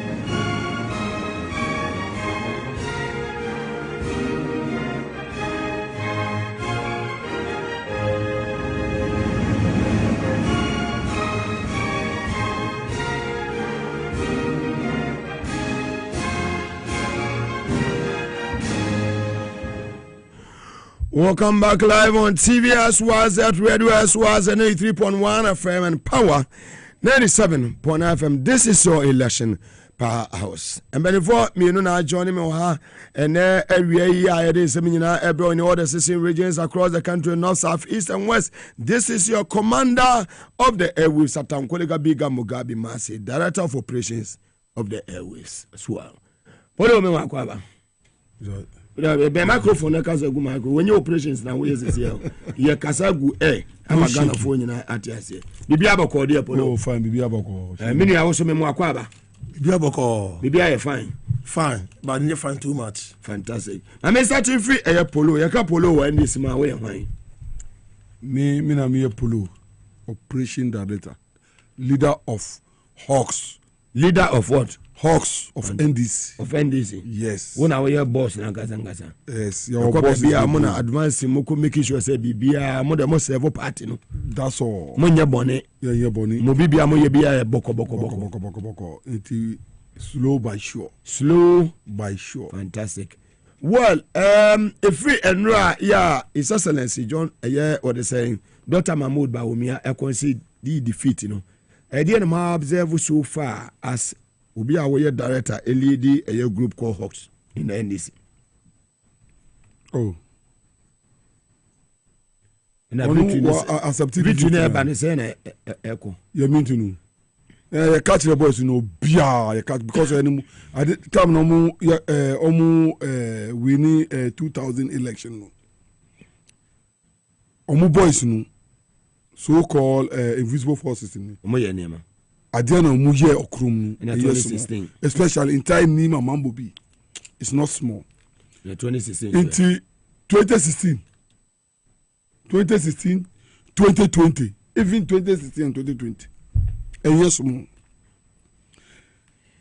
into sesia na yesu adia no 10 no your voice no almost say revenge it is na ukanu your mama no revenge your mama president your mama on pay basa fantastic into you say your voice no na obi an kanu akuma ko form kakra ko wa jeda kasa chere omo kowa our brothers those in the northern Yitamale kowa duka kowa ya kaka je ka kama wani wuri wai da ka kwashi kaya ko da kai wani abu kowa saman kuri around that square President John Dramani Mahama wannan ba mun san yanda da mu yi da juna so shi assalamu alaikum Mugabe eti enra de koso watamani yesa manfo akobọ awura ye warehouse we die na koso polo die na koso onum say ye kokọ ho ka chi say hey stop to once more ko ma and the course started coming Mugabe the boss ni and stop it and am say die na koso say we akoye na say da bi joma ma no ni mo ba operations amano but yempe basa bia mbabso because your boys no bia warning your bia warning say I want calm down into almost started then from Nima CDR by him protect it your name man oh yeah man you be protect him no say a culture or say we are not sending our guys to the various warehouses say mun kofa we name man ba mun protect it yeah ma obia listen very well aviation hono about 197 excavators in the suwabia brand new mabaga biga bia make wrong move say you better be the akwa baby everywhere say government yama that area no and na car ba coupe na Jubilee House one car they will bring it back. Thank you. All the cars they will bring talk to them they will bring all the cars back. I swear they will bring how is them ni BBM wallahi mo masesa cars ni any cars national security ni ade nyina bia na wo de ka kire omo ni ba say Jubilee House chase them if they make any wrong move if I send the boys out there they will be shocked so she call Walikaya talk to them left of Flastaff House yes wallahi akomo she back ko nara shi gara wannan kaya musa na ko rameki musa na kaya ne ka kawo just ni te kotego ye fa abo what for 11 cars we are sending the warning to you sir bring all those 11 cars back not to you alone talk Clement Jato talk to them Clement Jato you are saying a strong word and upon return all the lands all the lands that's all the lands that you know are government land return them remember the oral will work your mama his excellency does not want any problem no trouble very peaceful man yes everybody knows him long ago he is a very peaceful man doesn't want any problem so anybody government property return them tomorrow join me we'll go to the Jubilee House tomorrow we'll go and meet Lord Kwame tomorrow Lord Kwame no listen I spoke with him today okay we are going to Jubilee House tomorrow listen and listen very well we are not joking oh back I swear because Ghanaians voted for accountability fantastic Ghanaians voted for accountability but how can essentially John Mama build Terminal 3 with $250 million we'll do e-gates and spend more than $230 million Ghanaians so Ghanaians voted for accountability that's why Ghanaians rejected MPP they rejected them totally and inshallah we are going to win we are working towards 2028 Polo Mugabe Polo we are taking over straight off we want them to know sir we have taken over and tonight and now enyumre ekoi mube changes at the Terminal 3 Mugabe today Option will be here. Fantastic. Talk. Me throw within 3 times. Fantastic. My senior brother, talk to me. Do you me tena sade yem yapa. Me akwada baku no e omo shutu do kaso anu. Omo achi awo kumsi. Omo aja ya awo kumsi. Oh. Nipa do shutu boy mu. Up to now, young boy nu. Young nipa no shutu nu. Nima. Yes, Nima. Your cocky feet, Bambo be Nima. Obumi ombe shutu boy nu nai. Ye chi omu, ye jaya omusu. Omuni na be babak. Omuni na ye say omuni na enfamu babak. Thank you. You didn't can say you. No, let's send the one to one Nana Opon at the Jubilee House. Nana Opon Jubilee House. Where is Jubilee House? Flagstaff House. No, we are Flagstaff House. That is what. Yes, from Independence Square, we are going to straight to Flagstaff House and remove the Jubilee there. Yes, Greater Accra Region, a Collation Center, Baba Sadiko, BBS, Yanko, and Yanko, the Koso. Go to go, Yamakwaba. Abi, Mejoso. Bibia Koso Bokodia. And Sharon Yaboko, Sabetente, Beboko. Fakumai. Your Greater Accra Regional East Office. When say East for National Office, number 2. Now, former East Office is on a regional Collation Center. Now, you say, okay, Central Consensus, no. You declare presidential and Mahama will be here. And a car parliamentary. Parliamentary, no, and this is some collation seat in pink seat in almost a particular Obama across 31 polling stations. And that is why I'm going to declare results. But in the PRCC, now, say, returning officer, no, I just say, almost CI said that if 65% of the results have been collected and the 6 seats are ready, the person has the right to declare the result. I'm saying, boy, man, pink seat in buy, and this is what the boy man pink seat. No, want to try your master figure. Maybe say, and there's likely to so many club Abasadi as a winner for Kaikwe Central Council. That is what is currently happening here. Now, Osha, anything to inform maybe Moha, Woyomewaha, Adikoke Waha, Sam George, Chai, Amaliba, William Vignon, Omabe Buha, but then they are good news. Now, good news is here. I will call back to declare the result that has been declared by what is say Polo, you are free or then I would DJ message Ben I will send it to the our guys around the food soldiers. Yes. Oh, me message na me mama ya food soldiers no. Me doing me entire dual system regions in Ghana. On boys no omo boy juma pa my protected ballot no.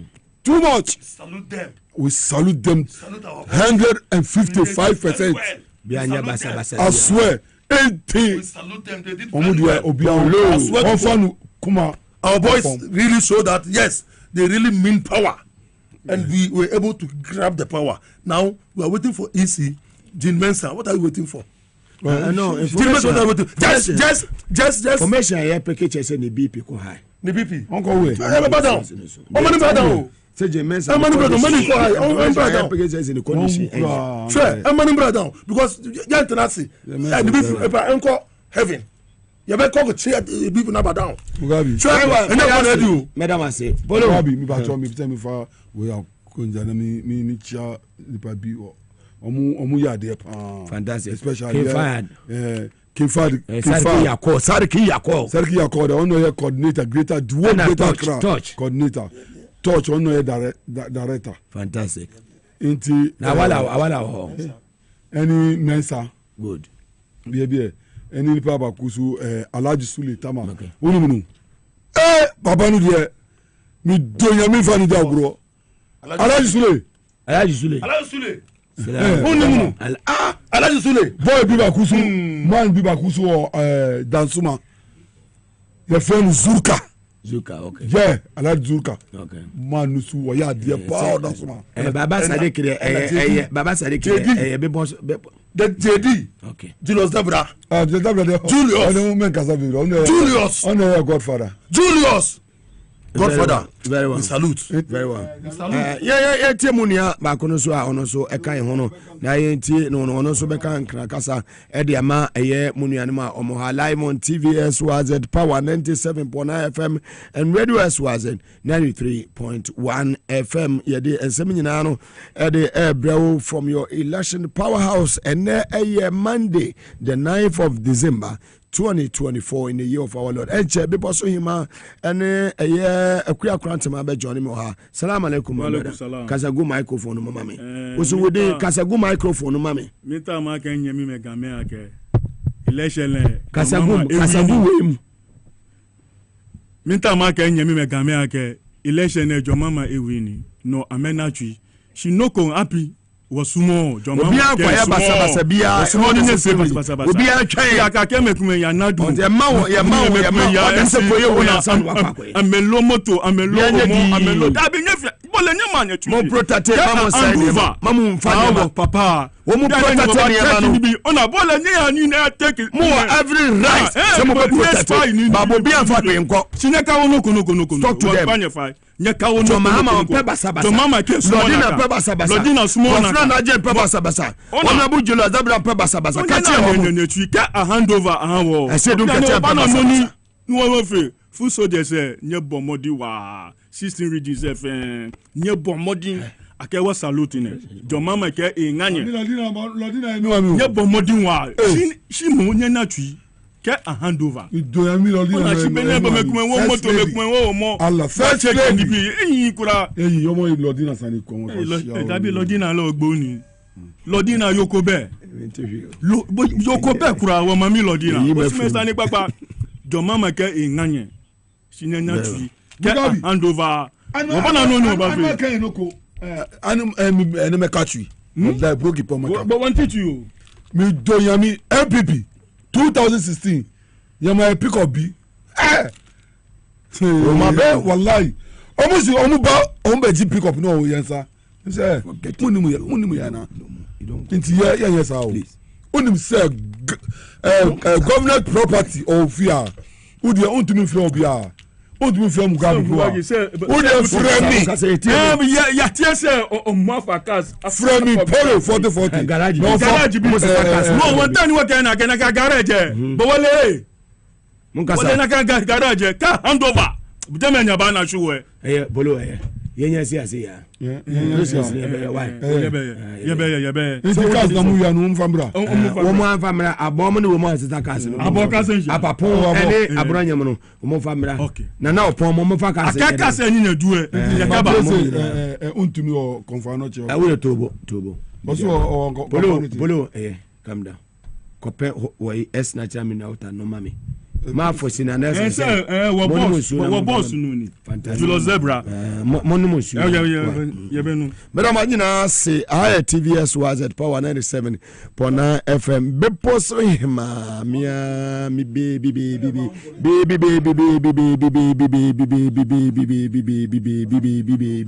yatra se eneyi afei ana one eye sinti enua ba akua Krantima yadi bibia den ebre wo live ene e wo TVS wa de montrase ma me na fe yenko yamone ta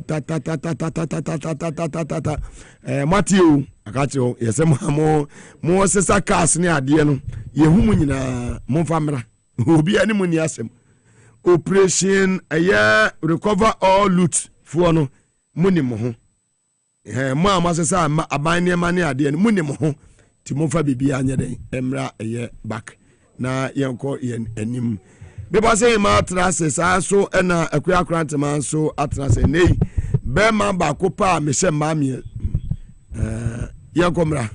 We're not aggressive on the police. We are aggressive on our own men. But it didn't have to be chaotic. We have to run? It didn't have to be a chaotic situation. But the EC director, Greater Accra, is causing that chaotic situation. His lackadaisical attitude and the show of irresponsibility is creating this.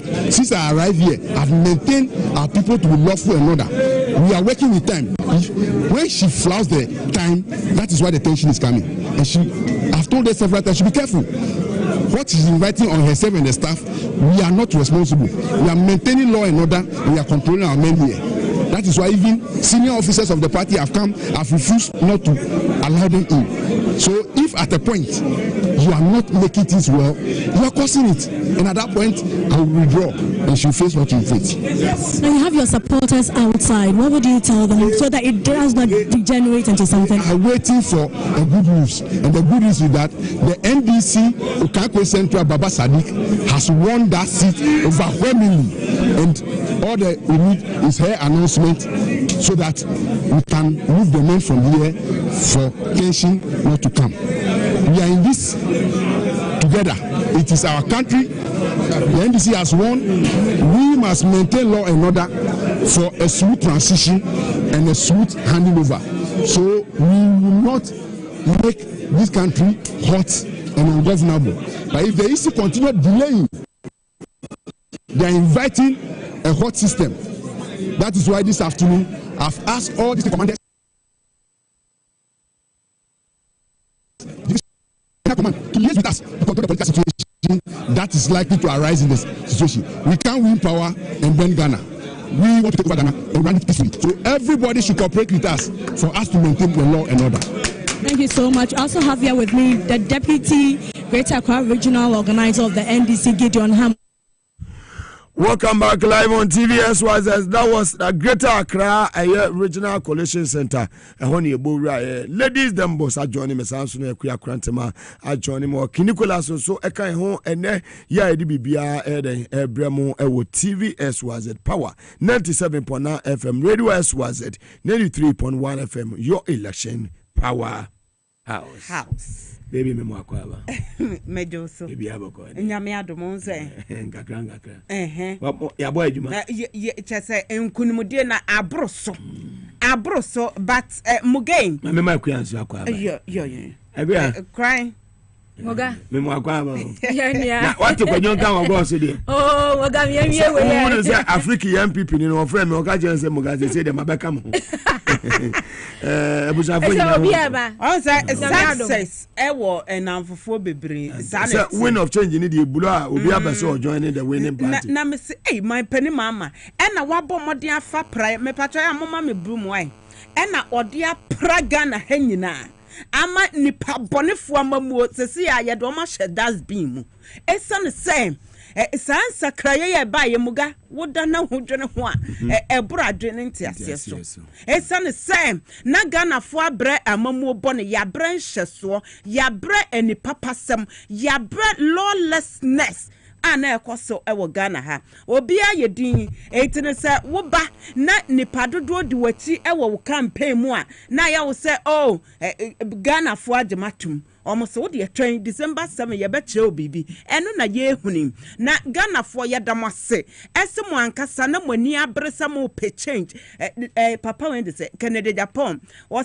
pen so ye duru no Ghana enya say ye ne ye pe change no na ehwehwe yen ese mumra na min change mu enti sanen pen so na Ghana ye duru na muga one thing and say 2016 ebra yakwa abatuo so ensusuanso eba ya na MPP for the atuo no se ane ene womo ed beye 1 million votes ena tese etwa yen no na eyo madwene say ene Ghana for pe o masem a ade bia o mo beye no ye beji o mo atomu enti no mo ba ye no womo ede ehunehuna ene akakabensem ahantan ene tese emraso dia na anya dwuma eba ye eba be say ye man say we feel so ye de ade man pani akufo adokan yen akanfo de enti na ofele say tese Ghana fo hu o mo su bida boni bia wo bedie ebe wiase ye besa to abamomo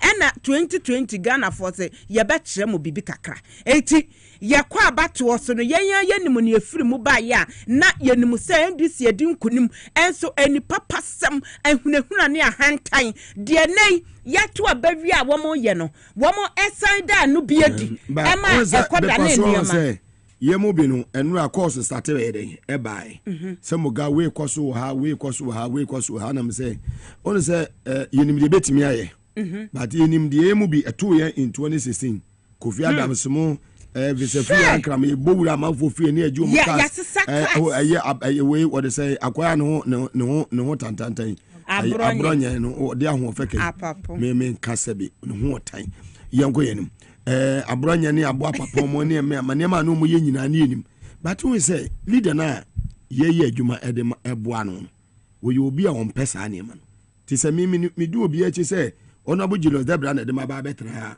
wo se me hwede me ya ne ni beje ho ne de me ya me ne nyeden enye ho ti se me koye bibia na me tibi me ti se obi ye bibi na nya me fa fon frɛ no kan kire no wo se me defend no interest say da bi ade we joma mampe me bodge Honorable Julius Debra what ya ne bobo no Honorable Edoji Tamaklo El Kasa wo Collation Center wo be poso yon ko homra sese o Greater Accra region in Okankwe Central. That is exactly what has happened and we will not tolerate it. Step by step. Thank you. And what's the current situation with Dom Kwabena and Ablekomano? In the case of Dom Kwabena, the returning officer has done the declaration. And when the returning officer has done the declaration, the only permissible legal recourse is for you, as it were, to go to court. I will not advise Michael Quay to go to court. I will not advise him. He's a senior lawyer. What would you advise him to do? To concede and congratulate Eliklim Akurugu, because that is what it is. Ablekuma North as well. Ablekuma North, we are also working on it. We are here. We'll get everything done. Tema Central is also outstanding. I will encourage the Electoral Commission returning officer for Tema Central, my brother Akwesi Brobe, go and do the right thing. Thank you. So that's the current situation here at the old EC office. The social contract that we have signed with the good people of this country. I think that the people have spoken very loud and clear, and it is a signal that all politicians should have to take a cue from it, and we also need to take a very strong cue from it to ensure that we do not take the people for granted when they give us their mandate, and that we need to humble ourselves and then serve the interests of the people rather than lord it over them. So I believe that what we need to do is to put people's first, put Ghana first before our personal interests. And once we are able to do that, selflessly serve the people of this country and stay focused on our agenda to rescue this country and reset the country, I believe that the good people of this country will continue to give us their mandate. So I'm very excited. I am very happy that we have such a very free atmosphere, devoid of violence. I mean, across the country there are just a pocket of misunderstanding here and there. But I heard the National Communication Officer, Mr. Sabu Jemfi, calling all the party people to order and asking them that where there are disputes in handling electoral resource, they should leave it for the people that the party has mandated, because the party has very competent hands. And I want to commend the election directorate for the human job that they have done. And I believe that where there are pockets of disagreement, people have been deployed, senior members have been deployed. I just spoke with Honorable Sylvester Mensah, who told me that he's at Tema Central, where they are doing recollation and others there. I do not think that we need to take the laws into our own hands. What we need is that we need a very peaceful atmosphere in order to usher in the new government and to create the environment where... Very well. That was the former national chairman of the NDC, Honorable Samuel Ofosu Ampofo, from the office of the incoming president of the Republic of Ghana, or the president-elect, John Dramani Mahama, and the office president... Elects the Sapa Pepe. Fantastic. So far, no, then who feeling is in the echo. Yes, if one minimum the more train. On leader na Gaza or president here in Wakonsi. It's Mamu Kwe and then me fret upon me because say, oh, and an my prempe, dear beam now open. Obey not my boss. Why you DC? Why you dear beam now? Jamahunia, I do say, Kumano, no so. Well, dear baby, I won't say if you're more bet me, dear Buano. Now, dear boy, and penny four framing a miss with Abby. Me, Nanajma Prempo, Yeminia Penny. A yenny politics and 20, will Yeminia Penny. Me for NDC, me for MPP. Now, baby, I agree, dear Nana. Jemma won't you command uncle. Now, so Tanachi, the farm wire the brand. Said the bear for. I have none of a bit me a tumpo, not pepper mining in Patemu, etimi edi ye. Grandma, so far. We am going to say, your mama, when ya a year 2 tests, no? Yati. Now, your mama can say, ya trust in your say, now ye changes be a, it's so a supreme leader. That's the word, supreme leader.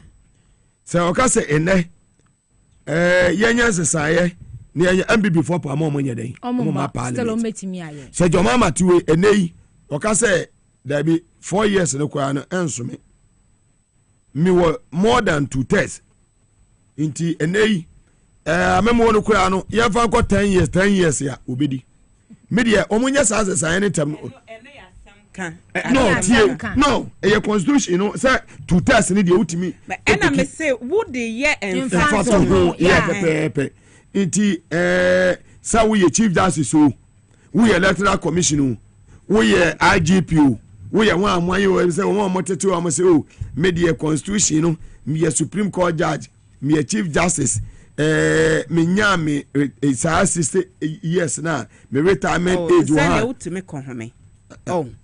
embra no be sound to say no when you 60 years there be that okoi ti there be a really there your mama we supreme leader your mama Ghana for atu abano ede amano but a landslide not even Rollins under the Fourth Republic win ebi see that mogani nyina ne say na Ghana for no ye di na atu abano esanse se wo hwe de ekoso ya listen breaking news ablekuma okay Kwame Central Ba Sadiq, I declare no winner. Yeah. We need panel. Me constituency. But yes, me constituency. Yes, Patrick Bob. Yeah.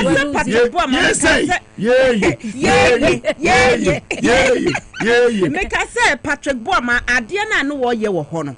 And say. De bia meta ha meka etiefo ne ahwefo. Baba Sadiq ono na yere adwuma wo TV3. Munimu say. Debia na meka say papa yi wo ye chairman Edema Ghana Water Company Limited na so yenya nsuo ye ka nsuo asamo a da obaya so o ma ye nsuo no na wakofa tanka water tanka na odiabre NPP dominated areas no na ye bu nsuo no mo na ye de yenya nsuo eno da nchen a eniema na ese oche ema obi enya bi no na odi akoma NPP fo na no meka say ansa na ye beto aba no na eko 2 weeks yenya nsuo o kai ko central batom pisiaso but Monday na etwem enene na awotwe efisa abre ba se pressure wo Ghana water nyina no ye de aba okai ko central wunya ede adesi o se wubu nsuo 30 seconds na yema na tesabatu adrusunti ene yema mu nsuo ne yese ye betre mu bibi kakrapa afi wode grader abesi kwan so mameka che ne se honorable ade yi a wo ye enye adenti na wo twema aka 1 day na ye kwoto aba na wo de grader aba besi kwan so se wo ye ada na de bia mo pese mo take the people for granted you go to Baba Sadiq live your election powerhouse the mindset of Babasa can help me with the out in the ways he live from Bachua. But I'm a research. We took that to good faith. And in actual fact, Musa will probably tell you that how to engage, try to get more insight. Where were we failing? What are the issues? We went for it, and we realized that research is research, but the most important and relevant to the polls is that which happens on elections day. That has stuck with us. And one thing that stuck with me is look, on that week when Mr. Nako was doing his interviews, the original chairman called me, he told me his story in 2012 when Ben Edson had stick his neck out and said that he was going to retire if he wins the Adenta seat then, and then he told me what he did afterwards, how he gathered the strength internally and managed to win that particular seat. And that story has stuck with me as well. I think think, and I've always maintained, but for what Patrick Kwame was trying to do now, which is very shameful, I've always maintained that I don't think he's a bad person. I've always maintained I don't think he's not done his best for the constituency. But I think that this is the point where the constituency itself is looking for more younger, dynamic, innovative, bold, and visionary man to come and continue and elevate the development conversation in the constituency. Our message of transformation, our message to create sustainable livelihoods for the constituency, and particularly young people, jobs for young people in the constituency, really touched the heart of the constituency. I mean, like morning, afternoon, evening, we were campaigning. When he was sharing money and sharing goodies, we were campaigning. You know, in the last few days, we had heard the report where he had told others, confided in others, that he was going to engage in fraudulent activities in the elections. We took it in good faith, and then we put him work. I mean, from the able-bodied men and women of our constituency, the elections directorate, the some of the executives, and the entire rank and file of the party, how we were able to unite our ranks after what do you call it, after primaries, how we were able to get all other aspirants into the mix, how we were able to get executives that, I mean, that had issues with us. Well, that was Baba Sadiq. His Excellency John Dramani Mahama no office ewo eye cantonment na kwa radio. Oda for ya makwabo. Na menua panyi John Dramani Mahama no office na wo ya na. President elect me boa. Na feeling it is ho ne. Oh, I work with Kwame. If you are saying easy about our commission no day, na December the tuja. Also be fast akwa no so no Ghana for ni NDC for akasa. Na o man panyina ye ni foforo no. Ani so ade hu o ma Ghana for eto okọ nto afa Ghana nyina ma Ghana for ato abama no. O mo na o de ahwehye mu aka o mu se nyame adu 2 December no obe o man panyina. Ene ma o de agu akwa ni nsem o kai na bia obi di so pepe. Ni family mpanifo ahodo bi abeba ha no mo a o mu gusu eya ahoboa se ya nhye be ko akwa. Se ya obi du ha na na se dwumadi no e be sha se pepe. Na banya owura Ludwig Oje wo menche won na President, Director of Special Duties and Logistics. I was in Chewan. Only be any my education. So far, I'm going to focus on that. Can't be near him. So I'm penny baby to Sahanam. Honorable region, the Macaba for 2 years. Yeah, you know. PCI train electoral commissioner don't declare results. Once by law, no, until declare results, no, we don't have a president elect. Joba now declare. And Sana, President Mahama, and President-elect Mahama, Benja Kunya, now Baha. Yeah, Bombay within or declare within the next 1 hour after declaration, about to do her. Now, it will be a work, the nation of that results, you know, that were outlining the program for setting up transitional team within the next few days. Concept. Don't prepare the cabinet, non prepare Yama, once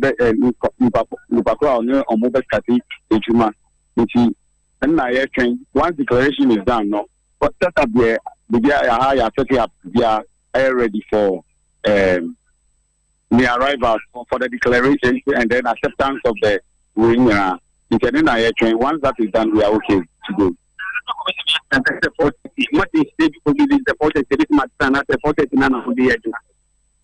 it is reported in the train. I can't put it above.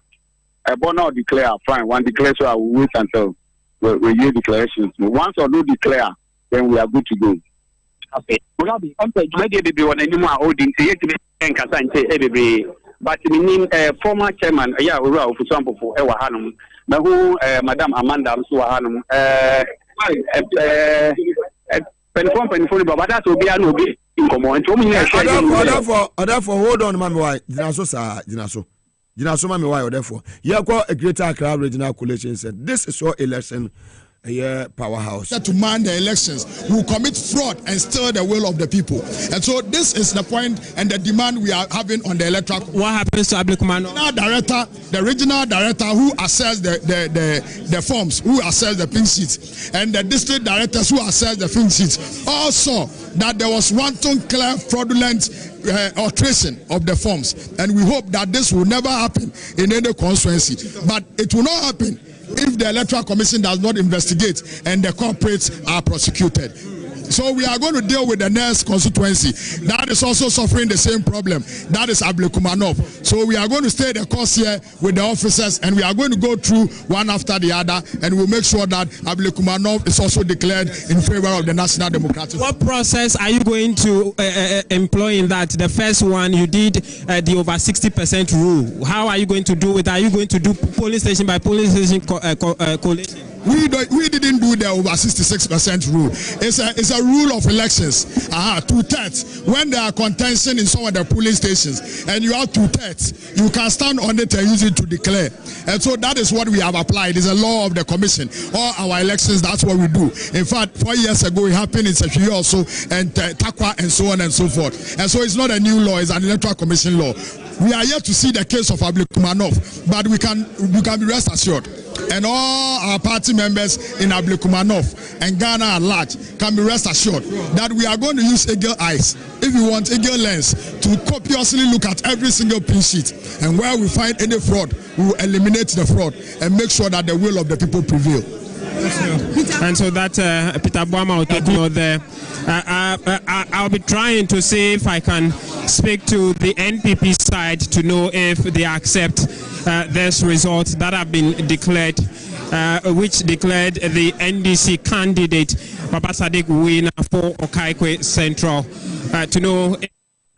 Very well. That was Peter Boama Otokuno. One also need the free Greater Accra Regional Collation Center at the Abre. I know see what is as I had no better in seminar, but I don't know. I just it's so. Yeah, we are tsunami as any dear. I'm from oh, tsunami na no day. When you have friend or hurricane then Mahama. Grant my way near Mahama. And people working.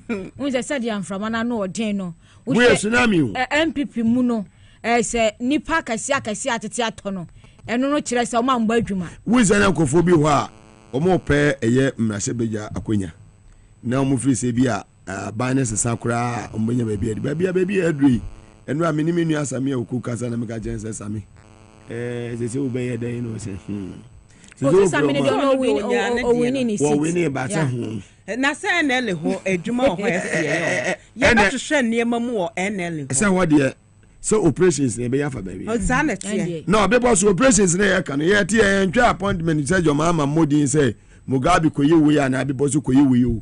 Baby a you won say ye japade bia be bo. Na esin to ho no. Clement no say operation Clement MC Amasamai. Yini baby a niema ni nyina wo ye beba. Na who say oh ye mame ye task e mame atu assignment say menye ewo ye Greater Accra region and Eastern region. Okay. Say baby a me metie no meeting finfin ewo Eastern ene eye sedem eye amasama international say ye se muga hwe ha na hwe ha say seat we ye sisi a ye hia say obetimi aboa ne agye ama ye me ka che say dem say me fa hwe nye dai me hia logistics and resources bia me di me ubesi wa ma and cars me share ne nkofo no me ka kire mo say cars ne inside den esemenum mabia manate and fumi any another print amafo to me di complaints bebre ba sakas were langard were langard amafo the complaint ba na wajima sa say me si me fi ya bebubu agu na me say da bi me ma me ka hwe ba nje se ne be den so me invite Salom Fumi and I'm invite a year Sedem a year afenyo two nina say entrance strategically let me win this city I some mama do win that Debbie Amasa man someone read them said 1992 say no yes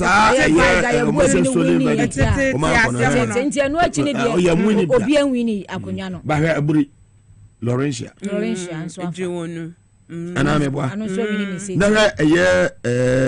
Doma East Doma West Stuttgart ebe MPO menu sports presenter na Sunyane West any Sunyane East Millicent any yenu oko itu ya ade na eba no say Hurricane Mahama etria for baby na wo ka say kame say o ma anya adwuma enye so ma anya adwuma amamu no na nkoyie ete ho abufuo no efi my peni akufo ado ne ba mia eso ede koka wo mo wo fom ho nyina ka wo mo ntina Ghana for person kom ne abufuo no wo de to adu baby nso no na hantan no adoso too much full of themselves yes hantan adoso afanyoma ke wutume trigger recall of parliament ba was there be na minority side ho na ye parliament bia nso a ka yebo be 1 million Ghana cedis na ya say sika no afanya say na minority side no eti na ya sa agene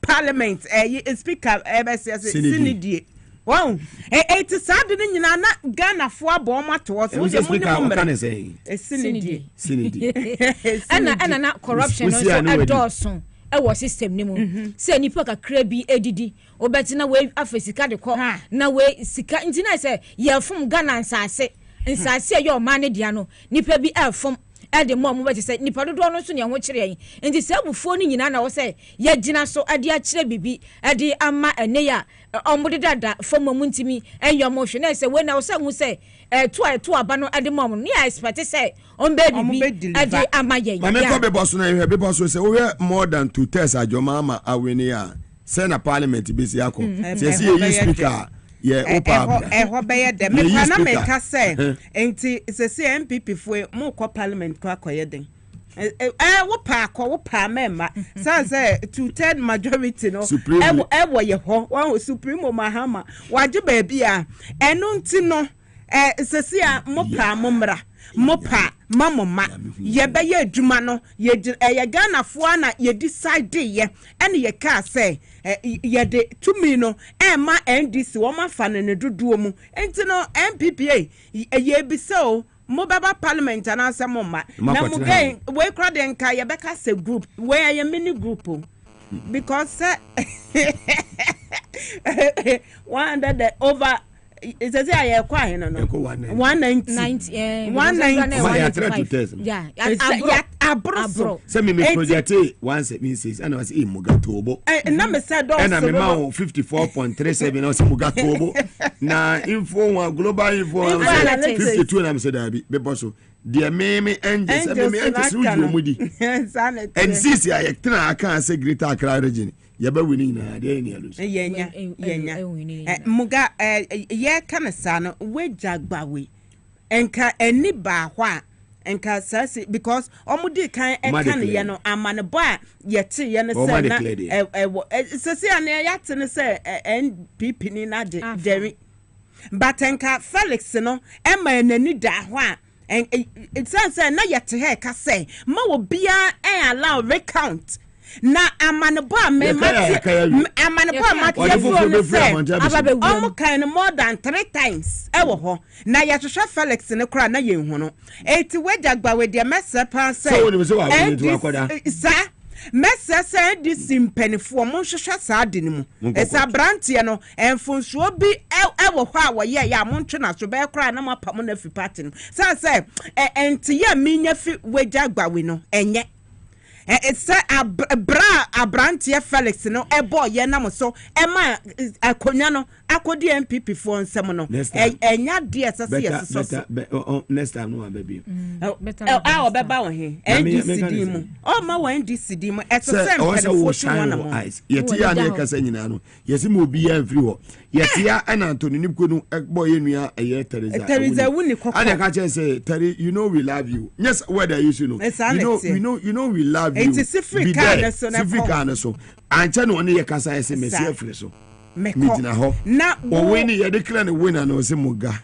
ya declare me winner me no nyina na netia eno no ni expect wo me abo powder na wakoda ama wo masa ya recount more than 3 times ewo wachi itu hin no mu free a mo de sa ballot ebe wura mu enti sa branches so imagine nenye close and ya be close be winner enti sa branch ya Felix o se wan no ebi mo politics monhwehwɛ ne mu nipa yɛsɛ dɛn ɛnam mehu bɛ no a memu nanso mpanifoɔ sɛ ɔbɛha adwene a monyi ne nsi nkyɛn sɛ wontumi ɛnka sɛ mede party akyi mede efuo bi akyi na wobɛyi yama ɛwɔ ɛbrɛ sɛ mu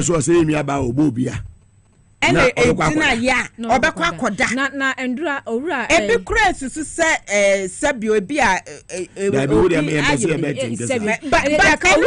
ayikukura na ne mfi akɔ anim kura no na ɔtete police station ɔba hɔ sɛ bɛtena hɔ ɛhwɛ sɛ collation ni bibia no bɛkɔ so awie ansa wɔtimi na wo abranteɛ ele claim dien efiti Saturday no wankɔ fie saa kosi enra na dwo a ye declare ye ansa no wɔkɔ ebo 1 am na mene ne kasa ele claim hwɛ na akɔyɔ wana wokɔda ye de mede ayo na akɔyɔ de ne de awre ho obi a nipa ɔta wo no mbrɛ ye wo ga na bere na brɛ ya no for so say 4:30 omo press conference inquity party have been violated and destroyed.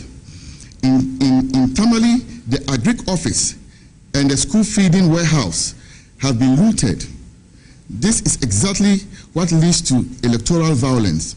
The NDC are challenging and punishing and pushing security forces to respond so that they can quickly turn and accuse them of intimidation and violence on their supporters.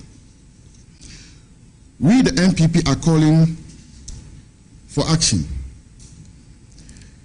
defending our democracy, which we have all built over the last 32 years. The MPP will not allow the NDC to undermine Ghana's hard-won democracy.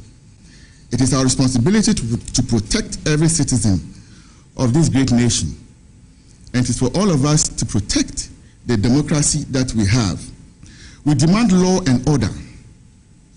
We call on the Ghana Police Service to maintain law and order at all collation centers. And some of the videos we have seen, it's heartbreaking that supporters of the NDC are vandalizing the Electoral Commission offices, and sometimes the police are watching and doing absolutely nothing. And we feel that rather the police should be stopping these people from undertaking such actions and protect the sanctity of the electoral process. We demand for electoral accountability. We urge the Electoral Commission to ensure the swift execution of its constitutional mandate without interference and intimidation. Please, get the needed documents to make you effectively carry out your mandate. It is only the Electoral Commission that the law has mandated and have the primary data to make elections. And we expect that they put their numbers together and tell us how the election is looking, and not the preserve of political parties. Our demand to His Excellency John Dramani Mahama, the former president, it is you who will be responsible for Ghana's peace, security, and economic stability in the few coming weeks. A chaotic country is certainly not good for him. We are therefore highly surprised and deeply disappointed that you look on while these incidents weakening the foundation of peace, security, and stability, foundation of peace, security, and economic stability to be handed to you, continue to suffer harm. We, the NPP, demand that John Dramani Mahama immediately instruct his supporters and party people to stand down and allow the EC to do its work. We caution you to note that continued propagation and aggression by the NDC supporters may lead to reactions which will jeopardize national stability. We are committed to peace. From the word go, our presidential candidate appended his signature to the Peace Pact, and his party is committed to its spirit and latter. We cannot but also defend ourselves if we come under extreme attack. Over the last period, in the last few hours, our party base and support base, we have held on because of the posturing of our presidential candidate. In the history of this country, within 12 hours of close of polls, he says that in the interest of peace and stability of this country, we have seen the trajectory of the results. Therefore, to avoid any build-up of tension, I concede defeat. It was our belief that this should have calmed the system, calmed the NDC, to ensure that the processes left thereof would all run seamlessly. Unfortunately, that's not what we are seeing. And then the full blown of the horror is right in your faces, the media of Ghana. If this is what the NDC won power for, then it looks like we have a very rough ride coming our way. It's rather unfortunate that this is what we are being subjected to. We appeal to all MPP supporters, Ghanaians, to remain calm and remember that we are one nation. Salam Mustafa was a one who sebe Abranti winu were youth organizer Edema and you way the car say they won't hand over no. And that Timmy be bosso. No, Salam, I'm sending a warning to you. We have taken over. We are in charge. So or someone handing over 24th. You are taking over now. No, we are in charge. No, you are trying 7 January 2025. We have taken over. And then we soon say your mama and friend the supporters no more useless ones. Abra de cremo a year na the president elect that time no very soon they are still in charge. It's set by Constitution. January 7 no spiritually need you take you over but Muga Dabi ensamfun na wa kanu. Asamo Salam Mustafa wo kai. Anye wo si na video. 2016. Mutigu monteso. Ne mo ye wo. Ese ma forecast onima. Ene ade se shika se se ties. E wa ha. But ye na enye se ne mo ye no ye si ye bi. Ye no about this. Leaders o mo lead groups no ye fo mo metra ha. Ese be advance be na ade amfo. No, enra no miti de ekoso otamale ni ade no. I received so many calls. Mugabe, what are you doing? Mugabe, what are you doing? I say, no, Dabi. Leader now, you know, you didn't chinu. We're very humble. And you may be wha, your mama quiet say Mugabe, acquire once so. It was a me ye de papa ne pe. Honorable Julio Zebra, one on a diabetes now, minim the opening the ompe. It is a Mikoye Bibi Mugamuga, na wupa na wuli the way. Me nya dia, ebehana kuma. I will always do the right thing. Masalam. And Muga, ye calling on your supporters. Yeah, your mama knew he catch. Too many dear abayans. Name a young in moderation. Young protect. Sammy Janfi cry a press conference. No, I say when any way because Esa Nipabaka say MPP and this in never. Yanya paint or so much more. Na Yadem Kwame Mudia Mama home by. But Muganin, you go so catch my penny Kufuado, Dr. Baumia, and a more Bemum penny for appointments, last minute recruitment. Last minute recruitment. Moya Fama for Esha and Munyai. Mobrano Asso, Yamia Duma, General Bosim that so and so. Modi Jahako, 80 Yatu Baby, well, Lucy, Cassia, a World Jubilee House, and Ranaka one pay. Omo fun. Omo gini nyina adwane. Grabology. Yes. The things that will sit down. Ya beje ade. Ya beje ni nyina and I said ya omo jeje Crawford make up pass Minkah kra John Domelo so omo otike omo je say akuga ya anye ne de akuga ya je ne de enti no wonti mi fa ko ya Kofi Adams mo ya anye jo mo ka so ha ye na wonim say jomama kra ne ka pie mi ye je ka me ka say Emmanuel Ejekum nyina omo ekode omo ka I'm saying it today me omo wura amasifie eto forecast omo wura me masi omi in-law omo wura wono no ya medical doctor wo UK omo wura ni fie okuma say eto forecast from the house omo to come and point police station later almost return forecast nyina back and kame beti akadali garden na de ke publish say Mugabe wi akasa koguni na se fie ni ade bo mu to forecast nyina no I'm saying it for the first time today so will be awo wakwa wari woni fie na wa UK ye bo wura na garage e wo pin say ekura court order mo fa ne say warrant to say one say ye mie gate no ekoyi papa ne car umuto cars ne back lawyer oye what they say the no oye MP was up e baby wadanfo yi away Nelson na baby wada Jocelyn e wono di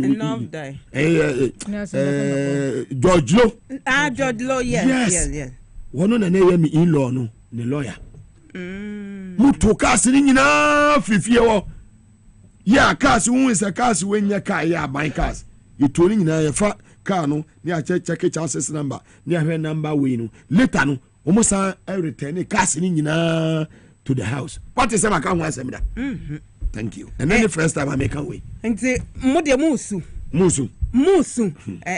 try prayer ne de ya de pra papa say honorable Haruna Idrisu e kasa sese our party e kwatesi nkweti no subscribe to it. I don't support it.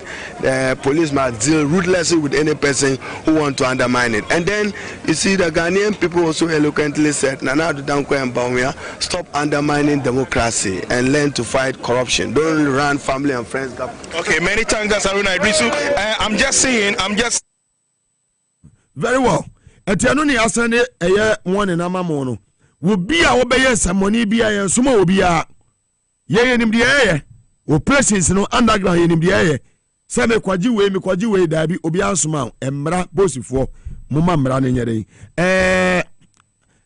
IGP yehonu me da dampa de minim no oh dabi yehonu operations adwuma take over papa yehonu ya da just say take over and do your work operations adwuma eye wadwuma and meti samanfo bi ye jandam bi emfa emfa my pedi akufo ado wo kwa wo ne nkrofo nyina monko wo kwa esense muga ya de sank kaya ne ame commander no tie ame commander no now Jomama was quick wo nemu ne nkrofo a omo be take over ame commander sa papa na no di na na akufo ado achi no we are very very dangerous was as soon as possible omoja ne kwan ene brigadier general eye opoku no central command Kumasi ene sa na jona we leading for court tashi wono wo mu nyina wo mala ne wo mu up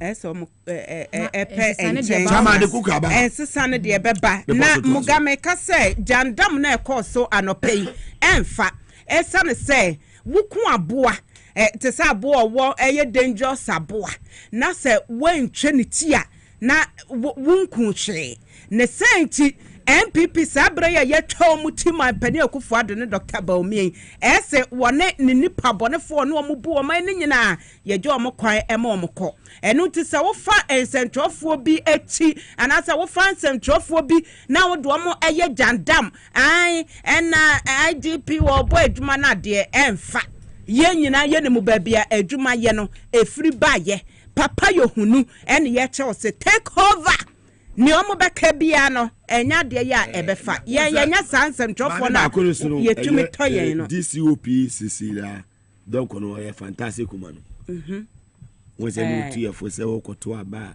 Menya basa bi asama me ho fefe ungai is it Lady Adonko Lady Adonko no ho fefe Lady Adonko ai eti me muga every Saturday course menya free bambo nyumako ni mutitu ene police hedwuma no ne omo kanyina ne say ne na ye hwehwe animu kwan ene say aban besesa na Ghana Police Service enya ne ntoma pefra na ye ni musaman pani Joma ama so eba no communication wa be wo mu yie pa esidan na wo be run an institution like the Ghana Police Service na communication yes centralizing no eti yesre wo mo pensakraye say wo mo pensakraye ewie kransa na mebe minya course ni bi wo mo so wo mo esre ye ma papa ne nko ye madam pare emfa ne nkekaye emekeka ndisi aban esane say eno ka wo binti na security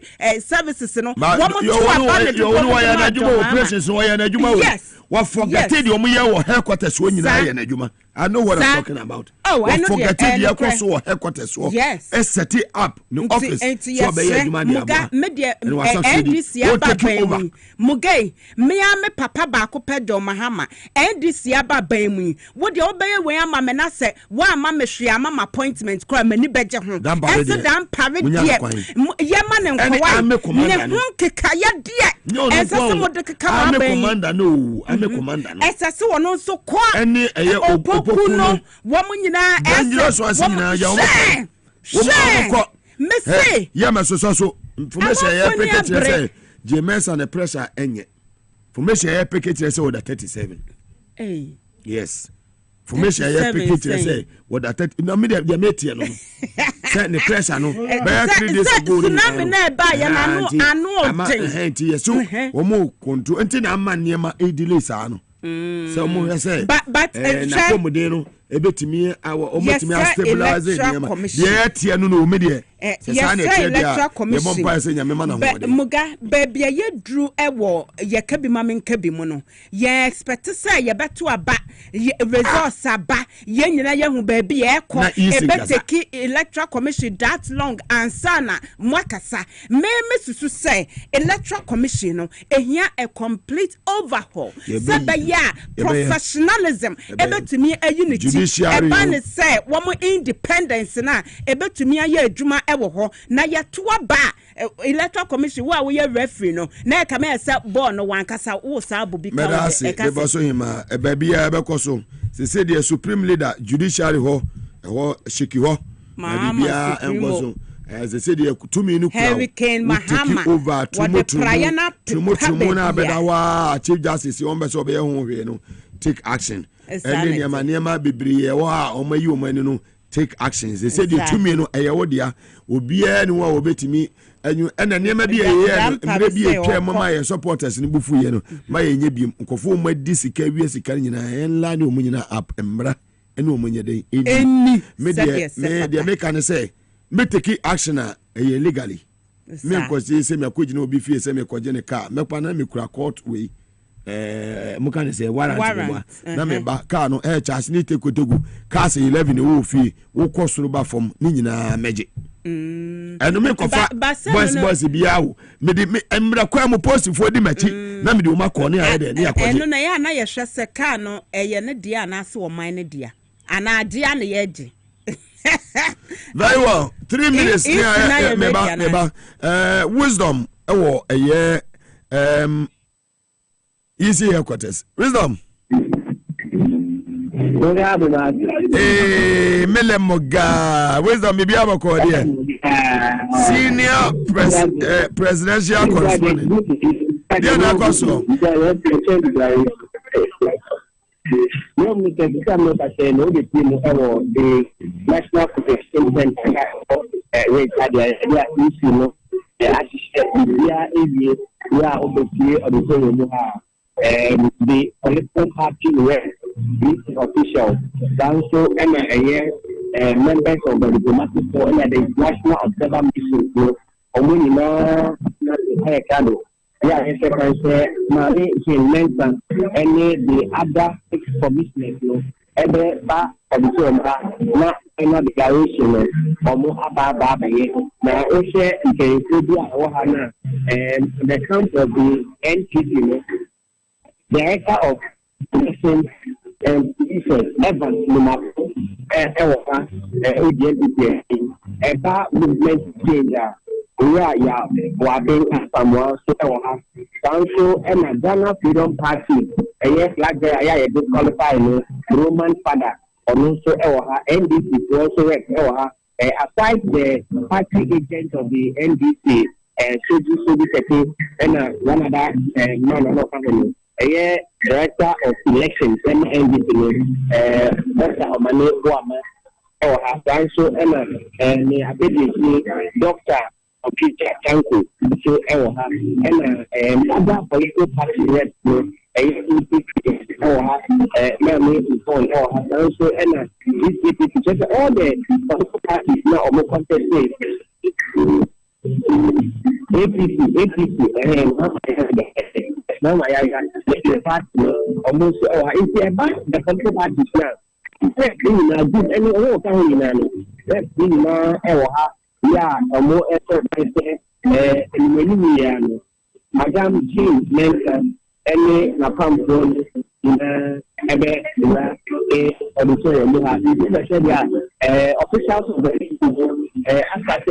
about the working staff of the EC na yeah almost say Madam Jean Minkah about the almost earlier and say all the about 13 regions results and 135 na Ashanti region and buy but even that some of the regions are buy and not some of the content and council for this region for example and buy my west and don't cabinet and count wisdom yebesa about say electoral commission no eye kradwa yebesa about one about befa bibia wadawro ma esimete omo why very well you better hear wisdom as say or electoral commission headquarters ewo eye usuhe ya chama de kuka mu akwaba bia bako de ofri hin na ebe mefi Greater Accra electoral commissioner na hono feeling it say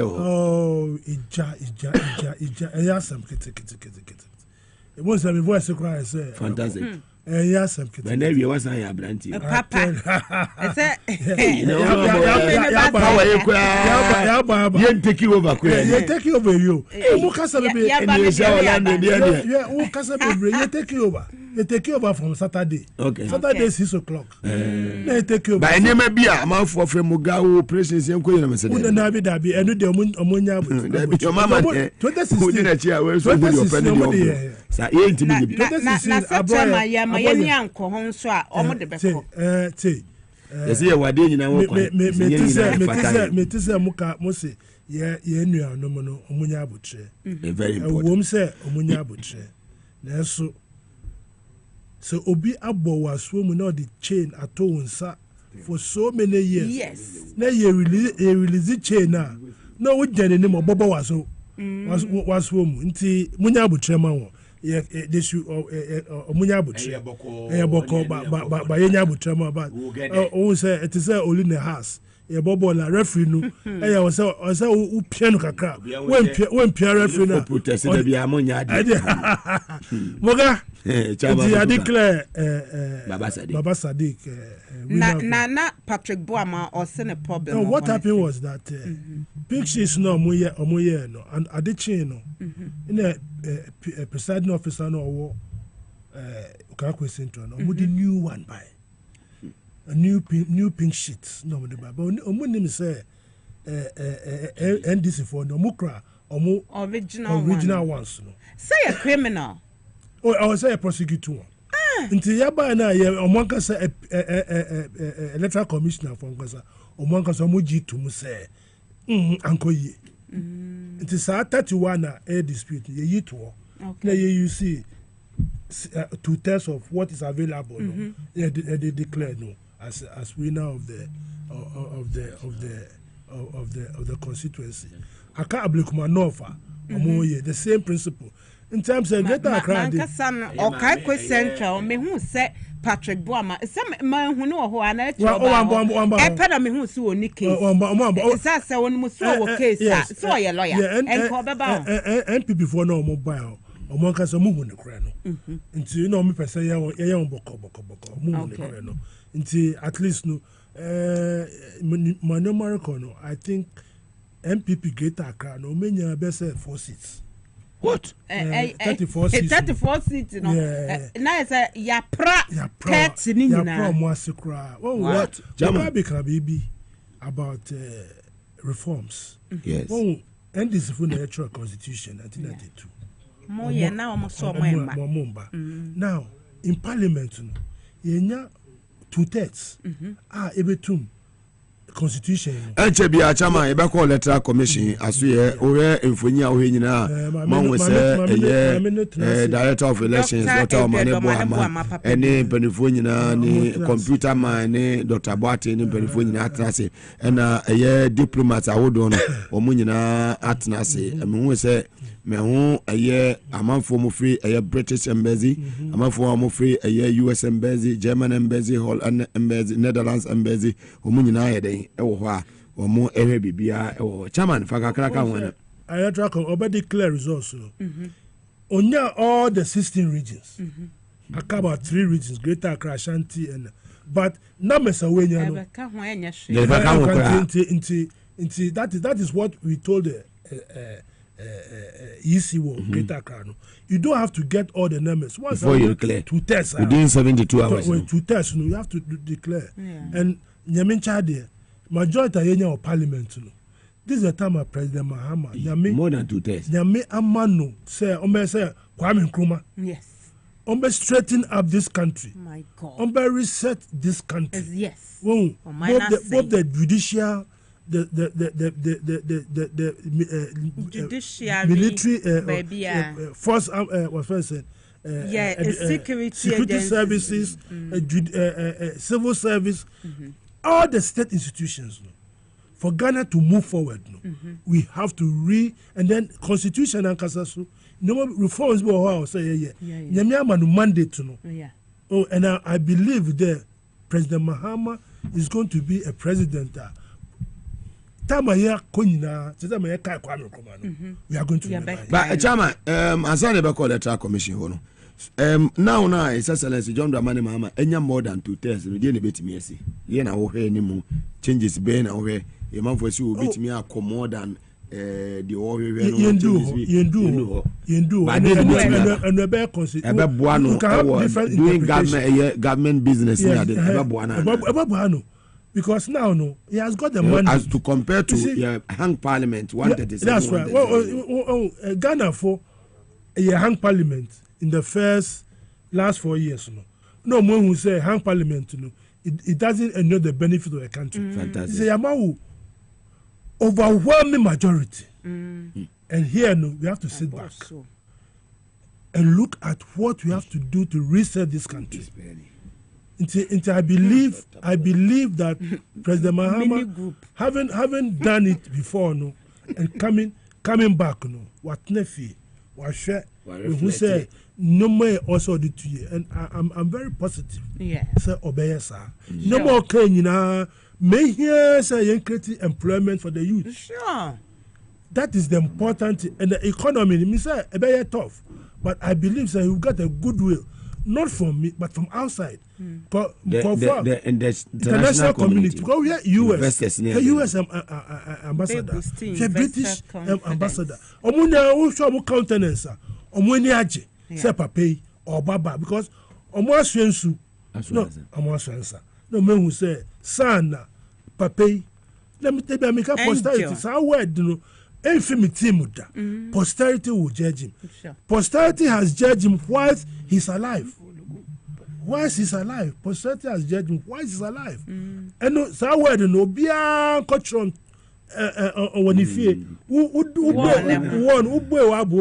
posterity. And then why for too much?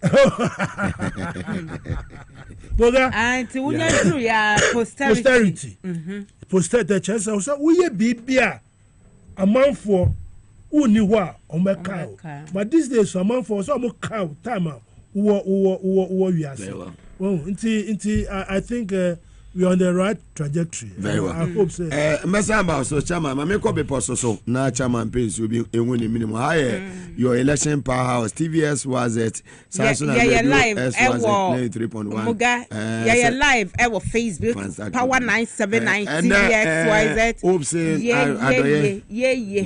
What I say? Was saying Kofobi nisu mutu kwan ye mo nyina atena ha na ono no oni mo nyina me hu se na yire ani ade pa se na yire aboni dey gift adoye wase beye emfie kakra ni hope si wontumi ntina faako wontumi ntina fie ya tata ne sa eti ohun se NDC win na fen eni gene de ye sonko na ni ade pasa na gara ma hu nurses bebra wo mo nyina jubilate wo mo so sa be ya hwo mo so ache allowance no crop promise ya ma o ze ye baba ba ko eye alaje scenario yes fantastic alaji and the man was so excited o ze na ni abra na me say ba na mama na s natural mineral water say cool your heart now man for from Mugabe, you know how to manage your dad. I say yes, cool your heart. Once and you want when you touch your firebrand. And the moment Oba city behind the consumer Jerry John Rollins. Na na senso fantastic. Oh, na father call make at 26 was say papa na was Rollins. And he's in the studio. Bamuga maybe sir chairman Bibi. A chairman, yesha abatuo no said ye call ye ene eho insusanso na empo emobunu no said ye womo ede ahokeka epie ye ekoto aba wo hu ne se eye dientia afe yensan emisa se my pani akufuado nene ye ya oda na dini na mamuo no na odeboa Dr. Baumia na se wo twa wa moa no wamboa no hwe election Ghana versus MPP. Okay. NDC versus MPP. Ghana versus nti a common adinkrofo. A common adinkrofo because obi anopa odidi anopa ewia na enyubi no nya bibi andi.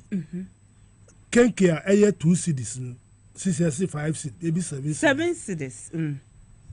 Yenu anumu young people, most of them omu ni ejuma ebi or depending on the mame and then the papa ebi wa age more co pension the pension every month be interest na onya no or the fefi because only maybe aye so now you can imagine scanomba the papa so to me man on feeding it's what do you expect bet kakra so beto enya kakra o say metal tax what's that here insist a command mabrono in the anger ewo mumu no that is what but the important thing say a lesson for every politician a serious lesson it just we cannot take Ghanaians for the ride Kwame Minkah no kind or see Ghanaians are slow with anger Ghana for if I'm nyami but when Ghanaians strike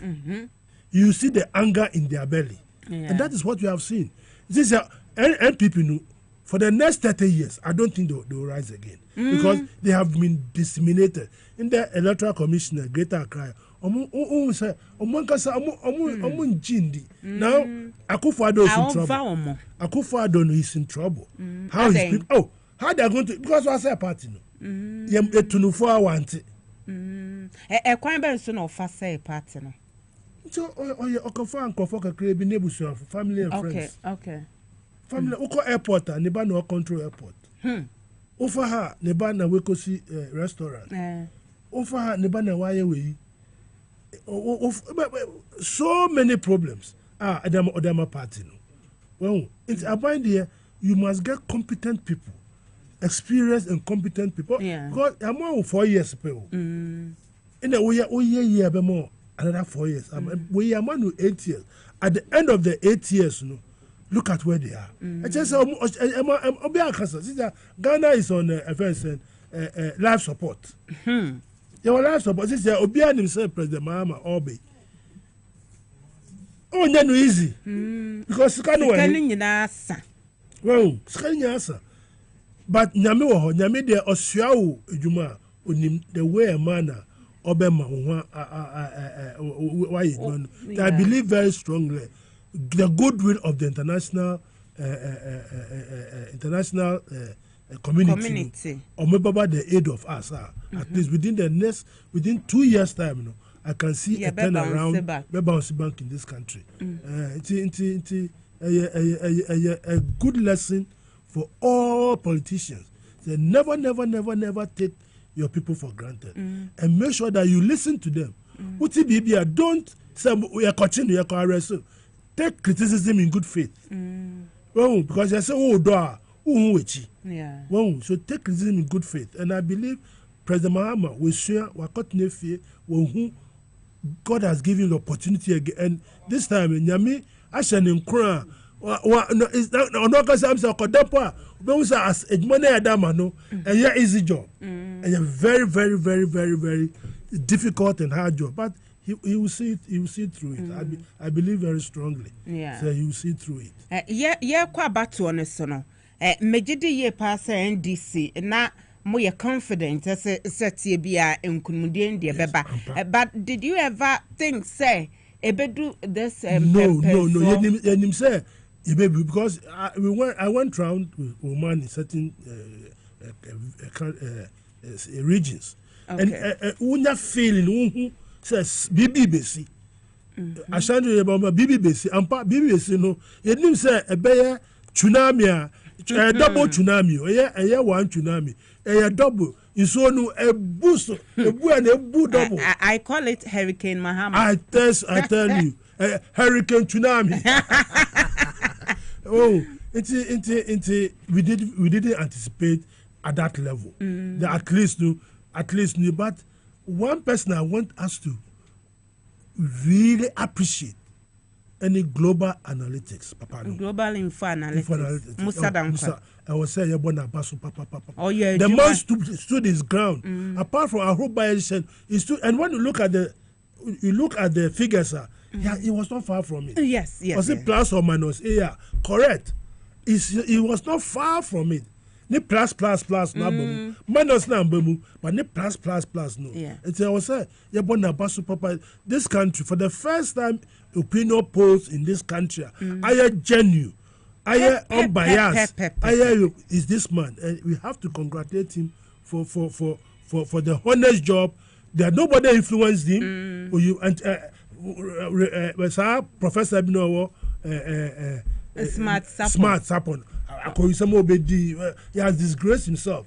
Oh, you're the baby kakrabo yempe. Now, you throw caution to the wind. Musa dankwa wankotena one corner bi ankotena na konwa mu ewo baby am predicting niama na momo ye adwuma woni amanfo kasa ye enya mu nsinsanso engines no so de 54.37 na I do 57 since I now 57 I say 57 is unprecedented, not even Rollins. No Rollins of all is 50 Burns on 53. The house runs were 53 point something. We landslide 54. Rollins. Which one? The one 1992. No, I'm talking about modern time. Modern time. 1992 elections. When himself move boycott. But when you look at from 96, no, Rollins on your 53 point something. The second round, 53.4 around there. Approximately 54%. But this in the morning, our morning, yeah, tsunami, double tsunami. It's so nebu is good. Mahama prayer. Manager, Azan Maba large scenarios, no, and the honorable I say when you crosses. And last name, bro.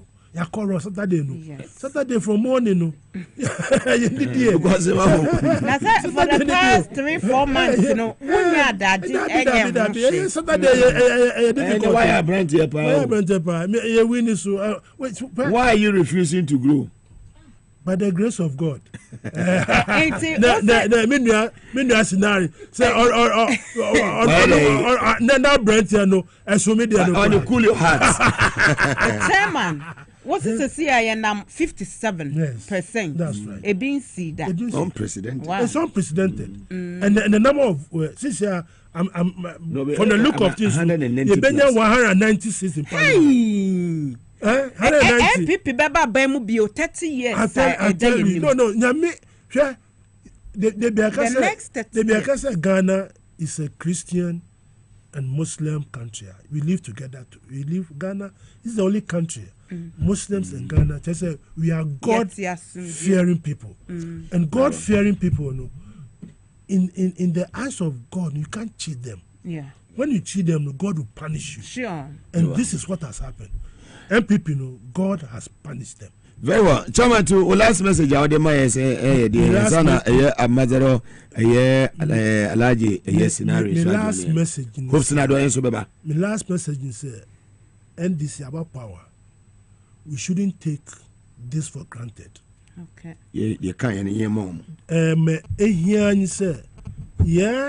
Younger generation, your youth, they have won this election for us. And they want jobs. We should create an enabling environment for them to get jobs. Because Ghana, for within 1 year, 2 years, so Omo will say, they will rise up against us. We should make sure that within the next 2 years, they will give us time, but within the next 2 years, I believe President Mahama will deliver. Very well. Chamado Kuka, say for your time on your election power house. Mugabe Masi minimum ba. Big poso hima. Ladies them boss. Onwa sweetheart bako. Hey Muga. When you didn't be who. And they are very important. Muga chairman the last message wakan you know. Na ekabesi media na meshasi adameka so SM 2016 na NPP womo edin kunimu ewo woma dream womo susu ebro so no womo take ye for granted enuti na womo ye niam basabasa so ye kra ye den kra ye beto amaye afa ye di nwiamu beba on say womo ka say womo was strategy a womo de be wini abanasame oku abrante waye mobopa so strategy na feel na evi ase Ghana force yo wo de munwamunum na December 7 ye betche mu bibi enu na ye hu enti megide ewa rehyimu se NDC aban ya December January 7 na aban my penny John Dramani mama sade odo Ghana na owo enisuade hunu no Ghana fo gidie ya wo munya ye ewo yemu no ye bebu oman no kra ma na bro amanfo adwen ene wo monte ase so abro de wo mo ehwehwe so Ghana besa ye adwuma biu.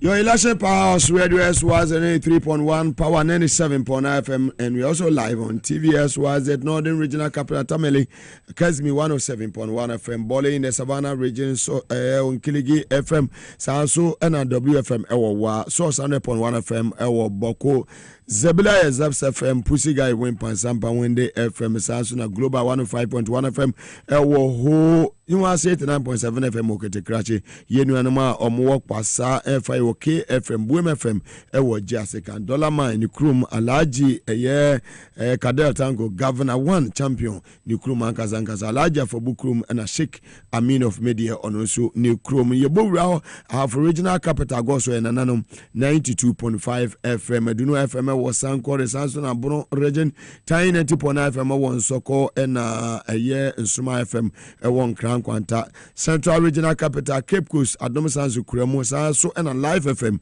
and Sukremo, and Cape Coast, Ibura, Asim Fusua, a rich FM Mumusu, Equemo, Global 105.1 FM, Ewo, Sanso, and a new 89.7 FM, a Walkete, Cratching, Timua Mutie, Ewo Viasa Fana Baby, Ewo Takra, the Sharp 106.9 FM, Sanso, Zema Elembele, Watson, 100.3 FM, Facebook Live, Power 979 TV, SYZ Ghana, Sanso on YouTube, SYZ Broadcasting, Alaji Scenario, former Ghana ambassador to Saudi Arabia was joining us a national zongo a year caucus coordinator or no a joining Alaji Mwakwa baby. Feeling it is Alaji. Oh, the feeling is very, very high. You're looking good. I thank God. I thank the Almighty Allah. Like I said the other time, I told you that Allah is one. Victory before we saw this victory. Cool your hands. We saw this victory from day one. You know, every time I was in your show, I told you that we were going to win massively, and that was going to be one of the biggest tsunamis we're going to have in this country. And Allah has done it. Allah did it, not the shrines did it. It is Allah. You know, and that is what disappointed the vice president. And I must commend him. I must commend the vice president for him coming out within 24 hours after the Bamia. I must commend him. He did very well. He showed maturity. No. He had no other option. That is it. That is what I'm telling you. The tsunami was so. The tsunami was so disastrous.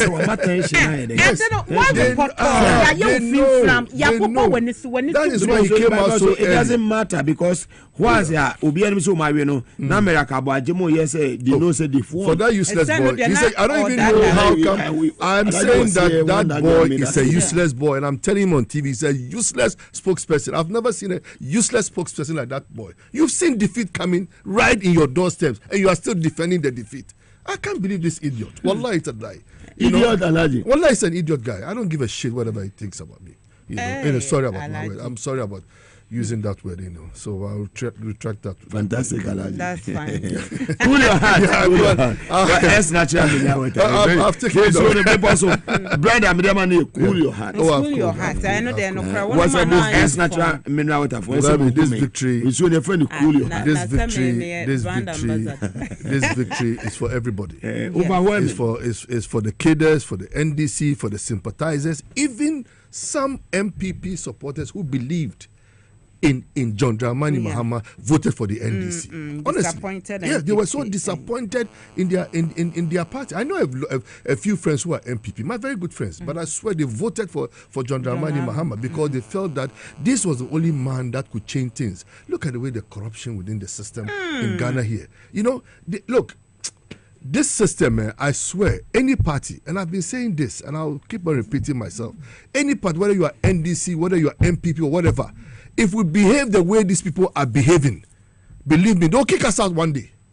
Honestly, they will kick us out one day. We must be very, very extremely careful as a party, NDC. This victory is for everybody. This victory is for Ghana, Mother Ghana. We should make sure that we do the right thing. Make sure that we satisfy our support base and all that, etc. Make sure that we move this country forward. Make sure that the unemployment, yes, and all that should really come down. The people are tired. Ghana ports, for instance, and I think John Dramani Mahama said that he was coming to reduce the the import duties. That is good. That will help a lot of our businesses, businessmen in the country. And also he was going to fix the flat rate, the dollar. That will help. If you fix the flat rate dollar for a quarter, every quarter that you increase, that will go a very long way in helping our business communities in this country. Believe me, this tsunami, we saw it coming, and I said it when the D-Day on the 7th year, remember?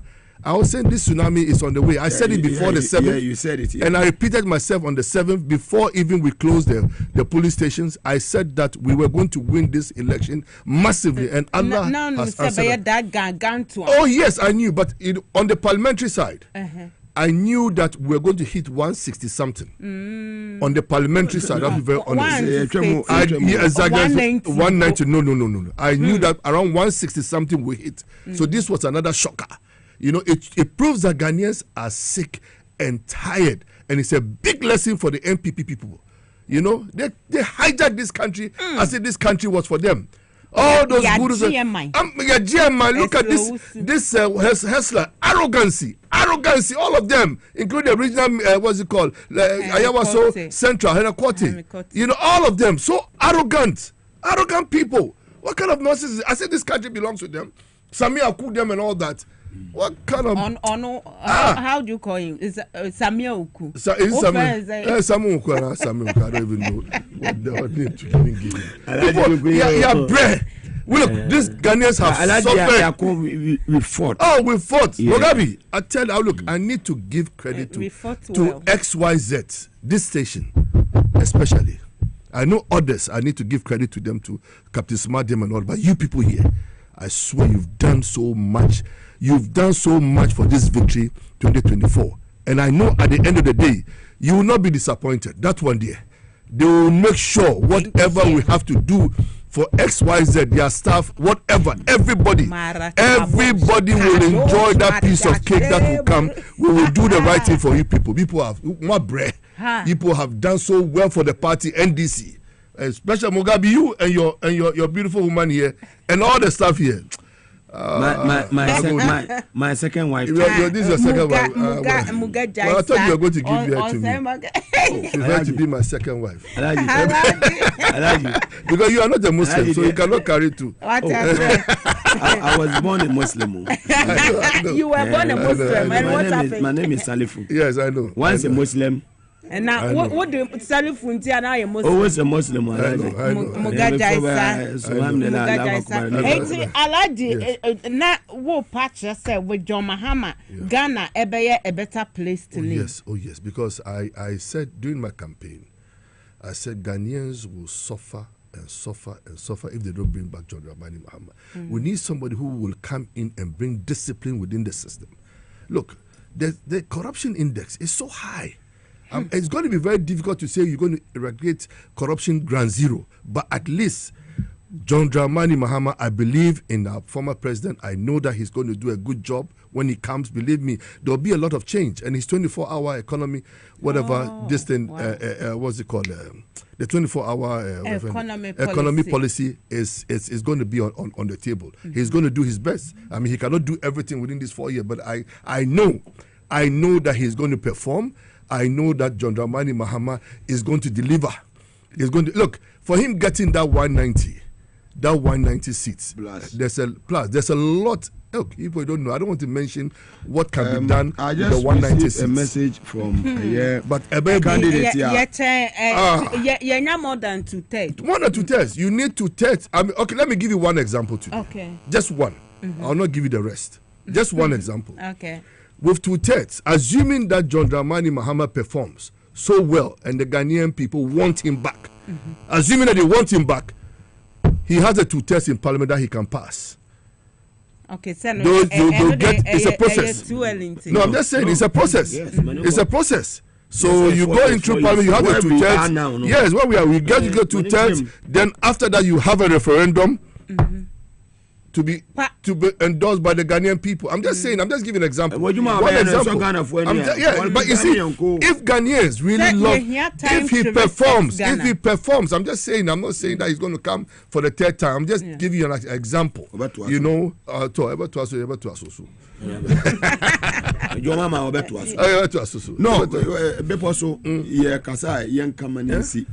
and the Embrano said the Constitution ekan. And only they were say ABR so bit me only say media no bisano. One of on the media encounter on in for D in common Mubisano say 4 years no and get too short for him and was you. Yeah, the Constitution no. Before I say we bit me more than 2 times, you know. We are a year. 2 tests, you're bad. Ghana, no. See, your mama, no more. A difficult say, party be beating me 2 tests. And today we are there. Exactly. So anything can happen. Anything can happen. Why not? Well, it's never happened. So you sit down there and say you are Chief Justice. No. No. Maybe beating me about. Yes. Things can happen. Anything can happen. Yeah, things can happen. This majority for me is the best thing, the best gift that Mother Ghana has given the NDC party. Is it corruption? Is it the economy? It's Mugabe. It's everything, from the corruption, from the economy, and all.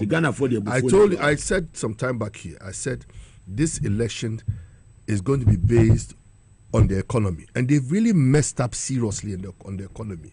Serious bunch of thieves and rogues. I'm telling you. And I want to give a strong warning, especially to the Bank of Ghana governor. Then also to the controller. I wonder for a no Southeast seat for the first time in 28 years. I'm watching you live. If you honorable Yakubu Muhammad, a year MPR, Yatuaban, Oma declare no winner. CCI for a no Southeast Ashanti region. Exactly. One a year Ferrati. Exactly. Suppose a year present and a Juma Kesman FM one in a quiet. There are lots of surprises, Mugabe, a lot of shockers. I'm telling you the truth. There were some seats that nobody expected. So Greater Accra region 34, NDC 30, MPP 4. Can you imagine this? Not just say no mercy. No mercy. How about Greater Accra? Trust them. This is serious. No, Greater Accra, believe me, my figure was 26. Between 25 even and 26. the party no targeted 25. Exactly, that's what I'm saying. 25, 26. And we got 30. More regional executives in Abacha. Oh yeah, they've done well. Ashimo with all his executives from his organizer. Regional organizer. He did well. All of them, all the national executives, all of them did a good job. Exactly. So that's why I said Mugabe. Mugabe, I said that credit. I said that, you know, one thing good about these elections, you looked at the vim and the high spirit within the NDC folks, right down from the branch level to the constituency, to the region, to the national. Everybody was on board. Everybody was. Alaji, you're a software more predicted here. Also been from the camp of MPP. Exactly. Or predicted said your mama be winning. A year prophet Bernard of Spirit, a year life revival ministries, what can bear 3 times. Prophet Nigel Gazy, Badukobi, also football too. Woman say, dear now, Wofi imams, I would do a Kasai, and I dear no more. Look, Mugabe, when it comes to the religious aspect, Alaji, let's go. Let's talk. I want to see before I talk. Alaji, carry on. We are live. We are live. Okay. You know, when it comes to the religious aspect, you know, Mugabe, I will say that I'm a little bit disappointed, you know, especially within the Muslim sects. Fantastic. Within the Muslim side. Not the Christian. The Christian side, yes. Yes, we had very good pastors and bishops, very genuine Christians who really prayed for John Dramani Mohammed's success. We know the Munafiki ones. Yes, but not the Munafiki ones. Not the Munafiki ones. You know what the MPP did? You know that for sure, Mugabe. Look, the type of Malams that they brought from Senegal, from Burkina, from you name what, from Mali and all that kind of thing. They camp them in Kumasi and all kinds of things. We all know about it. But like I said, Allah is one. Allah is not 2, is not 3, no 4. You know, so they are very disappointed. All the monies that they gave out there, they have chopped those monies from them. They paid in dollars and all that kind of thing. So for me, the religious aspect of it, Mugabe, I tell you that our people did so well. Those pastors who prayed, especially that, you remember that D-Day, when all the pastors and bishops, when they ganged up the clergy. Yeah. Oh, it was so massive. You could see the genuineness in them. Genuineness in them, honestly. And you know what we had in Kumasi too, just recently, about a week before the elections. All the imams and all that in all the 47 constituencies in Ashanti region. Everybody told the line. Some of them were Munafiki, we know them. But not a problem. We know where you are coming from. We know the door that you belong to, like the regional imam of Ashanti region.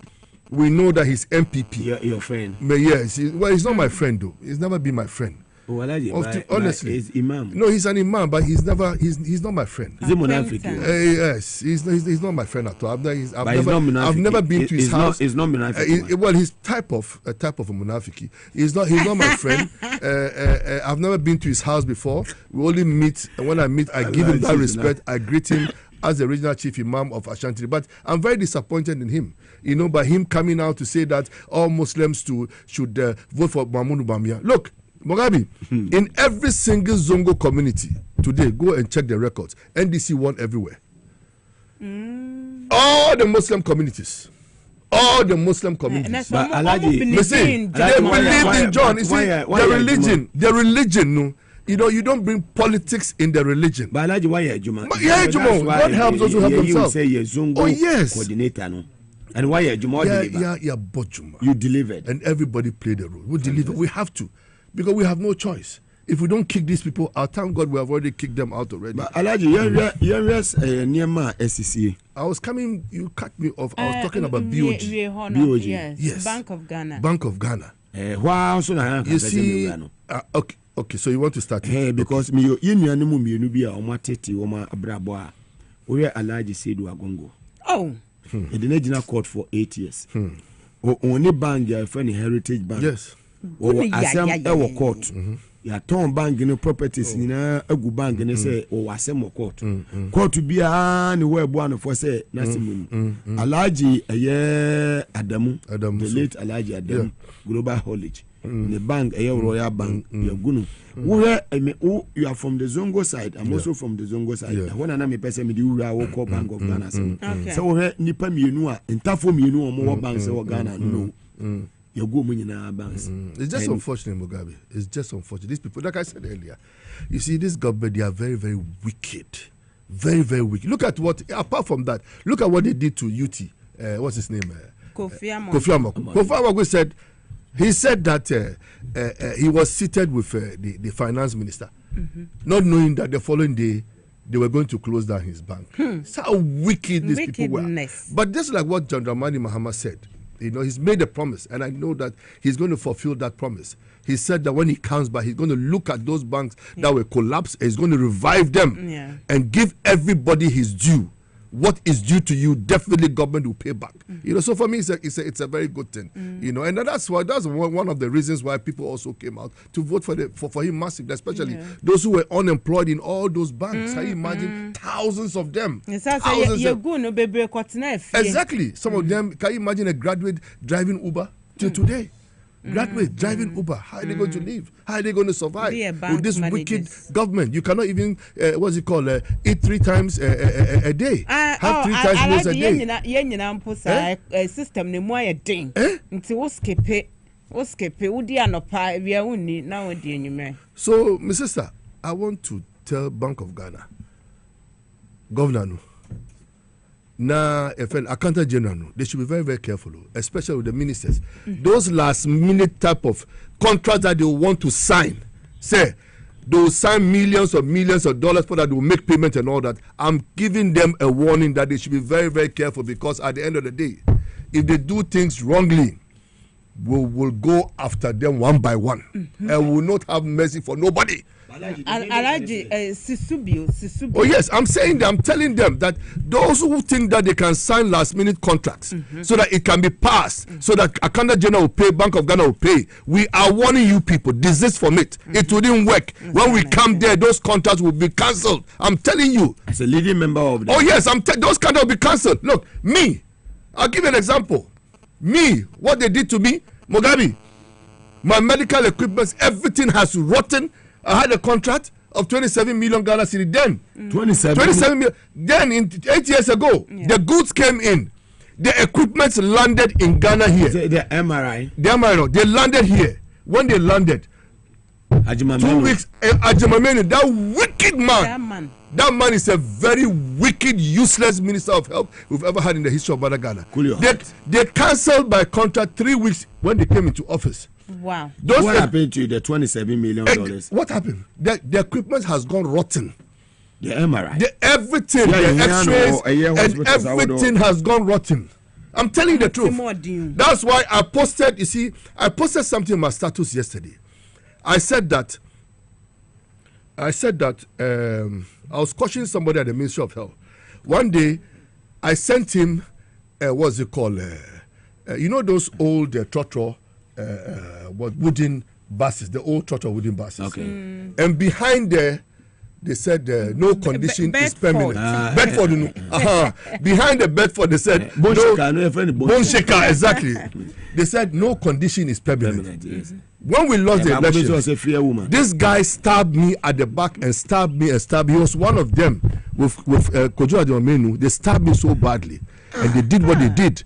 I sent him that clip in his WhatsApp message. I said, no condition is permanent. I got back to him yesterday. And he has lost. And I said that. So I said that.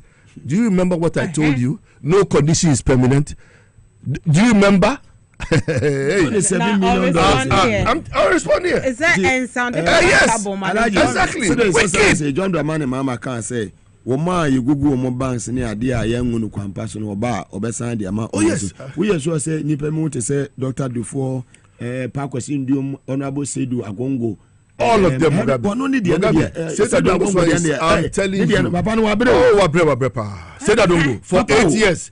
No, you need them another. What to be 8 years were brepa. 10 years our bank. But believe me, he should thank his God. He should thank. No, even tomorrow. Even tomorrow. They are going to call no problem. But he should thank his God. He should thank his God that Allah has answered his prayers. He and his other colleagues.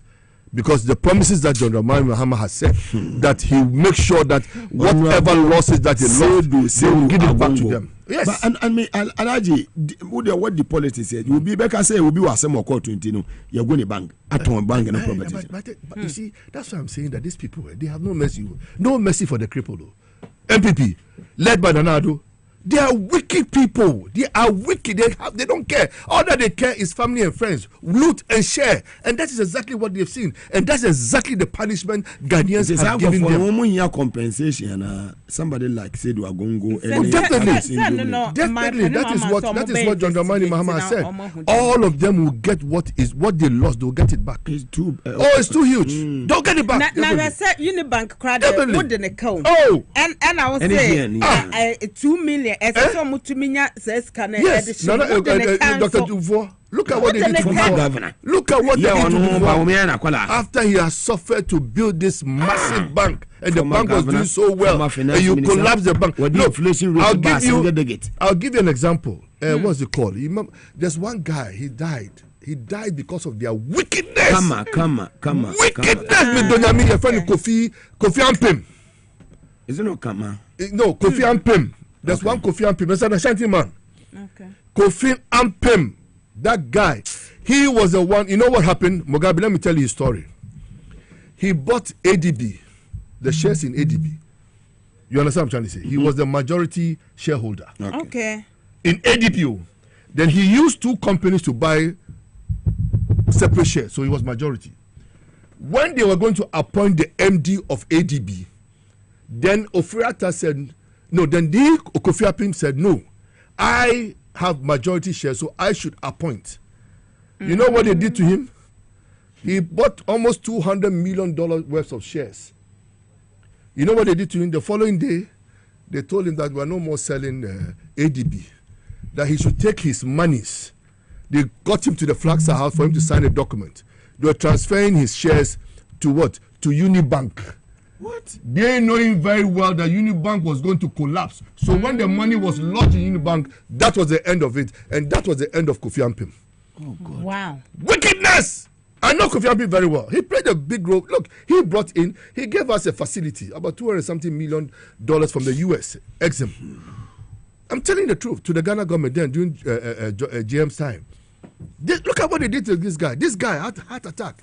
I'm telling you, because of the pressure, he lost almost $200 million, and you see this dollars. You're huge. Very huge. Very, very, very huge people. But you see, I thank God, Allah. Hey, Onyami. Electoral Commission. Oh, yeah. Yes, your office. Because Moka said 4:30. Because so tie. Medical catcher say. Say information I pick say Jane Mensa. The condition I said it here about 3 weeks ago. Say I don't be declare results no be soon. And my medical catcher say more try say ni BP no. Almost stabilize. Me stabilize no because na niema enye. But you because mamunyina. Ebeya denti and BP because say say the Jomama or 57 no. MPP was 68. Oh, Femu Mobo Kakra. So what is it? Balaji. Balaji. Yes, sir. Win be at least mo ye bibia wa se mo consider kakra ye be consider munya humobo kakra munya humobo ye consider say omo dia no omo winner take all yes you winner take all so ye be fa on say Excellency John Dramani mama on ti yakọ GM president elect but why they having the 176 why they having the 175 GM it's a wrong figure yes Lodina ye ma Lodina ti ana ni mba no net it's not complete ya boy life if your mama ni fie His Excellency cratch ni papa Elia ma melody na tene nche one say my penny mama enti wo maye ni mu say my penny a wodura mansemu a eche so man no kwa ni nyam His Excellency de na ya to ne na yes cratch ni ankasa Elia ma melody na se de se ego no so Farida ne ti won me bua my penny mama kasa nani ate nani the God of Muhammad, the God of Abraham, the God of Jesus that has given victory to JM, and he deserved that victory. Supremo. Hey, Malodina. I wish I was in the same room. First lady. First lady, Papa. Oh, yes, Farida Netin and Mema Miono. Sharaf, our boy Juma Papa. Oh, he did well. And also, he paid the youth line. He did well. Now, me Tepone say, Nkobewa Kwaji Dama go sit in Yaweni. But our boy Juma. And I like the way His Excellency one fan in Manu NC. Was it a good father in Manu or Munya Papa? Intino. But we didn't a car call. Never what I say one in Nigeria. One in Nigeria. Yes, exactly. Nigerian Mogari, you know what? Let me tell you something. Wallahi. Look, if we don't do justice after this swearing in, then people will lose confidence in us. All those loots, the DVLA, those properties that were worth $300 and something million that they sold for $18 million. We should look at all those things. Land. Yes. It's serious. It's very serious. Assuming that you sold it for $280 million or whatever. You know, and the actual price $300 million. Fine, that's understandable. But look at the drastic. Oh God, this Krono de oma bobi. Oh, omunya. Ye do omo be gina emrenim. Bia me kan oduru ba bia court ni delay. Oh no. Tiyo. Me boss me tie me o. Tie me. Me can't wait for the first time on this platform. Yeah. Mako court obi di me akọ court. Ama ma win Osan call the same high court was say ye mfa win na me win ento nchen. Ni esan ko eye case num. Judge ni ma we no ruling na ye transfer no. Second one, ye the judge from Kumasi Circuit Court oba ebai. What na so beka be 2-3 ayi me ama final ruling no. Ma me so ntime nya dan ento asem ni so biem. The last judge what na asem no so no. O ma ruling no on the 16th May 2016. I'm saying this for the first time, Alaji. Now, lawyer Adawudu and a me lawyer case and I won again. You see? Me winning here no win him. Sa lawyer no o petition Chief Justice. So o free say me Mugabe lawyer no a judge no me ni ye dan e wo bibi. Any judge ni ya ba ko pe o mama judge na tena fie sa fe de judge ko morning no ye de no ko afternoon ebe si nenu ye kan hwe me de se ma je me judgment ya wi o alaji se ma kan we ya minim ni padodo a o ma go through this o judge ni minim ni number minim ba bi o free minim ni nya communication bi ada minim ni nkita ho bi ada. And the lawyer involved, no, Munafiki lawyer. No, exactly. And I will mention his name. His name is Lawyer Pencil. Lawyer Pencil is a very Okasawa Joy FM leading member of the MPP. I've heard of him. Munafiki lawyer. Lawyer Pencil. And when we acquire petition in less than 1 week, and Papa na was on the head of the family. No, the man died at the age of 85. The man died. And that Munafiki man working so you think say me Mugabe now that I'm in power would I was saying you get ready make ready no me come and ati my president with Chief Justice yen hwehwe na tie okwa yen hwehwe me action okwa high court na wa lose na watimi asa the same court say omo for judgment no to nchen ni ama okwan We are changing judge. Near the another judge aba. Another judge aba and would dear son was ultimate to us. Near the third judge aba because of Mugabe. Not third judge and a one man ruling as a cost of 20,000. Some too many Panama wasting the time for 3 years. After the judgment, that Munafi lawyer pays, at me a petition chief justice. I'm saying this for the first time. Chief Justice in Orange Shim. Yes. The judge name is Alexander Graham. Amasama High Court. That is Ghana for I'm saying this for the first time. That is the MPP government for you. And I'm sending the warning to that lawyer pencil. Yes. Say you should get ready. Yes. The person who know about it. We are petition in Kwame Chief Justice in less than 2 weeks. And a man now, most head of the family, he died. So where are you now? Exactly. Are you coming to challenge me? Exactly. I'm sending the warning to them. They should get ready. All those areas in Croatia and the Cass Estate. One also contest Amasama one way. They should get ready. And those who have started, and they will see where power lies. I'm sending the warning to them.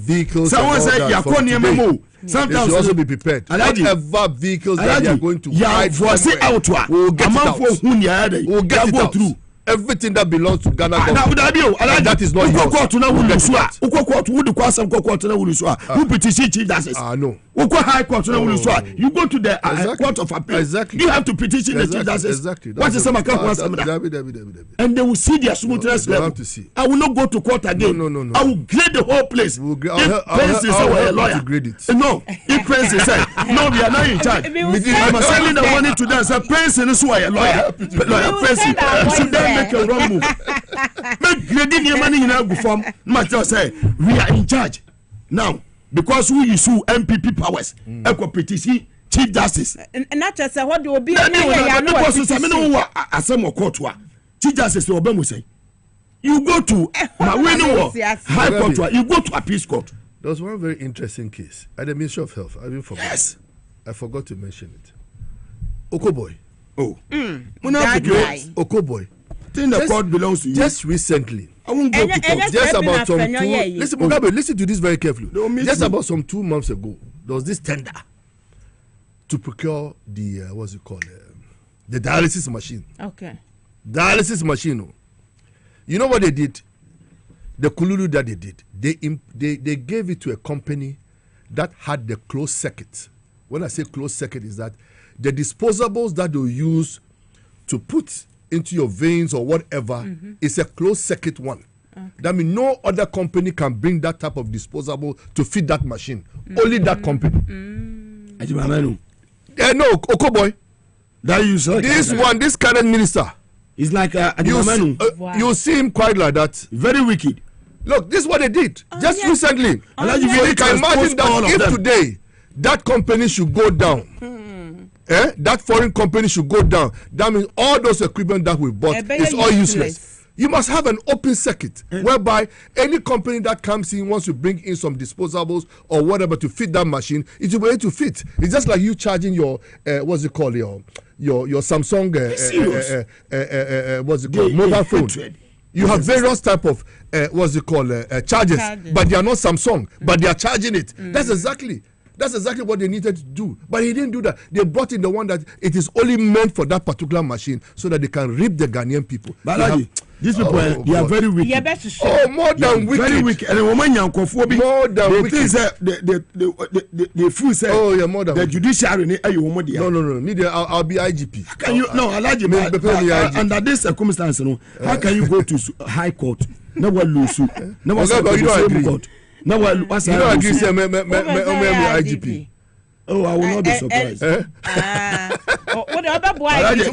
What they did to you? At the end of the day, you just now call you so and I put my crew. So I'm so happy for her. I'm so happy for her. Yes. What's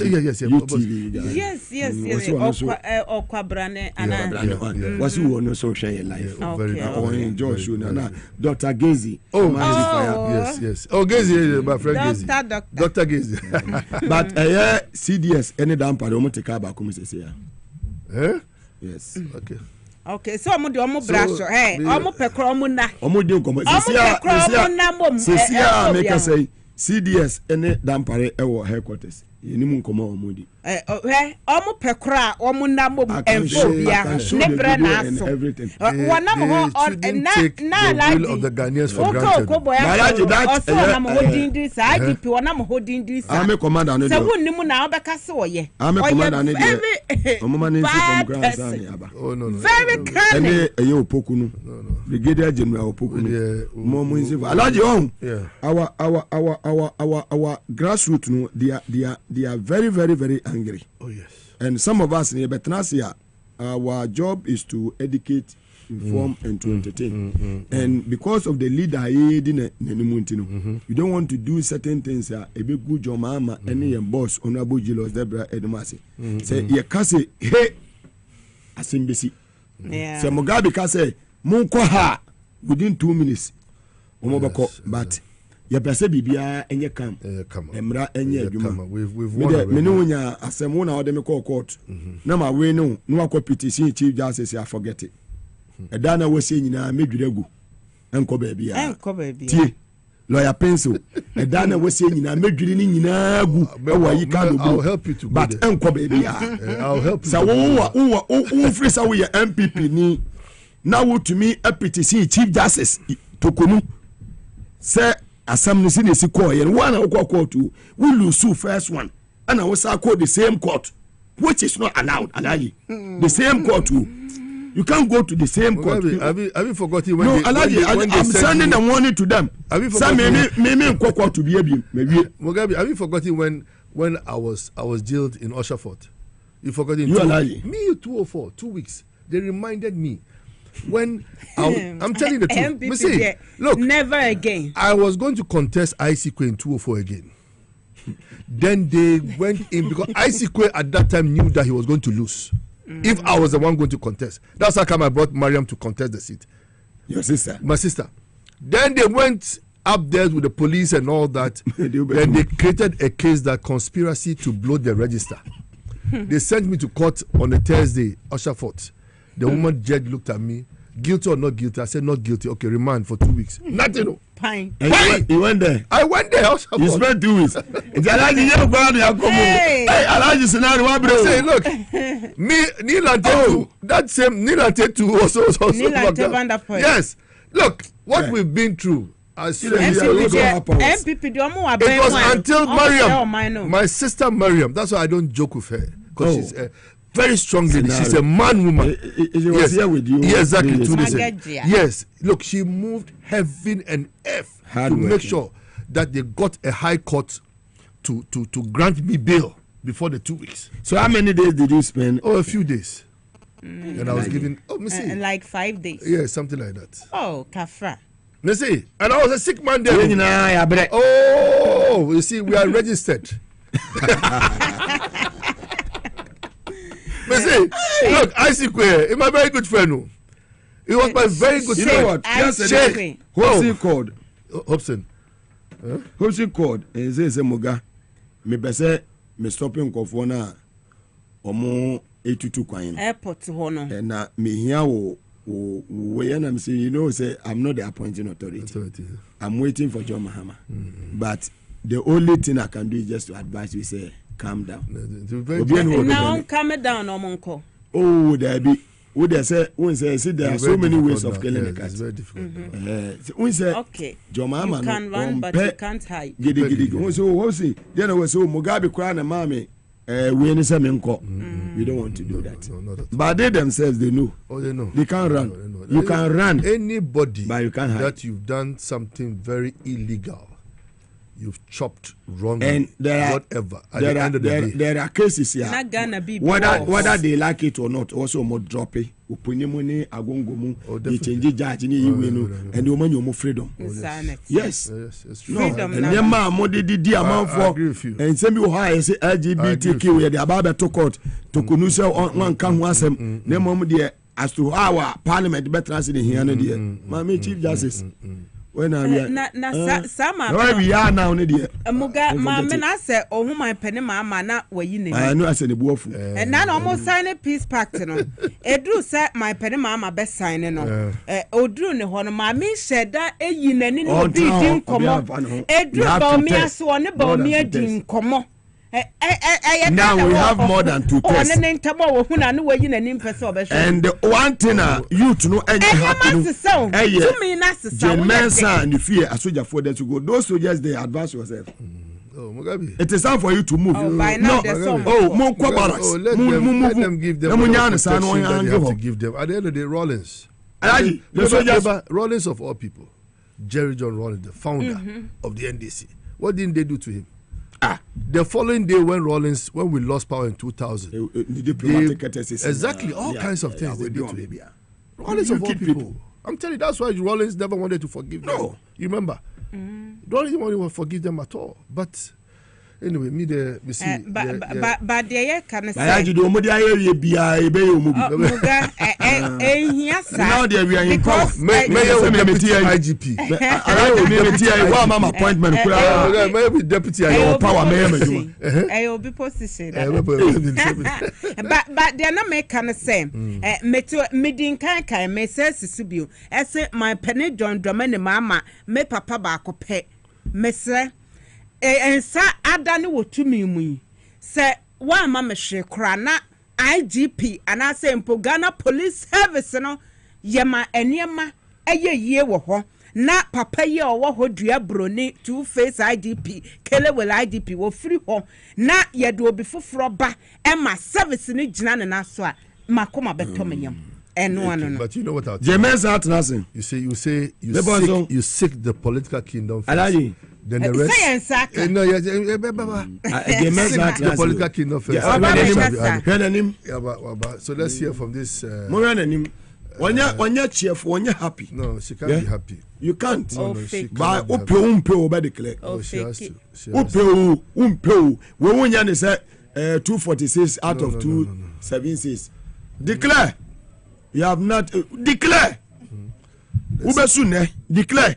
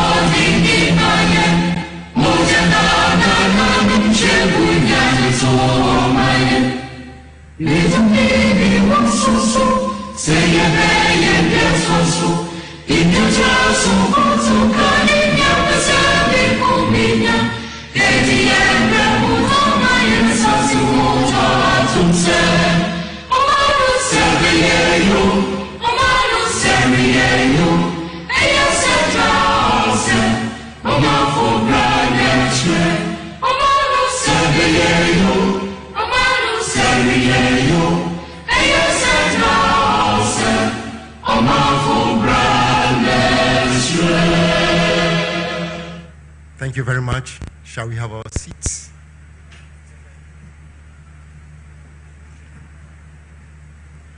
We would like to start this program with an opening prayer by Reverend Ikuya Ofori-Boateng.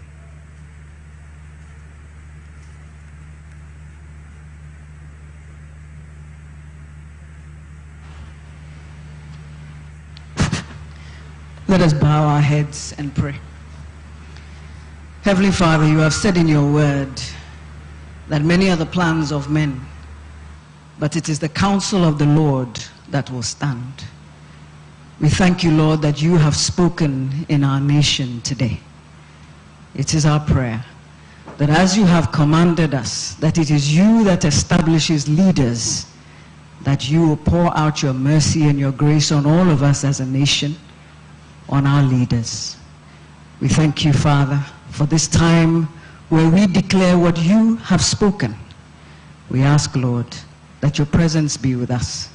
May the words of our mouths and the meditation of all our hearts be pleasing and acceptable to you.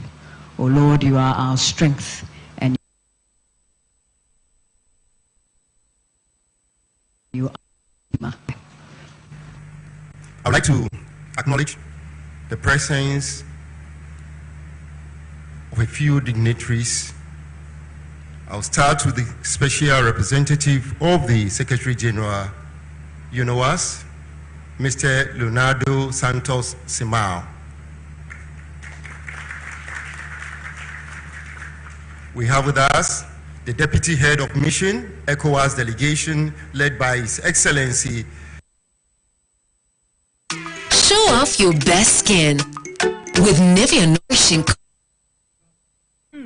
Very well. Electoral Commission so ye ne wono feed no ye header enya no ye papa nti ye besan akobak ni akohwe de ekoso ewo ho Raf any technicians no gusua ambasan de akọ Electoral Commission ho ye hia confirmation keke yes anko back yes anko. We also have with us the USA ambassador. Accompanying the USA ambassador is the British High Commissioner to Ghana. Now I'm coming home. Before I come home, we have delegation from the Commonwealth. Head of delegation, thank you very much. We have a team from the Association of African Elections Authorities here with us. We also acknowledge the presence of ECONEC delegation if they are here, as well as the AU reps here. Thank you very much. Now I'll come home.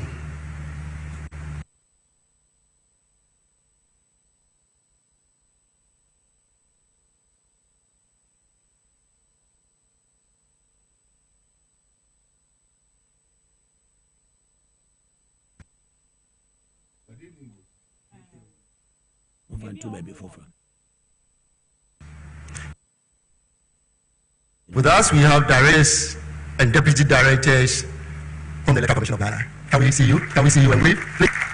Now I go to the commission members. Here with us is Commission Member Professor Peter Apiahene. Also here at the high table, we have Commission Member Hajia Salima Sani Muhammad. The one who said the prayer is a commission member, and she is Reverend Ikia Ofori-Boateng.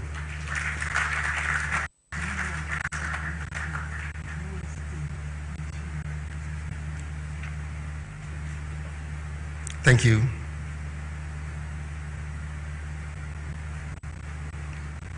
I'm told the EU ambassador to Ghana is also here.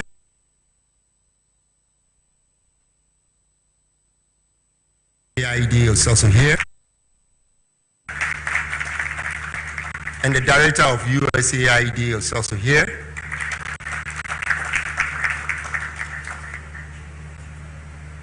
I would like to introduce another commission member, Ms. Ajua Isiama Abrefa.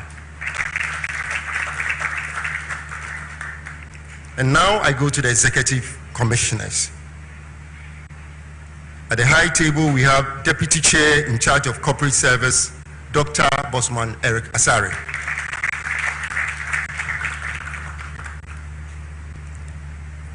Deputy Chair in charge of Operations, Mr. Samuel Tete is also here with us.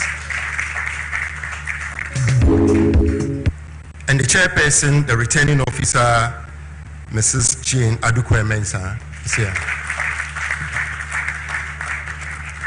In addition, I would like to acknowledge some few people here. Reps of the National Peace Council, representative of domestic observer groups,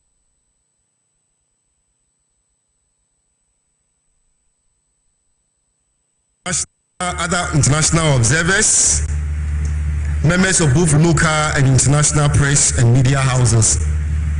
Shall we see your hands? The local and international press houses with us. And last but not the least, I would like to acknowledge the supporting staff, members of the security services, as well as the members of the ambulance services that were able to come on short call. Thank you very much for coming. And now, the reason why we are here. I have the singular honor to cede the podium or the mic to the chairperson of the Electoral Commission and the returning officer for the presidential elections, Madame Jean Mensah.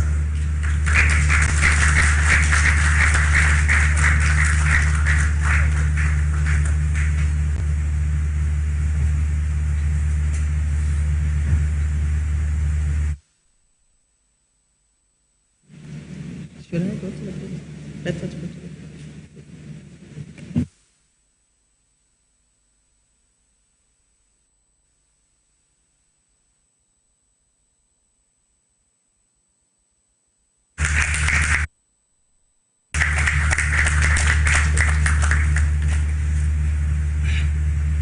A good evening to all of you, our distinguished guests.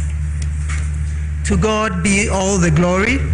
Great things he has done and greater things he will do.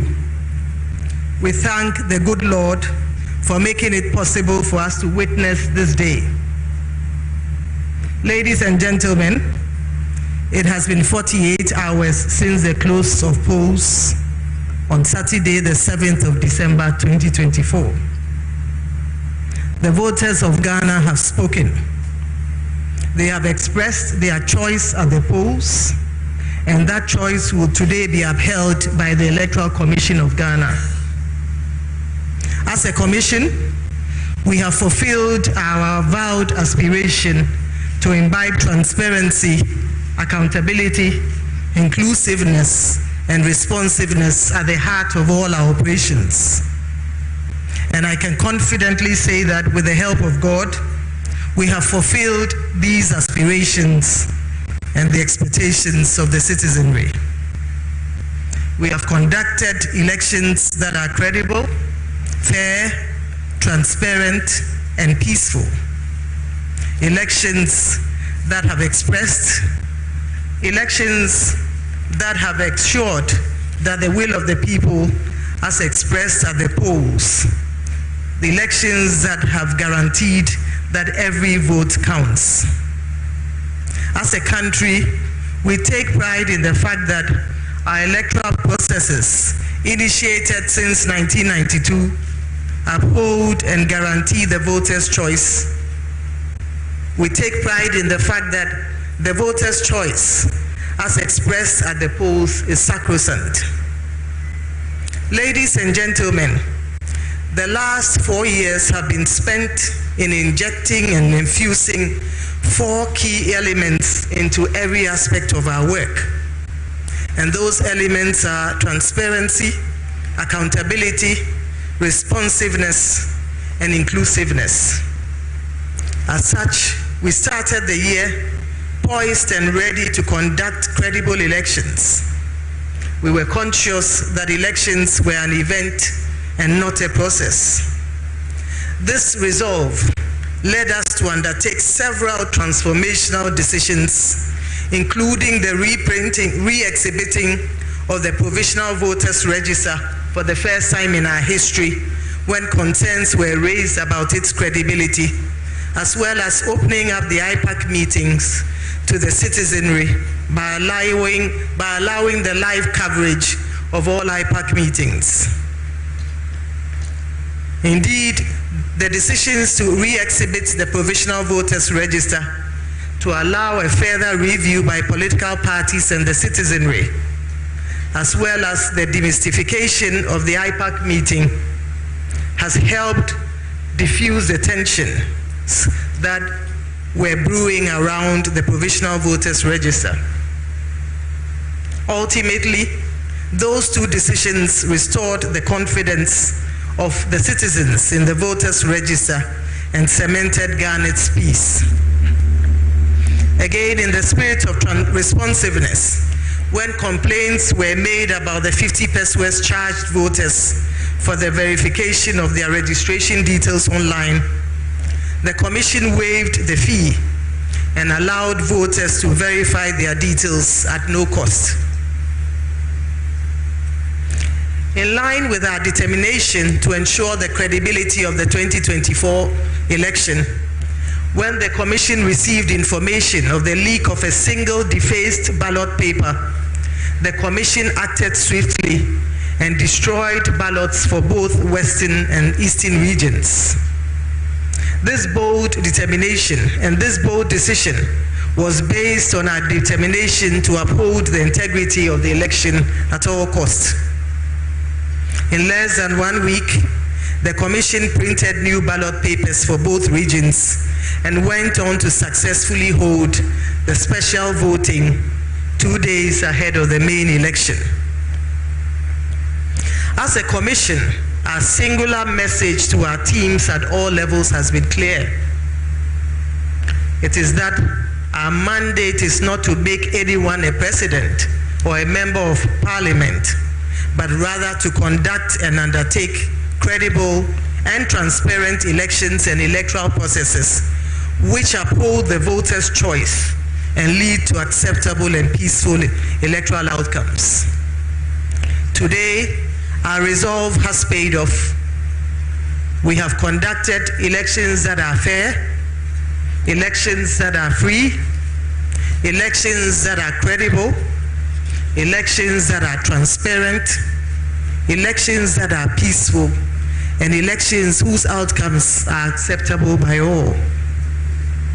So transparent are our processes that any interested political party, media house, or citizen could collate with near precision the results of the election, attesting to the resilient and robust processes built over the years. And we witnessed this with the concession of the Vice President even before the declaration of the results by the Electoral Commission.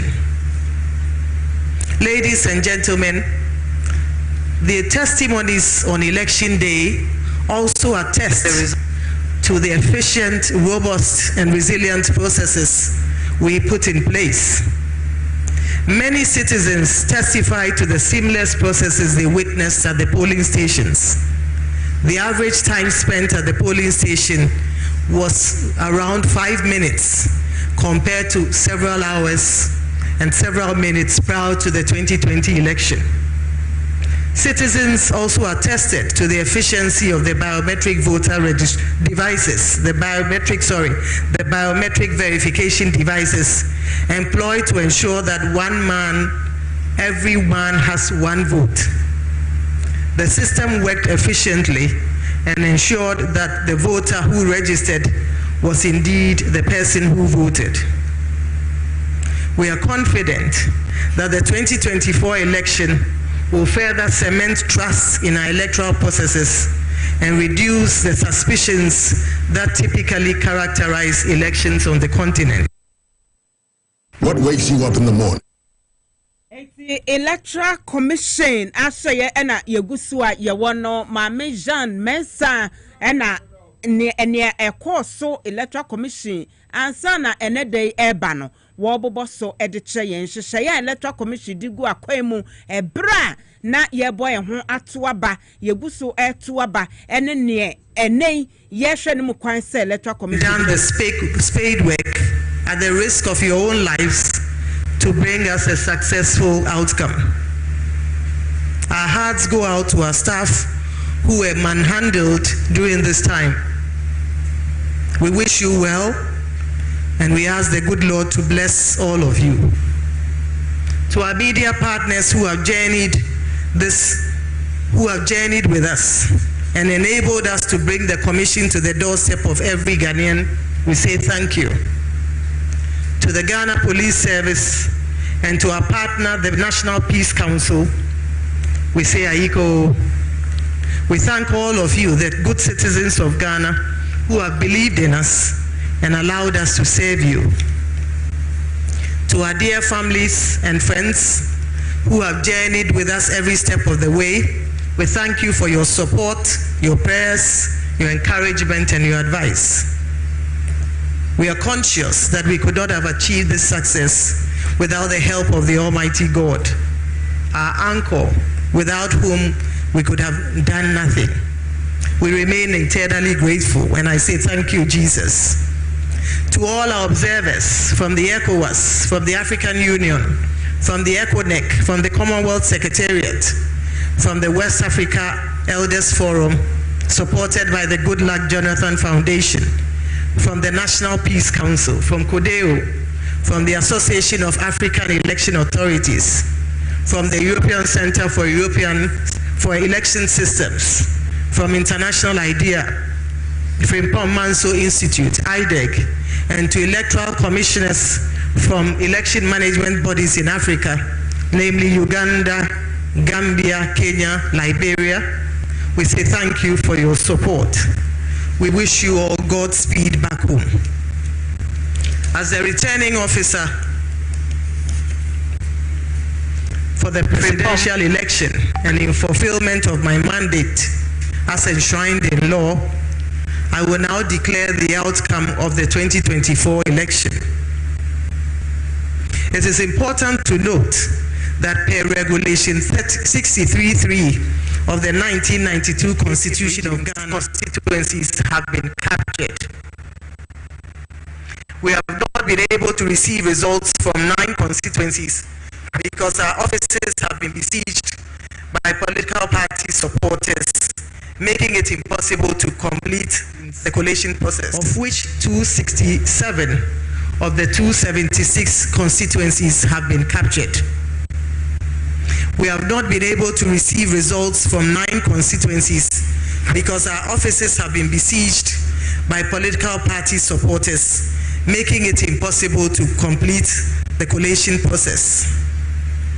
That notwithstanding, the presidential results from the 267 constituencies, including the newly created Guan constituency, clearly established the winner of the 2024 presidential election. Simply put, even if all the votes from the 9 constituencies were added to the candidate who placed second, it will not change the outcome of the election. It is important to note that the Commission will update the records on receipt of the presidential results from the 9 outstanding constituencies. Ladies and gentlemen, now to the results of the 2024 presidential election. And the results will be announced based on the positions of the presidential candidates on the ballot.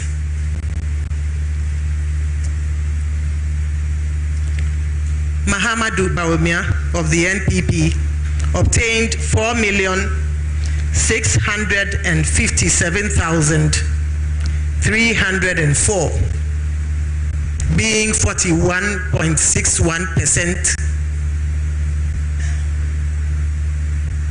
Daniel Augustus Latte Jr.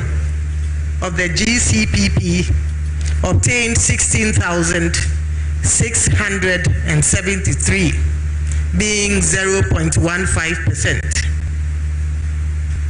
Christian Kwabena Andrews of the Ghana Union Movement obtained 16,461, being 0.15%.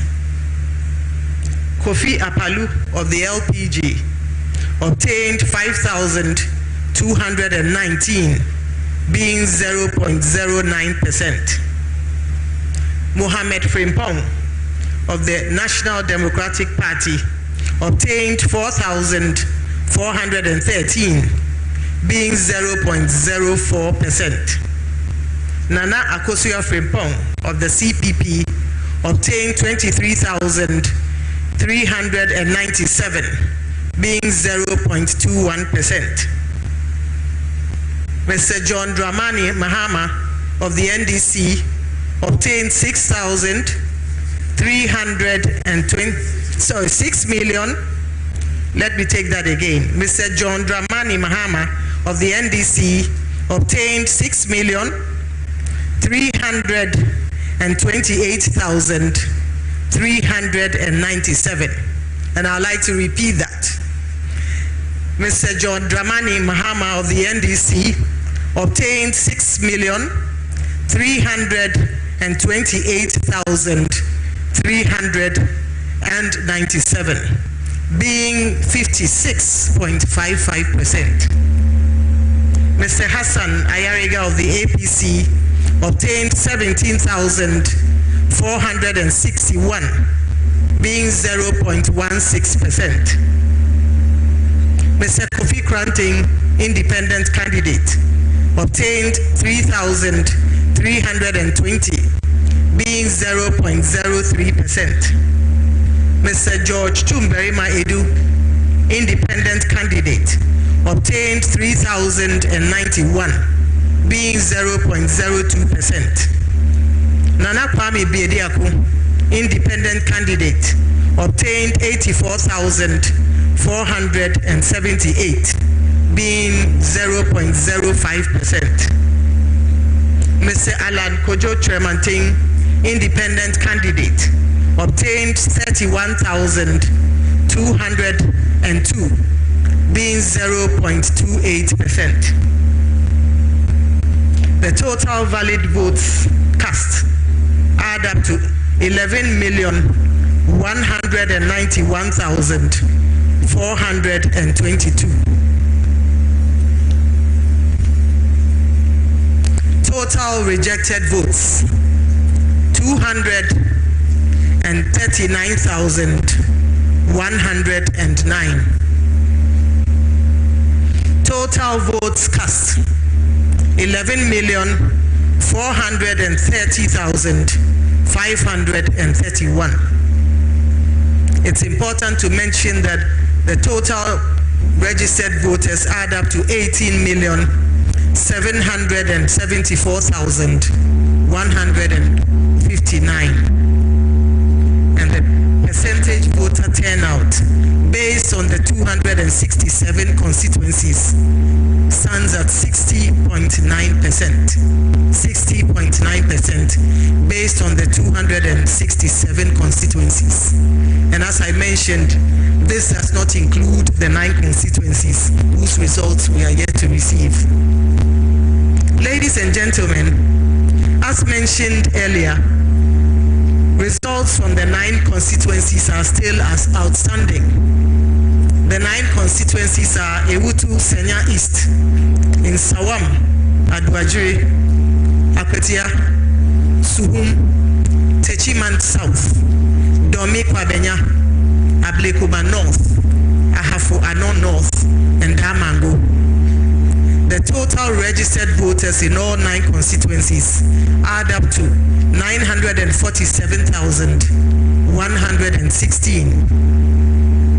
In the event that all the valid voters from the 9 constituencies above voted for the candidate who placed second, the total number of votes he would garner would be 5,604,420, representing 46.17% of the total valid votes, which would have been 12,138,538.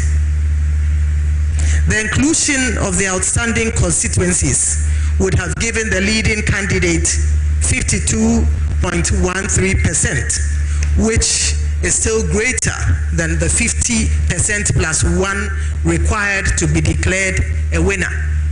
And so even with that scenario, he's clearly the winner of the 2024 election.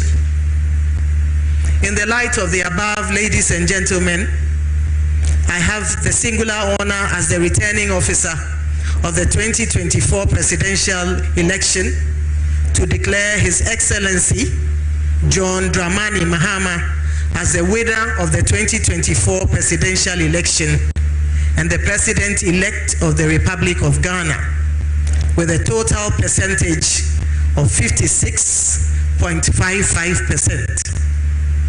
Congratulations, sir. It is finished. Thank you very much. Play the song, play the song, play the song.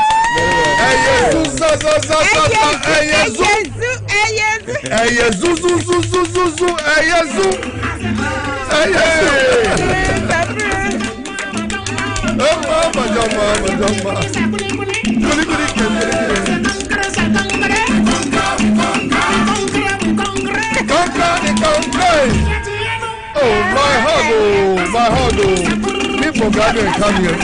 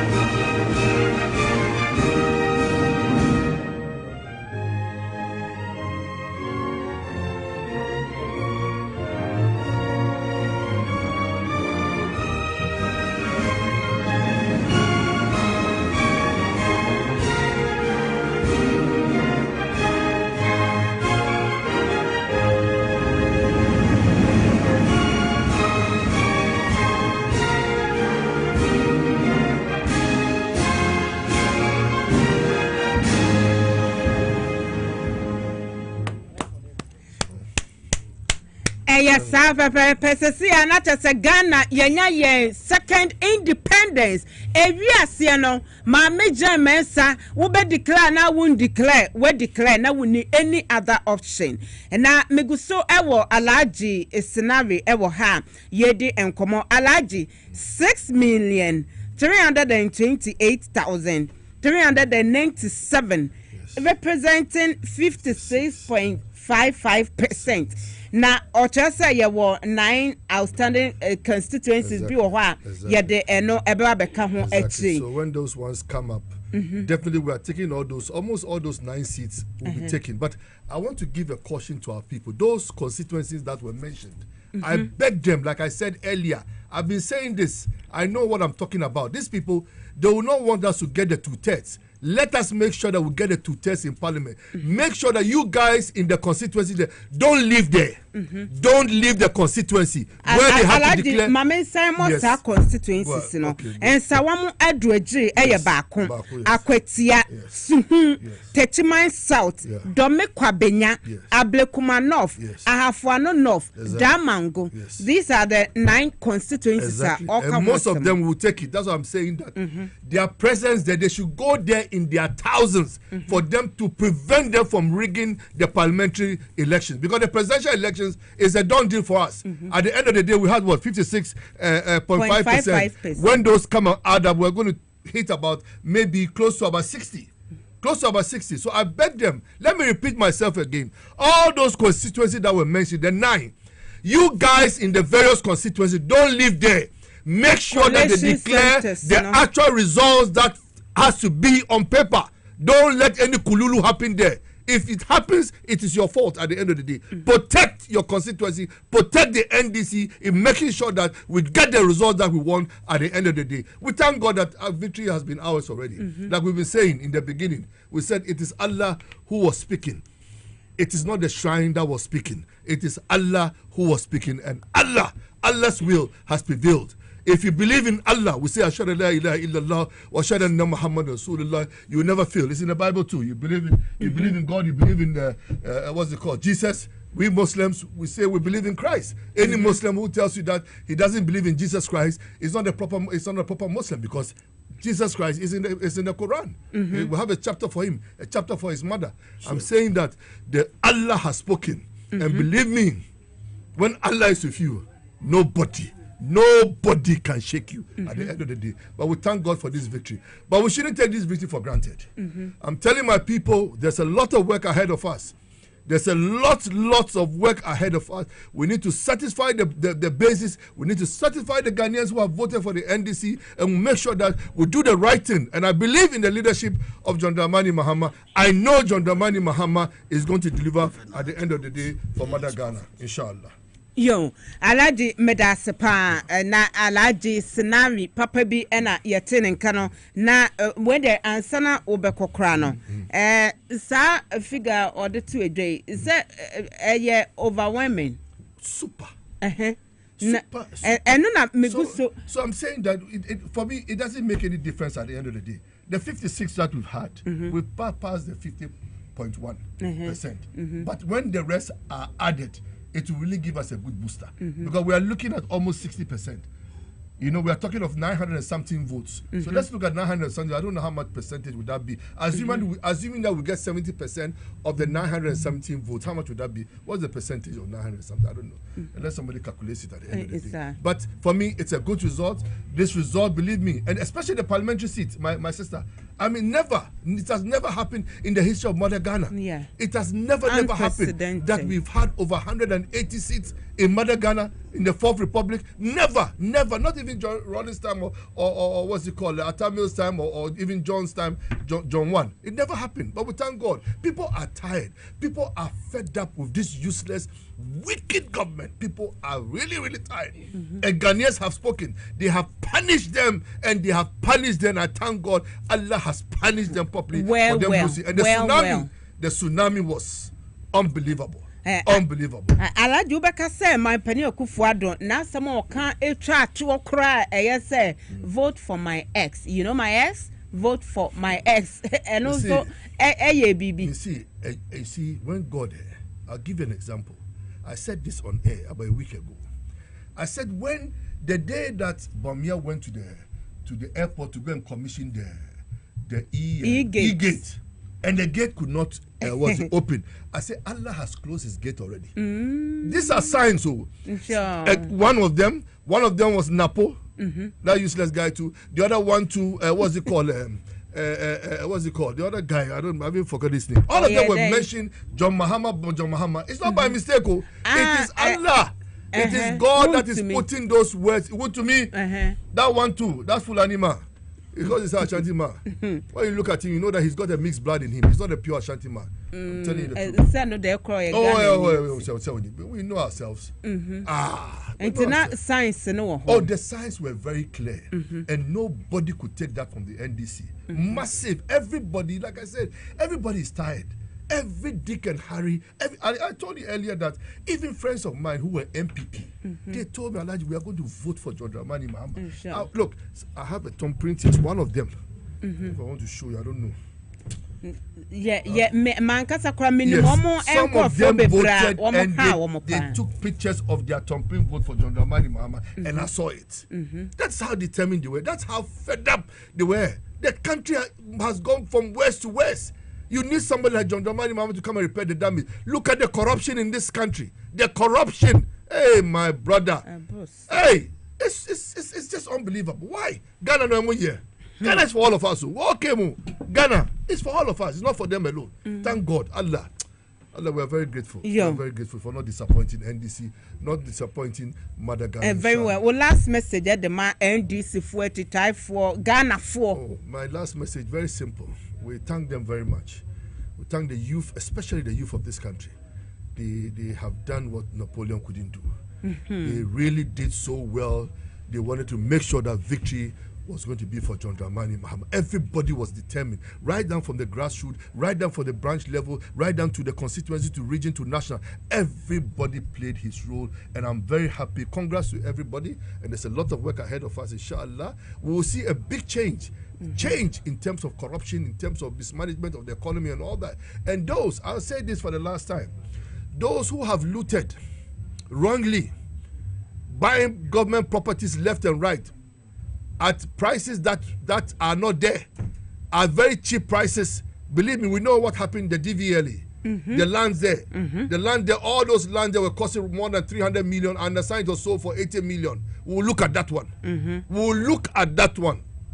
That one, if me myself personally will have to look at it, I'll take a microscope and look at it very clearly to make sure that Ghana gets what it deserves at the end of the day. I thank everybody. I thank Mother Ghana. I thank my support base, everybody, all the NDC, and those sympathizers who were not NDC but voted for the NDC. We are very grateful for your support, and may Allah bless all of you. May Allah bless Mother Ghana, inshallah. Very well. Thank you very much. Anyway, His Excellency Alhaji Sinari Bakupe. And I'm the only. And I attend Kakane Ghana by Anna Musini Ewa Saudi. And I yet Nenka one year edit my finano memneda 1 year neteha and I ye juma na ene what Kenya could say declaration no a buy and salad in the na ubeja hono na ya to us.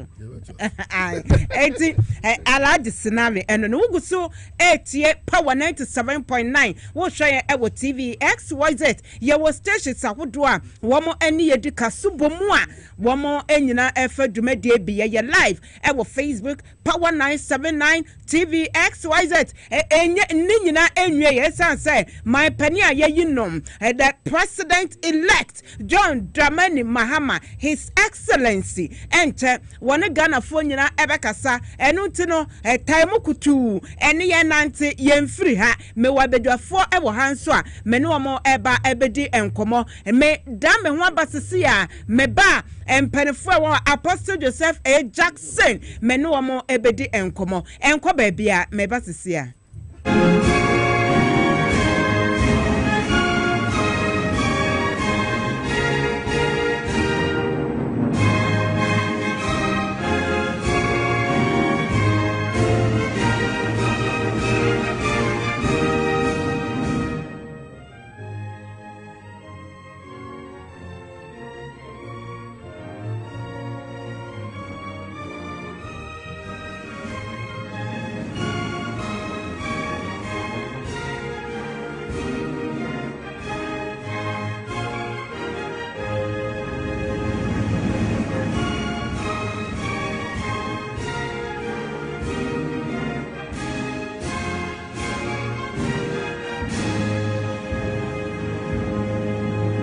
All right, Mesamo Akwaba Bio at the Bat TV XYZ Power 97.9 Radio XYZ SO baby I want to minka ebia eha eyewo election powerhouse ye ka tremo ese afia bato nea ebeto fomu bia pania kra no ye mfa nka memo ye de ebetudwa ama atiefo ahwefo mu nyina mo so atebi edwuma ni nyina asese ya de asi maame jamensa owie no or say it is finished na say ye wie ane na eno nkomo na yeguso a yediem wafi abato nso no sede yehuno abato afibia no afi wedie ne de eye sonko eye asofo nyamenipa ya womo ede womo ano tu mu bi na womo ebo mpa ye nyame ene womo ekasa ye na de womo eka ye eba muo womo ewro ya womo eplay ye nso ye ntumi enyi ento nchen studio ha mensa akam ye resident pastor apostle chief apostle Joseph A. Jackson ewo ha apostle akwaba mejoso na nia ye die bokode ye nyakopado mama introduce prophet Nana Ajimai Owusu was JM prophet ai Nana ana menka se prophet akwaba me pacho etasi ye yankasa ne wo frɛ boko yo nyame menka se nyame enkrofo anase nyame asofo a menya mo fidwemu a menemo edin koma apostle menhya ase emfiri wo ho afia hyase yenimo se abato afibia yehu se asofo de wo ehogimu bi afi de na ayeso nkokora yehwe ro asofo mo play ye ewo abato yi emu ene empire amobo ye nyame ene mo kasa ye ene mpempenso a ye dru my penny John domani mama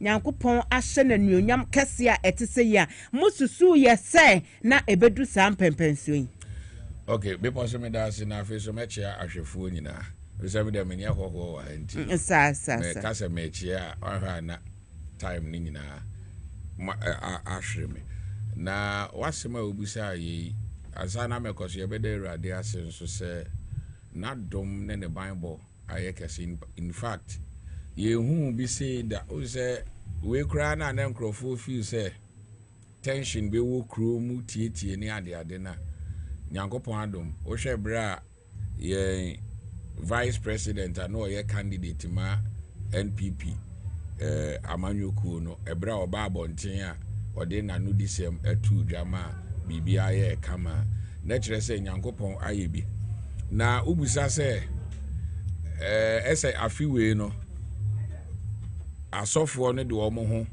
eje amanyosem num fa baabi no eye nokre na fa baabi no nso no meka se ewo honom na afei na emse nipa ete amanyosem no asiye na de ema ne koba ye nyina ne se beginning no ekoye te se ensori bebre no ye ka asofo ne hye se omo betimi aba abonten na issues bi wo honom a o maka bi I'm talking about say bi issues aba efa o mining puntuo ensem bi hono da bi aya ne akyekyere yeso e wo se Christian Council nko na kasa free ho e wo se bi Catholic Bishop Conference bi regional na national omo na wo so omo kasa ana se Peace Council ne ade but ho abehia enese asofo bebre no ate ase se ya amfa ya no antun sem no mu bia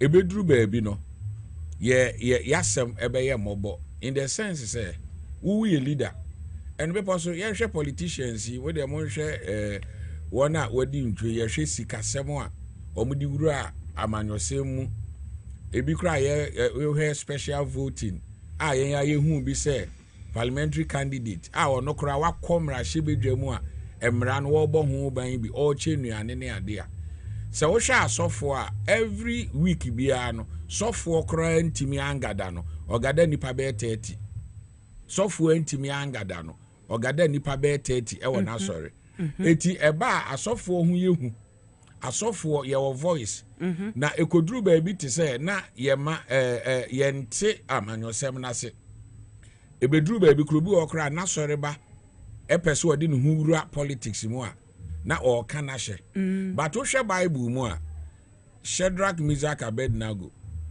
deɛ na ɔka wɔn ho a ɛyɛ Daniel obenya at that time na ka ɛbɛka sɛ onya presidential appointment ɛnu nti na ɛbrɛ a yɛkye Shadrach, Meshach, Abednego no na Daniel silent because at that time no play role so ɛwɔ ɔhene no amamuom wohwɛ obi te sɛ Joseph apart from say Joseph ɛkyerɛ da yɛ ase nyinaa no ebeduru baabi no na yɛpɛ obi a Joseph a recommend sɛ saa nipa no betimi ama da yɛ so no abam ɔhene fa rehwɛ ne din no sɛ na apart from wo no ɔmo a waka ni nyinaa nipa a wa suggest no say you qualify so ade ase wohwɛ America ɔmo anya vice president na ɔyɛ Kristoni ɛpɛn na ɔyɛ sɔfo ɔno n'asefoɔ no wohwɛ ebi judges ne saa nneɛma ni nyinaa enti ade na asɔfo you produce such people at the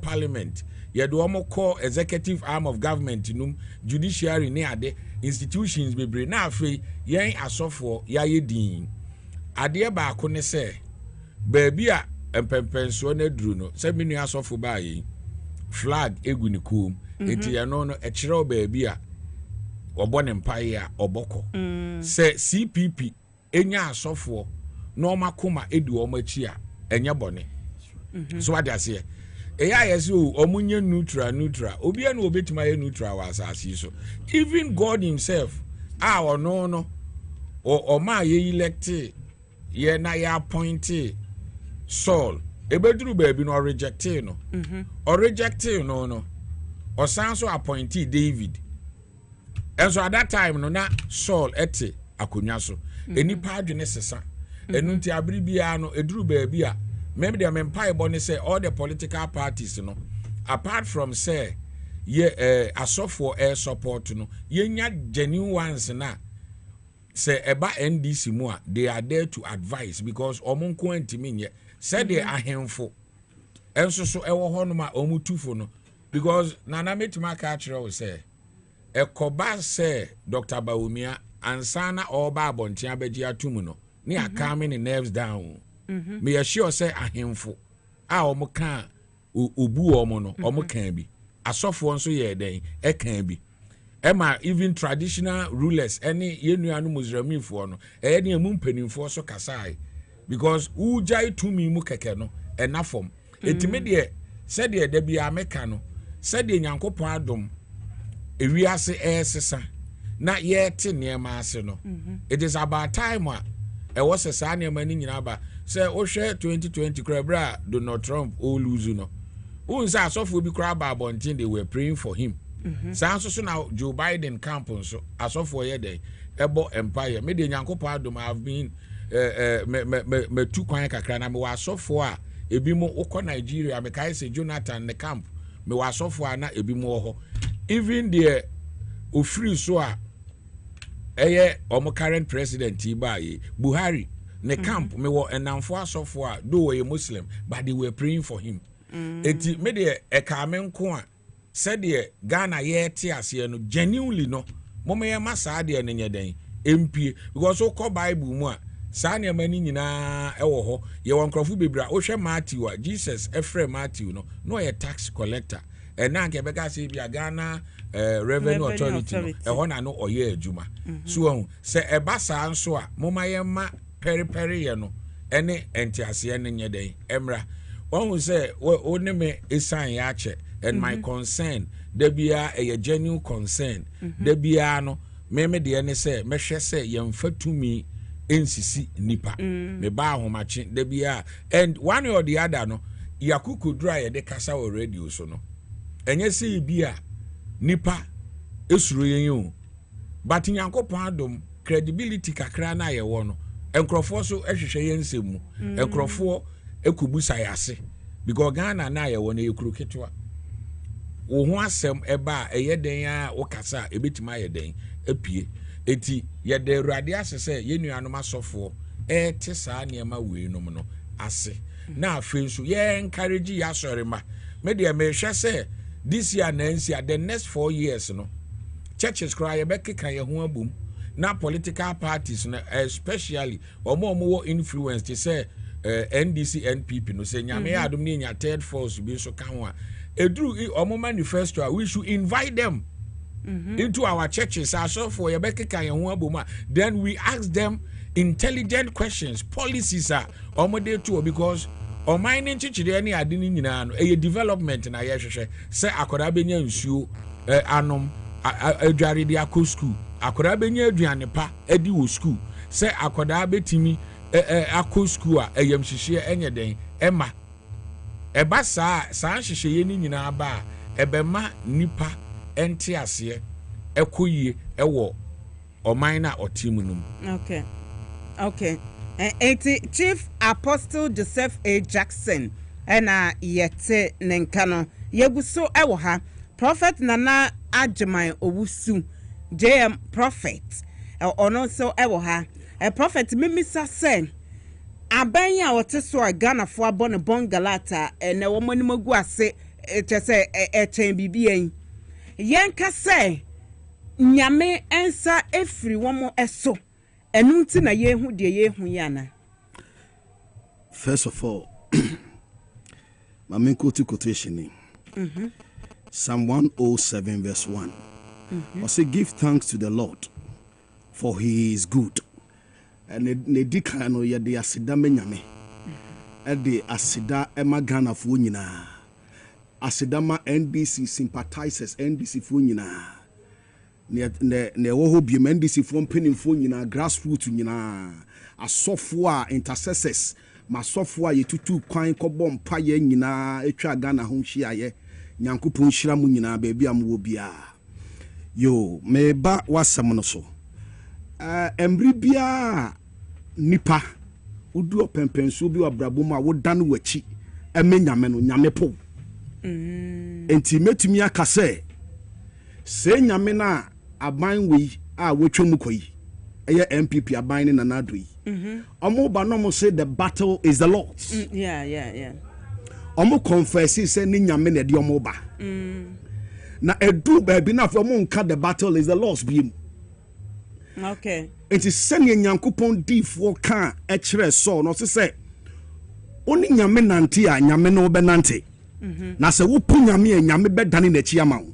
Enti nyame na adane na chi afa gan of wom adane na chi ama won no. It is possible no say ye kase with God all things are possible. It is say ni nyina bata nyame ho. When was not referring it to God. Now or refer not to his policies. No ana and in his skills. The Bible say, okay, in Proverbs say, Memfa, do not lean on your own understanding. But in all your ways acknowledge God. And he will direct your path.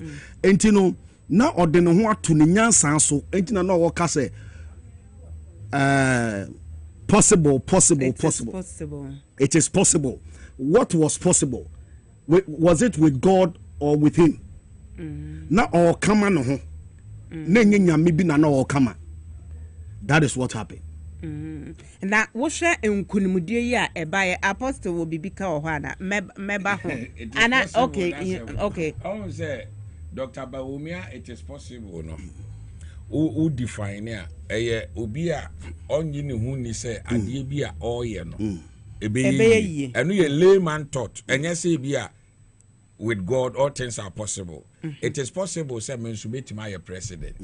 It is possible say men should be me abi breaki 8. O hwe Ghana history obi a ye de baton emani bia a ne master no ana say the old dinade no etwa 8 years bia no eya na eye likely say o lose elections especially Omasa fairly poto account. It is how it is possible, it has nothing to do with the biblical verse. Na say nani nyina say oh ye pese break that James say say woba 8 years a wuntumi ento asubio 8 no eye possible say me break 8 no and 8 no nso atua form so echen tsunami make na make say we eye hurricane mahama say what the apra bibia mama praye apra Ghana baby amasisi ade wo fa baby aye green and of course say yehwe Ghana ye forest reserves ahodo aban ba ye omode galamsey access na de a esa forest ye green etino green afa Ghana nyina eche say Ghana eba be ye bio ye forest eba be ye bio ye nsase a omode galamsey access ni nyina eba abe ye bio na me bisao ese wohwe enkunimudi a abayi a as JM prophet na ye bibia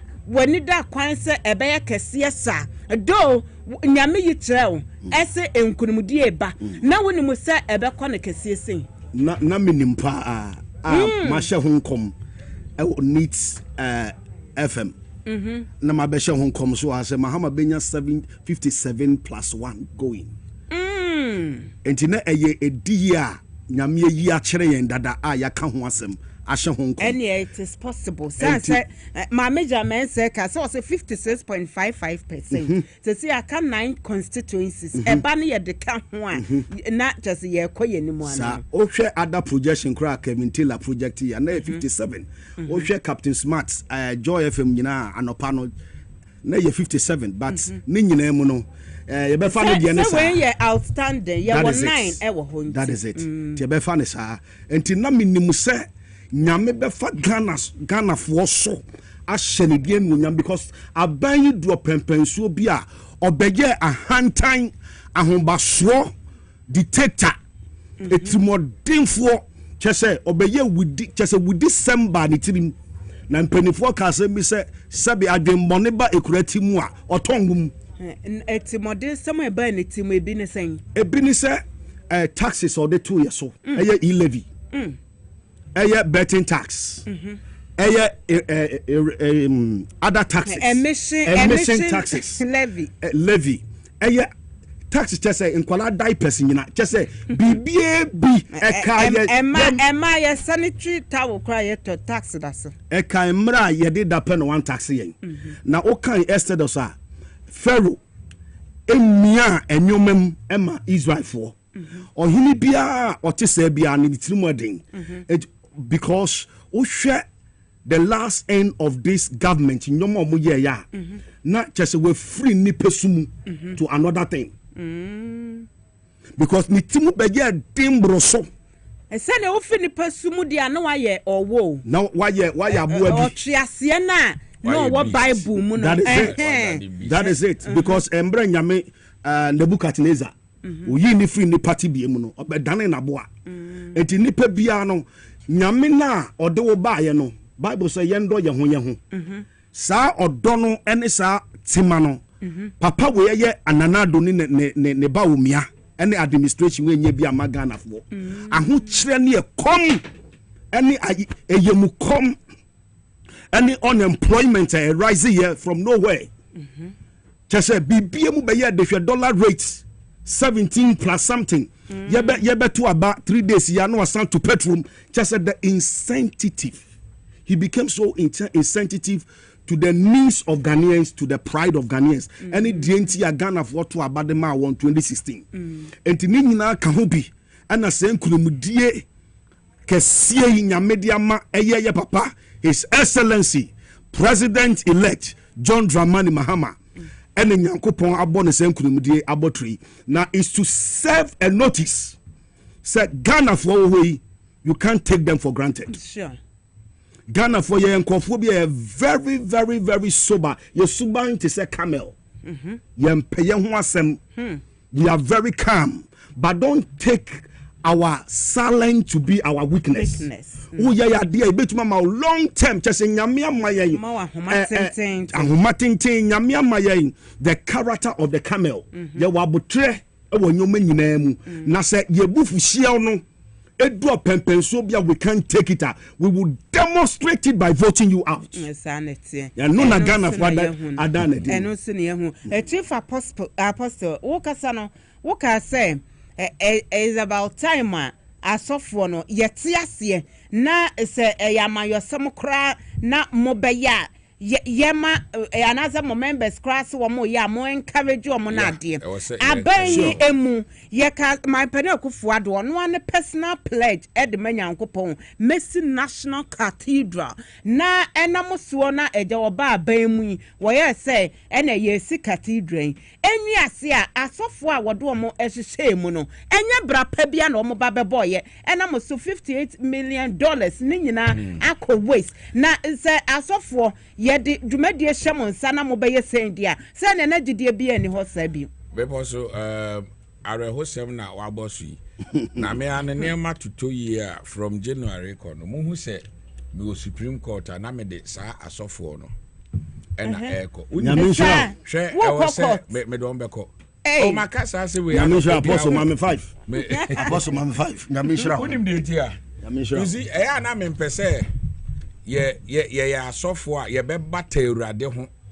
ena Awurade SCC oh issues eba yen kan se de ete enu ntina we me say yen pe politician crowd this asofo no ebe court say almost touch not my anointed no emebo mi mitri so say me anointed na yen hwe say obi di nsemone ye kasa asofo na akra na omote board no so no ena omo agya no omo nim baby kura sika ni free omo nim eka eda ho ebi mu tete won frama mu unsa asofo ni bo amempese mebodin omo ti sika aban na tuogu wo National Cathedral amna keka ye tum na mibusa se presby moderator ya is okona homiji Professor Mate who see presby mo headquarters okofa abo e free Israel mo kra abo free Israel na Bele Foundation Church of Pentecost Professor Onyina musi mo Pentecost convention na wo